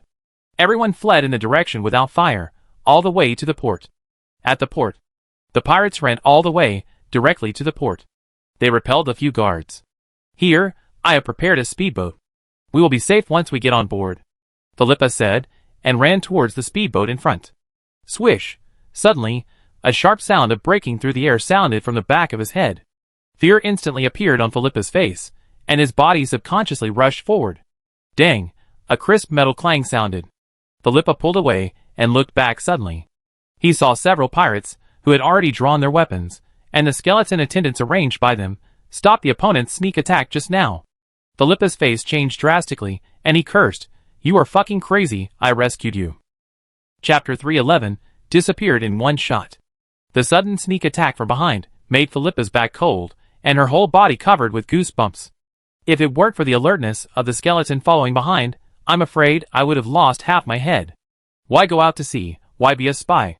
I would have died directly in the port. Philippa looked at the pirates behind him with anger. A pirate with yellow teeth, standing in the front, said in a cold voice, "Philippa, do you think we are stupid? You were always taken out in prison, and now you escaped again. I'm afraid there is some conspiracy?" Hearing this, all the pirates looked over here at the same time. Philippa's heart suddenly jumped, because of the anger of being attacked. He was also a little flustered. He forced himself to calm down and cursed. "Is this the excuse you made for yourself? In prison. You begged me to rescue you. Now that you are about to escape, you are starting to fight among yourselves. Right? Then how do you explain why you are always taken out? Explain your mother. If I don't find some connections, how can you escape?" Philippa glanced at the torch light that gradually appeared in the distance, and said, "You are not the spy of the association. Are you planning to hold us back and get caught together?" Feeling the suspicious eyes of the pirates, the Yellow Fang pirate cursed, "Bullshit. Everyone knows that I hate the association the most. Stop talking nonsense. If you want to stay and wait for death, it's up to you. If you want to go with me, get on the ship. Let's leave this damn place," Philippa shouted, calling the pirates behind him to get on the ship. Swish, the long sword turned again. The Yellow Fang pirate blocked him again and said, "Philippa, you go to another ship, we want this one. You are doing this on purpose. There are so many ships. Why don't you just take one?" The Yellow Fang pirate glanced at the barrels on the ship. "You go to another ship, otherwise we will drag it out together. When the association and the guards come, we will all die together. You are really not a human being. If you want to be a pirate, you still have a lot to learn." Yellow Fang sneered. "Wait for the punishment of the sea god." Philippa gritted his teeth and said, "Let's find another ship." "Ha ha." The Yellow Fang pirate laughed and said to the people behind him, "Let's go. Get on the ship and go back to the sea to continue our freedom and happiness." Philippa ran quickly towards the original port. Behind him, except for a few tightly wrapped skeletons, there were only 6 pirates following him. They were all people who had agreed to follow him in prison before.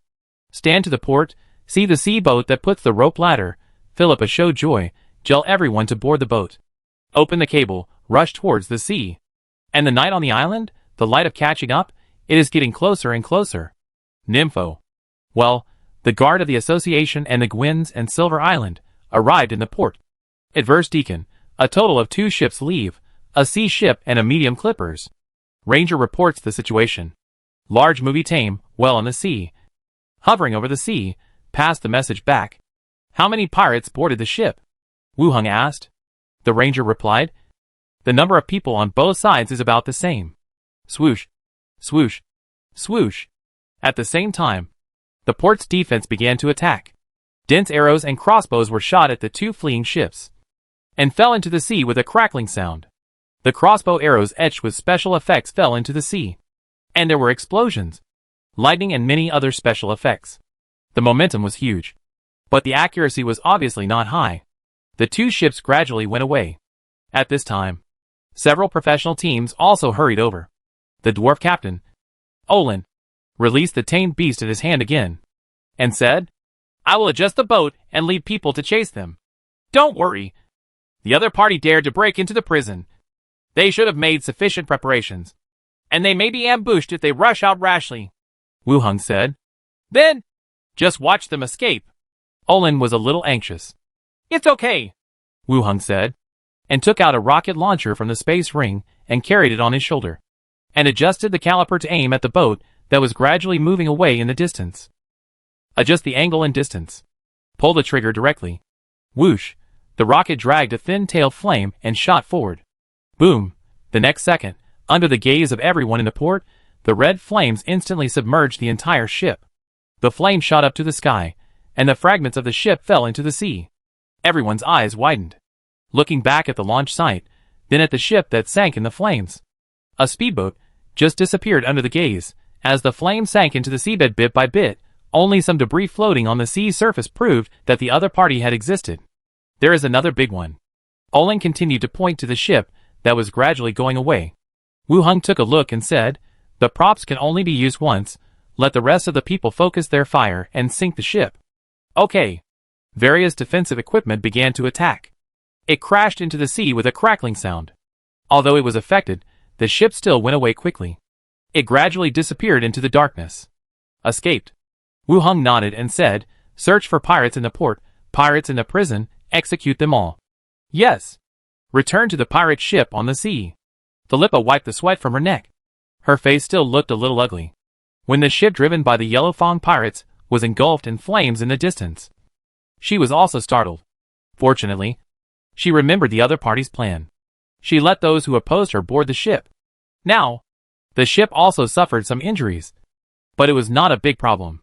For the pirate ship, this little damage was nothing. It continued to move away from the port without slowing down, heading for the sea that represents freedom. We escaped alive. Those traitors, we were punished by the sea god. We are free. The pirates began to cheer. The joy of escaping replaced the fear and anxiety when they saw the explosion just now. Philippa clapped her hands and said, don't stand here, go to your posts, get out of this damn place quickly. Okay, Captain. Everyone responded, and all returned to their posts. Philippa watched everyone return to their posts. With the fire blade and the other skeletons. He went to the captain's room. It was a familiar room. But the layout had changed a little. He took a look. And gently pulled the thin rope hanging on the side. With a click. The room suddenly lit up. Philippa's eyes widened a little. And she looked at the light above her head with some surprise. On the table next to the bed, there was the prop that could communicate. On each button, there was a note with a function. So that she would not be confused. Philippa glanced around the room. And his eyes fell on a wooden box in the corner. He lifted his foot and opened it. It was full of silver coins. And a small amount of gold coins sandwiched in it. Philippa's eyes widened. Damn. I can live a good life now. The sky was getting brighter. Wu Heng returned to the association from outside. After Philippa escaped, he took people and executed all the remaining pirates overnight. As well as the pirates, who were caught halfway due to inconvenience in walking. These pirates should have been executed long ago. And the reason they were kept until now was to complete the scene of Philippa escaping. Whether or not she can bring back the information depends on what Philippa does. After returning to the office and sitting for a while, the door was reopened. Underwire walked in with a hooded figure. Master, the person is here. Wu Heng nodded and handed over a wanted order. Hang this wanted order out? Okay. Underwire retreated again. Wu Heng's eyes fell on the figure in the room. The hood was taken off, revealing a woman who looked a little sloppy. She was about 37 or 38 years old, with very fair skin and a plump figure like a mature woman. Philippa's mother. A woman who was robbed by pirates. Philippa. Did she tell you anything? Wu Heng said. The woman lowered her head and whispered. She said she would help you with something, and she would be a member of the association in the future. It was just as I thought. This pirate lady didn't take her words seriously at all. She was told not to tell anyone. But she told her mother instead. Have you told anyone about this? No. Philippa told me that no one else can tell this except you. The woman said hurriedly. Well, remember this sentence. If you mention it to others, you and your daughter will lose their lives. Wu Heng emphasized. Yes, I know. Wu Heng nodded. I pardon your crime. What are your plans for the future? The woman lowered her head and hesitated. I'll go back to the village. I have a place to stay there. Stay in Treasure Island. If the village knows about you and the pirates, it will be difficult for them to live. You can stay in the association dormitory first. I'll arrange a new place for you in the next 2 days. Wu Heng said directly. Okay, I'll follow your arrangement. After a while, Anweir came back. Wu Heng asked her to take the woman to the dormitory, and spent money to buy some daily necessities for her. What Philippa did before has little to do with Wu Heng. Now she is doing things for herself, and her life is in danger at any time. She still needs to take good care of her family. When the sky is completely bright, Wu Heng went directly to the deacon's study. He told Imolo about what happened last night, and the result. After all, he had chosen Philippa, and the slave scroll was given to him by the other party. So he should have told the other party anyway. Imolo should have paid attention to it. And he was not too surprised by the result. He asked him to continue to follow up. And he didn't say anything more. Wu Heng also left the deacon's study and went home directly. Returned to the residence. Minnie was wearing a vest and shorts, lying on the sofa reading comics. When she saw Wu Heng coming back, she smiled and greeted him. Master, Did something happen last night? It seems that there was a bit of chaos outside. The white and tender skin, the slender thighs, were exposed to the air. The pirates escaped from prison, and they were all caught back. Wu Hung sat down on the sofa. He reached into the loose vest, and his soft palms were full of it. Minnie changed to a more convenient position for the other party, and continued, Master, do you want to eat? I've eaten outside. Oh, Master, I'm going to play with Sister Chanella later, Minnie said. Let's go. Her house is full of good things. Eat more if you haven't eaten before. Hee hee. Master is so nice. Minnie smiled happily, turned over and sat on his legs, wrapped her arms around his shoulders, stuck out her tongue, and put it into the other party's mouth. Stayed on the first floor for a while. Minnie went to Shannara. Wu Hung also went up to the third floor, and pushed open a room on the north side. In the empty room, there was a wooden table against the wall, and on the table was a radio device. A skeleton of the profession of investigator was in front of the table, and was responsible for recording the messages transmitted by the radio. Wu Hung walked over, picked up the microphone. Philippa, can you hear me? Soon, the voice of Philippa came from the other side.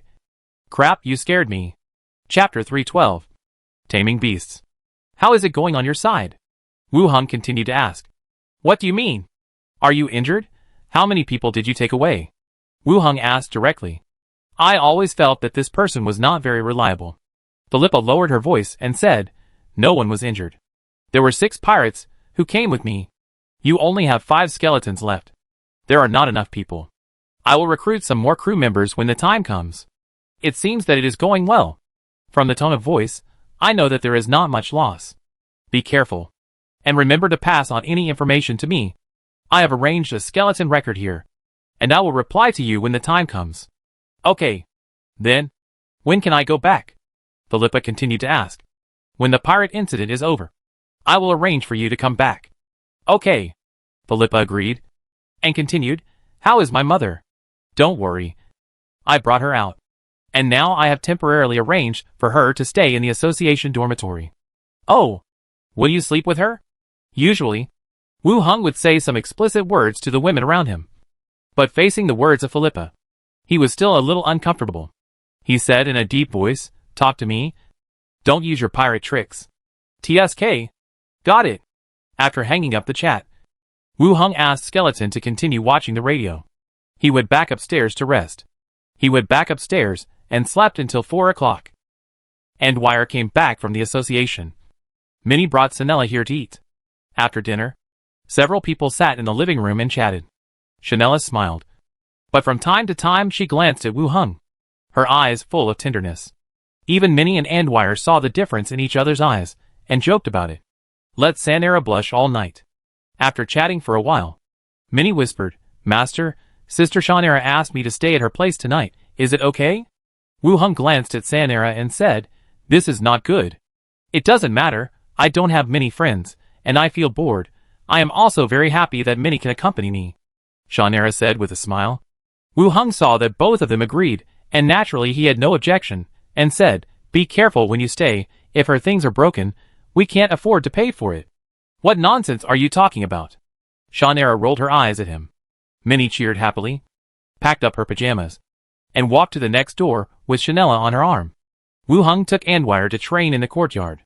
After the training, he hugged the fox girl and walked to the room. It's just the 2 of us tonight. Yes.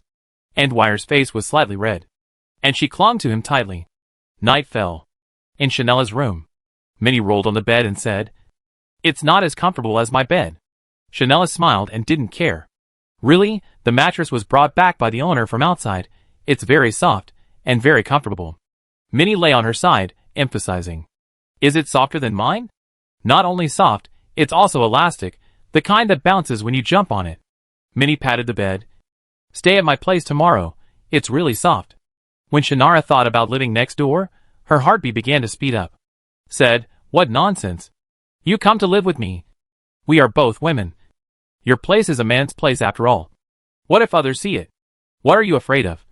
Just be happy. The 2 changed into pajamas. Shannara stared at each other's underwear again, and said, this kind of corset, I've never seen it before. Minnie smiled, and said, this is also the underwear of the master's hometown, which is for women to wear, and it is very comfortable to wear. The material feels somewhat different from the previous ones. Try another one, and if it fits, I'll give it to you, Minnie said with a smile. As the president of the First Chamber of Commerce, he actually heard the maid want to give him something. It was a bit strange, but also quite fun. Then I'll try it. He took off his silk long dress and pajamas, revealing his fair and plump figure. Minnie taught him how to wear it. At the end, the length was not enough. Minnie said, "Sister, yours is too big. This size is not suitable for you. I will tell the master tomorrow and ask him to find a bigger one for you." "Don't. How can you tell a man this? What are you afraid of? The master likes you very much. And you have such a good figure. The master will definitely like it too." Shannara raised her eyebrows. "Does he like a good figure?" "Like yours. Big and soft," Minnie said, and stepped forward to grab 2 handfuls. Shannara immediately covered her chest. "Stop it. Go to sleep." "Okay." Minnie also got into bed. The next day, association. When passing through the lobby, I redeemed the merit reward for killing the Iron Bucket Pirate Group leader at the front desk. I glanced at the skill book, and then looked through the optional props. Wu Heng's eyes fell on a robe. Arcane Reflow Silk Robe. Description: the wearer's movement speed increases, and the cost of casting spells decreases. This prop is pretty good. The robe Wu Heng is wearing now is the Robe of Tranquility he got when he killed the level 16 Necromancer last time. It increases the casting speed and the resistance to external interference. Wu Heng's casting speed is not slow now, and his skills are not mainly attack spells, but mainly summoning skeletons and some side effect spells. The casting speed is not so demanding. On the contrary, it feels that the movement speed and casting consumption are reduced, which is more suitable for him. "I want this one," Wu Heng said.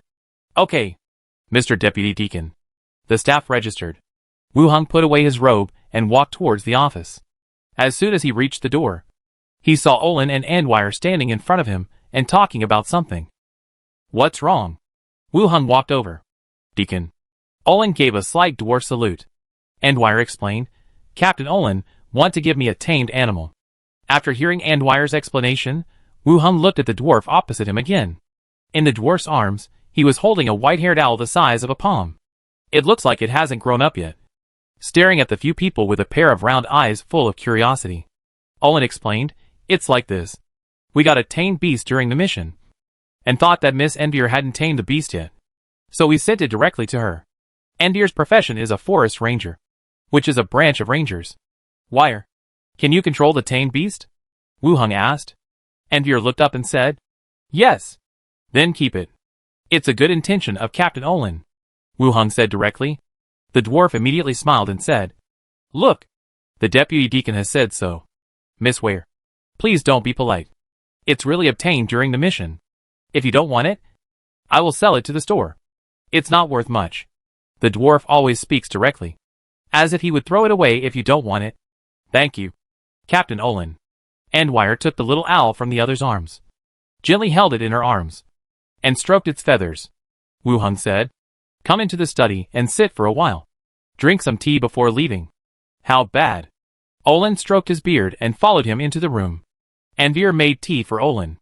Then she sat aside and began to release beast taming to the little owl. Beast taming is a skill of some professions such as ranger and beast tamer, which can establish a connection with the tamed beast. Communication is one aspect, but more importantly, it can share perspectives, or some tactical coordination. It is still very useful. Wu Heng glanced at Envier, and felt that she still liked the little owl very much. Her face was full of affection. His eyes fell back on Olin. "Why haven't I seen Shilagui recently? This elf deputy deacon with a heart full of justice, but I haven't seen him for a while." Olin drank a sip of tea and said, "Deputy Deacon Zalagui led 2 teams to go out of the island to catch pirates. The higher-ups issued targets, and there was a certain amount of pressure. Off the island? No wonder she was nowhere to be seen." "Have you seen the owner of the island?" Wu Heng continued to ask. "No, but I heard that he is a very powerful professional at level 18. But he was born a pirate and has a low prestige. This happened in the port of the Kingdom of Yeko. I heard about it from others, and it's not a secret. But as the island owner, it seems that he has never seen the other party show up." "Doesn't he live on the island?" Wu Heng asked again. "I'm not sure about this, but it seems that no one has seen him." Wu Hung nodded to show that he understood. They continued to chat a little more. About pirates. Olin didn't sit for long, and went back to his team's lounge. Wu Hung looked to the side. Andweir was holding the little owl with a happy face, rocking it back and forth. It was obvious that she liked this tamed animal very much. Have you named it? Wu Hung walked over and stroked the little owl's head. The little guy was very well behaved. He just stared at Wu Hung with wide eyes, didn't dodge, and didn't make any attacking movements. Not yet. What do you think is a good name? Master? Your tamed animal, give it a name you like. Wu Hung touched it again. Master, give me some ideas. Andweir held the owl in one hand, and put his arm around her with the other. Wu Hung frowned and thought for a while, and said, give it a simple and memorable name, such as Xiaobai, Pangdundan, etc., which are cute and easy to remember. Puff. Andweir was amused and laughed, holding her tamed animal, and said, we are not fat, then call it Xiaobai. As he said that, he shook his hand slightly, and Xiaobai flew around the room. It landed on top of Andeville's head again, and lay down directly. The owl's feathers are white, and Andeville's hair is also white. If you close your eyes, you really can't see that there is an owl lying there if you don't pay attention. Andeville teased the trainer, and Wu Hung checked the time. After saying hello, he left the association directly, and returned to his residence. At this time, Minnie was training in the courtyard. When she saw Wu Hung coming, she flew over from a distance. Wu Hung caught her, and she coiled around him like an octopus. Master, I miss you so much. Wu Hung patted her elastic buttocks. You talk as if we haven't seen each other for a long time. That's true. Wu Hung carried her into the room and said, if you're bored, you can go to the association to see Wei. She has a new tamed animal. A little owl? Minnie leaned back on his shoulder, looked into Wu Hung's eyes, and said, owl? Isn't that what Mancha's tamed animal? Wei also has one. It's still young. Very cute. Then I'll go see it.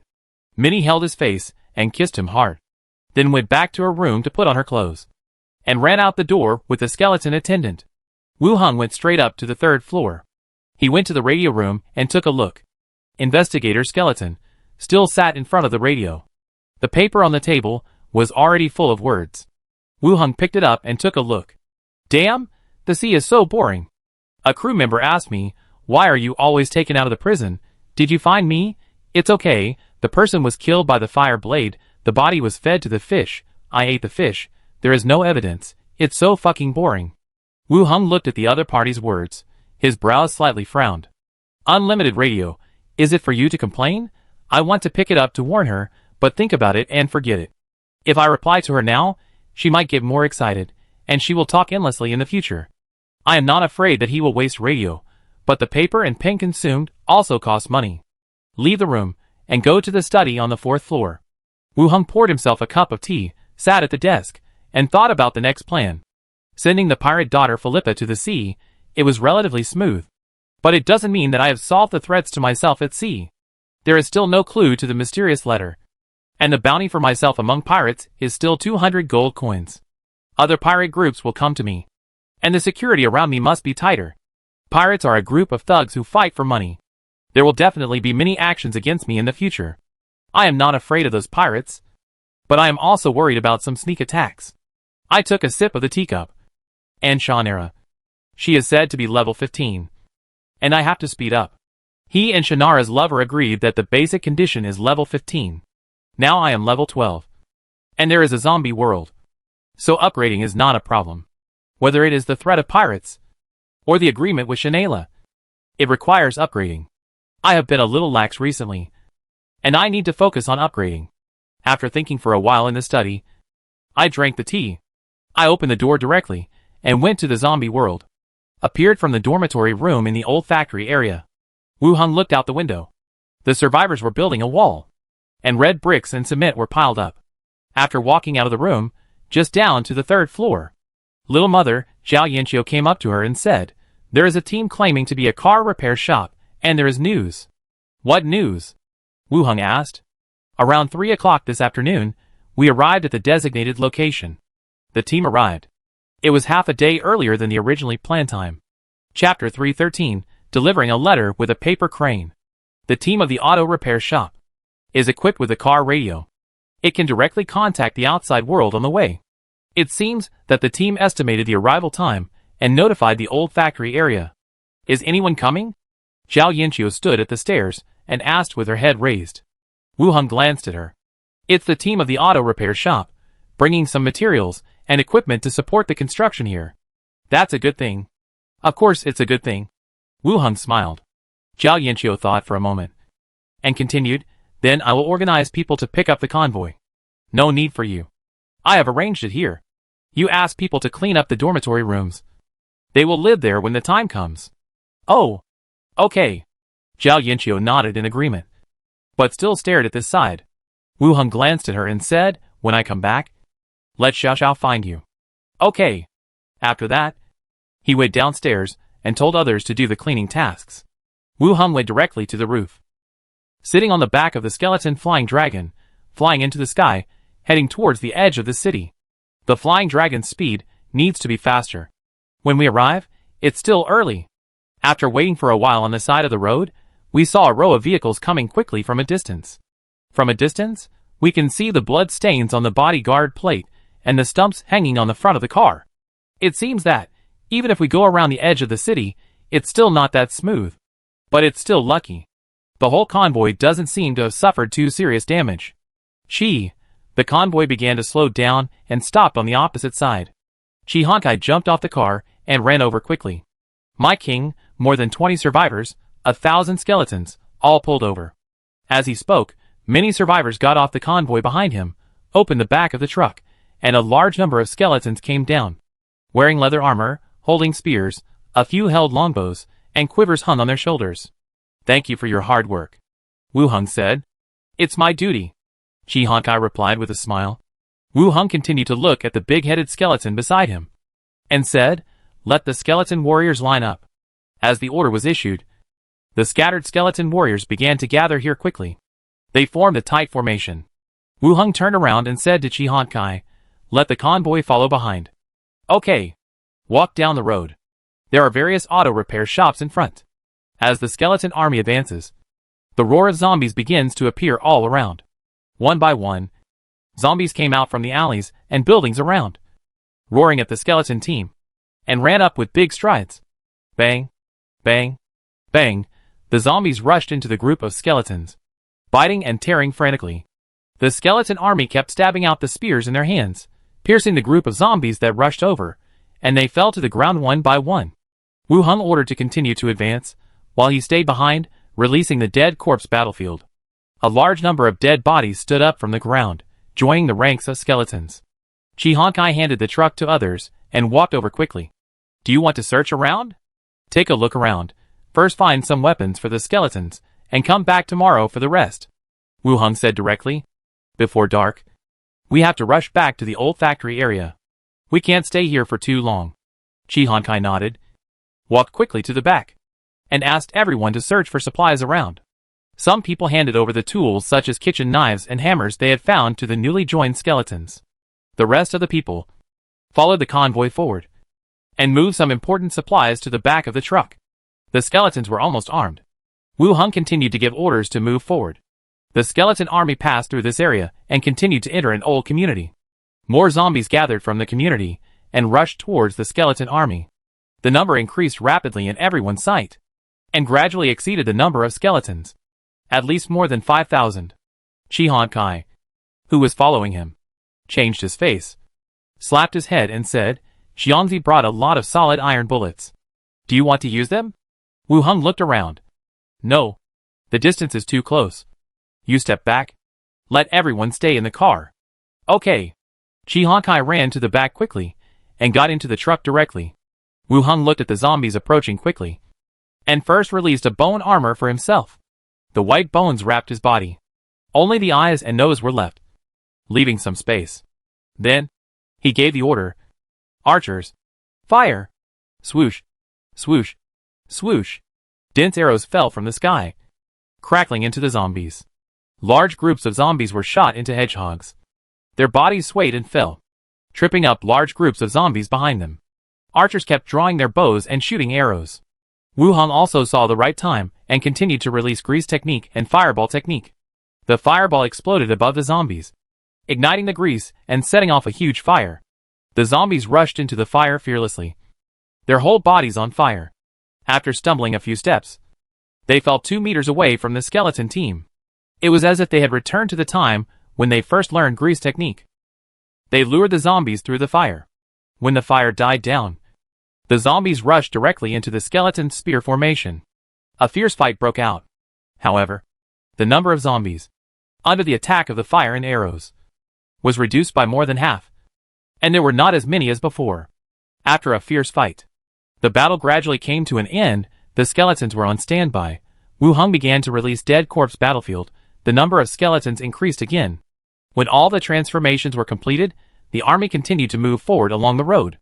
They continued to fight with the zombies, replenishing the number of skeletons. It was approaching dusk.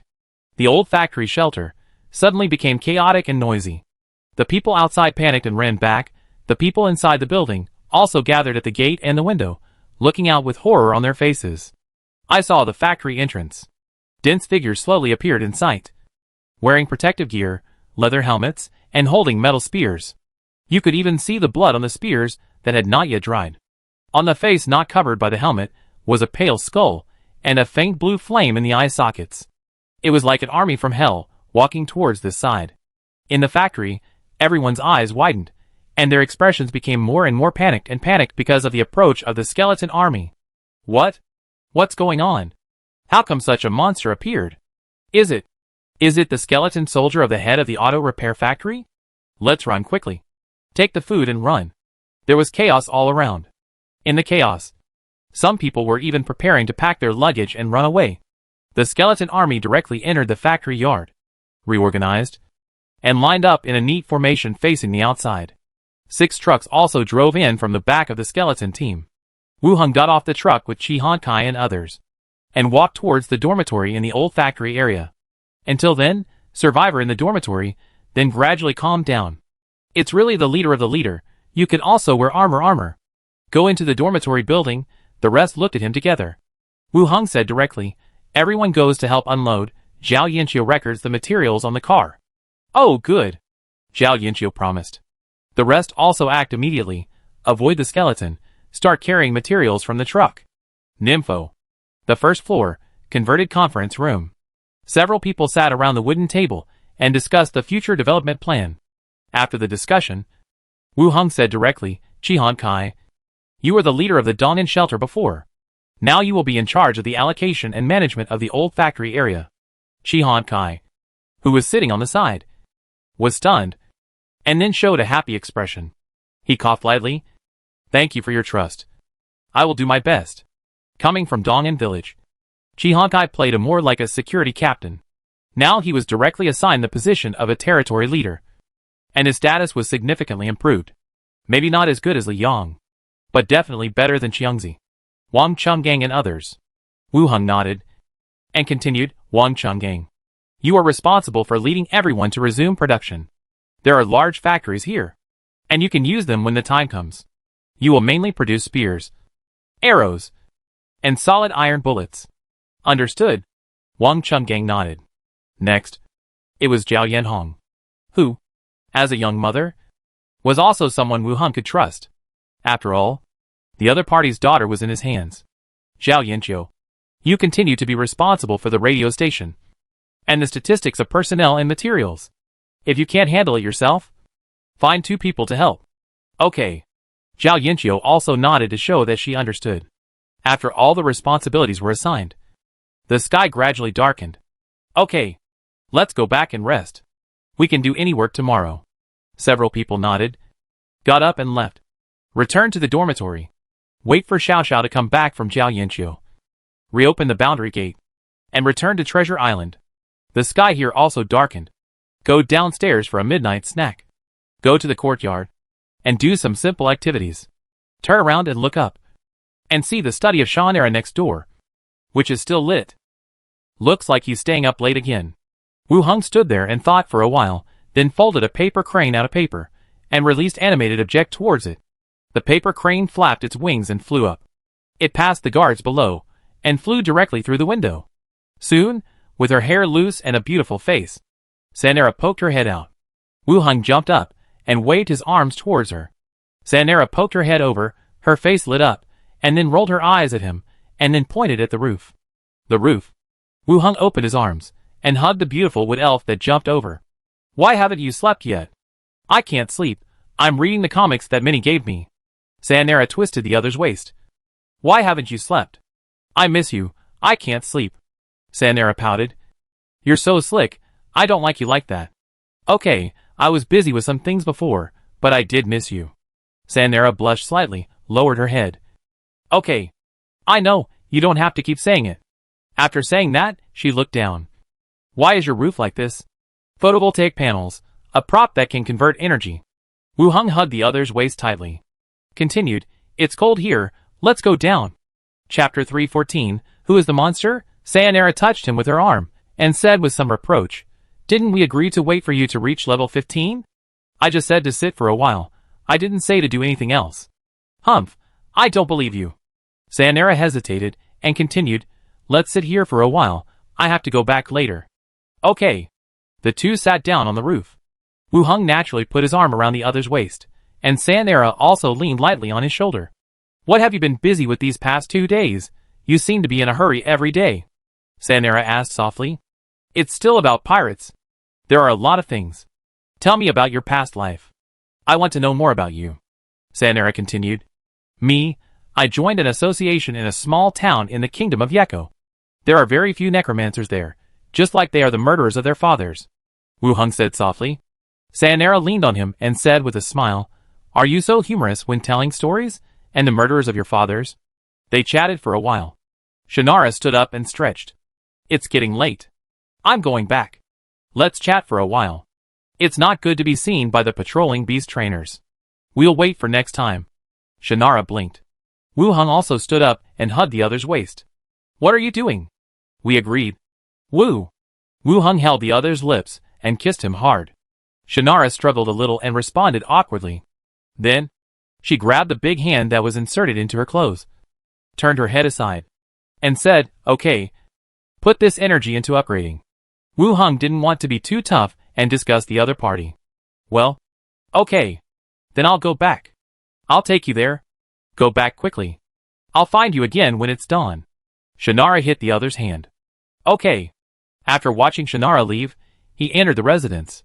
Wu Hung also went down the roof and returned to his room to rest. The next day, after breakfast, Wu Hung went directly to the zombie world. The survivors in the old factory area began to work according to the assigned tasks. The whole base became busy. At this time, Chi Honkai walked over quickly. The route has been confirmed. There are some building material stores here. You should be able to find some tools. Today's plan is to clean up the zombies around the base. At the same time, collect all the tools needed and speed up the efficiency of weapon production. Wu Hung glanced at the map, nodded and said, Okay, let's go. Get on the modified jeep, and in the back row are the Skullbreaker, Blood Hand and Big Head Skeleton. After everything is ready, the convoy starts to set off. On both sides of the convoy are dense armies of skeletons, and they start to move towards the target location. As they walk out of the old factory area and enter the main road, a large number of zombies begin to appear around. They are baring their fangs and claws, and their faces are hideous. The roars became one, and at the same time, more and more zombies rushed into the main road, forming a large tide of zombies. Wu Hung stood in the middle of the skeleton team. He watched the zombies approaching quickly. He asked into the intercom, Wang Chunggang. What's going on? The first bone dragon has finished loading the magazine. Wu Hung said to the big-headed skeleton beside him, Let the flying dragon with loaded magazines take off and drop bombs over the zombies. Whoosh! A sound of breaking through the air sounded, and the skeleton flying dragon with a wingspan of several meters flew over the skeleton team. Climb up to a certain height quickly. Above the zombies, open the magazine.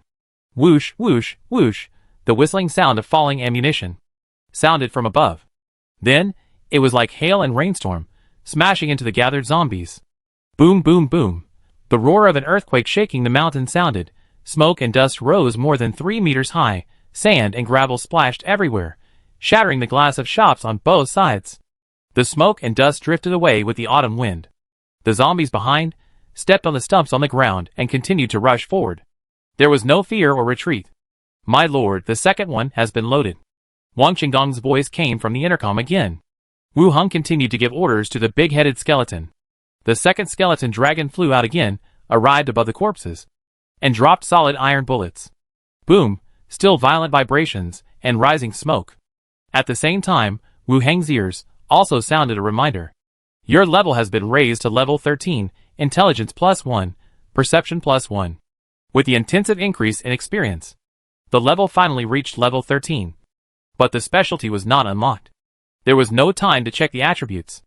The smoke and dust gradually faded with the wind, revealing a large number of broken zombies, trampling the broken limbs and corpses on the entire road. They continued to rush forward. Archers. Volley! Wu Heng continued to give orders. Whoosh whoosh whoosh. The skeleton archers drew their bows and shot arrows. The arrows fell into the zombies, like raindrops. The already broken zombies were shot into hedgehogs, staggering and falling to the ground.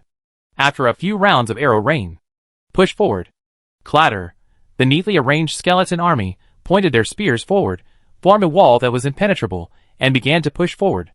The zombies rushing towards them were pierced by the spears. They pushed their bodies back, and then were stabbed into a honeycomb. When the skeleton team returned to standby mode, the entire battlefield became quiet. The narrow road was already covered with blood and flesh. Clean up the battlefield, clear the bodies, collect arrows. Wu Heng gave the order directly. The skeletons on standby started to move again. They started to clean up the battlefield. The rear convoy. The survivors who had just joined the search team, their legs were shaking, their hair stood on end. They had been prepared for it, but were still frightened by the scene in front of them. Their bodies were out of control. Blood and flesh covered the entire road like a carpet, blood flowed into streams, and the cars and buildings along the way were covered with holes. Even the sky above their heads was filled with a layer of dark red blood. Which side was the monster? There were monsters on both sides. At this time, an order came from the intercom. Search team. Come here, collect things in the store, take good protection, and don't get hurt.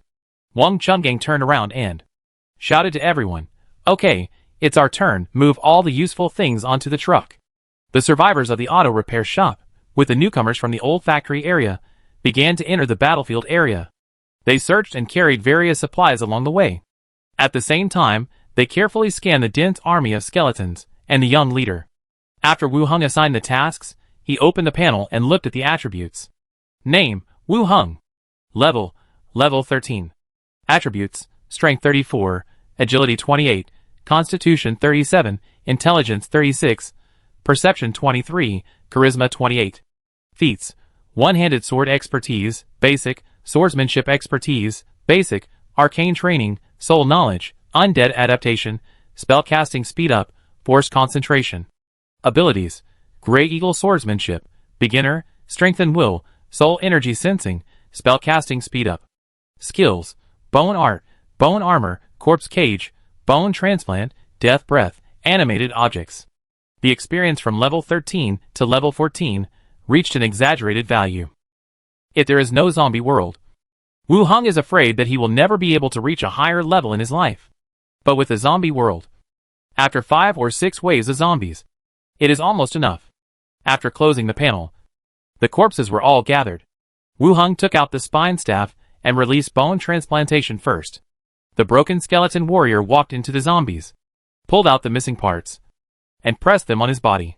Wait until the bone transplantation is over. Wu Heng continued to release dead corpse battlefield. The gray-white light circles spread out, and a large number of skeletons stood up from the pile of corpses and joined the queue of skeletons. There were tens of thousands of corpses on the street, which was still a lot of work. The staff and the newly exchanged robes provided the effect of reducing spell consumption, but it was still necessary to take mental potions. After all the transformations were completed, Wu Heng called Qihan Kai and continued to move forward along the road. Increasing experience also increased the number of skeletons. It was approaching dusk. The skeleton army and the convoy returned. As soon as the car stopped, a large number of people rushed out of the dormitory and began to help carry the supplies. When they saw the trucks full of food and various foods, the survivors of the old factory area were also excited and happy. The other cars were full of various tools that would be used to make weapons. Wu Heng walked into the dormitory and said, "We must hurry up to make weapons and solid iron bullets. Even if there are enough skeletons, we can't just swing our fists." "Well, I asked people to start making iron spears overnight. But solid iron bullets require a furnace. I planned to arrange a convoy to transport them from the bus station first. There was no better way. Okay. Let's do this first. Would you like to eat with us in the evening? Chi Honkai continued to ask. Wu Hung shook his head. No, when I'm not here, you'll be responsible for everything. Don't let anyone enter the floor I'm on. Okay, I got it. Chi Honkai nodded. Returning to the room, Wu Hung opened the boundary door and returned to Treasure Island. I came back earlier today than yesterday. Go downstairs to the radio room and took a look. The paper in front of the skeleton investigator, there was a lot of content written again. Damn, that deputy deacon, you're not dead. Are you? Why don't you talk? We're on the island, planning to recruit some sailors. If something happens to me, remember to redeem me. Hey, I have information. Are some of you going out to sea to catch pirates? Several pirate groups are planning to ambush your people. Our own people? Wu Hung reacted in his mind. People from the association. Shilagui. Chapter 315, Auxiliary Formation. Seeing this message, Wu Hung quickly thought of Shilagui. The last time I chatted with Olin, I heard that Shilagui went out to sea with 2 teams. Unless they are from the association branch elsewhere, if they are members of the association of Treasure Island, they are Shilagui and her team. How come the pirates were not caught, and they were targeted by the other party? After thinking for a while, he picked up the microphone. Philippa, can you hear me? Soon, the voice of communication came from the other side. I'm here. I thought this thing was broken. You haven't spoken for several days. Wu Hung asked, how is your side? I just landed today, and I plan to recruit some sailors. Philippa said. Wu Hung continued to ask, who are the pirates you said want to capture our people? I don't know. It's the association's ship anyway. And several pirate groups are discussing how to surround them. Philippa said directly. Do you know who the association is? I don't know. I just heard some of the chat content. And I didn't see the other party. Wu Hung frowned and thought for a while. And continued to ask, where are you? Looking Corner Castle. Well, I know. After Wu Hung said this, he continued to add, if you have the ability, continue to pay attention to this matter. Oh, good. You are the boss. You have the final say. Be careful. Got it. I won't talk to you anymore. I have to give a lecture to the new crew. After hanging up the chat, Wu Hung put the microphone back. After thinking for a while, he went downstairs, said hello to Minnie, and walked towards the association. Deacon's study. Wu Hung knocked on the door and walked in directly. Emilo put on his coat and looked like he was about to get off work. Is there something? Wu Hung nodded. I'm not sure about the information, but I still feel I should tell you. Go ahead. Emilo said. I received a piece of information. Several pirate groups are planning to besiege the association's fleet. Wu Hung said softly. Emilo, who didn't care much at first, looked up with a serious face. He said, do you suspect it's Shilagui team? Yes. It's very likely. Where did the news come from? Emilo also began to take it seriously. Philippa. She was recruiting sailors at Cape Fort and heard the news. Emilo nodded and said, okay. I will find a way to inform Shilagui about this matter. You are being targeted by pirates. Don't leave the island. Okay. After saying this, Wu Hung didn't stay for long and left the deacon's study directly. The sea is huge. Wu Hung knew the news and wanted to rescue, but it was obviously impossible. Notifying the deacon and asking him to find a solution is the best way. He returned to his office study. He took Enwell and the white-haired tame beast home. He returned to his residence. Chef number 1 had prepared dinner. The 3 of them ate while chatting. With Minnie around, the atmosphere always became more relaxed. After dinner, Wu Hung rearranged some security arrangements for his residence. In addition to increasing the number of skeletons on guard, on the 2nd floor, the 4th floor balcony, and the roof, were also equipped with armed skeletons for guarding. The overall feeling is that it is even more stringent than the defense of Shannara next door. Moreover, the guards on her side are all living beings, so they may take turns, get tired, be distracted, and so on. On his side, it is completely impossible. The skeletons, without blinking, are on standby 24 hours a day. After everything was arranged, Wu Hung called the 2 people in the room to train together in the courtyard. After the training was over, they went back to their room to rest. The next day, Snake Emblem Group. VIP room. Wu Hung sat on the leather sofa and someone immediately brought him dried fruits and tea. The middle-aged staff in a formal suit smiled and saluted. "Good morning, guest. Well, is there any result for the commission I issued?" Wu Heng asked directly. "Guest? Wait a moment, I'll check it for you." The man went out and came back quickly. Someone carried in 2 coffins behind him. "Guest? It has been a short time since the last time. We have only collected the bodies of 2 blacksmiths, all of whom are above 10, dwarves, and died of alcoholism at sea," the middle-aged man introduced. As for why the blacksmith went to sea, Wu Heng did not want to know. It is not important whether he died of this reason. As long as he needs it, he can do it. Wu Heng took a look at the bodies inside after opening it, and asked someone to cover it again and put it in the space ring. After paying the balance, Wu Heng suddenly thought of something and asked, "Is there anything that can smelt iron ore?" The middle-aged man did not think too much and answered directly. "If you mean forging and smelting metal, we can provide the flame furnace array building, which is a building that blacksmith shops everywhere will build." Wu Heng raised his eyebrows. He did not expect that there is such a building.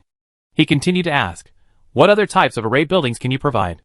The middle-aged man thought for a moment and said, "What do you need? I can give you some suggestions.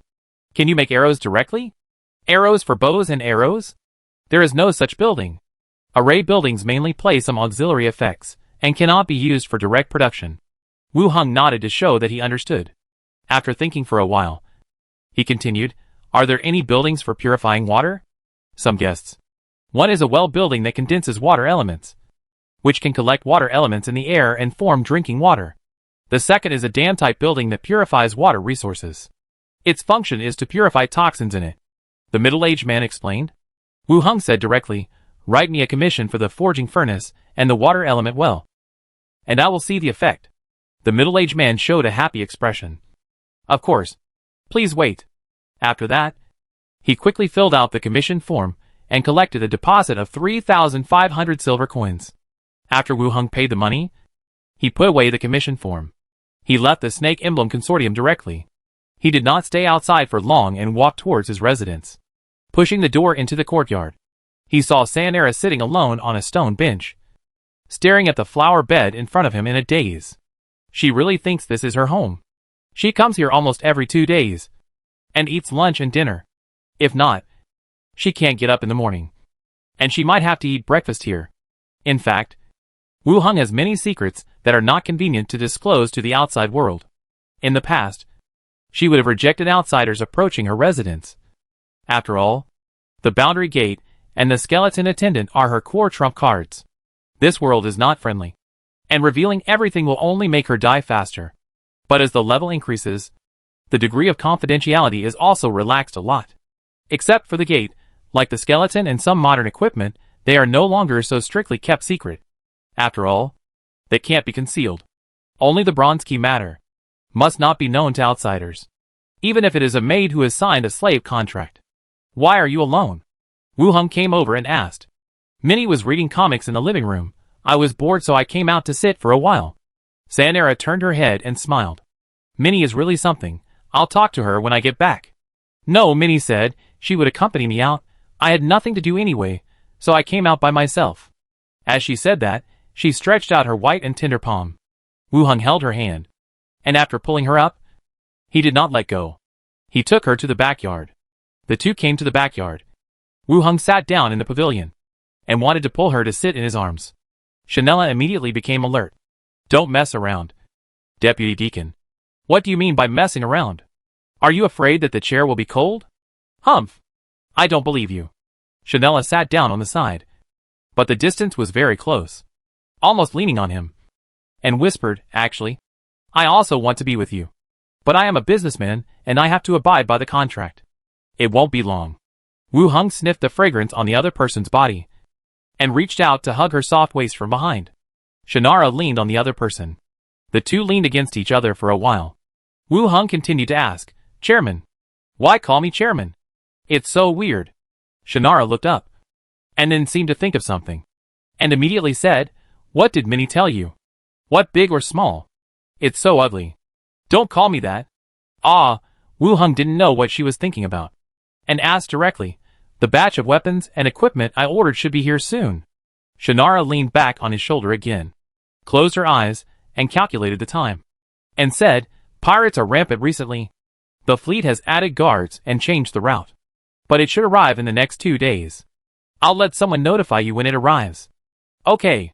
Why did you buy so many weapons and armor? You don't want to get involved in the affairs of the Yeko Kingdom, do you?" Shannara asked curiously. Wu Hung tightened his arms, hugging the other's hand, and whispered, "I have a friend who has a city inland. I plan to purchase things and ship them to him. He has never seen elven equipment there." "Oh, you have friends too? What are you talking about?" "No, it's said that humans are very repulsive to necromancers. I thought you had few friends." "Not many, but it's impossible that you don't have any." "That's right." The two sat in the backyard and chatted for a while. Sayonara only let them hold hands and hug waists, and didn't let them do anything else. Then, they got up, and went back to the living room together. Minnie was curious about how the two came in together. She said she had just gone out to look for Shannara, and thought she had gone back when she didn't see her. After lunch, Shannara and Minnie, they were going out shopping. Wu Hung glanced at the radio information, and confirmed that nothing happened. He opened the gate directly, and headed to the zombie world. This side of the old factory area. Wu Hung went downstairs, and saw the busy survivors. Some were carrying things, and some were raising and reinforcing the wall at the gate. Even the bulldozers came over to dig the foundation again.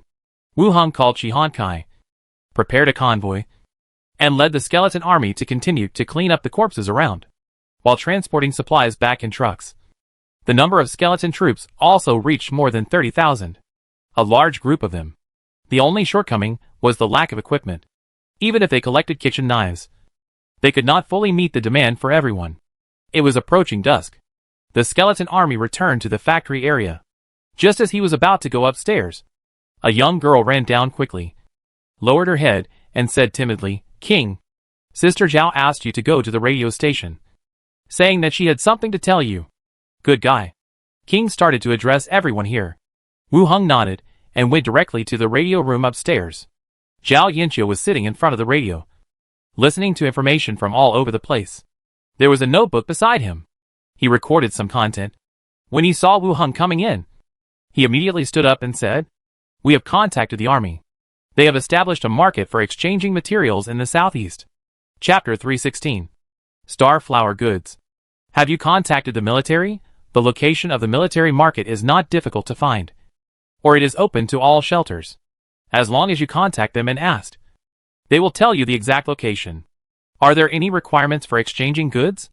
Zhao Yinqiu said, "No requirements. No more than 5 people can enter the market. If you sell goods in the market, you need to register and report in advance." "Just these 2 requirements?" "Yes." The other side mentioned these 2 requirements. For other shelters, these 2 requirements are not too strict. If you can get there, you will face a high risk. If the requirements are particularly strict, no one will go there.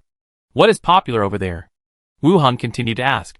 "The most popular are food, medicine, weapons and equipment provided by the military, and some daily necessities. Winter is coming soon, and cotton clothes and quilts should also be popular." Zhao Yinqiu answered. "The rules of the market are similar to those of the auto repair shop. It's just the opposite. The auto repair shop provides food, daily necessities, weapons and armor in exchange for gold and silver from other shelters. The army provided guns and ammunition in exchange for food and various supplies.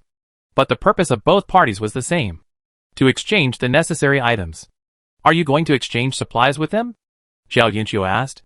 "No hurry. Let's see the situation first. I will definitely go to the military to see. But it is not the right time yet. Food has become the most popular currency in the Doomsday, and any exchange is based on food. I ordered 5,000 bags of food from Shannara. After this batch of food is delivered, it will be enough to exchange the supplies I want." "Oh." Seeing that she had nothing else to do, Wu Hung said directly, "Okay. Then you continue to keep an eye on the radio." Zhao Yinqiu nodded, indicating that she understood. Wu Hung left the room and returned to his dormitory on the top floor. He opened the door and returned to Treasure Island. He walked downstairs. Minnie and Anweer played with the little owl in the courtyard. Chef number 1 began to prepare dinner. Wu Hung sat in the living room, thinking about the contact with the military. Guns still have strong lethality against zombies, but the sound can easily attract zombies. With enough people and weapons, it is not difficult to deal with zombies. The only fear is that the zombies will become more and more numerous and eventually be overwhelmed. When in the county, Yenshin Shelter also had a lot of guns and equipment. But unless there were special circumstances, guns would basically not be used to kill zombies. After all, there were only 100 or so people in a shelter. And once a zombie tide was triggered, there would be tens of thousands. A slight scratch or bite could still be fatal. The military should have this in mind, and only sold guns to the outside world. One to exchange for the supplies they needed, and the second to allow more survivors to survive. I don't lack food, it depends on whether they have what I want. Soon, Chef Number 1 brought up dinner. Wu Hung called the two girls in the courtyard to come back for dinner. The two girls ran in quickly. Eat together. After dinner, train in the courtyard until it gets dark, and go to the bathroom to take a shower and rest. The next day, in the morning, after breakfast, Wu Hung went directly to the zombie world. Coming out of the dormitory, the survivors downstairs have already started to work on their own. After standing at the entrance of the dormitory building and waiting for a while, Shi Hankai walked over quickly and said, "We made more than 70 spears yesterday, and some kitchen knives and hammers were piled over there. The city is densely populated. After cleaning up several old neighborhoods around, the number of skeletons has reached more than 20,000. Close to 30,000. The number of teams is increasing, but the weapons and equipment are a bit behind. Now, in addition to the search team, the most common work for the survivors is the production of weapons. If we can't kill the zombies, we should be able to make weapons faster. Let's go over there," Wu Hung said. Shi Hankai nodded and took him to one side. A piece of open space was piled with looted kitchen knives, hammers, axes, and other lethal iron tools. It seemed that everything that could be used as a weapon was taken over. Wu Hung looked at the big-headed skeleton behind him. "Move the skeleton warriors without weapons over here and take the weapons." Hula la! In a burst of bone friction, a large number of skeletons lined up in a long line and came over from one side. Bending down to pick up the weapons on the ground, they walked back to the queue. As if they had been trained, they were very neat and uniform. After all the weapons were distributed, Wu Hung continued, "Let the convoy come over, let's go out and clean up the zombies." "Okay." Shi Hankai nodded and said with a walkie-talkie, "Come on, drive the convoy over." After the convoy came over, the driver of one of the vehicles got off and handed it to Shi Hankai. Wu Hung took a few skeletons and also boarded the bus. The convoy started, and under the protection of the skeletons, it went out of the old factory gate. On the bus, Shi Hankai held the steering wheel, and his eyes occasionally glanced at the co-pilot. After a long pause, he found a topic. "My lord, what kind of corpse core did you take to awaken your superpowers?" Shi Hankai was also a superpower user, although climbing walls and strengthening leg strength were not so effective in killing zombies. But in the auto repair shop, he was the strongest person besides Wu Hung. Corpse cores contain viruses, but in a sense, they also broke the shackles of human bodies. Wu Hung also knew what she was asking. Summoning skeletons is a skill of one's own profession. But in the eyes of Shi Hankai and others, it is the awakening of special abilities. Wu Hung thought for a while and said, "I have taken several kinds of them, and the one that awakened the superpowers is the corpse core of the big-headed zombie." He answered as vaguely as possible. What he awakened from taking the corpse core was will enhancement, which can protect his own consciousness and block the negative state that affects his personal will. It is not considered to be lying to her. Hearing that Wu Hung had taken several kinds of medicine, Shi Hansai's expression began to become interesting. Surprised, hesitant, and a little bit unbelievable. After holding it in for a long time, he said, "You have a really good physique." He almost said, "You are so lucky. There are some tricks. I will tell you when I have a chance. Taking more medicines will also be good for your physical breakthrough," Wu Hung said calmly. And these words, when Shi Hankai heard them, his arms trembled. Have a trick? He really found a way to take the corpse core. In addition to summoning skeletons, Wu Hung also released fireballs and took out items at will. Obviously there is more than one superpower. There is indeed a way to reduce the toxin. A method that even the main station doesn't know. "Okay, I will do my best," Shi Hankai promised. "I was secretly happy about the decision to join the auto repair shop. I don't have to worry about food and drink anymore, and now I know such a big thing. Don't tell anyone, otherwise it will be very troublesome." "I won't tell anyone a word," Shi Hankai promised solemnly. Wu Hung continued. How did you arrange the several factory buildings in the old factory area? 2 of them are used as production workshops. Some equipment and tools are there. They are making weapons for skeletons. The rest have not been arranged yet. They are all empty.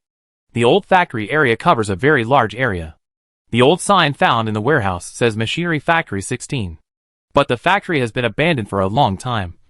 And there is no equipment left inside. There are several workshops and factories. With the number of survivors, they don't need so many to produce iron spears and arrows. Choose a workshop to be used as a warehouse. And build another wall, an iron door from the inside. I will use it later, Wu Hung said directly. Oh, okay. I will arrange it when I get back. The bus continued to move forward. As it left the safe area, zombies began to roar all around. As their numbers increased, Wu Hung began to give orders to the skeleton army. The skeleton dragon dropped solid iron bullets. Then, a rain of arrows fell on their heads. After the 2 attacks, there were not many zombies left who could rush to the front. He was knocked to the ground by the skeleton army. Spears and kitchen knives kept falling, crushing and killing. Push forward, Wu Hung ordered. The skeletons began to stride forward, and Wu Hung followed behind, holding the spine staff and releasing dead corpse battlefield. One by one, the skeletons stood up from the ground, joined the skeleton team, and followed. This area ended. Wu Hung ordered the skeletons to continue to move forward, and continue to clean up the zombies in other areas. It was approaching dusk. The skeleton army returned, and the number of skeletons increased again. Wu Hung took a look at his experience points. It has been increased to a quarter. A few more times, and it will reach level 14. It is closer to Shanela. The army returned to the courtyard and entered standby mode. After Wu Hung and Shi Hankai explained a few words, they returned to Treasure Island. The next day, the association. I haven't been here for several days. Wu Hung still came to sit for a while. On the side, Andweir was tying the little owl's hair, and tied a strand of hair on the top of the head. Then he took out a silver mirror and showed it to the owl. The angry little owl stood on the table and shook its head wildly, trying to shake off the thing on its head. This made Andweir laugh non-stop. Wire! Wu Hung shouted. Andweir came over, and the owl, who was shaking its head wildly, also flew over and stared at him with wide eyes. Wu Hung touched the little owl's feathers, and then asked, after you, the ranger, changed your job. Did you train your abilities? It takes a long time to train. We grew up in the jungle when we were young and received training from our tribe. Andweir said directly. For children from common families, what kind of profession is it easier to change to? It's a warrior or a ranger. They can quickly become professionals through training, and won't rely too much on inheritance, or spend a lot of time studying books. In fact, ordinary families need a longer time to make a living. And well explained. In her opinion, her master was born into a noble family, and he was very rich. So, she explained the matter in more detail. Wu Hung nodded, feeling that what he said made sense. It is the same as studying in modern society. People with good families have enough time and financial resources to continue to improve their knowledge and experience. But some people need to spend more time to maintain their livelihood. Easy-to-use professions make it easier for these people to become professionals quickly. Master, does anyone want to change their profession? You can choose a profession based on his expertise. Just asking. When the 2 chatted, there was a soft knock on the door. Andweir opened the door. She saw a man in a neat suit with a star flower pattern on his chest, standing in front of the door. He did not come in, but glanced around the room, and said softly, "Excuse me, is Deputy Deacon Wu Hung here?" "Yes, I am. What can I do for you?"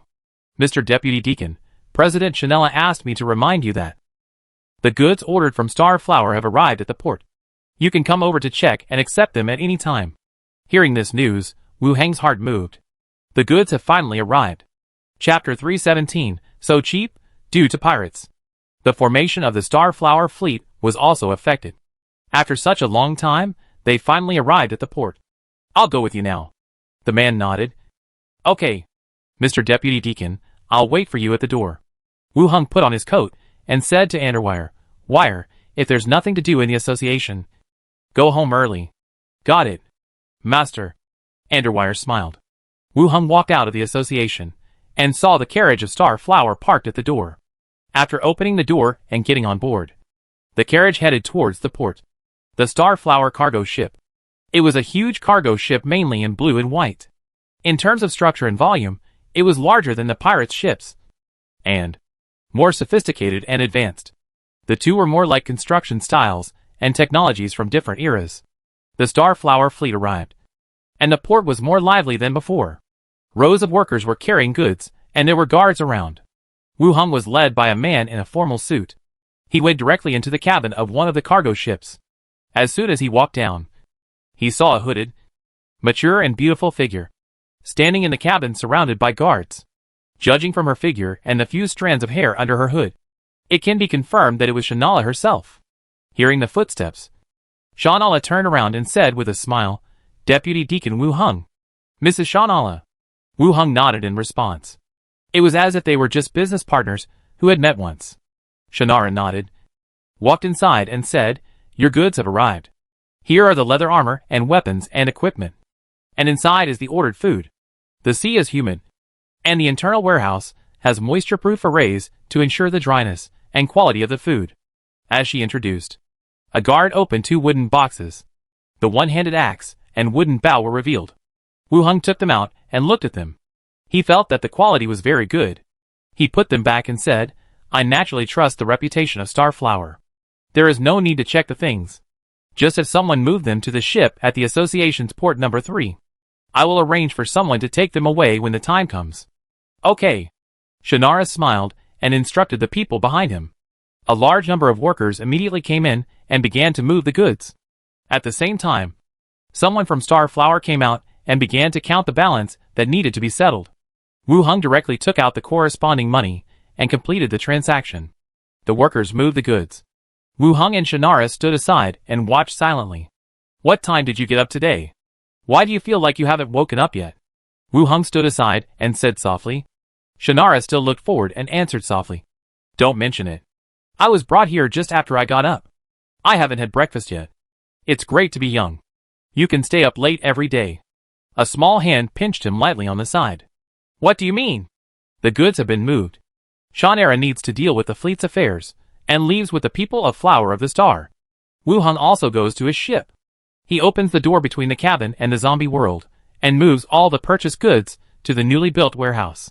The items purchased from Flower of the Star are divided into 5 categories. Wooden bows and one-handed axes, 2,000 each, 50,000 sets of leather armor, and 5,000 bags of wheat flour and soybeans. After moving everything over, he began to command the skeleton army to come over, put on equipment, and pick up weapons. "When did you deliver so much equipment?"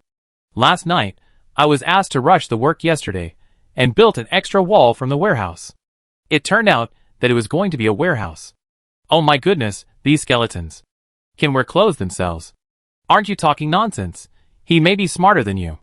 What do you think, making silicone people based on this skeleton, wouldn't it solve the problem of being too stiff and heavy?" "Huh? Brother, what industry were you in before?" In the distance, the survivors of the old factory area watched the skeletons changing their equipment and discussed. "I originally thought that skeletons could only perform simple attacking movements. But now they can dress themselves, pick up weapons, and carry items. It feels like there is not much difference between them and humans." At this time, Chi Hankai walked out of the dormitory and said, "Don't look at it. Go and do your own things." When everyone heard this, they immediately dispersed and returned to their posts. Seeing Chi Hankai coming over, Wu Hung asked, "Have you planned the route to the military market?" "It's planned." Chi Hankai took out a map and showed him the route. The people in the old factory shelter had traded with the military before. There must be a safe route to get there. In addition, Wu Hung and his men have cleared and explored the surrounding area in the past 2 days, so the route is easy to infer. Wu Hung took a look and said directly, "Get ready. Let's go to the military market tomorrow. How many vehicles do we need?" Wu Hung thought for a while and said 3 trucks. 1 for food, and the remaining 2 for skeletons. After all, it is an open market, and the possibility of danger is not high. But you still have to be careful on the way. Bring some skeletons, so that they can resist at critical moments and buy time for the convoy to evacuate. "Okay, I'll have someone prepare immediately." Chi Hankai went to explain the task. Wu Hung returned to the dormitory, opened the door, and returned to the cabin. Walked on the deck. Wu Hung looked at the several ships he had parked at the port. Because he was also wanted by pirates, he had never had the opportunity to go out to sea, so he just docked here. He wanted to form a caravan before, and experience the life of maritime trade, but as Shanela said, doing business requires a lot of energy to run this business, which is obviously not suitable for him. The second option is to rent out the boat and charge a certain rent. Just like a house. Now it seems that the second option is more reliable. Wu Hung stepped on the deck twice. It would be great if it could be converted into a modern battleship or destroyer. He stood on the boat and watched for a while. He got off the boat directly, called a carriage, and headed to the central area. Returned to the residence. Shanera was already sitting in the living room, chatting with two maids. The three of them tied several hairstyles for the owl Xiaobai. Except for the owl who was desperate. The three of them were very happy, holding the little guy in his arms. He laughed. Seeing Wu Hung walk in, the three of them said in unison, "You're back." After that, they were all stunned. Then, Minnie and Anweer looked at Shanera at the same time. The latter blushed instantly, and said, "The deputy deacon is back. Are you satisfied with today's goods?" "Satisfied. President Shanera will help me keep an eye on it. I'm sure you'll be satisfied." Wu Hung walked in and sat down aside. "That's good." Shanera continued to ask, "Do you need to order anything else? The fleet can be brought directly when it returns to the port next time." "Not needed for now. I'll go to President Shanera when I need it." "Okay." Minnie looked at the two of them and talked. Curiously, he said, "Master and Sister Shanela, you both speak so formally. Do you usually speak like this?" "Do you?" Shanela said. "Yes. Right. Sister Wei." Underwire nodded. At this time, Chef number 1 came up with dinner. Wu Hung said, "Eat. Eat. Shanela will stay for dinner." The four of them sat down at the table and started eating. Wu Hung and Shanela no longer called each other Vice Deacon and President, but called each other by their names again. After dinner, the group chatted for a while before Shanara returned to her residence. Wu Hung took the two girls upstairs to rest. The next day, Anweer went to work at the association, while Wu Hung went directly to the zombie world. After leaving the dormitory, Shi Hankai came over. She said, "Everything is ready. We can leave at any time. Today's operation is to go to the military trading market." "Let's go!" Wu Hung boarded the truck. The convoy started and drove out of the old factory area, headed to the military market. It takes a long detour. Fortunately, the road is still smooth. Even if it is a difficult road, it is only a little bumpy, and there is no forced parking. About 3 hours later, 3 military trucks arrived at the military area. From a distance, you can see a market surrounded by a concrete wall. Outside the wall, you can see a lot of modified cars parked, most of which are reinforced with iron plates and steel bars, full of wasteland style. Above the wall, there is a barbed wire, a heavy machine gun at the gate, and guards carrying rifles can also be seen. It felt like the prison before. 3 trucks stopped in the distance for a while. Xiao Xiao, who was doing stealth reconnaissance, floated back from the opposite side and went directly into Wu Heng's body. In his mind, the shared picture immediately emerged. Behind the concrete wall, it was indeed a market. Many people were selling their own things at the stalls, medicines, tools, and even someone was selling himself in the picture. Shouting, after swallowing the first-level corpse core, looking for a shelter to join. The military supplies that Wu Hung was interested in were at the back of the yard. It was at a distance from the stalls of the ordinary shelter. Many people lined up there to exchange supplies. "Let's go!" Wu Hung said. "Oh!" Shi Hankai picked up the intercom, notified the vehicles behind, stepped on the accelerator, and drove straight over. As soon as they approached, someone came over to direct a few people to park the car aside. Wu Hung asked the others to wait, and took 2 skeleton attendants and Shi Hankai, and walked into the market. As soon as they approached the gate, they were stopped. "Which shelter are you from? We need to register," the guard said. Wu Hung said, "Old factory area shelter." The guard looked at them curiously, and then looked at the strange-looking tall skull-breaker and bloody hand. "Did your shelter have a new person?" "Our 2 shelters have been merged. I came to take a look and get to know the way," Wu Hung said casually. The other party did not say much, just nodded, wrote 4 people from the old factory area in the record book, and let them go directly. Wu Hung led his men directly inside. As soon as they entered the market, they heard various shouting sounds all around. Beer, medicine, winter cotton clothes, quilts, it felt more lively than the modern vegetable market before. They continued to walk inside with big strides. The target this time was those military weapons. If they couldn't exchange them for planes and tanks, a few more rockets would also play a big role at a critical moment. Halfway through, Wu Heng's footsteps stopped instantly, and he looked down at a stall. 5 glass cans, which contained bloody corpse cores. 5 corpse cores? Are these for sale too? Wu Heng asked. No, is it for display? The man's voice came out. Wu Heng looked up and glanced at him. How do you sell it? What do you have? Food. 1 bag of 50 kilograms food for 1. The man said solemnly. Wu Heng raised his eyebrows. So cheap? Chapter 318, Cheap Prices. Wu Heng looked up again, the boss behind the stall. Sitting on 3 red bricks, wearing a black, oily, and ragged cloak, covering his figure, it was bulging, and no one knew what was hidden inside. Only at the gap in the hood can you see a section of the gun barrel. Judging from the length and the shape of the gun barrel, it should be an AWM sniper rifle, and he has one in his hand. This shape gives a feeling of an ancient hero. After sizing up the other party, Wu Heng returned his gaze to the stall. There were 5 cans and glass bottles, 1 corpse core, and 1 bag of food. This price was definitely not expensive in Wu Heng's opinion. In fact, it was a bit cheap. A thing that could change human physique and break through shackles was only worth a bag of food? 1 core and 1 bag? Wu Heng asked. No bargaining. If you don't have enough food, go to other stalls. The stall owner said directly. His tone was cold and a little impatient. Wu Heng didn't care about the other party's tone. On the contrary, he was surprised to confirm the other party's price.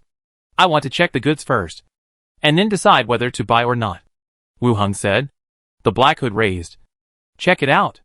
Wu Heng picked up one of them, unscrewed the bottle cap, and immediately a rotten stench emanated from the bottle. Deformed corpse core, description, energy crystal of deformed creatures.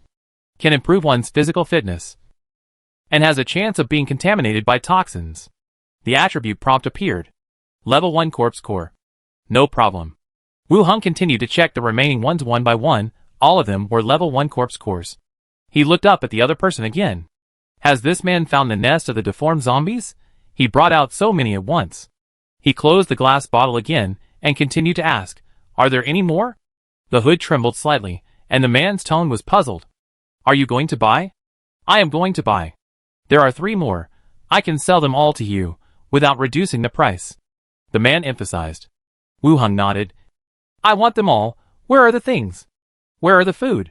The food is in the car. Bring the corpse cores, and I will take you to exchange. I hope you are sincere in completing this transaction. The man closed the stall directly, and then walked out. Directly out of the market, came to where the truck was parked. See Wu Heng and Shi Hangai come back. Wang Chungang and others jumped down from the car. Why did you come out so soon? Nothing, bring 8 bags of food to this brother, Wu Heng said. He turned his head and looked at the man in the black cloak in the distance. Rice and noodles, what do you want? Half each. Bring 4 bags of rice, 4 bags of noodles. Okay. Wang Chungang nodded, called the rest of the people in the car, brought down 4 bags of rice and 4 bags of noodles, and placed them on the cement floor beside. The cloaked man drove a pickup truck from the opposite side and parked not far away. He got off the car and opened the bags of food to check them one by one. After confirming that there was no problem, he opened the backpack. In addition to 5 cans, he threw a plastic bag. Inside were 3 level 1 corpse cores. 8. The deal is done. After saying that, he moved several bags of food to the back of the pickup truck. He lifted all the corpse cores into the car and was about to leave. Wu Heng spoke again, saying, We are from the shelter in the old factory area. If you still have corpse cores to sell, you can contact us directly. 1 for a bag of food. And more than 5 will give you 5 kilograms of soybeans. The man raised his eyebrows and looked at him from the driver's seat. I have seen the leader of the old factory area, and it seems that it is not you. We have merged. Now I have the final say here. I promise that you will not lose a penny, Wu Heng said directly. The man looked at him, and then glanced at the trucks behind him, and said, Okay, I'll remember. If there are any more, I'll contact you. Wu Heng nodded. The man stepped on the accelerator and drove away. It seems that he is in this market just to sell corpse cores. Shi Hankai looked at the pickup truck going away and said, They got the corpse cores. Don't they plan to use them themselves? Maybe the risk is too high. Yeah, it's possible. Chi Honkai nodded. Wu Hung glanced at the armed guards around him and said, Wang Chungang, you also take someone in to see if there is anything we need around that we can exchange. Okay. Wang Chungang nodded, called another person, and followed Wu Hung and the others back to the market. Wu Hung took Chi Honkai and 2 skeleton attendants to the military exchange location in the center. Wang Chungang walked around the market and visited some stalls. In the market, various tools and vehicle parts were sold. And maybe there was something he needed here. I might as well take this opportunity to exchange them. The place where the military exchanges supplies behind Wu Hung. Inside the building, it is not an exhibition hall, but more like an office building. At the entrance, there are 2 blue notice boards. The exchange prices of various guns and ammunition are listed on it.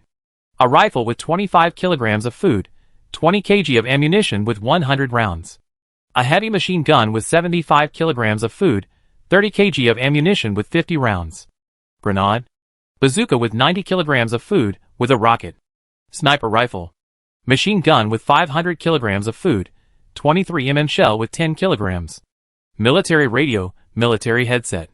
There are quite a lot of materials that can be exchanged, but not as comprehensive as imagined. Planes and tanks did not appear in the list. It seems that the resources here are not that abundant. From the first questioning, we learned that the military only had about 300 people. How did these people transport so many things? Or did they organize people to attack the military base and obtain these things? The latter possibility is higher. Wu Hung focused his attention on the machine gun. This weapon was not the first time he had come into contact with a machine gun. When they were in the county, they obtained 2 armored vehicles, one of which had a machine gun. However, for the safety of the county bus station, both armored vehicles were left there. Wu Hung looked at the machine gun in the picture. It felt a little different. The machine gun he got last time was a single-barreled one. But the one in the picture this time was a double-barreled one. I don't know if the picture is accurate. He also has plenty of other guns and bullets. But he is really interested in this kind of machine gun. After reading the first notice board, Wu Hung turned his gaze to the second one, which mainly showed the prices of the purchased items. Level 1 Corpse Core, purchase price 40 kilograms of grain. Level 2 Corpse Core, purchase price 80 kilograms of grain. Medicine, purchase price 1 kg, 30 kg of grain. Gasoline, purchase price 1 kilogram 10 liters. Special vehicle. Equipment. The military purchases at a lower price. No wonder, the man who just sold his corpse core set the price at 50 kg. It is already much higher than the military. And this price is set. Common gasoline. Various tools and auto parts are also included in the purchase. But the price is very low. It gives people a feeling that as long as they come to exchange, they will not starve to death or rest. I feel like we are rich. Chi Honkai approached and said in a low voice. The price here is so low. The auto repair shop is definitely rich. The food in the warehouse can be consumed here at will. At this time, Chi Honkai was more certain that joining the auto repair shop was a clear decision. Ma Ziyong has the title of regional commander. Armored vehicles and various firearms. What can he do? Now he has everything he wants. It is a bit exaggerated to say that he has taken over the entire military market. But it is not a problem to buy a large part of it. Wu Hung also felt the same way. And whispered, keep a low profile. We are in someone else's territory. Keep a low profile.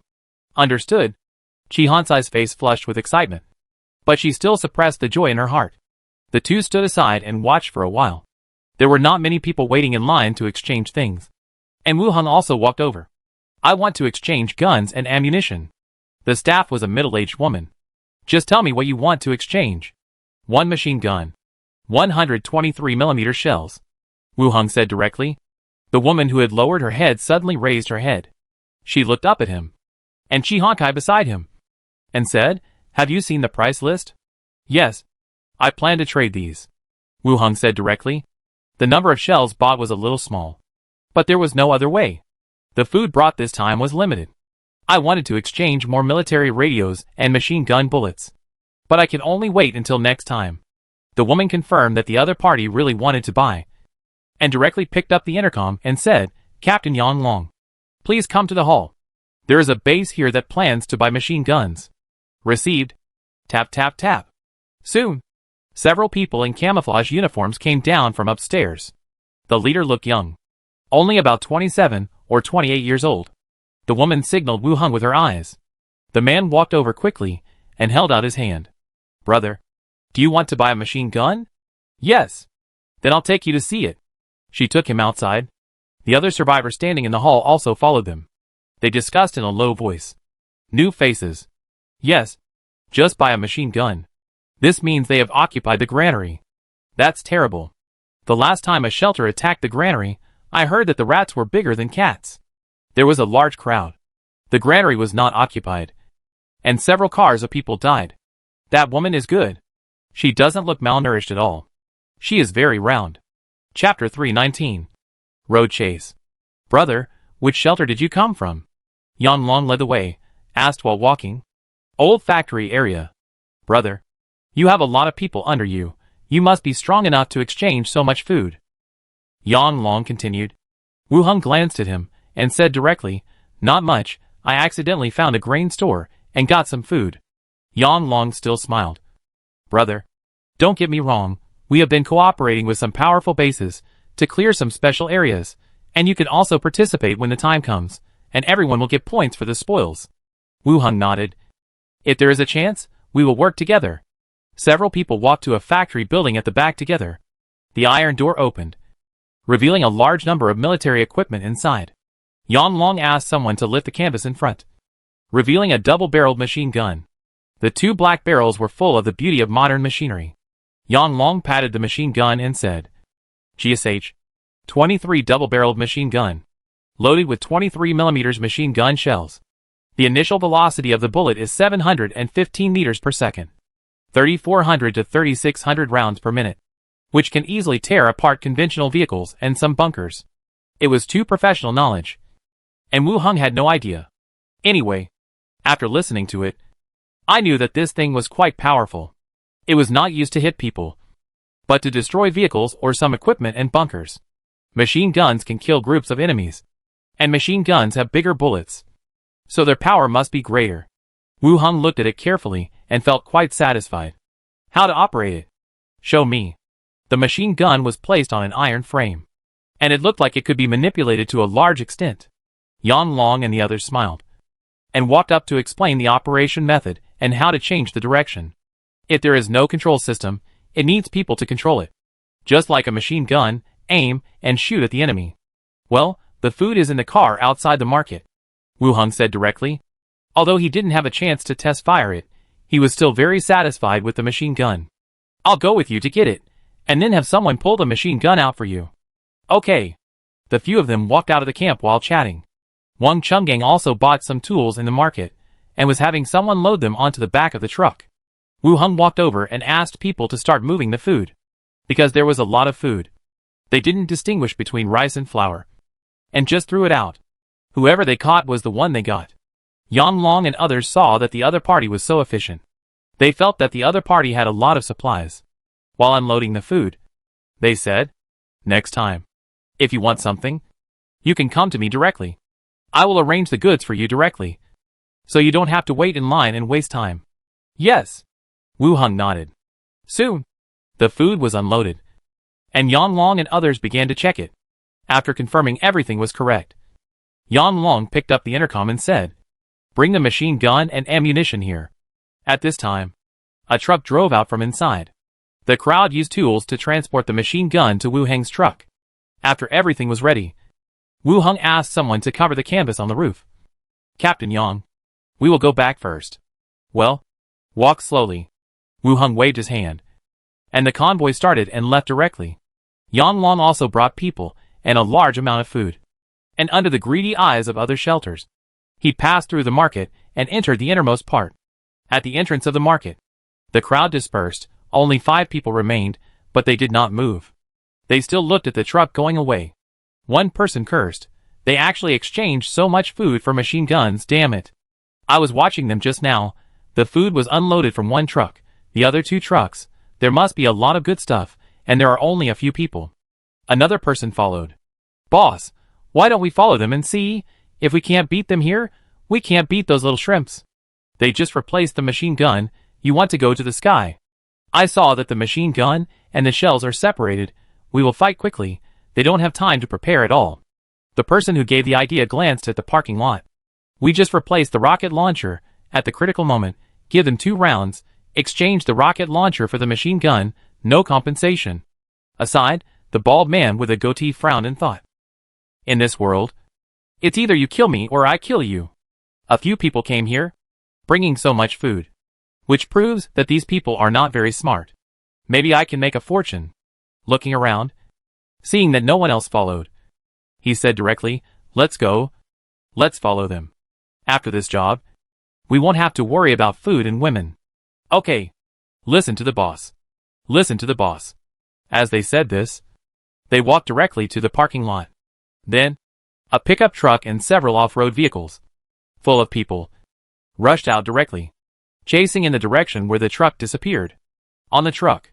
The supplies here are so cheap, Shihonkai said. Well, food is a necessity, and it decreases with consumption. We have enough food, so it feels relatively cheap. For other shelters, it is not cheap. Wu Heng expressed his thoughts. This is to buy goods for himself from another world. Otherwise, with the number of survivors in the auto repair shop, it is hard to say whether it can survive relying only on the food looted. If that's the case, let alone changing the machine gun, I'm afraid we won't be willing to change the rifles and bullets. If we change some of them, maybe we'll go hungry next time. Shihansai's expression froze. Well, you're right, thank you, for supporting such a large group of us. Let's work together. Shihonkai smiled. If you were in charge of the regional resistance, I would have joined you a long time ago. It's not too late now. Hey, anyway, still. Shihonkai said. Wu Heng suddenly stretched out his hand, stopping her from saying the rest. Listening carefully outside. Shihonkai also became nervous immediately, and through the rearview mirror, she checked the surroundings. Wu Heng said, asked the rear car, is there any convoy approaching? Shihonkai immediately picked up the intercom and repeated Wu Heng's words. Soon, a voice came from the rear car. No vehicles were found. No car, Shihonkai said. Wu Heng shook his head. Impossible. Just when he wanted to let Xiao Xiao fly out to a high altitude to check. Suddenly, in the community on one side of the road, several off-road vehicles flashed quickly through the gap between the buildings. Both of them saw the SUV. There really was a car following. Whoosh, at this moment, a pickup truck suddenly rushed onto the road from the side, and drove side by side with Wu Heng's truck. The canvas on the trailer was lifted, revealing the iron-black machine gun. The barrel turned, facing the truck. Fuck, I'll send you to see your mother. The man laughed and was about to pull the trigger. Swish, suddenly, a force came. The muzzle of the machine gun suddenly lifted up to the sky. No matter how hard the man tried, he couldn't turn the muzzle down. Shihonkai saw the right moment, turned the steering wheel sharply, and crashed directly into the pickup truck. Bang! A violent crash sounded. The two vehicles collided directly with each other. The military truck trembled slightly, and the pickup truck with the machine gun was instantly unbalanced, swaying left and right, and crashed into a scrapped car on the roadside. The hood flew up, and thick smoke floated out. For more off-road vehicles rushed out from one side, and followed directly. The car window opened, and several rifles were stretched out directly. No one shot was fired. The muzzle of the gun also spun around uncontrollably, aiming at the sky and the ground. But not at the front. Wu Heng took out his pistol, and using the effect of the hunting ring, he fired 2 shots at the SUV with the window open. The 2 bullets accurately hit the driver in the driving seat. The SUV began to lose control and crashed into a bus stop on the side. Then, bang bang bang. 3 more shots were fired in succession. The tires of the 3 SUVs were hit respectively. The car body rolled over, and the sound of collision was accompanied by the parts, which were scattered everywhere. It took only a few minutes for the off-road convoy to appear and disappear. Some people didn't even react. The battle was over. If I hadn't seen everything clearly, and the other side took out machine guns and rifles, I'm afraid I wouldn't have believed what happened. Is anyone injured? Shihonkai asked on the intercom. No. No one here. The 2 military trucks answered directly. In the rearview mirror, several people climbed out of the car and cursed in the direction of the truck. Shihonkai took it back from the rearview mirror and said, several people climbed out of the car, and it seems nothing happened. Back up and kill them. Oh, okay. Shihonkai picked up the intercom. Back up And let's go back and kill them. Got it. Got it. The convoy directly reversed and quickly approached the overturned position. Under the bus stop, Goatbeard and several people climbed out of the car with difficulty. Fortunately, the zombies in this area had been cleared. Otherwise, they would have been besieged and killed by the zombies. He coughed twice, slapped the hood of the car that was emitting black smoke, and cursed, "Damn it, what the hell, the gun can move by itself." A younger brother said, "It must be a superpower, we have met a superpower." "Damn it, how could anything become a superpower?" "Go check on the others, pull out the ones who are not dead." The goatee ordered, and continued to mutter and curse. "I will remember that kid and that girl. Next time I will just use a rocket launcher to shoot them." He was halfway through his words. He looked forward in confusion. He saw that the 3 trucks that had left his sight quickly backed up, and the canvas awnings behind the trucks shook. It seemed that something was coming down from above. Chapter 320, the truck that the skeleton assault team had left suddenly fell back. The people who were trying to rescue their companions were all shocked, and they immediately went to look for their guns. Before they could pull their guns out of the scrapped car, the canvas curtain at the back of the truck was lifted up. One after another, figures wearing leather armor and holding battle axes supported the edge with one hand and jumped down directly. They ran towards this side in groups. The panicked people, their eyes were full of surprise. "Don't you say they are just a few people? Fuck, what are those things? Why don't they have faces? Damn it, the truck is not loaded with food, but skeletons." Seeing the appearance of the running figures, the people were even more horrified. He opened the safety in a panic, unlocked the gun, and started shooting forward. Amid the sound of gunfire, the bullets kept pouring forward, hitting the skeletons running wildly with battle axes in their hands. He hurriedly picked up the fallen guns from under the car. He began to madly shoot at the skeletons rushing towards him. The bullets were shot out like raindrops, hitting the skeletons. The force of the bullets knocked down the skeletons rushing in front, but then, he got up from the ground again. He continued to follow the other skeletons and charged. "Fuck, they can't be killed, run! They are not human. Run, they are not human, they are just like zombies." Seeing that the bullets had no effect, the others turned around and ran. The boss with the goat beard, who had been dragging the long wooden box under the car, looked up and found that his little brother had already run several meters away. The goat beard panicked, cursed loudly, let go of the things in his hand, turned around and ran. While running wildly, he took out a pistol from his waist. At the 2 brothers in front, he fired 2 shots. Bang bang. "Help me, hold on, I will help take care of your women." The brother fell down in pain.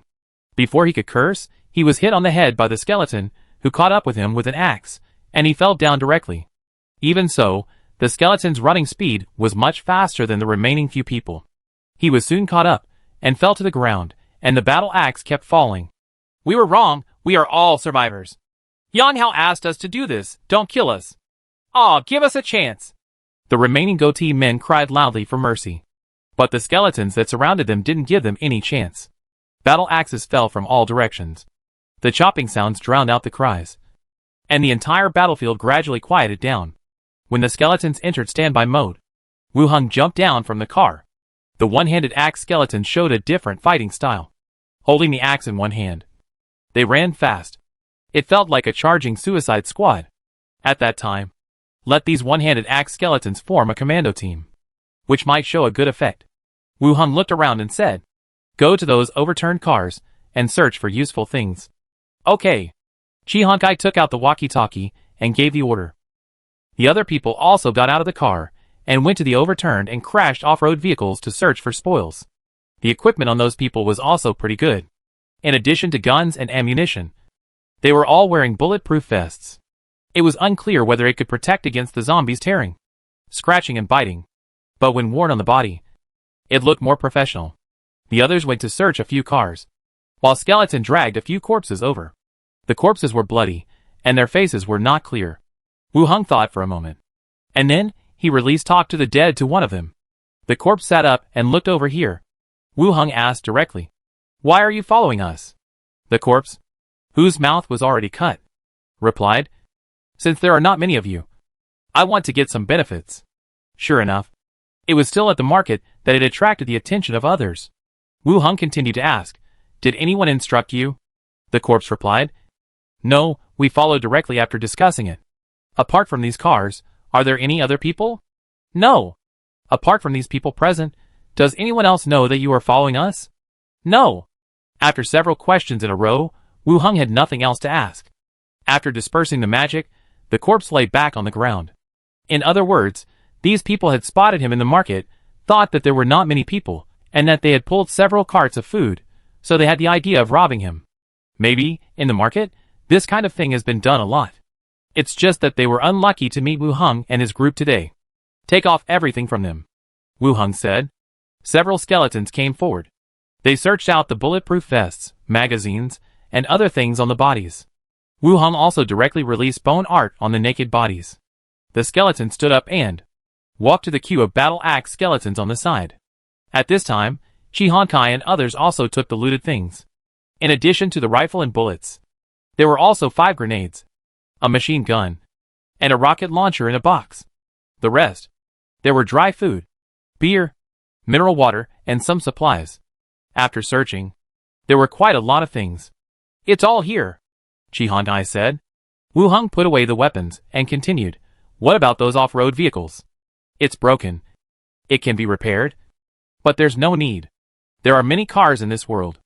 It's better to find a car in better condition on the side of the road after it was crashed like that. Go to the 4S store, and you can drive there at will. You can distribute the bulletproof vests here, and load the food and drinks into the car, and let's go back. Okay. Everyone loaded their things into the car, and then got in. After the skeleton also got into the back car, the convoy restarted and headed towards the old factory area. There were no more problems on the rest of the journey. Even the off-road vehicles that rushed out just now did not cause any losses. On the contrary, they delivered a lot of guns and bullets, especially a machine gun and a rocket launcher.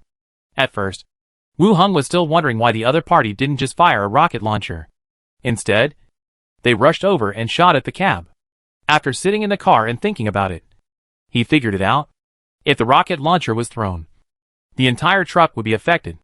At that time, they thought the truck was loaded with food, not skeleton soldiers. The factory opened the gate, and the convoy drove in directly. Skeletons began to get off the 2 trucks. Chi Honkai parked the truck with a machine gun directly in the garage. After parking the car, Wu Heng got out and directly put the machine gun into the space ring. Chi Honkai was not surprised that he could collect things, as he had seen it before. Standing aside and watching, he asked directly, what are your plans for tomorrow? First, make weapons normally. If there is anything, I will inform you, Wu Heng said. Okay. The 2 walked out of the garage together. Chi Honkai asked someone to move the bulletproof vest to the warehouse, and Wu Heng went back to the dormitory. He opened the boundary gate and returned to Treasure Island. Coming out of the boundary gate, Wu Heng went directly to the alchemy laboratory. Opening the door, several alchemy skeletons were busy with their work, sorting medicinal materials, purifying, refining. Making medicine is not as simple as cooking porridge. The steps are still quite complicated. Wu Heng set his eyes on expert number 1. Expert number 1 with 6 arms was carefully handling the 3rd level corpse core in front of the alchemy table. After thinking for a while, he changed a skeleton. Alchemy number 1, come here. The dwarf skeleton walked over while shaking the potion bottle. Wu Heng took out the 8 corpse cores he had collected today. This is a 1st level corpse core, made into a 1st level potion. The dwarf skeleton took it, put it in the refrigerator next to it, and then returned to his original work position. Wu Heng did not continue to disturb them. He closed the door and went downstairs directly. When he went down to the 1st floor, Minnie was sitting in front of the coffee table practicing writing. When she saw Wu Heng coming down, she immediately smiled. Master, I thought you were not at home. I have been upstairs. Prepare the bath water. I want to take a shower. Okay, Master. Minnie got up and went to prepare the bath water. After the tub was filled with water, Wu Heng soaked in it comfortably. He leaned his head back, leaning on the edge of the tub to think about today's contact with the military market. The harvest was not small. In addition to buying a machine gun, there were also 8 corpse cores. They were all what he needed. Moreover, the market price was not expensive. You can go often and exchange more things you need, Wu Heng muttered. In addition to ammunition, corpse cores, various mechanical parts, special types of work, or the bodies of some deformed zombies. I can use them myself. Talent is also very important. Recruit some when the time comes. The development of the base relying on ordinary survivors to do hard labor, is still difficult to develop.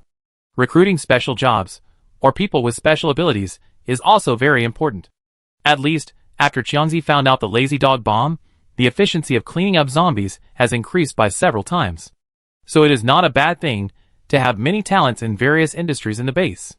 Squeak, thinking in his heart, the door of the bathroom was gently pushed open. Wu Heng squinted and looked to the side. Minnie came in quietly with a bath towel wrapped around her. Her white collarbone arms and straight calves were exposed outside the bath towel. Seeing Wu Heng open his eyes, she said with some disappointment, "I wanted to scare you." Minnie sat down on the edge and gently splashed water on him. Wu Heng put his hand on his white thigh and reached into the bath towel. "You are always full of tricks." Hee hee. Minnie smiled and gently touched the other's chest with her white fingers. "Master, your muscles are so beautiful. I wish I were so strong. How can a girl have muscles all over her body?" Minnie smiled again and said, "I will massage your shoulders. You seem a little tired today." Then, she went around to the back and massaged his shoulders gently. After pressing for a while, Minnie continued, "Master, this position is a bit tiring. Can I go in?" "Come on." The bathrobe slipped off, exposing a slim and energetic body. Carefully stepped into the bathtub and sat in his arms. Just after sitting down, she seemed to have no strength left and leaned on his arms. "Don't you want to press any more?" Wu Heng asked, hugging her waist. Minnie's face was slightly red, and she stroked her wet ears. "I don't have any strength left." "No way, it's over before it even started." Minnie hugged the other's shoulders and complained softly, "Master is so bad." It was approaching dusk. Envil also came back from outside. After Chef Number 1 brought dinner, the three of them sat together to eat. "Sister Chanella hasn't come to eat for the past 2 days," Envil said. Minnie said while eating. "The merchant ship has arrived, and they are busy with things over there." "Has the Starflower fleet not left yet?" "No, I heard that they need to prepare food and fresh water, and also take away goods," Minnie replied. "That's right. He commanded the undead himself, and forgot about the affairs of the living. Creatures must be well prepared before going out to sea.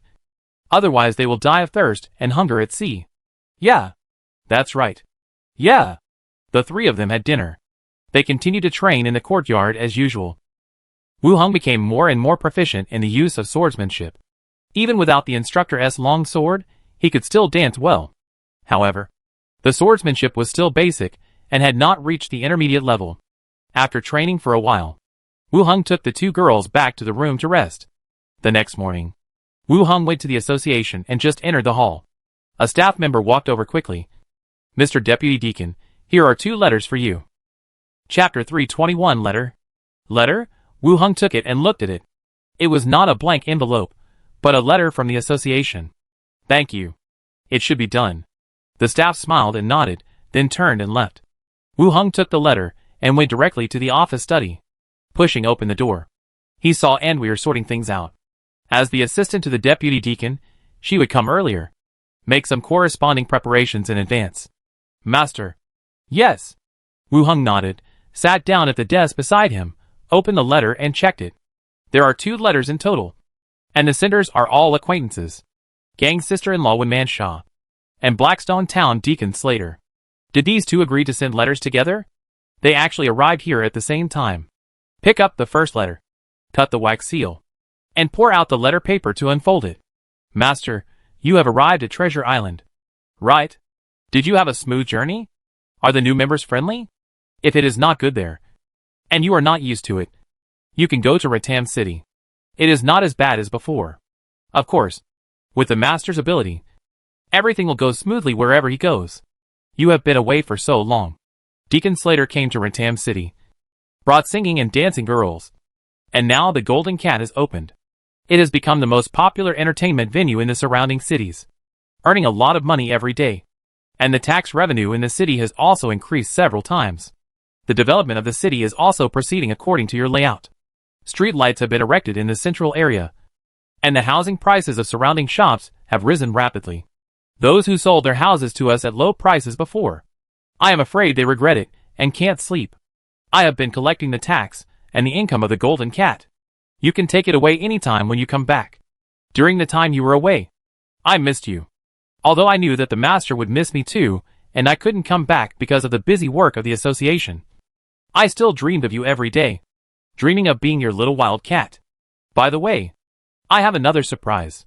The things we worked hard on before have yielded results. You can see them when you come back. Master, if you have time, please come back to see me. I miss you very much.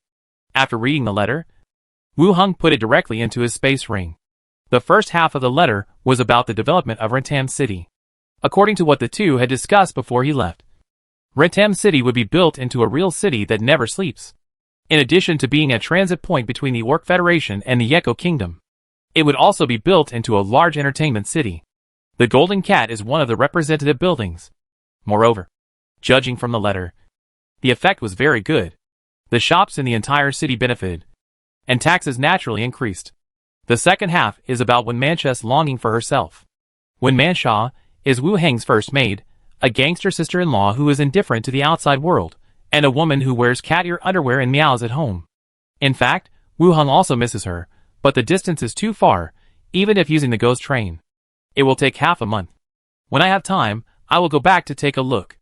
Also arrange the next development direction of Rentam City. Has anyone written a letter to the master? Anvir poured a cup of tea and brought it over. Wenmantha's. Anvir smiled. Sister Wenmantha, I'm afraid she misses you so much. She was the one who was most attached to you when we were in Rentam City. Is she? Yes, if you don't believe me. Ask Minnie. If we spend too much time with you, Sister Wenmantha will get angry immediately. Anvir said while stroking the little owl. Really? I'll tell her about it next time I see her. No need. Besides you, the master, everything else takes good care of us. No one gives us pocket money here. Anvir said. Oh. Then she looks a bit like an elder sister. Anvir came over and continued to ask, did Sister Wenmancha mention my people? No. Wenmancha is still quite reliable. I will go back in a while and help you check it out then. Okay. Thank you. Master. The two chatted, and the owl squeaked. Anvir walked aside, opened the drawer, and took out dried meat to feed it. Wu Heng continued to open the second letter and check the contents above.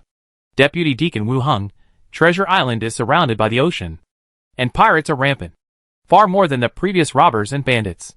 The leader is more likely to reach the 3rd or 4th level, and the power is not small. When doing things, you must be careful and cautious. You must not be careless like you were in the inland, and act alone. At your current age, you have become a deputy deacon so quickly, which is a rare talent in the human race. As long as you spend a period of time in peace, the association will also cultivate you more. Remember not to take risks rashly. The Golden Cat in Rentam City is also doing very well, even if you don't count the share promised to you. The income is dozens of times that of the Golden Cat in Blackstone Town. I plan to focus on the operation of Rentam City. Focusing on that place. I heard that Treasure Island is an important trading place on the sea. You can contact it first, and see if it is suitable for running the next Golden Cat. Everything is fine in Blackstone Town. Although you left, the news about you in the crowded area has spread more and more. Your reputation far exceeds that of me, the deacon of the association. After the residents of the crowded area submitted the application for the statue to be built for you for the 3rd time, it was also approved. When you come back next time, you should be able to see what your image looks like among the residents. Yuri often mentions you, and seems to be somewhat attached to you.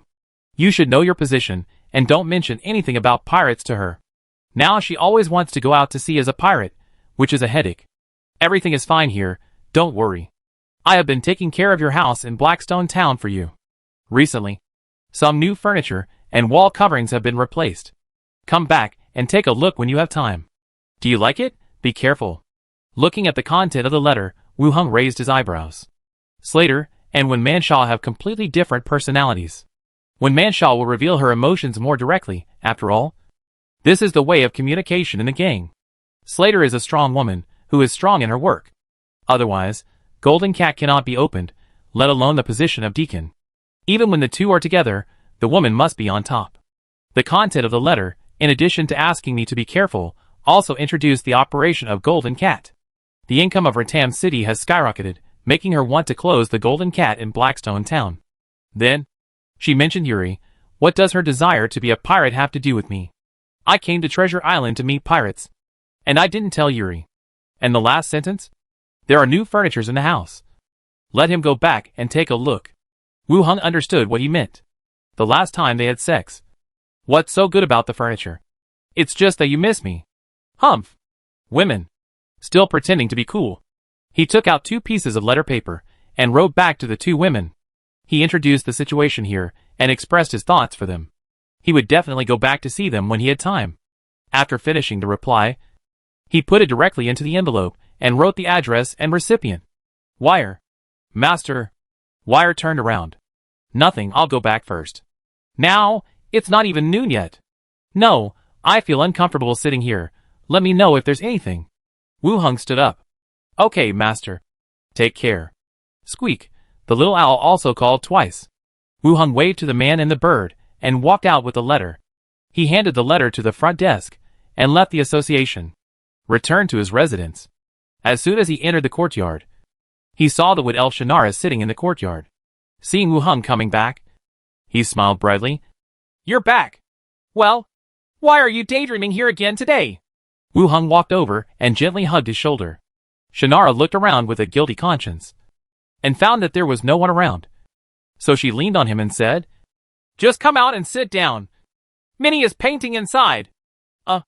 Minnie has a new hobby. Shannara smiled and said, That's good. Too. It's rare to have a master who dotes on a maid like you. I'll dote on you more in the future. Shannara raised her head slightly. You said? I remember it. Of course. Shannara continued. The Starflower fleet is leaving. And I'll ship out all your ceramics and glass products. If you have any to sell. Zombie world. Daily necessities collected. Wu Heng agreed to sell it to Xingziwa. Moreover, the price was higher than that of selling it by himself. Wu Heng said, Tomorrow, I will prepare all the goods, and you can just have them all taken away. Well, if you need to purchase anything, we can write down the order together. Okay. The 2 sat in the courtyard and chatted for a while, and Minnie came out of the room. She called for Sanera to look at her paintings and help her revise them.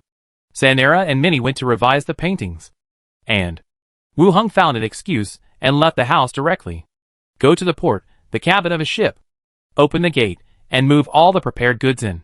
The skeletons moved the goods in one by one. Gradually, the whole warehouse was filled.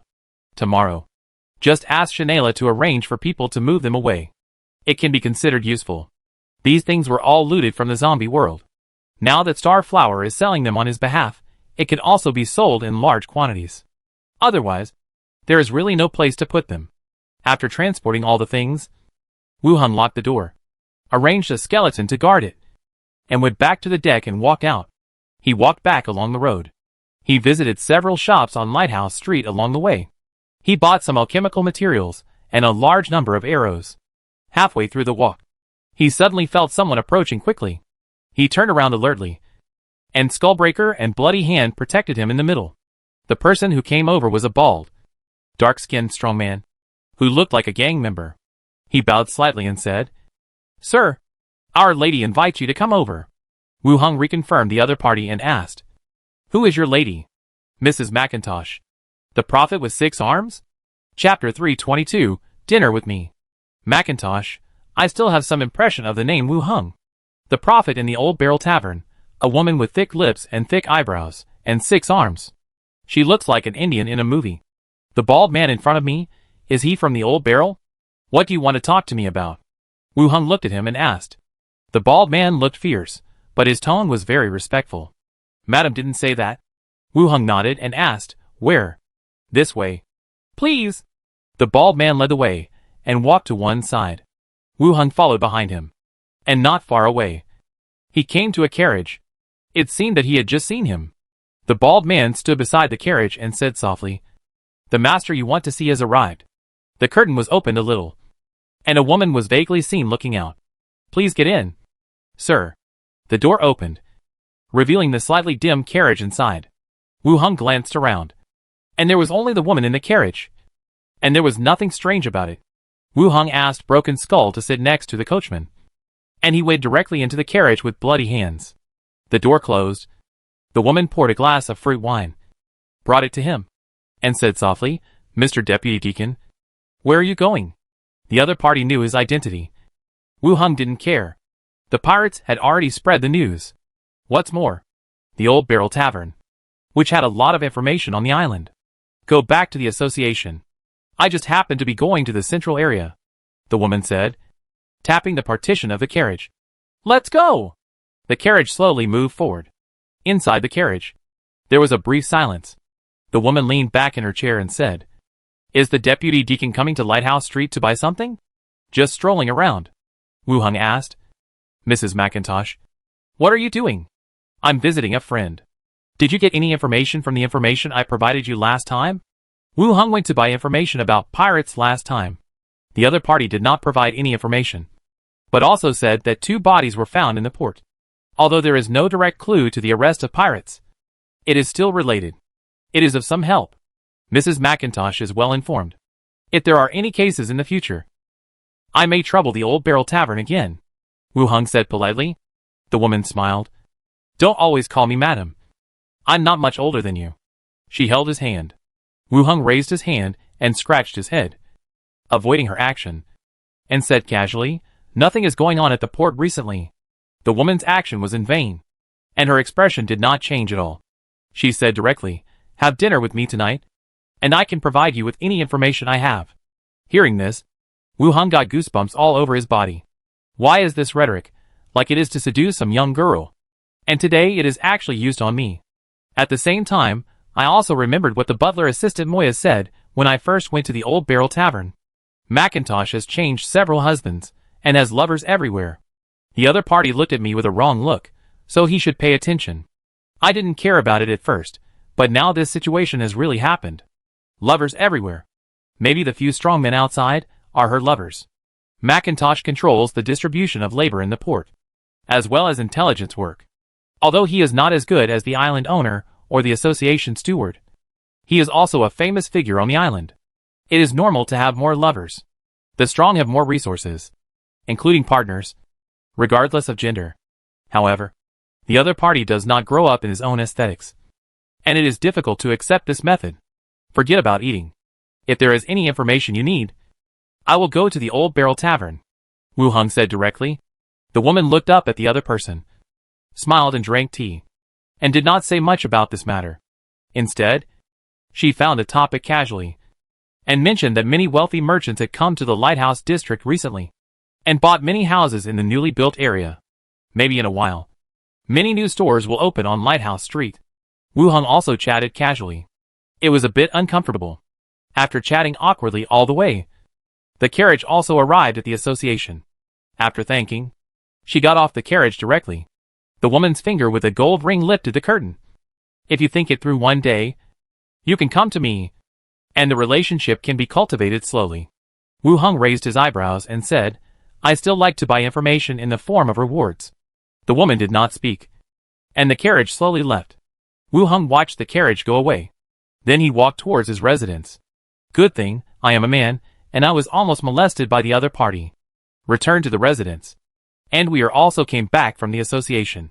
The 3 women sat in the living room and chatted. Seeing Wu Hung coming back, Minnie immediately said, Master, Sister Chanella brought a lot of food, and the dinner is very sumptuous. Chanella smiled and said, The fleet brought it. I can't finish it by myself. Let's eat together. It's a waste. No. It's just some ordinary food. Minnie hugged Chanella's arm. It's great to have money. Your master is also rich, but not as rich as you. Minnie looked up at her and said, Why don't you live here in the future? So you don't have to go back and forth. Which is troublesome. Chanella blushed, looked at Wu Hung carefully, and tapped Minnie's forehead lightly. I am the president of Starflower. How can I live outside casually? If it gets out, it will affect the caravan and the race. Wu Hung sat down aside, feeling that this sentence was said to himself. Minnie still held her. Then you come every day. Is there no impact? Come to see you. What impact? Hee hee. That's right. Several people sat together and chatted for a while. And chef number 1 also prepared dinner. They sat at the dining table to eat together. After eating, several people and owls went to the courtyard to study the flower beds and swimming pool water storage. When the sky gradually darkened, Shannara waved goodbye and returned to her residence. Wu Hung also took the 2 girls back to the room to rest. The next day, in the morning, inside the cabin, The workers of Starflower began to move the goods in the cabin. On the side, someone kept reminding them to be careful, because there were some fragile items inside. Sanera, wearing a blue cloak today, covering her body and face, but still unable to hide her plump figure.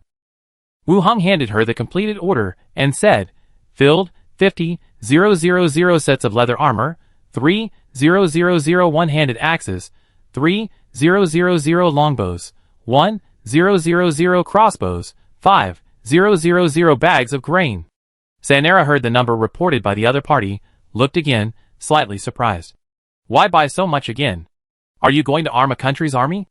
"I have a lot of friends, and when they heard that it was the goods brought by Starflower, they all scrambled to buy it." "Nonsense again. If you keep ordering like this, you can become our Treasure Island's largest customer," Sanera said. "Any discount?"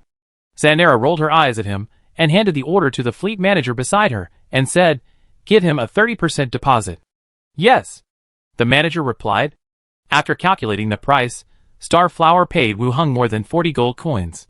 These were the money from selling glass and ceramics. Originally, it should have been more, but after deducting the 30% deposit, when it was handed over, there was only a small bag left.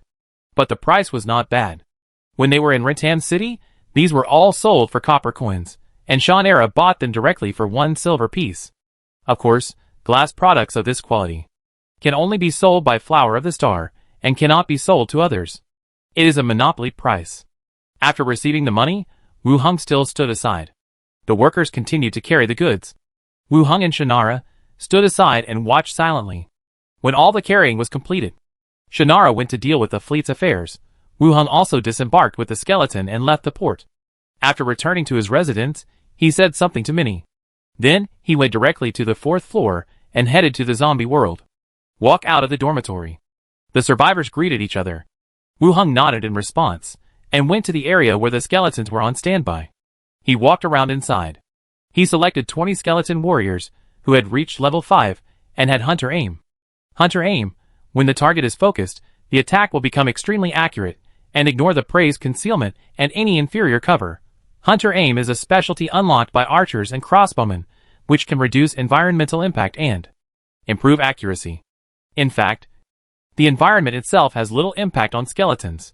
Skeletons have no physical sense of touch, and the most impact is on weapons.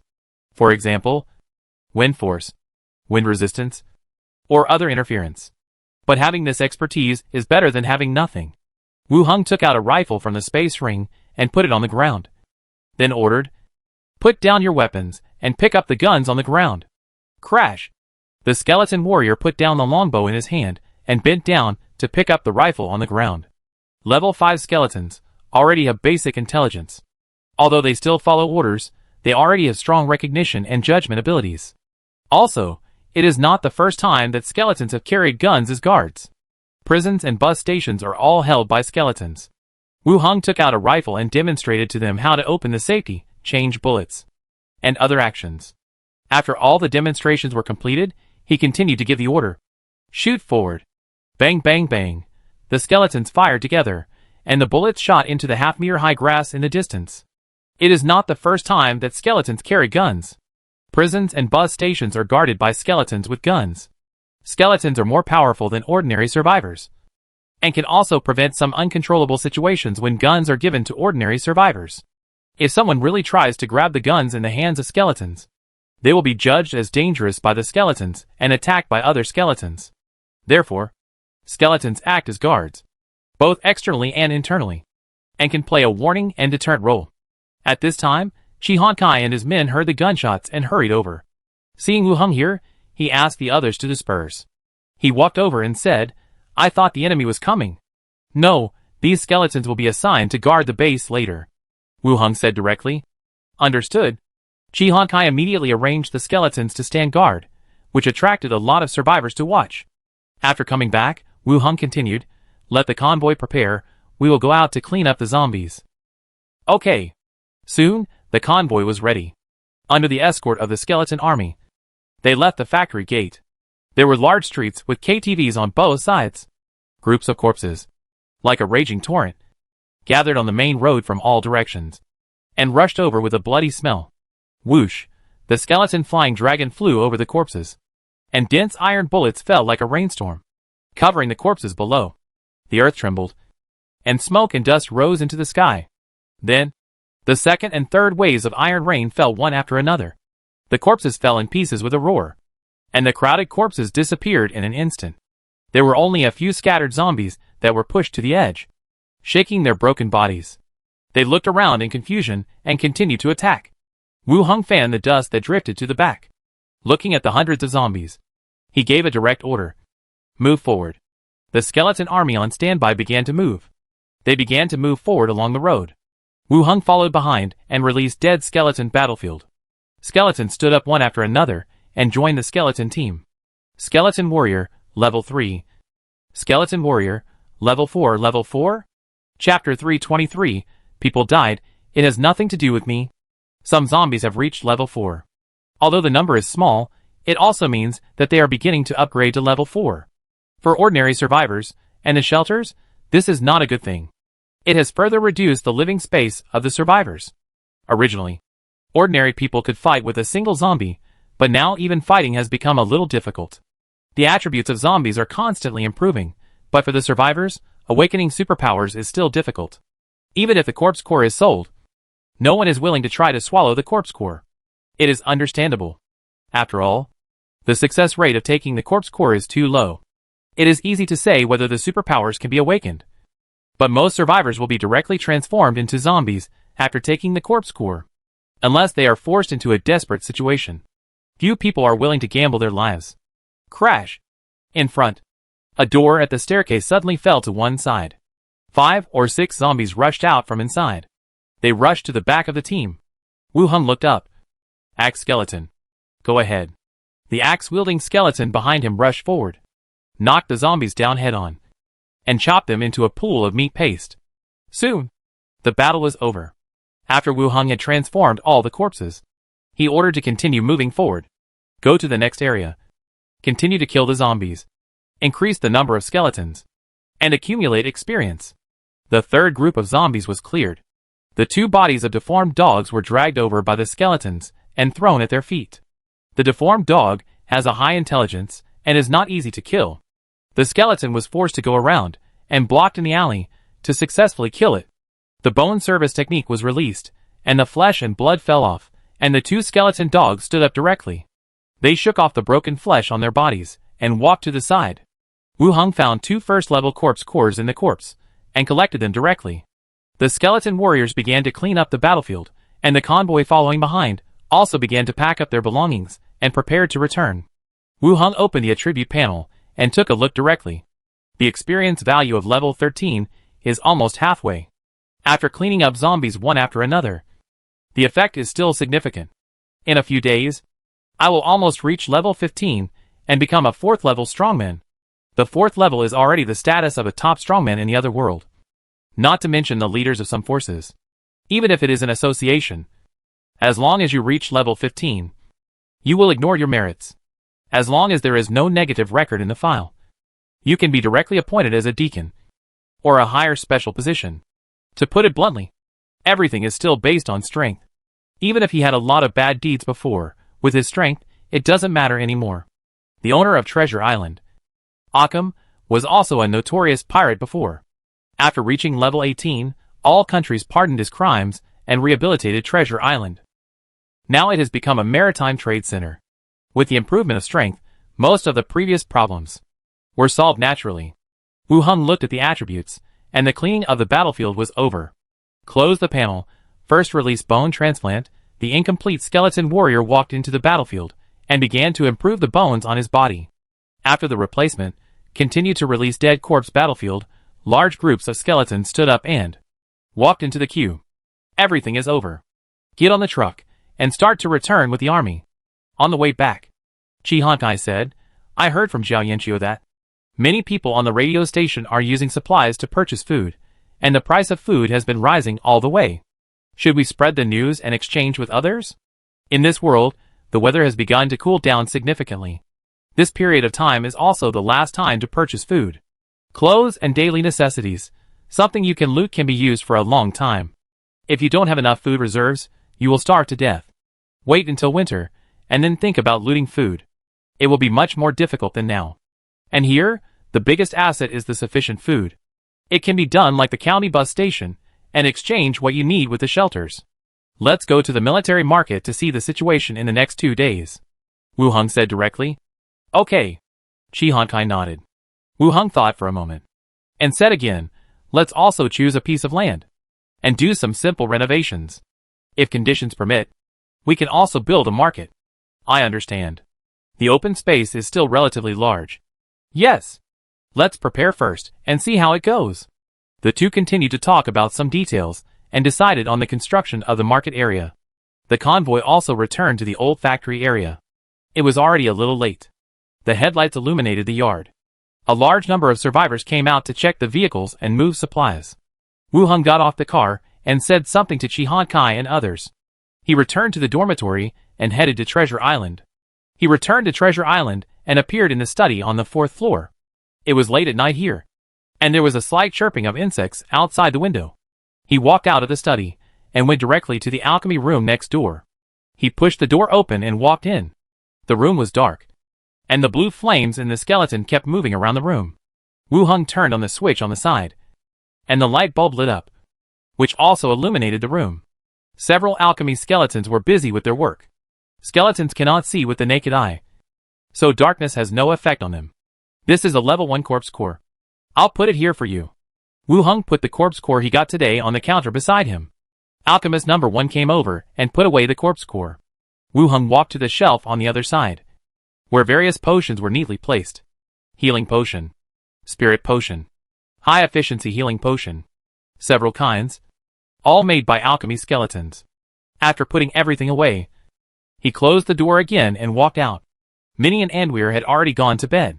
Wu Heng went downstairs quietly, asked chef number 1 to prepare some midnight snacks, and after a simple meal, he returned to his room to rest. The next day, early in the morning, Minnie's laughter came from downstairs. Wu Heng got up, washed up, and walked downstairs. When he passed by the radio room on the 3rd floor, he went in directly. He looked over at Philippa to see if there was any new information. On the pirate side, not only the wanted order of the association is involved, but also the blank envelope. A bounty was issued to all pirates for their wanted. Wu Heng could see the information of strange things or magic props, but when he faced the envelope, no content appeared. This mysterious feeling, and the feeling of being secretly watched, was very uncomfortable. This was also the reason why Wu Heng had to support a pirate. In the record book in front of the skeleton investigator. As usual, I wrote a lot of content. A new batch of slaves has arrived here. Do you want me to buy some women for you to try? I see many people have bought them. Damn it. Those bastards look down on me. You arranged 2 merchant ships for me to rob. Otherwise, I have no reputation, and it will be difficult for me to do things for you. I and other pirate groups are besieging the ships of your association. You should think of a way. This ship can't hold out for long. I didn't attack. I just followed from a distance to help you collect intelligence. If people die, it will have nothing to do with me. Chapter 324, The Deacon is not here. Looking at the recorded content in his hand, Wu Heng suddenly woke up. Philippa actually followed other pirate groups, together to besiege the association's ships. The spies and their own people are fighting. Isn't this crazy? 2 days ago, Philippa sent back similar news. It said that several pirate groups were discussing to besiege the association's ships. Wu Heng had asked her to pay more attention to it before. Now, they have joined in directly. If these association members really died here, and Philippa's participation was leaked, it would be difficult to get him off the association's wanted list. Completely returned to the sea. Wu Heng looked at the content again, picked up the microphone, and said, Philippa, can you hear me? Yes, you finally spoke. What's going on? Tell me in detail. Wu Heng said directly. Oh, when I was on the island, I recruited some sailors, and I was planning to leave the next day. The pirate groups mentioned earlier found me, and said they were going to block the association's ships at night, and they were just short of some manpower, and asked me if I wanted to join. I thought this was a good opportunity to collect the whereabouts of pirates, so I agreed. When Philippa was talking, there was still some pride in her tone. In other words, the original plan did not include the pirate group of Philippa. But something unexpected happened, so they were allowed to join. It seems that Philippa has completely integrated into the identity of an undercover agent, and is a little excited. What about now? Wu Heng asked again. It's already on the sea. How is the association's ship? It's running away. There are several pirate ships chasing behind. I didn't hit them at all. They died. It has nothing to do with me. Philippa continued. Who are the people on the ship? A lot of people, all from the association, quite powerful. So many ships attacked them. I don't know how many crossbows were fired, but they managed to break through and escape until now. Wu Heng thought for a while, and asked again. Is there a female elf with golden hair and silver armor? Yes, she's quite powerful, and she's one of yours, Philippa said with some surprise. Wu Heng's heart skipped a beat. It was indeed the team led by Saragwi. All right. But you had to go out and catch some pirates. Now, you didn't catch anyone. And now you are about to become their captive. He frowned and thought for a while. Then said, Is there any way to save their lives? I can guarantee that I will help you collect the bodies. They are all dead. So what's the point of collecting the bodies? Tell me your location, the number of pirate ships, and the level of the leader. Wu Heng said. I am not sure about the location. They are fleeing all the way to Treasure Island. They should be almost at Scorpion Island. There are 7 pirate ships. All small pirate ships. With 2 leaders. The highest one is the Poison Blade Pirate Group. With a leader of level 12, and 1 level 10 left. Wu Heng looked through the wanted poster on the tablet. Poison Blade Pirates, leader is level 12. Because he robbed and killed the captain of the association, he was put on a level 3 wanted order. Good fellow. He had robbed and killed the crew members of the association before. It seems that he has a grudge against the association, so he specifically targeted the lone members of the association. After confirming the pirates' wanted order, Wu Heng said again, Okay, if you have a chance, try to save the golden-haired female elf. She is the deputy deacon of the association. Oh, if I have a chance, I will. After hearing this, Wu Heng put the microphone back. He went downstairs, put on his coat, and walked directly outside. Minnie, who was watering the flowers in the courtyard, saw him hurriedly walking out and shouted, Master, breakfast is ready. The association has something to do, so I'll save it for dinner. After saying that, he went out directly. He called a carriage and rushed directly to the direction of the association. The deacon's study. After knocking on the door, he heard the response from the assistant Moya and pushed the door open and walked in. In the study, only Moya was sitting behind the desk, sorting out piles of documents. Where is the deacon? Wu Heng asked. The deacon is not here. What are you in such a hurry for? Moya asked. Wu Heng glanced at her and said, Call the deacon back. I have important information about the pirates, and I need to tell him. Moya hesitated, but still said, The deacon has gone out to sea to meet the deputy deacon of Shilagwi and others. He is not on the island now. After that, he added, Don't tell anyone about this matter, so as not to cause any problems. Hearing this, Wu Heng frowned. Did Imolo go out to sea to rescue Zalagwi? Who was the person that Philippa and the others were chasing? Judging from the appearance, it should be the team led by Zalagwi on the ship. How many days has the deacon been out? 2 days.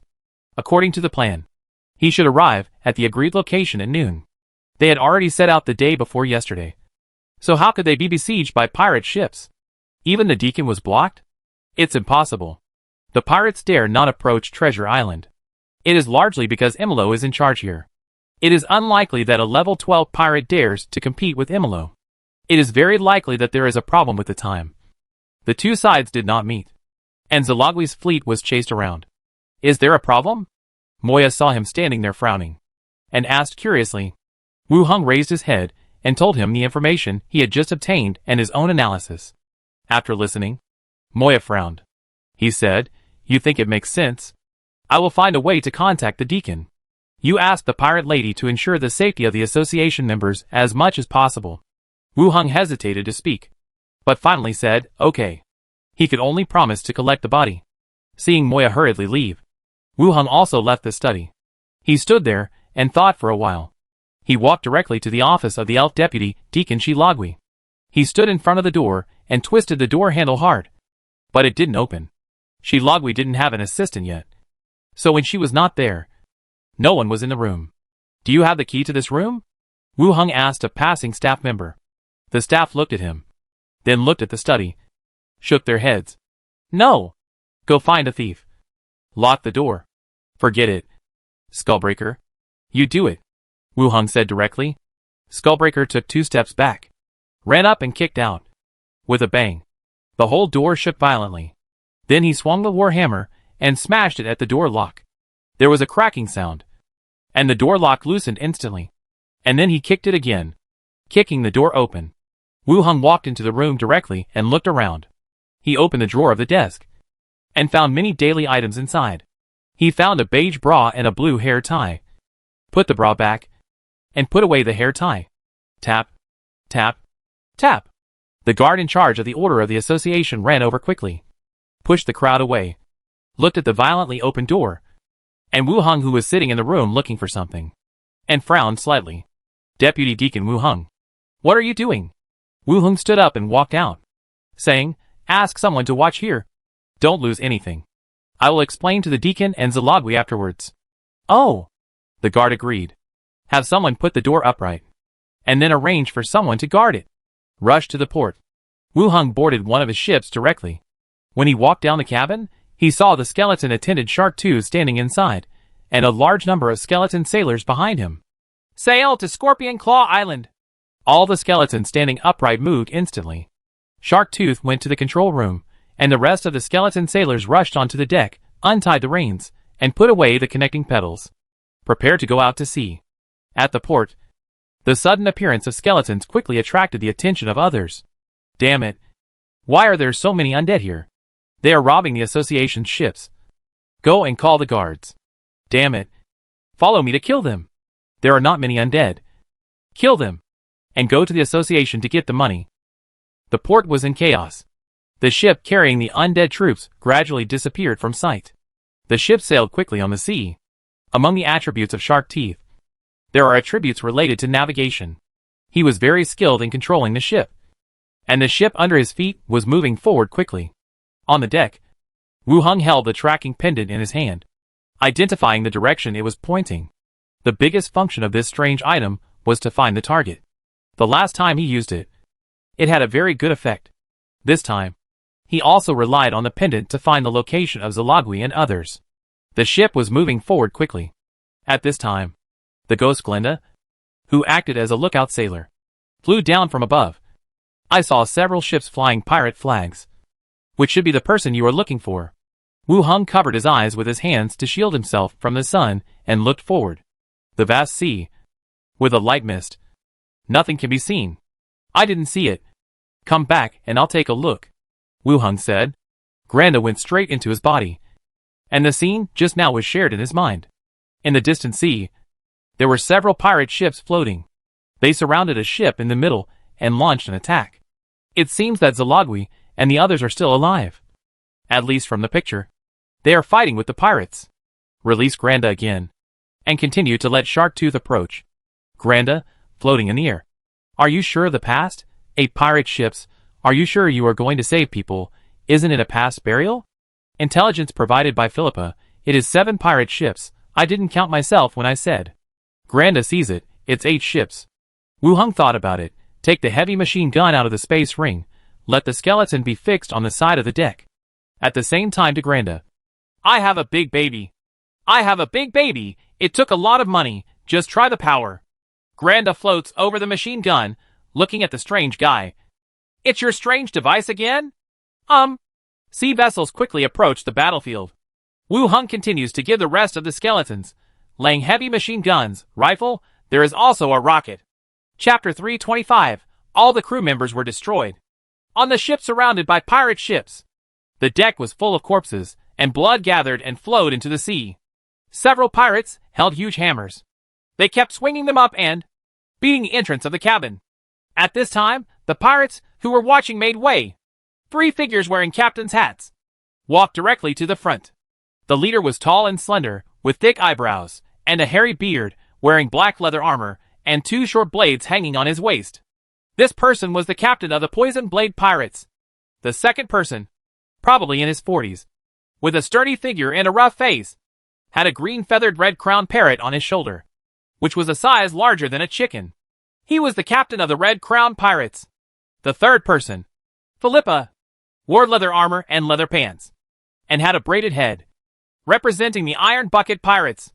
It was also the weakest of the 3 pirate groups. "How is it?" Captain Poison Blade asked.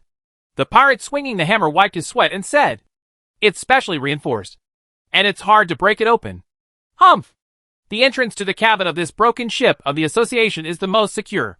Captain Red Crown sneered. The fat parrot on his shoulder imitated him. "Broken ship! Broken ship!" Captain Poison Blade's eyes fell on the hatch, and he said directly, "Friends of the Association, now that things have come to this, is there any need to continue to delay? As long as you surrender honestly, I can promise your safety. When the ransom arrives, we will let you go." After saying this, the pirates turned their backs and laughed. The sturdy Red Crown pirates also said, "We pirates are all seeking wealth, and we are not interested in killing you. Come out and surrender, and you can still survive." "That's right. Do you think there are other ways? Or do you hide in there all the time and die of thirst and hunger? Come out. We keep our word," the pirates said with a grin. Behind the door of the cabin, Zalagwi held a long sword, staring outside intently. Wearing a silver helmet on her head, her fair face was covered with mud. The remaining team members, sitting on the ground on both sides, recovering their strength as much as possible. Hearing the shouts outside, a sailor whispered, "Deputy Deacon or..." Zalagwi's face was grim, turned back and glared, and said directly, "The Poison Blade Pirates, because of the robbery and murder of the Association members, do you think they will let us go? Opening the door and going out will only be suicide." Hearing this, the others stopped talking. Sitting back down, I didn't know what to do. Outside the cabin, the pirates saw no response. They'd lost their patience to wait any longer. Captain Poison Blade waved his hand and said, "Bring the gunpowder barrels here and blast them open." Yes. Several pirates left to get the gunpowder barrels. This kind of gunpowder barrels are usually used to seal the sea. If there is a ship chasing, they will be thrown into the sea to block the opponent's pursuit route. Pirates usually carry a lot of them, after all. They are on the way to prepare for a fight every day. Philippa glanced at the cabin, then at the other pirates, and said, "This ship must be valuable. What if it's blown up? I think we should take turns to have people smash it open. Or smash it from both sides." Poison Blade didn't say anything. The captain of the Red Crown Pirates looked over in confusion and asked, "What? Is there someone you know inside? Are you trying to delay time?" "Fuck. I know your mother." Philippa cursed and waved her hand, saying, "Bomb it.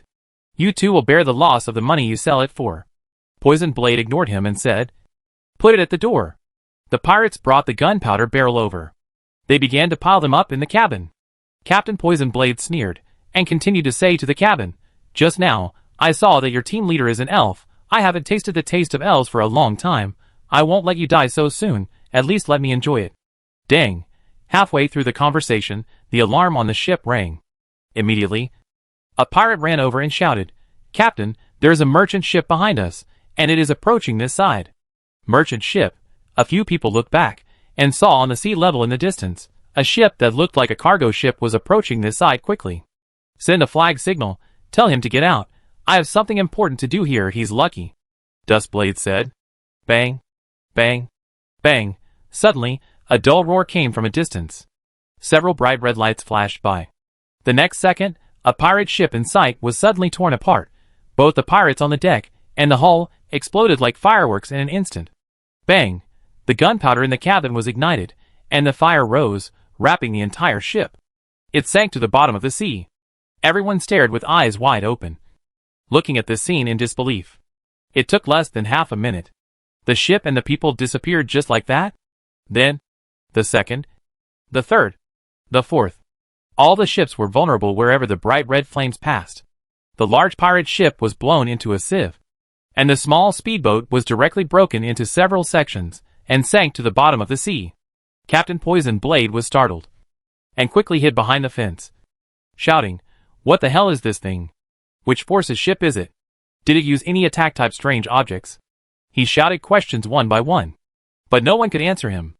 Everyone was frightened by the sudden attack, and looked for shelter everywhere, to avoid being hit by the splashing debris. Whoosh! The next second, another sound of breaking through the air came. The rocket fell beside the Poison Blade. The explosion threw him several meters away, his legs disappeared, his upper body rolled far away, and then slowly stopped. He vomited blood. Wu Hung controlled the machine gun and kept firing at the ship. The 23mm shells showed a power far beyond imagination. Even if it is impossible to sink a large pirate ship, it is no problem to penetrate the hull and kill the enemy. A few shots can sink a fast ship used by pirates to board ships.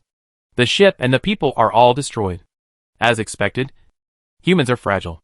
Even if the world is constantly developing its own physical fitness, it is still unable to resist the attack of such weapons. The ghost Grinda floated aside. What is this thing of yours? Why is it so powerful? There was a roar in his ears, and Wu Hung raised his voice.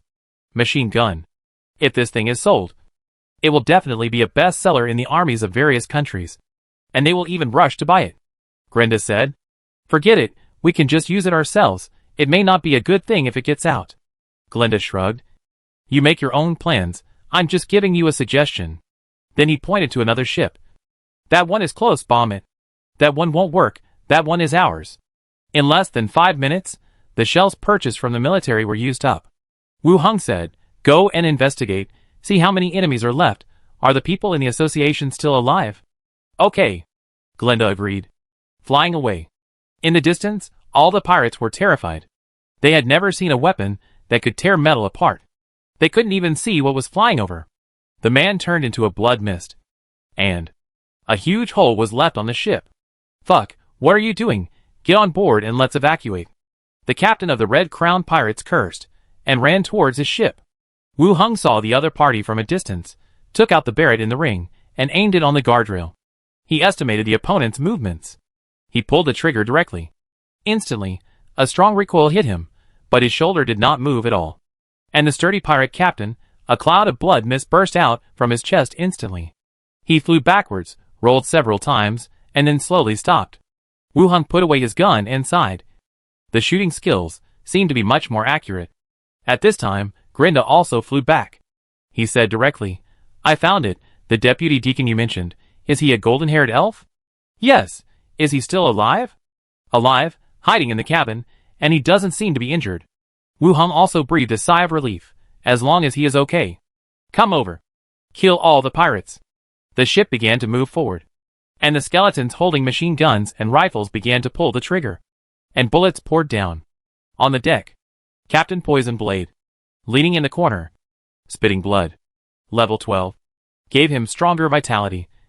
Even if the rocket exploded beside him, he still did not die immediately. At this time, he saw from the corner of his eyes that not far away, Philippa, who was also looking at him, stretched out his hand. Save me. I can give you money. Too much blood loss almost made his mind reach the limit, and he might faint at any time. Philippa glanced at him, then looked up at the ship approaching quickly in the distance, shooting at the pirate ship. He crawled over, grabbed half of the body of the poison blade, and dragged it back. When he was dragged to a corner, the poison blade vomited blood and said, Save me. Save me. I will take you away. Oh, okay. Philippa nodded. The next second, a dagger slipped out of his sleeve and stabbed directly into his neck. The poison blade's eyes widened, and he didn't expect that Philippa would also kill him. He suddenly burst out with great strength and began to struggle. Philippa locked his legs tightly around the other's body. The dagger stuck in his neck kept stirring. Chapter 326. Where are the others? Philippa locked her legs tightly and cut her neck horizontally with a dagger. The struggling body gradually lost strength and collapsed. Only a pair of eyes, still staring at her direction, dying with eyes wide open. Philippa let go of the corpse and looked around vigilantly. Seeing that no one was around, she immediately squatted down, and with a happy face, she took off the space ring on her finger, wiped the blood stains on the corpse, and put it on her own hand. Then, he carefully looked around while stripping the equipment from the corpse. Leather armor, leather boots, dagger on the waist. He picked up the handle of the dagger and smashed it against the gold tooth in the mouth. Traitor! Traitor! Suddenly, a shrill voice sounded from above. Philippa's heart shrank. He looked up suddenly and saw a fat parrot with green feathers and a red crown, standing on the fence, shouting traitor. Fuck. Shut up. Stupid bird. Traitor. Running dog. Stupid bird. Hack you. Philippa cursed and pounced on him. The fat parrot flapped its wings, flew up directly, and hit the horizontal bar above its head with a thud, and fell back onto the deck. Philippa was stunned. What a stupid bird. She picked up her clothes and rolled them up, bent down and ran to her pirate ship. Inside the cabin, amid the deafening roar, the whole ship was shaking violently. Outside came the wails of the pirates, and the gaps in the door panels seeped into bright red blood. Shiragui and the other team members crowded in the narrow gap, trying to look outside. In a fixed perspective, flames shot up into the sky, and pirates were blown away from time to time. Broken limbs and flesh spattered everywhere. What kind of weapon is this? Or is it a great wizard? It must be the deacon who led the team. Just now I saw the captain of the poisoned blade being blown away. He is probably dead. He is a level 12 wanted criminal. How could he be dead? He won't live long. The one hanging over there is his leg. The team members discussed in a low voice. The reinforcements arrived, making the tense hearts relax a little. It was like a trip to the gates of hell. And Zalagui in front of him, but her brows were still furrowed. Although he couldn't see who was attacking the pirates, but this attack method had a sense of familiarity. Last time, Wu Hung used a strange device to kill all the pirates who came to besiege him. It wasn't Deacon Imolo who came, but Wu Hung? He was a man who rarely went to the association. How could he suddenly appear here? Deacon, the noise outside has become quieter. Should we fight our way out? Someone suggested. Zalagui looked outside again, shaking her head. Wait a little longer. It's a bit chaotic outside now. Going out now might accidentally hurt us. Let's see the situation first. Oh, okay. Eat something, you guys. You might go out later. There might be pirates. Everyone nodded, rested on the spot. The cargo ship full of skeletons quickly approached. Bullets were pouring out, killing all the targets they could see. This way. Wu Hung pointed to the left. Bang, bang, bang. All guns were pointed to the left, and bullets were fired intensively. The pirates who tried to untie the ropes and cut off the hooks were instantly killed or wounded. This way. Attack this one. Bazooka. Sink that speedboat. Wu Hung kept pointing at the pirate ships one by one, and the skeletons followed his movements, turning their guns and firing. Suddenly, out of the corner of his eye, he saw Philippa holding something, climbing back to his own ship through the rope net. Wu Hung immediately asked the skeletons to point their guns at other ships. Do you know that person? Glinda floated aside and asked softly. Well, I arranged a spy among the pirates, and today's intelligence was provided by her. Wu Hung said directly. The ghost is closely connected with him. There is no problem in revealing many things to them. It seems that the person you chose is not very flexible. There is no other choice, as long as he is not stupid, Wu Hung said. He glanced at the position of the Iron Bucket pirates again. Philippa had climbed back to her ship, and began to command the crew to rush out and chop the ropes. Wu Hung turned his head and looked in other directions. After the ship detached and moved away, he signaled the skeleton to fire 2 shots. However, he still hit several pirates lying on the deck. Philippa's pirate ship left, so there was no worry. After a burst of continuous shooting, the decks of all ships were covered with corpses, and there was no living person. Stop shooting. The skeleton heard the order and put away the gun in his hand. The ships were connected, and Wu Hung led the skeleton and jumped directly onto a pirate ship. The deck was covered with corpses, and there was a sticky feeling of blood and flesh under his feet. He raised his hand to release Dead Corpse Battlefield, and the corpses on the deck turned into skeletons. And he stood up from the ground. He shook his body and picked up the weapons on the ground. Wu Hung walked to the entrance of the cabin and looked down. Whoosh! Several crossbow arrows came with a whistle. Wu Hung hit aside and threw the dancing light technique downwards. He vaguely saw the pirates hiding inside, who were ready. It seemed that this was a defensive battle. He thought about it, took out a grenade from the space ring, pulled the ring, and threw it directly into the cabin. Bang! After a loud noise, Wu Hung said, "Kill them all. Leave no one alive." Crash! The skeleton rushed into the cabin with weapons in hand. Instantly, he fought with the pirates inside. Then, Wu Hung continued to go to the remaining pirate ships, transform the bodies on the deck, and ordered to attack the cabin and kill the remaining pirates. After handing over several pirate ships to the skeleton, Wu Hung went to the besieged association ship in the middle. This ship was not much better than the pirate ship. The fence was shattered, and the deck was full of bodies and dense holes, and huge dents left by the explosion. After walking around the deck, he found the Captain Red Crown with a big hole in his chest, and the captain poisoned blade, who was stripped down to his underwear. Wu Hung checked the wanted order and searched nearby. Among the broken limbs on the ground, he found 2 broken legs that looked like poison blade. He took out 2 straw mats from the space ring, wrapped the bodies, and put them directly into the space ring. Then, he transformed the rest of the bodies into skeletons. Dong dong dong. Wu Hung walked to the hiding place of the association, knocked a few times, and said, "Shilagui, you can come out now." Behind the door, there was a sound of moving things, and the door was opened. Shilagui led the team members and sailors out of the dim cabin. Everyone looked miserable. There were only a few crew members left. Deputy Deacon Wu Hung. "Thank you, Deacon Wu Hung, for coming to rescue us." "Thank you, Deacon Wu Hung." Everyone thanked him, but still looked at the large number of skeletons behind them with some doubt. Shilagui looked around. The scene was even more miserable than expected. The deck was like a ruin, with blood and debris all over the ground.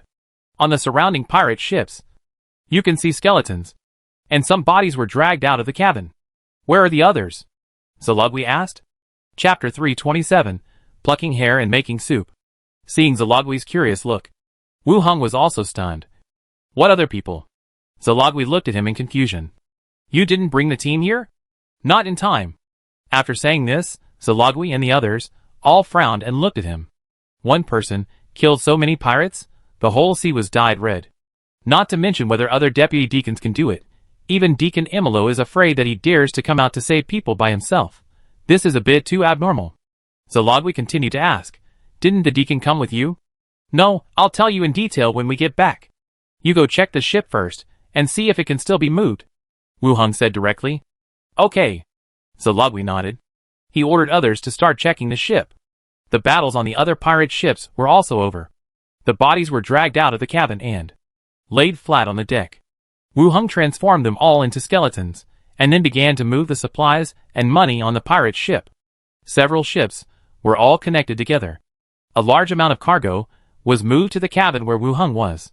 In addition to the supplies, there were also some gold coins, and several large barrels of silver coins. It seems that pirates are very willing to use wooden barrels to store silver coins. The barrels of several pirates that were eliminated in succession were all filled with barrels. A large amount of supplies was piled into the cabin. Not to mention the wanted order of the association, the supplies in these ships and cabins, taking them back is also a big gain. Return to the deck. Sharktooth brought a few skeletons, and salvaged the sunken supplies under the sea. There are definitely losses, but some coins can still be salvaged and used. Not long after, a team member came over. He said, "Deputy Deacon Wu Hung, we have inspected several pirate ships. 3 of them can be started after repairs, and the remaining 1 needs to be towed back. There are a total of 4 pirate ships left, and these ships must be taken back. The greatest value is these ships. Then tow them back." "Okay." The team members went down to prepare. After everything was settled, he gave the order to return. Several ships formed a fleet, and approached the direction of Treasure Island. On the deck, the sea breeze was howling, and the waves splashed from time to time, and fell like raindrops. Shilagui leaned on the fence, her long golden hair fluttering in the sea breeze, and said, "How did you know we were in danger?" "The deacon came to pick you up a few days ago. I saw that there was no news, so I came out with the rare items to find people," Wu Hung said directly.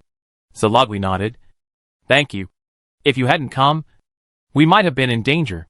Wu Hung smiled, waved his hand and said, "Why thank you? We are all companions. Isn't it normal to help each other? When I'm in danger, you will definitely come to save me." Shalagui's dirty face also showed a smile. "That's right. You are really different from other necromancers. You give people a different feeling. Just think of it as a compliment to me," Wu Hung said, and immediately added, "By the way, my device for finding people needs to be based on the close proximity of the target. Items, to track the location, I went to your office to get one, and accidentally broke the door." Shilagui didn't care. "It's okay, I'll have someone fix it later. What did you take?"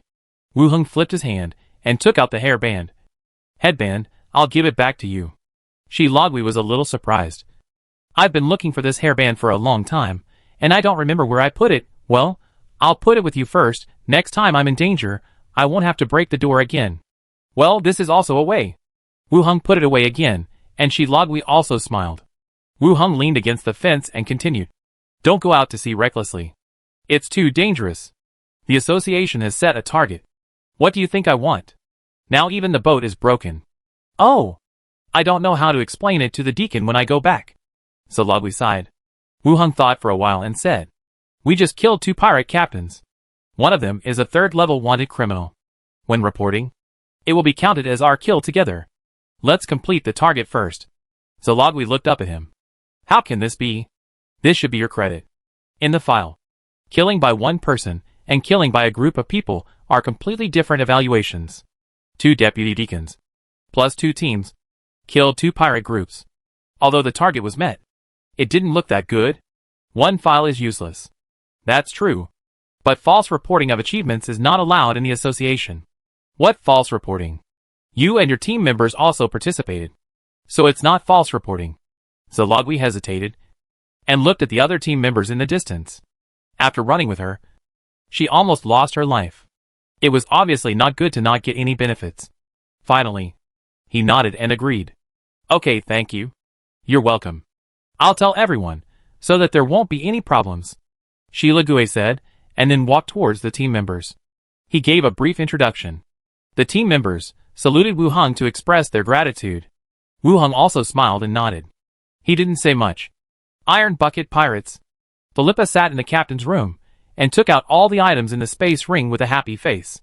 Various daily necessities, a large bag of gold coins, and 2 full buckets of silver coins.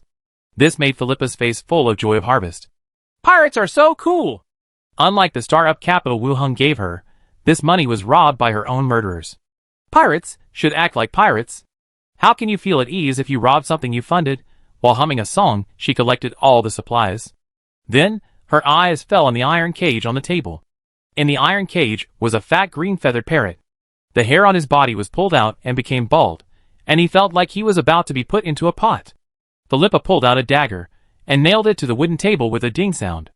With a slightly narrowed eye, he looked at the parrot with ill intentions and said, Chicken, now I give you 2 choices. One is to stew soup, the other is to roast it. After saying that, he couldn't help but lick his lips. The green-haired parrot shuddered directly and said in a sharp voice, Allies, pirate treaty. Your allies are very hungry now. The green-haired parrot flapped its wings and shouted, No, traitor. I didn't realize that. You could still communicate, Philippa said curiously. She knew the parrot could talk, but she didn't expect it to understand so many words. After thinking for a while, she continued, You've seen too much today.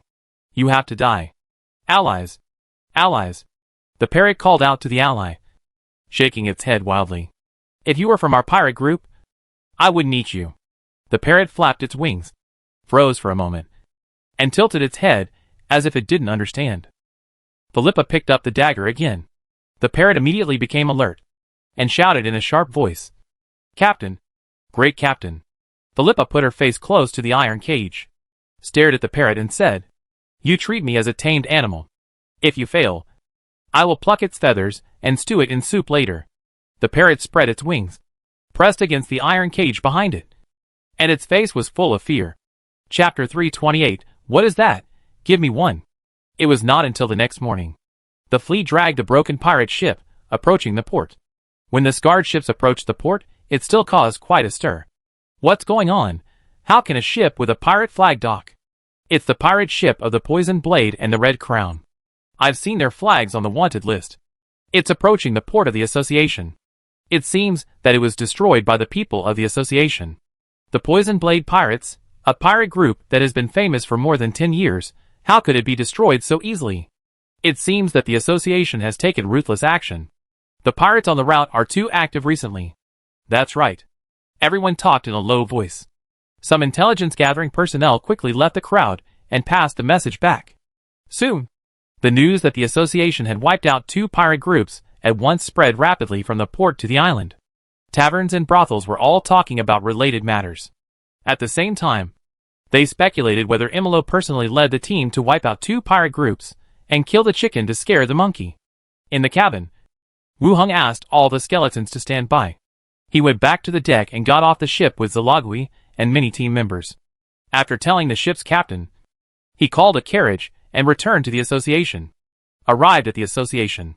The team members returned to the lounge, and Wu Hong and Shi Logui went to the deacon's study together. After knocking on the door, he walked in directly. In the study, there was still only the assistant Moya. When he saw Wu Hong and Shi Logui walking in, Moya's eyes widened a little. Yesterday, Wu Hong said that he had obtained information that Shi Logui was in danger, and he brought her back today? This is a bit too fast. Or, Shi Logui was fine at all, and she happened to meet Wu Hong when she returned. Deacon Zalogui, are you okay? Moya asked. Zalogui stroked her hair and said, I'm fine. There were some casualties among the sailors, and the ship was damaged. Where is the deacon? Moya said. I have passed the message to the deacon, but he has not come back yet. At this point, I became even more curious about how Wu Hong found him and brought him back so quickly. Even if you hid yourself, it couldn't be so fast. When can you come back? Zalogui continued to ask. Moya said, we should be able to return tonight or tomorrow. Oh, then we'll come back tomorrow. Zalogui said. Well, if you can return safely, the deacon will be relieved. Wu Hong and Zalogui nodded, and then left the study.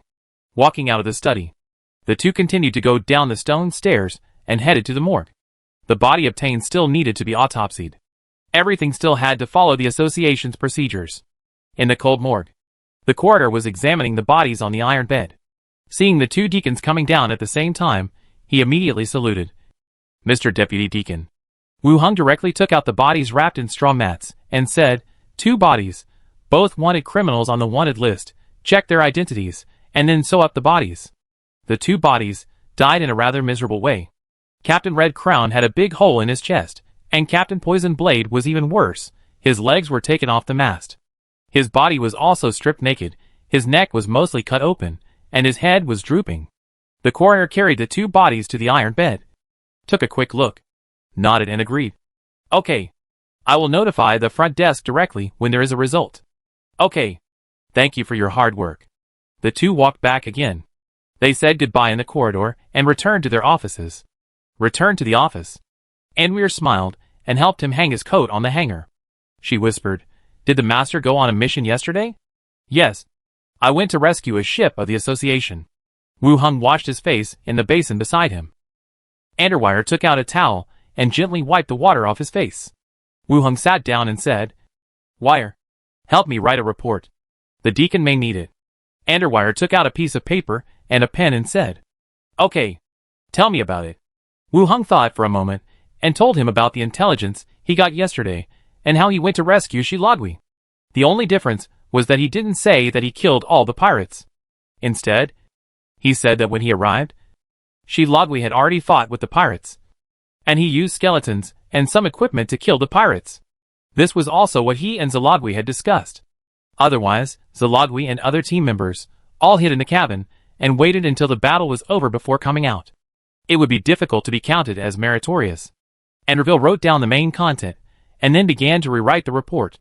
Wu Hong continued to add, Mention some of the losses of our own ship and see if we can get the association to give some money for repairs. Ah, okay. Anderville nodded. On the other side, Zalogui looked at the door that fell to the ground and the broken door frame. Her eyes were wide open. Is this what Wu Hong said was a little damaged? It can't be used at all. She asked the guards at the door to leave and walked in directly by stepping on the door. She looked around and found a half-open drawer under the desk. It seemed that Wu Hong took her hairband from here. She couldn't blame him, after all. He was in a hurry to save her, and he did encounter danger at that time. She opened it casually and took a look, and when she saw the white bra on the top, her face flushed. I just took it off, and I haven't had time to take it back to wash it. I hope he won't see it. This guy. Deacon Zalogui. At this time, a staff member came in. Zalogui put the bra into the space ring, looked up and asked, What's wrong? Do you need someone to fix the door? Yes. Let's go find him. Okay. Deacon. The staff member left. Zalogui also took out a pen and paper and began to write about the battle with the pirates yesterday. It was almost noon. Wu Hong walked out of the association. He gave the report to Anweer. Reporting is not a composition test. It is enough to explain the matter clearly. Besides, the deacon has not come back yet. It is uncertain whether he can deliver it tomorrow. In this world, the transmission of information is still very backward. With the advantage of his radio, he can quickly transmit the information. He returned to his residence. Minnie saw him coming back, ran all the way from the room, and flew over directly. Wu Hung caught it, and felt that the little bunny girl was like an octopus, coiling on his body. Why this again? Wu Hung held her elastic buttocks, and walked into the room. Minnie whispered, I just miss you a little. I can't miss you every day. Oh! Minnie rubbed her neck hard, and said coquettishly. Wu Hung carried her to the living room. He said, Be good, go and ask Chef Number 1 to prepare lunch. Minnie jumped off him. Okay, what does the master want to eat for lunch? Just make something. Okay. Minnie ran into the kitchen. Wu Hung also went up to the 3rd floor, and entered the room with the radio. He glanced at the skeleton investigator's notebook, then picked up the microphone and said, Philippa, how are you doing? Soon. The voice of Philippa came from the other side. It's okay. You killed several crew members. I still need to recruit more people. The scene was quite chaotic at that time. Besides, Wu Hung didn't know which one of her crew members was except Philippa, so the skeleton warriors fired at them. Not to mention how many were killed. It was considered that the other party was hiding well if they didn't kill all of them. It's good that you're not injured. If the other crew members die, we can recruit them, Wu Hung said directly. Those are my capable men, they are my helpers in conquering the sea. Philippa said, then continued, What weapon did you use to destroy the ship? It seems to be quite powerful. She should be talking about the machine gun. With sufficient ammunition, it can destroy a ship in a few seconds. A kind of equipment. Put a few on my ship, and then I can collect more intelligence for you, Philippa continued. Wu Hung knew what she wanted right away, and said, No. And don't be too prominent. Be low-key, and mainly collect some intelligence. For machine guns, ammunition is a serious problem now. Now Wu Hung only has machine guns. No shells. Moreover, even if there are, it is not a clear decision to install them for her. This kind of thing is comparable to a divine weapon in the eyes of pirates. Philippa is an 8th level ranger. How can you live long with a divine weapon? How is it possible? Stingy, Philippa muttered, and then continued, I found a blank envelope on the poison blade captain, and the letter paper inside was also empty. I wonder if it is the kind of envelope you asked me to pay attention to. Chapter 329, Not familiar with him. Hearing this news, Wu Hung frowned. How come this kind of envelope appears again? Or, this time the pirates besiege the association's ship, is also related to this kind of envelope. Where are you now? Route? We made a circle, so as not to be seen by anyone, and are now moving away from the waters of Jiwei Island, Philippa said. Wu Hung thought for a while and said, You go to Jiwei Island now, I'll go there later, and we'll talk when we meet. I'll wait for you to come, but it's dark, and other crew members saw your ship. How can I explain it? Philippa exclaimed. I have a way to arrive earlier. Okay, if you don't arrive before dark, I will take people away, don't blame me, I have no choice. Philippa sighed. Wu Hung didn't say much, and hung up the phone directly. Lunch was ready downstairs. After a simple bite, I talked to Minnie again. I left the residence again, found a deserted place, put on the conductor's hat, and boarded the train. He rushed to Cocktail Island. Ghost train, the journey to Cocktail Island, only took more than 20 minutes. After Wu Hung arrived, he waited for at least 3 or 4 hours, and then saw the ship of the Iron Bucket Pirates from a distance, approaching this side, waiting for the ship to dock. Philippa walked down the deck with the fire blade, carrying a parrot on her shoulder, like a thief, looked around, then waved to the crew to go back, and walked directly to the center of the island. When they arrived at a dilapidated stone house in the center, he released the parrot, and let it land on the roof to guard the surroundings. He pushed the door, and walked into the room. When he opened the door, he saw Wu Hung sitting in the room, and 2 servants who were covered tightly. He immediately forced a smile on his face, and said respectfully and quietly, Mr. Deputy Deacon? Wu Hung nodded. Sit down. Philippa sat down on the stone opposite. Wu Hung continued, Where is the letter? Let me see it. Oh. Okay. Philippa took out the letter, and handed it over directly. Wu Hung glanced at the space ring on the other party's hand, and Philippa immediately covered it, as if she was afraid of being robbed. No need to think about it. The person who took off all the poisonous blade equipment is Philippa. What a ruthless move. Captain Poison Blade's legs were blown off, and she almost cut off his head. Wu Hung didn't ask about the ring. He didn't lack such things, so he took the envelope and began to examine it. It was exactly the same blank envelope he had obtained before. The length and size, and the feel of the paper were exactly the same. Similarly, looking at this envelope, there was no panel introduction. In other words, the envelope and the letter paper were not props or strange objects, but were given to these pirates by other props. It was like an all-knowing person on the sea, who knew the routes of various merchant groups, and the movements of the association's ships. The guy behind this is really a mystery. How is it? Is it the kind you are looking for? Philippa asked. Wu Hung nodded. It is indeed this kind. But it is impossible to determine who sent the envelope. You should pay more attention in the future. If you have relevant information, or if you receive such a letter, notify me immediately. Oh, good. I will do it. Don't worry. Philippa patted his chest. Wu Hung returned the envelope to her, so that she could have a comparison, so that she would not forget it when she saw it later. Then he continued, the intelligence was delivered very timely this time, and it was handled very well. These are for you. You can recruit some new crew members when the time comes. With a wave of his hand, 5 wooden barrels appeared on the side, filled with silver coins. The pirate bounty is not high. The most valuable is the money stolen by the pirates and the captured ships. The amount given to Philippa is not much, but she gave a lot when she left her post before. Seeing Wu Hung take out so much money again, Philippa immediately smiled. It was great to be an undercover agent. Not only did he get a lot of money from the pirates, Wu Hung also gave a lot of money. Her mother lived in that small village. She probably had never seen so much money in her life. Philippa saw the silver coins put away and continued to ask, Sir, how is my mother? Wu Hung had not really paid much attention to Philippa's mother recently. Said, when you left, I had someone take her out of prison. She wanted to live in the village, but I didn't agree. She is currently arranged in the dormitory of the association. Philippa immediately said, we can't let her go back. She is weak in nature. If she goes back, the villagers will exclude her and take their anger out on her. She will definitely not live long. Wu Hung also understood what she meant. Said, you do your best. I will buy your mother a property in Treasure Island. And then you can do some small business. And you can also maintain a normal life. That's fine. Just don't let her go back to the village. After talking about her mother, Philippa leaned forward again and asked curiously, I don't want the equipment that destroys ships. The small equipment used by the row of skeletons on the deck. Please give me one. I am working for you. What if I am in danger? She was talking about the rifle. Wu Hung thought for a moment. Philippa is the captain now, but her own strength is not that good. Now Fire Blade and Skull protect her. If she encounters danger alone, it will be troublesome. He has a lot of rifles and submachine guns, but he is afraid that they will be spread out and dismantled and made by others. After all, cargo ships and freighters have been made. Guns and artillery.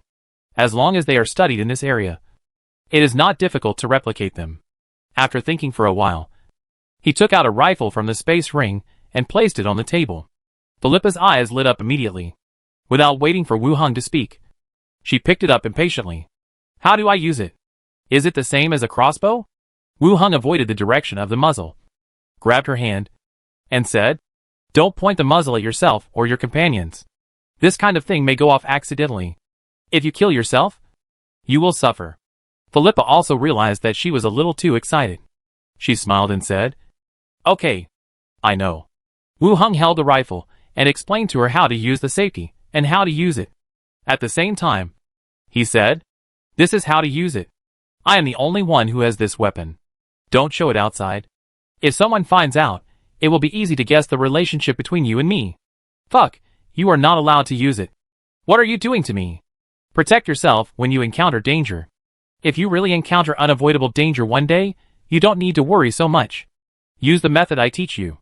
Just shoot at him directly. If he is below level 15, you can shoot him into a sieve directly. Hearing that he can kill targets below level 15, Philippa was a little excited again. A weapon that can kill a 4th level professional directly. This is a treasure. He looked up and smiled. Thank you. These are bullets, remember to change them. And, don't give this kind of weapon to outsiders, not even a single piece of ammunition. Wu Hung reminded again. I know I'm stupid to give this kind of prop to others. Philippa put away the gun and bullets. Okay. That's it. Your wanted reward will increase when you go back. Be careful next time. Got it. Why are you like my mother? Philippa muttered. And then said, Can I change the name of the pirate group? The name of Taitong is too ugly. Isn't this what your father left? I'm not familiar with him. I got on the ship before to save my mother. Don't change it yet. The main job is to collect intelligence. I don't really expect you to run a pirate group. Why do you care so much about the name? Okay. You are the boss. You have the final say.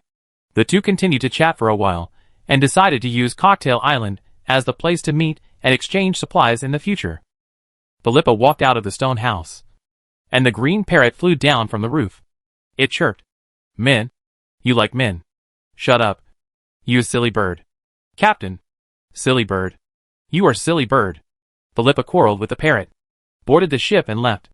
Wu Hung also walked out of the stone house, put on the train conductor's hat again, and returned to Treasure Island. Chapter 330, Remember What You Said. The night was dark. There were insects chirping outside the window. Wu Hung lay on the bed, reaching out to gently stroke Minnie's belly. The bunny girl's skin was tight and full of vitality, as smooth as silk. Going upwards, the softness filled the palm. Minnie turned sideways, her eyes were full of tenderness, and said in a soft voice, Master, it's great to have you. Why are you saying that? Minnie smiled, lay down again, and said, I just feel very lucky. There were so many slaves at that time, and I was chosen by you. Now I can eat delicious food, wear beautiful clothes, and live in a big house. I never dared to dream of it before. Minnie rested her arms behind her head, seemingly reminiscing. At that time, Wu Hung needed someone who could cook and someone who could do the accounting. Minnie and Andeville.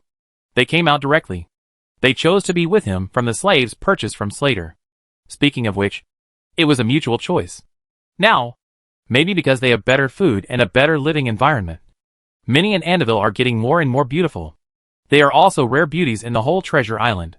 Wu Hung also smiled. I am also very lucky to have chosen you. Wu. Master is so nice. Minnie snuggled into his arms again. Wu Hung patted the girl's waist and hips, held her in his arms, and then continued, by the way, I have a task for you. Ah? What task? Minnie raised her head from her arms. On the 3rd floor, there is a room for receiving intelligence. Ah. I know which room it is. Do I need to clean it? Minnie asked. No. That room is an important prop for me to communicate with the pirates. When you have nothing to do in the future, go and take a look at the news recorded by the skull. If there is anything important or urgent, remind me in time, Wu Hung said. It was also because of the incident where Zalodwi was besieged by pirates. Wu Hung felt that it would be better to let Minnie check the content regularly, so as to avoid some urgent matters that he would not receive. Of course, sometimes, when he went to the zombie world, Minnie could not find him. But when he came back, he could get the news in the first time. Oh, okay, Minnie agreed immediately, and then said, Pirates? Are they very fierce? Anyway, they are not good people. Can you make your arms longer? Why do you say that? That's how it is in the comics. And there are also 3 knives. Those are fake. Pirates in reality are very bad. Be careful of them in the future. Wu Hung continued. Oh. Minnie agreed, and turned over and sat on him. Are you still awake? Hee, the bad fox is not here today. I will not sleep all night. Wu Hung supported her waist. You are the only one who is full of energy. Hee. The next day, early in the morning, Envier went downstairs, and saw Minnie coming out of the kitchen. Good morning, Sister Wire. Envier rolled her eyes at her, and said, You are so polite today, you didn't say bad things about me last night. How could that be? Sister Wire and I are best friends. Minnie came closer. Envier used her hand to separate her, and said, Didn't you say last night that the bad fox wasn't here, and that we were going to play all night? Minnie's expression froze instantly, and she said shyly, Oh, I just said it subconsciously. You know, I like to talk nonsense when I'm excited. We're best friends. I'm not good with you. Okay, we're best friends. I'll make you something delicious tonight. Minnie hugged Envier's arm and apologized coquettishly. Not long after, Wu Hung also got up and walked down from upstairs. After looking at the 2 people playing around, he said, Wire, let's go to the association together later. Okay, Master. Breakfast was ready. They sat at the table and had breakfast together. Wu Hung and Anderwire went to the association together. The deacon's study. Wu Hung knocked on the door, and after hearing the response, he walked in directly. The elegant elf deacon sat behind the desk, not looking like he had just returned from the sea. The deputy deacon, Zalagui, also sat on the sofa on the side, and nodded when she saw Wu Hung coming in. "Sit down," Yamilo said. Wu Hung sat down opposite Zalagui. Yamilo continued, "Zalagui has told me what happened yesterday. You did a good job, rescuing the members of the association, and killing 2 pirate captains. I will write it in the file for you." "Thank you, Deacon." Wu Hung thanked him. Although he didn't pay much attention to the file, it was not a bad thing to write it in a good way. "Have you written the report?" "Yes." Wu Hung handed over the report. Emilo took a quick look, put the report aside, and said, "Well, don't go out to sea recently. I will organize an internal inspection in the next few days." "Understood." The two nodded. "Okay, Zalagui, go back first. Wu Hung, you stay for a while." Zalagui stood up, bowed, and left. Before leaving, she even winked at Wu Hung. After the door was closed, Emilo continued, "Tell me what happened again." Wu Hung nodded, and recounted the information he got from Philippa and the rescue mission at sea. Emilo pondered for a moment, and said, "Does the pirate girl you arranged know where the pirates got the information from? It is not something that ordinary pirates can accurately grasp the movements of the association's ships. At least, Emilo does not think that the 2 pirate groups, Poison Blade and Red Crown, have this ability. Obviously, he suspected that someone provided the information." Wu Hung thought for a moment and said, "She doesn't know either.